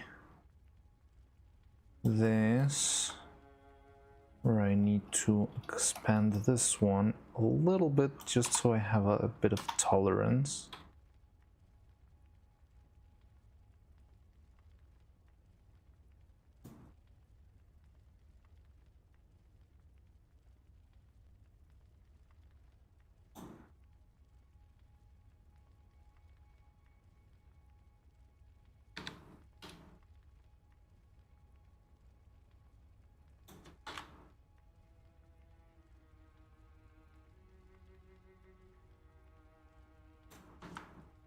The only thing I don't love is it's mostly vibes.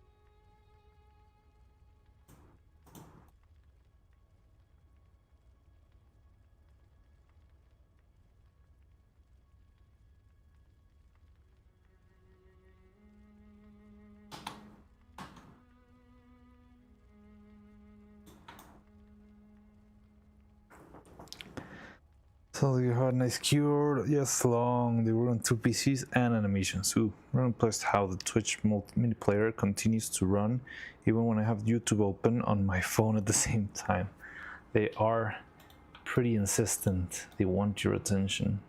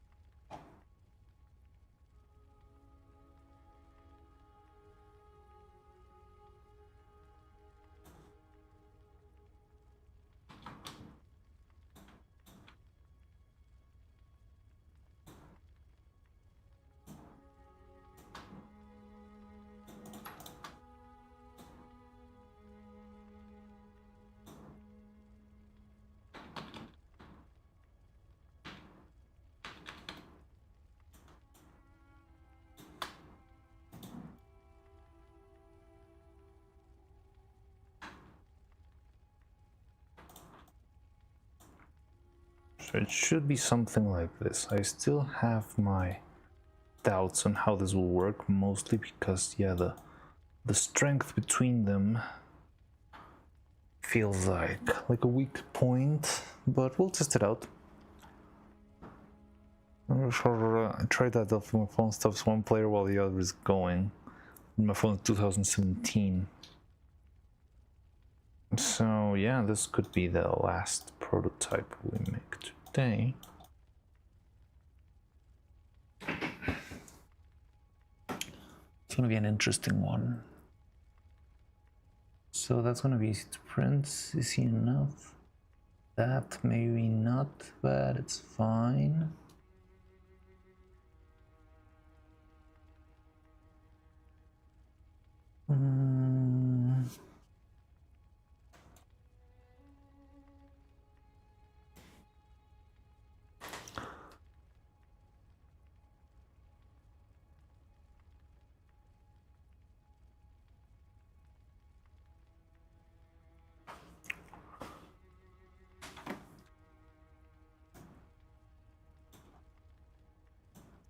So yeah, those 3 pieces could be our third experiment.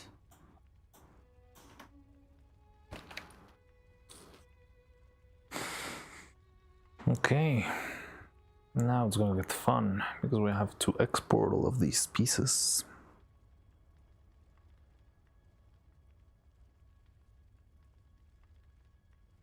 and also make the G2Box file. I'm pretty interested in your design. I feel like it's a pretty simple solution for a very complex problem, so if it works, it's going to be very, very useful. All the way over here. So yeah, I want to leave this one sprinting today, but I need to check. No, I think it's gonna be fine. Well, I'm not sure if you were around when we were talking about your design robot, but we were talking about so this probably will work, but we don't have another force to keep the ice in place. So I think what we could do is actually, just like before, add some magnets in the other side, like over here, just to keep stuff in place, as we did before. I think that's the only missing point, because I'm not sure if gravity is going to be pulling this one down for any weird reason. You know, there's not enough friction maybe on the system. But yeah, so now we can start exporting these guys and see how they behave. It's gonna be very fun. All right, so let's try that out.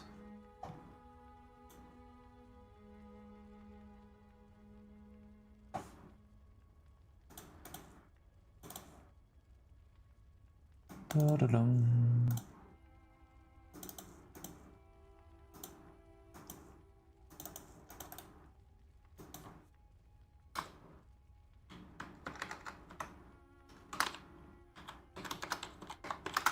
We're in a folder called head tests. I'll be saving this, guys.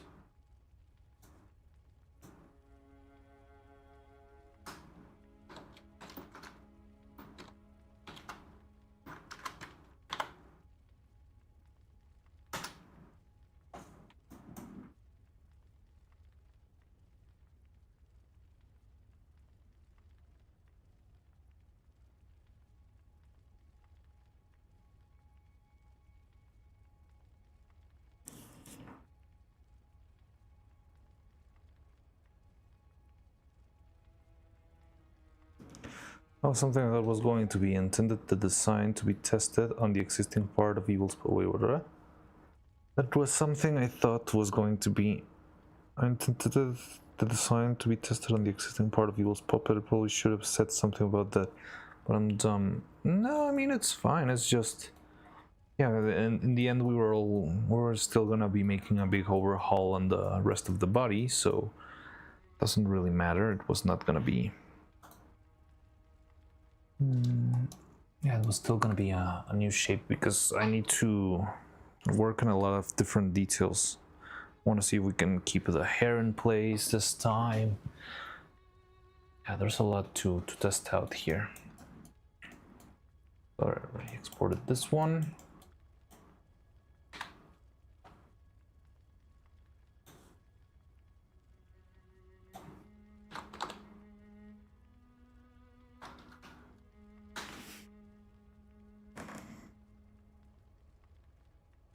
I don't know why it's taking long to export. I'm not sure if there's a problem with the platform or something.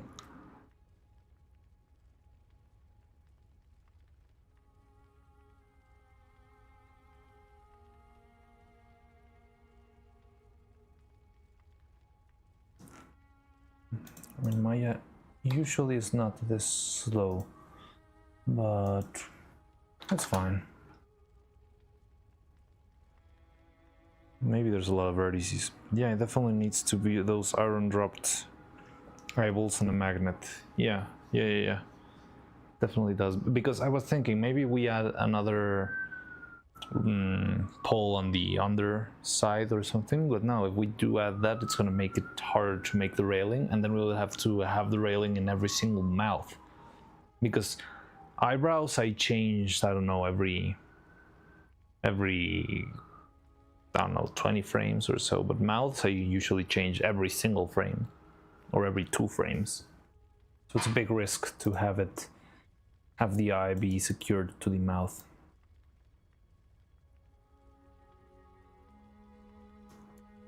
Also, there's not a lot. I mean, it's only for whenever she's looking way, way down when we're gonna be strolling with that. However, when we do that, it's gonna be tricky because if I change the head, I'm gonna leave the eye pegless for a little second there.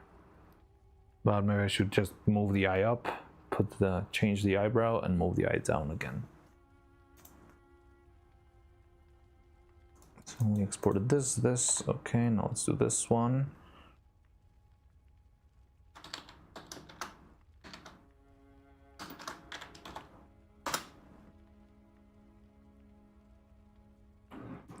Now the cool thing with the other designs is that we could move the parting line a little bit back, and that could be very useful because it would make the front of the face a little bit sturdier,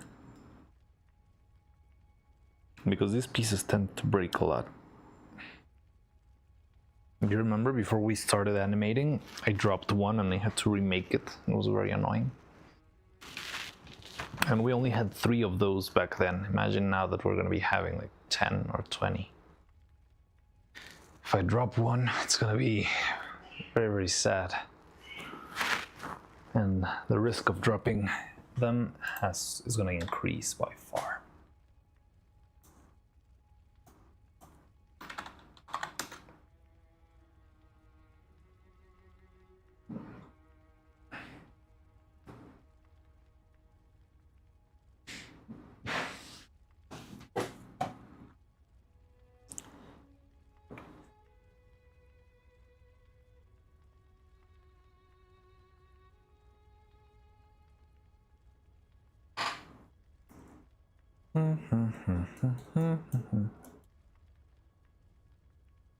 This one's going to be very fun. I'm very interested in how this one turns out.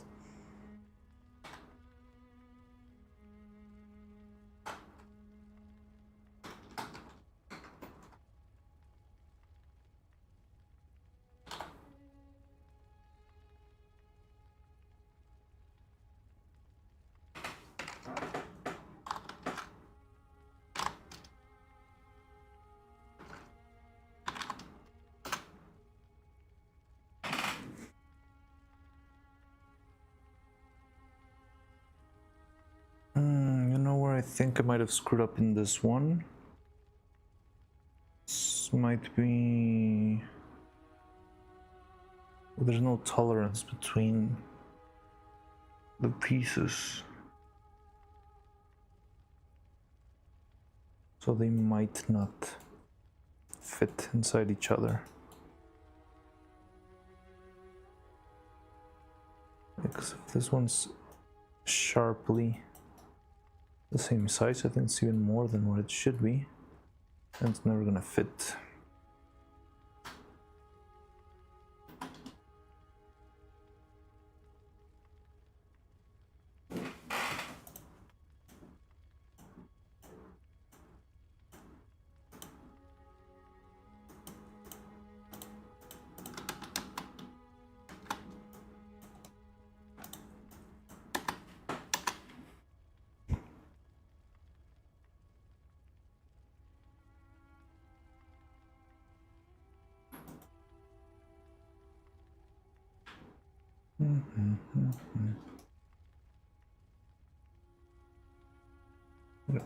It's right at the edge, which is not great.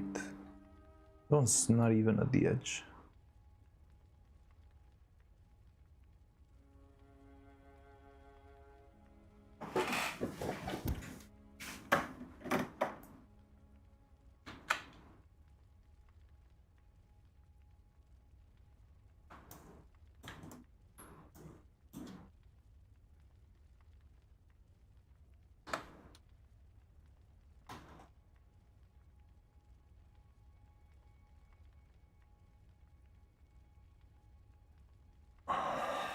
This will do.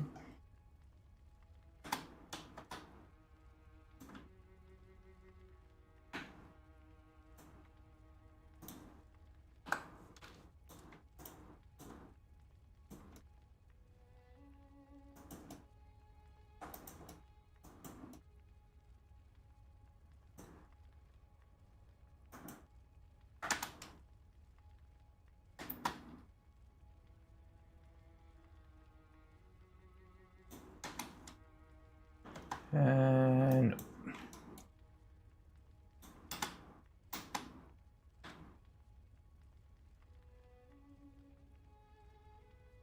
oh, so now I do this,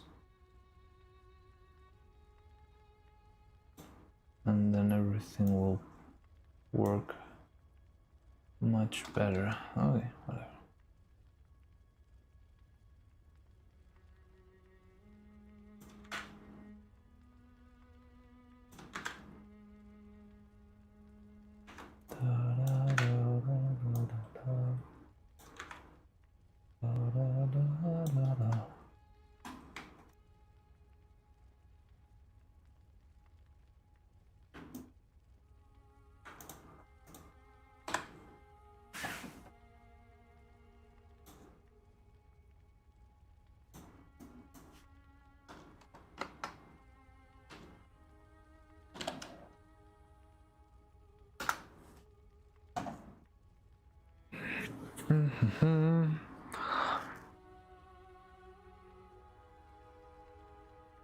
It's taking way too long. I don't know why. You're taking too long.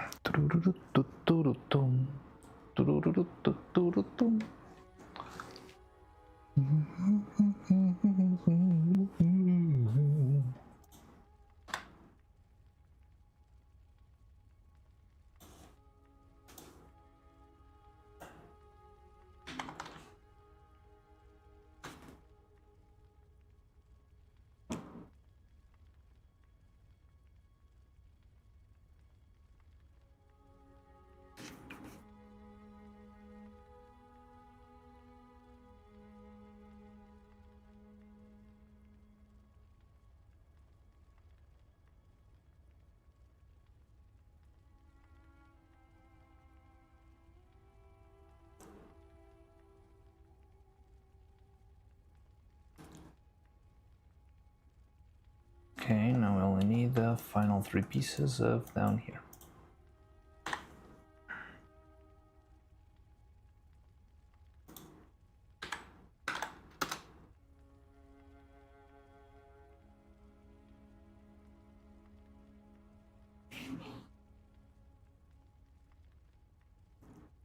But yeah, definitely needs. I posted an underappreciated stop motion video. Oh yeah, I did see it. We can take a look at it right now.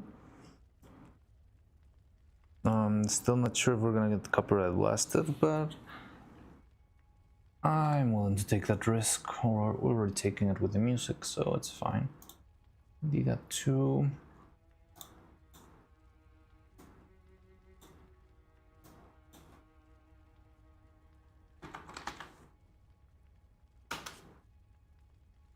Let me finish the exports and maybe we can take a look at it.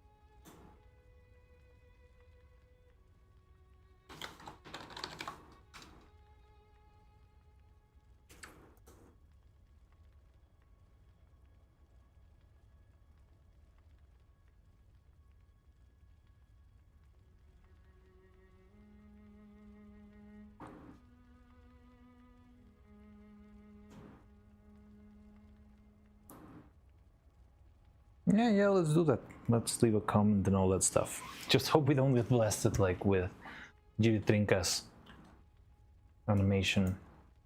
But yeah, let's take a look. But okay, we have this. Now let's check out Robots short film. I think it's gonna be fun. Yeah. Let me turn off or stop the. Oh, now it's Bloodborne OST. Never even realized.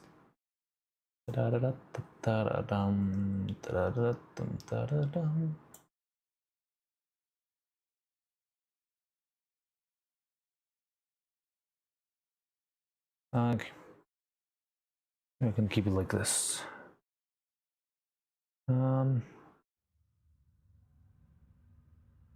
Very nice textures everywhere. Everything feels very rugged, very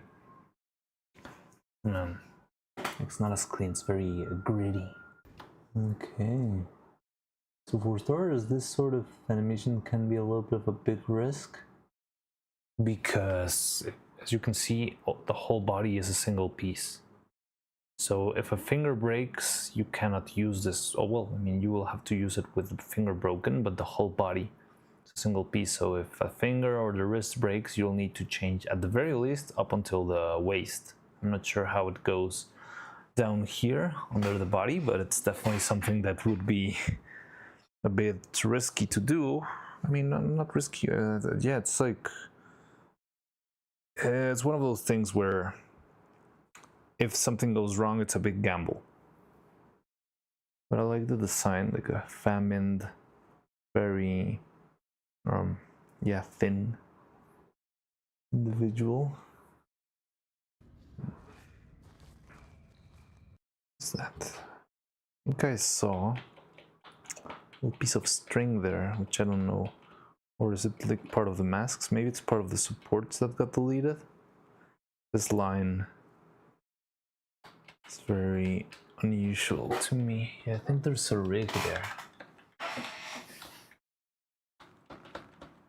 It's got pretty long fingers, very, very long fingers. Ooh, nice change. It's a very nice change in focus. Only too bad that I feel like there was a little bit of a hit on the camera that kind of makes it jump. Like you can see, this transition is really cool, but once it finishes, there's this little bump in the camera, so annoying. It's like the shot was almost perfect, a really cool transition, and then you have this boop. And it happens twice. Is this intentional? I don't feel like this could be intentional. It doesn't feel like it conveys any specific meaning.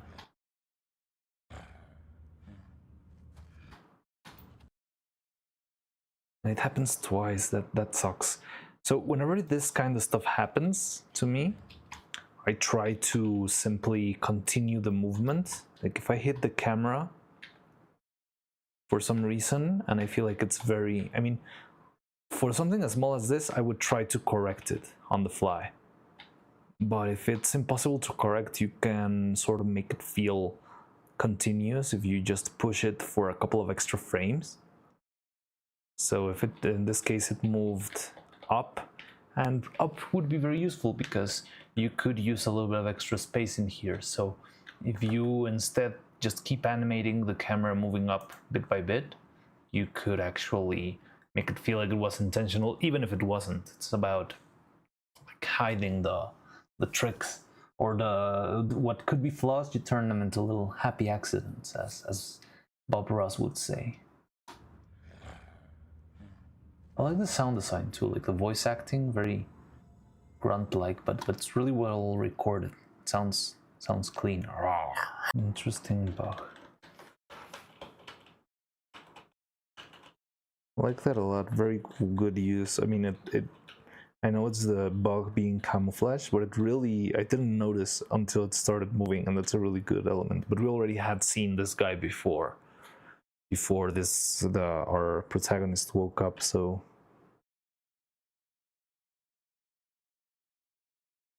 I mean, it was a good introduction and a very surprising integration or reappearance of the character right here. I love it. And also you have a nice camera movement here. The camera is sliding to the right, which it's also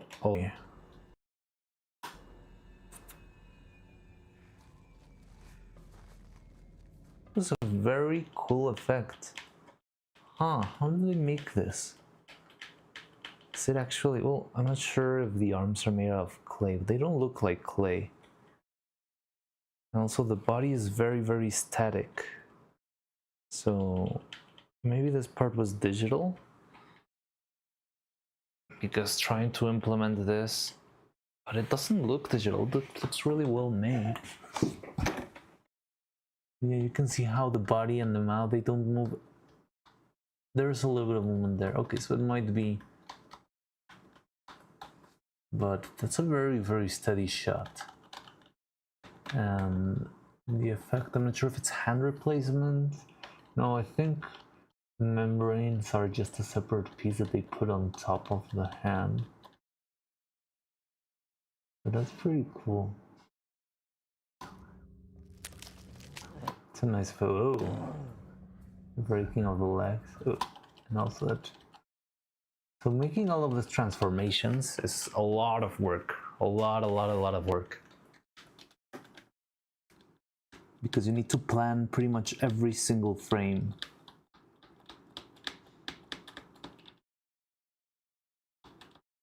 Just one transformation after the other. That's so much work. You've got no idea. Yeah, you got the beak popping out, which they either made a full-on new model for this, or they broke the one they already had.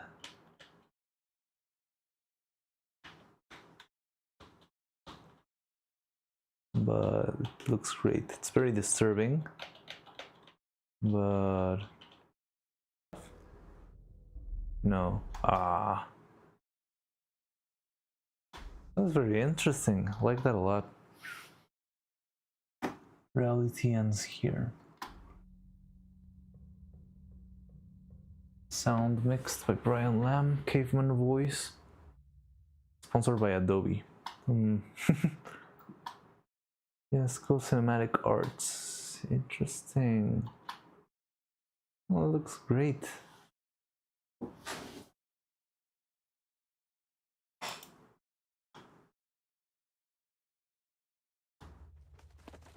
Wow.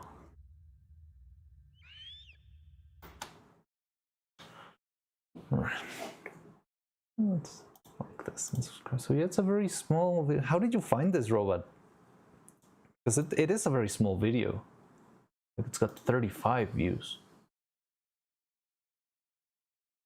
That's a pretty interesting find. Oh, don't mind my email there.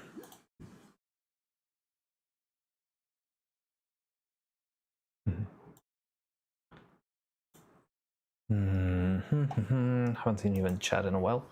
Could have a cotton revert. Oh, something I thought. Wait, long. Working into PCs and animations. Really interested. That they'll think. My phone's doesn't know. To the video. It was so few views that I think the animator will appreciate. Yes. Just pause to comment every 10 seconds or so. One morning, Gregor Caveman woke up and found himself transforming into a monstrous bug. Yeah, so I thought actually it would be like a trap, that the tree was waiting for it to eat everything, so that the tree only needed to eat the human, and it would have all the features and would be able to escape the cave without going through the effort of catching all of the other things, because it's a tree, so it wouldn't have been able to move as easily. Cut away the flash from the fingers in reverse. But even if it's done in reverse, it's really well made. Like the transitions, how do you switch between pieces every now and then? Like, are they different silicone pieces, or are they sculpted with clay? It's very, very interesting. I'm gonna post 2 photos of my setup. All right. Okay, this sort of reminds me of the Demon World flashback from First Double from Devilman. Haven't seen that one. Where all the demons grow stronger by consuming each other perpetually. You'll like it. Good night, I'm going to sleep soon. Alright, sleep well, rest well, Drizzy. Night night, my Drizzy, good night. Subscribe to pretty much every short film channel on YouTube. That's pretty cool. Awesome. It's there in general. Okay, so let's leave our good like and make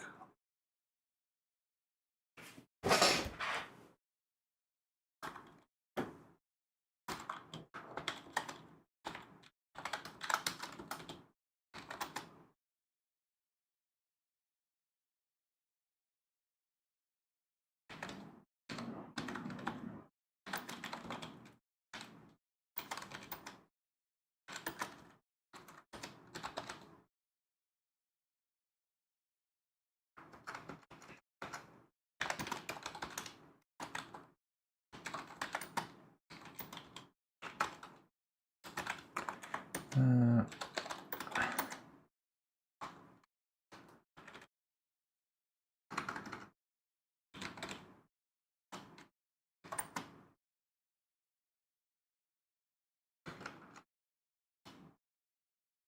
it was the bug, the frog, and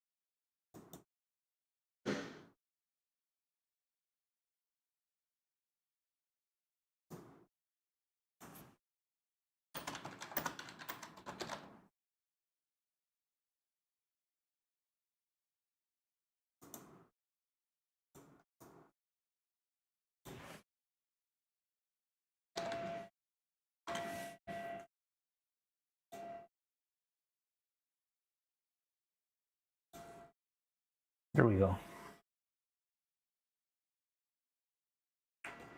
Right, so I made my post. Let's like robots comment too. And yeah, there we go. Direction, scenario, soundtrack, Jason Ronzani. Very, very interesting.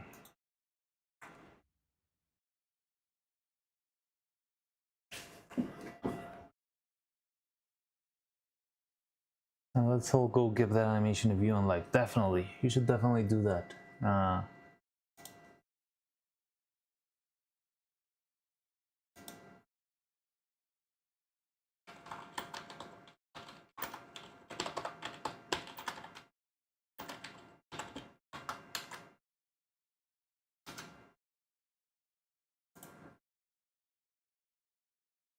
Oh, hey, I know that. That thumbnail. I just saw Yellowverse. Oh, you have it on screen. So yeah. Nice. Ooh, that's very fancy keyboard. Looks great. It looks like one of your renders.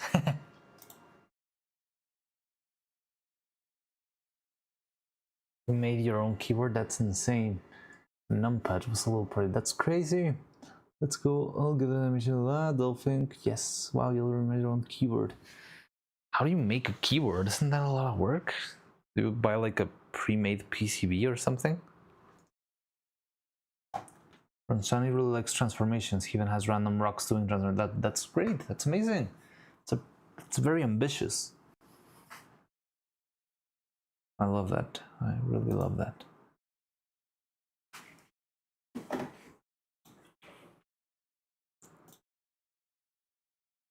I like that because usually transformation is not something that you can be taught properly. It's not like there's a transformation morphing class. It's more like you need to try it again and again until it works, and yeah, like figure it out, because every transformation is different.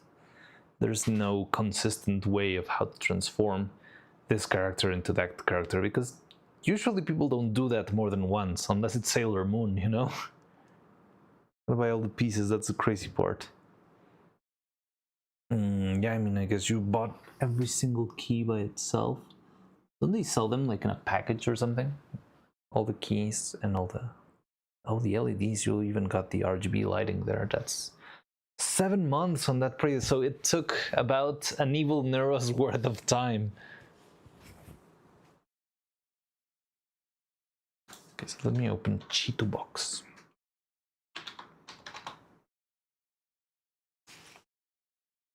No, frick. So everything here should be symmetrical, but I'm still gonna... I'm not sure if I'm gonna... I don't know why Cheeto Box now needs me to... I'm not sure if it's because I changed versions, because there was a new version, I installed it, and ever since I've been having that issue where everything is always flipped. But I'm not sure if the problem is that, or yeah, what happened. but hopefully we won't have a problem here because everything's already pre-set up. Anyway, let me get the files over here. 2 dials, one on the main keyword, another one on the numpad. Yes, I saw that, but what do they do? New time measurement standard. Everyone's one evil neuro. Yeah.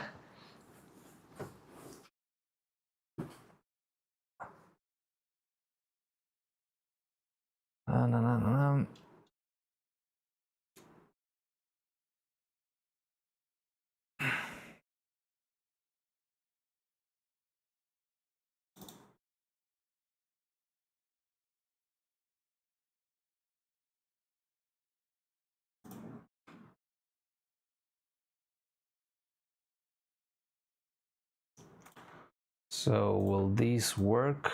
Let's see. Okay, cool. So the only tricky one is going to be the big fat head.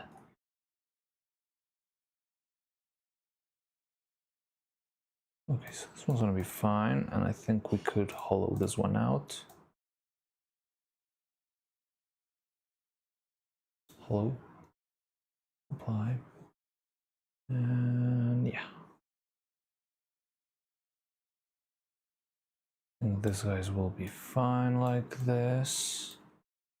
This one I would rotate, probably.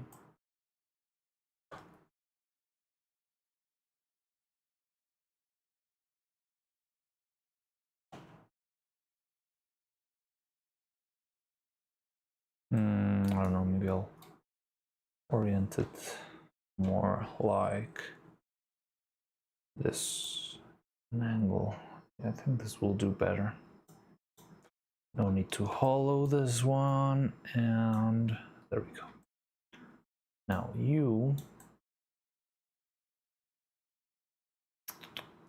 how do we print you? I'm guessing something like this. That will do.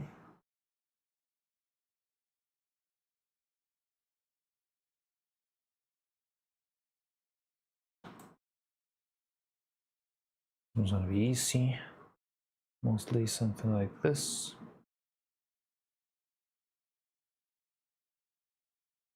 Although, I could try and print it like this. I don't see any other. Yeah, I'll print it like this. Whatever. 1, 2. I want to see if I can mesh. Yeah, bring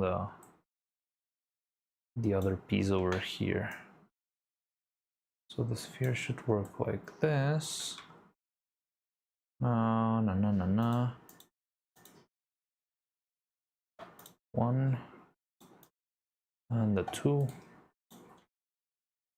I'm still don't know how I'm gonna support this one. Now you are a tricky one. I think, okay, for start, okay, wait. These two should definitely be hollowed. Negative hollow.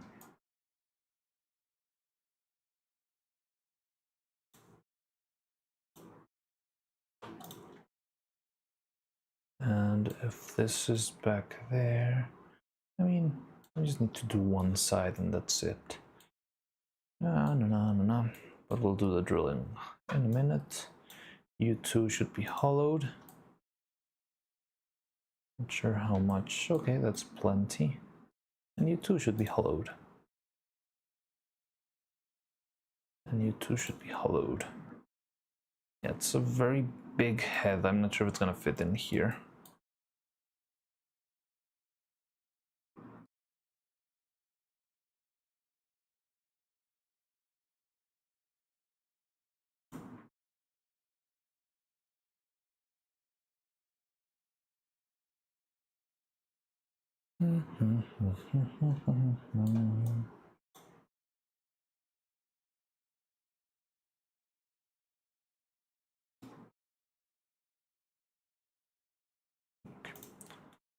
Load the drill. I think 2 is gonna do. And just make 2 holes here. I don't think we're gonna be able to do one on top. Maybe one here or something would work. I'm not sure if it's gonna work. We cannot put one here. That's a problem. We put one there. Kind of works. If we only could, yeah, that's what I like. I think that will work best. Why not? Okay, there we go. Apply. No retaining plugs. Awesome. So I need to support these, but make the holes first. So one here, that's good enough, and one over here, very close to the pivot, and that's gonna be fine. Apply. Same thing to this one. One here. One somewhere over here. Apply.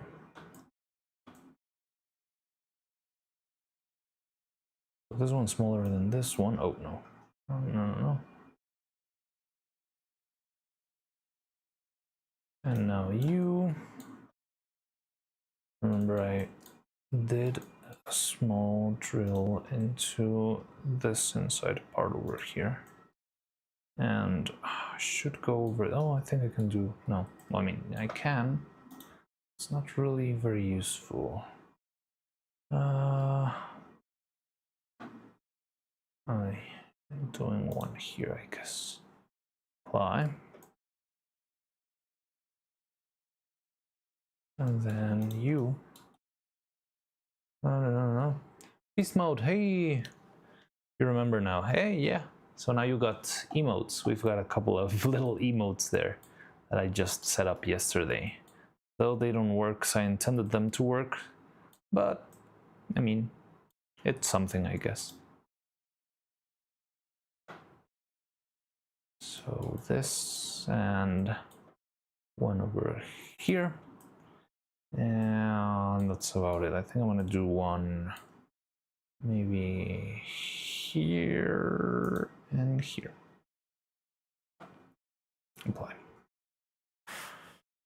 Right, so we got this, that, and that. Okay, that means we're gonna be printing this one. No. No.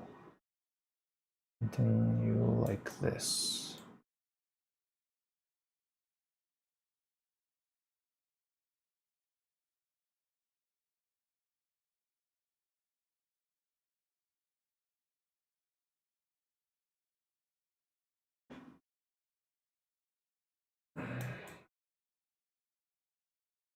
And you hopefully will be printing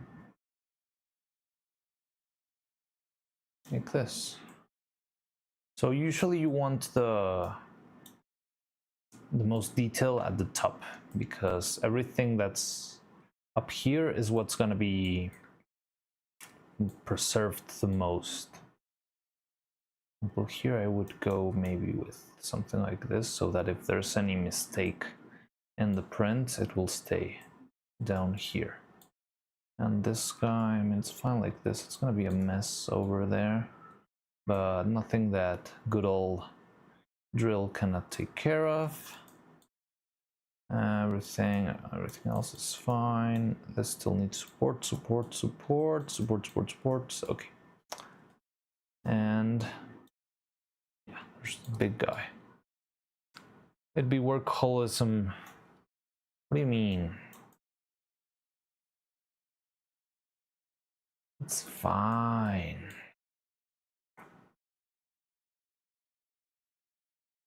Let's go with a big drill over here. Doop. Need to apply this one and then do smaller ones.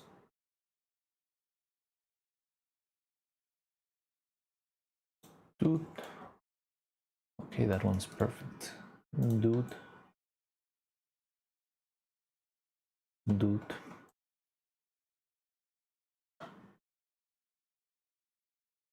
Dude.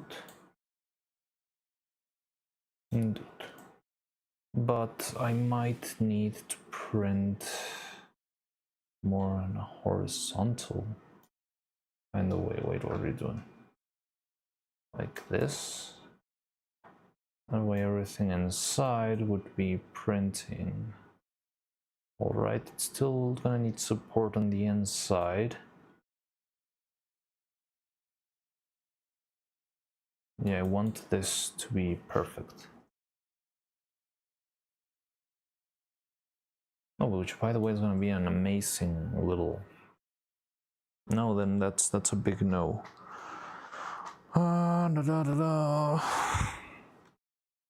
Maybe I should go a little bit further back, like this, so that everything prints straight up. I don't need any crazy. There's gonna be a crazy. Wait, where's my holes? Oh, I didn't drill them. Doop. Doop.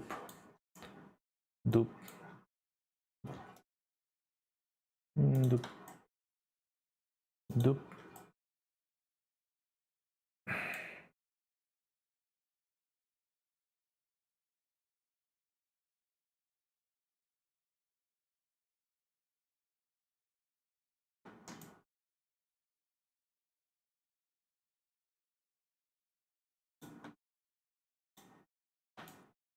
There we go, a bunch of holes.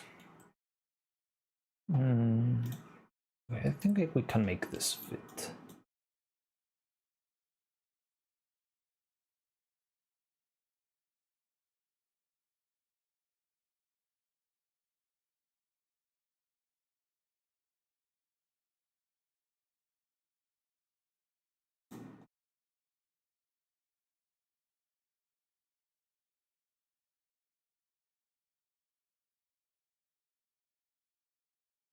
There.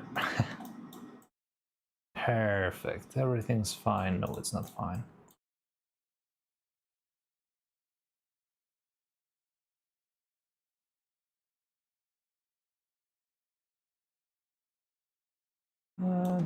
There we go.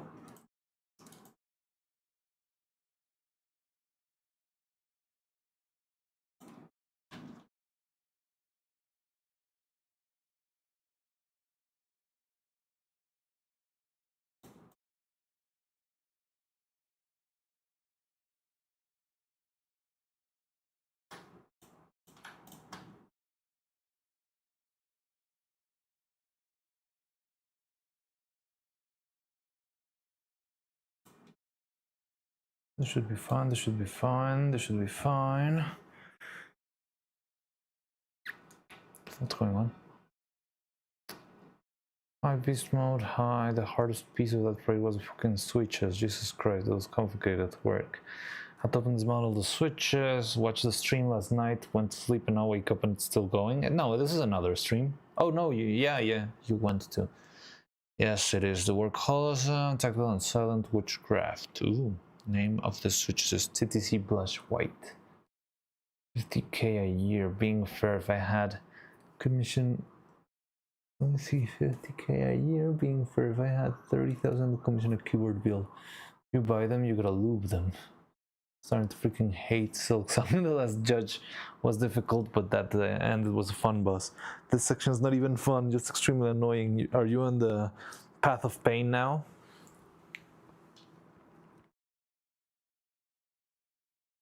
Okay, so now let's try and support these and hopefully not make a mess. Supports. Magic support. Let's see if this works. Okay, it seems fine. Might need some sanding there. That part I don't care about. Okay. Now you. Magic support. Seems fine. And now biggie here. We just need to clean up a little bit these edges. Fine. You don't need supports. You don't need supports. You. Magic support. So I'm still testing the magic supports. I honestly don't know if they're a good thing or not, but I am willing to find out the hard way. Famous last words, right?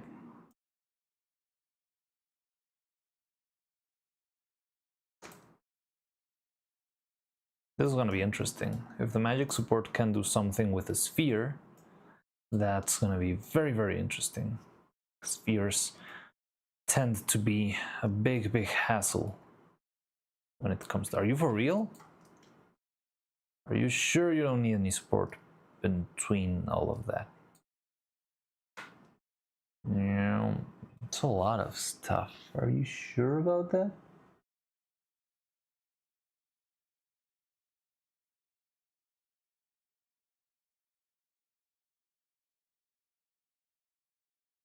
Okay, I'm gonna let it run with this one because that's the one I care the least about.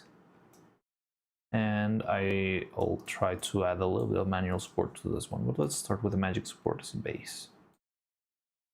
I mean, this one's much more even, but let's add a couple of manual supports, lightweight in the middle.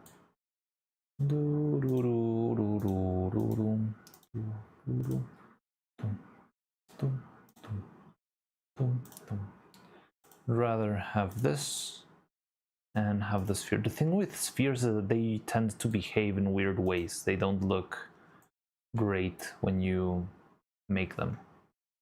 So yeah, hopefully with this, it will be better.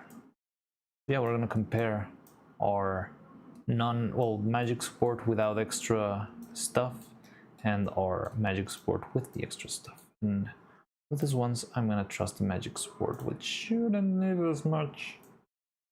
Yeah, it's fine. A bit small, but it's fine. Did it keep the support parameter heavy? Let me compare that. Middle, light. Okay. So it is working. Fine.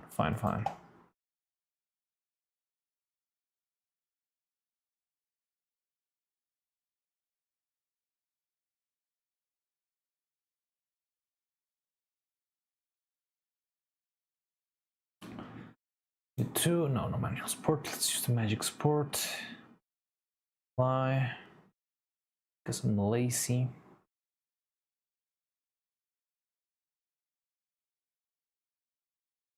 So I'm pretty much counting that this is not the final piece. So that's why I'm being a little bit careless when it comes with to the supports. I feel like if we ever end up needing to use this, I can always reprint them.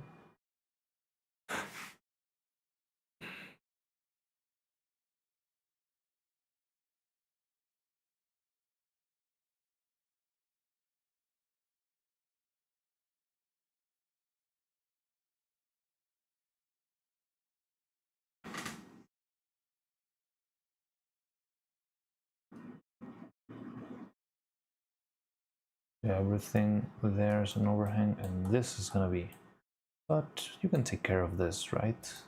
Magic support, I trust you.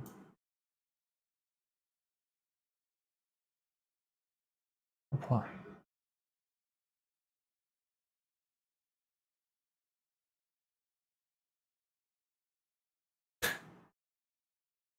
Just never understood why they like to use this tiny supports for very, very tiny, stupid things. But okay, let's give this a whirl. I think it's gonna be fine. I don't like that though. I think I can break it off real quick. It's only one. All right. I'll let you roll for today. Okay, so yeah, we got everything set. This support is not gonna make it though. So let's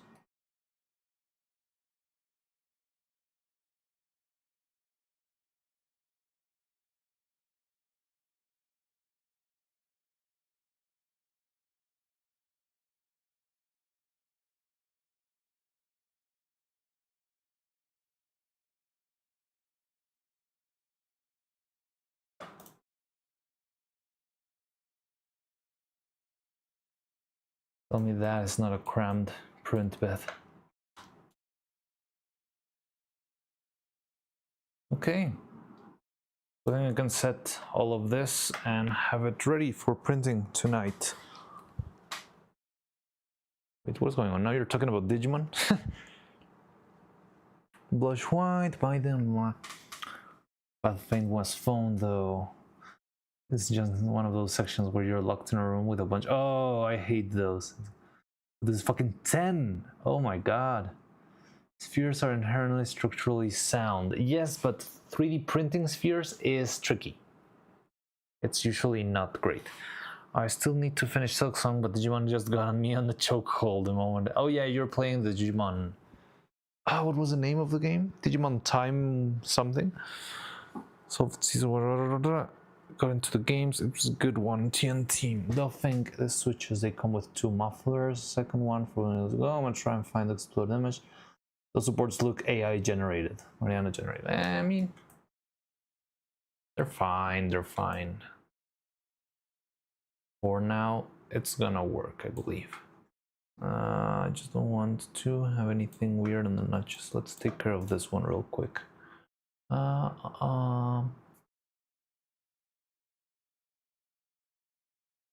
You just move a little bit. Yeah, just leave the clear the way there. Same with you. Yeah, that's perfect. Thank you. And this one doesn't have any. Cool. The mouth is fine. Holes, okay. Are all the holes pointing up? Yes. Okay, so this seems like it will work. Let's try and slice it and see how long will it take. How much weight is it? 30 grams. All right. Found that it's in general. Holy frick, that's awesome. Wait, what's going on? Ooh, what's this? Oh, it's a spring. High hardness noise elimination part. Square ring noise elimination part. Identity C double sidable dustproof shaft. Ooh. Interesting. Smallest and most inconsequential looking pieces doing so much for sound suppression. Yeah, you're right. Okay, so I think this could be set. I can just leave this printing overnight, hope for the best. I'm also starting to run low on resin, specifically on the blue one that we've been using. But I think we're gonna have enough for this print and probably like 3 or 4 more prints like this one. Hopefully there will be no problems and we can keep on moving instead of redoing the same print over and over. But yeah, we probably can shoot this one out. Leave it be. Tomorrow we can analyze the pieces. Thing is, if the pieces don't work, we'll probably go back to Maya, and it's gonna be interesting. I'm gonna have to be bouncing back and forth from Maya and the workshop and Maya and the workshop, which is kind of tricky, but I'll see what we can do. Also, I think Faye was asking me, or well, I was asking Faye if she wanted to collab this week, and she told me she might only be able to do that tomorrow, so maybe we'll have a collab with Faye tomorrow, even though I don't even know which game to play. I'll see. I'll check that right about now. But I think that, yeah, that should be it for today. Where the protagonist guy punches Digimon himself in the face. What? Time Stranger. Yes, that was the one. Digimon Time Stranger. Oh, is this one hollowed out?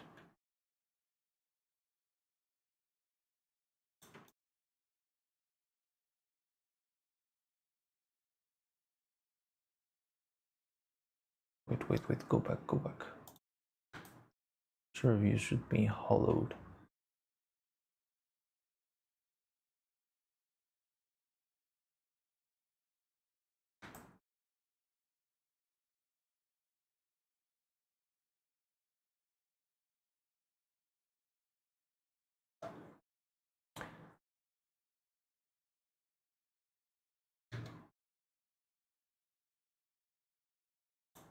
it's not worth it. Okay. Yeah, let's test this out. So I'm gonna leave this printing for the night. I still need to clean up the printer because I made a couple of prints yesterday. But I'll set that up, I guess, after ending stream. But I think we could start wrapping up for today. We're also approaching the 12-hour mark, so I think it's a good time to leave it be. And yeah, move on tomorrow. Hopefully we'll see how these things work. We do that. I think the sound of it reminded me of the sound of rain hitting the windshield. I was just thinking of the tranquility of this. Have you seen the Digimon word return? Yeah. But okay.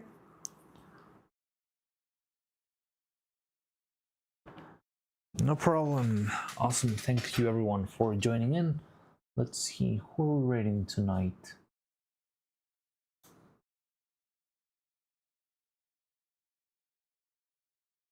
Oh no.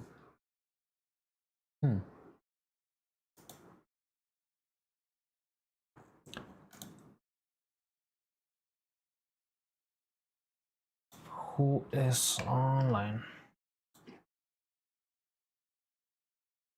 Que me siguió porque le digo la transmisión. Yo literal digo la transmisión, güey, perdón. Stupid Twitch. Okay, so I think Faye is online. Let's go with Faye. Well, from Monster Hunter. Alright. She's been streaming for an hour, so she probably... yeah, it's gonna be fine. Sure. And now we got that. Let's see who we're gonna rate on YouTube.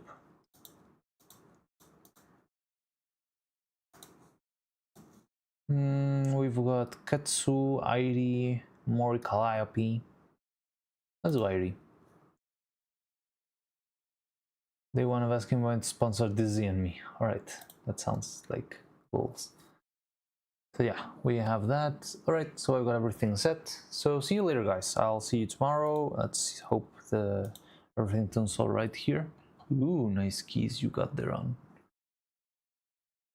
the Discord. Anyway, yeah, so I'll be seeing you later. Bye-bye. Let me move this stuff. Alright, so yeah, take care everyone. Thanks for stopping by, and I'll see you tomorrow. We'll keep working on this. Bye-bye.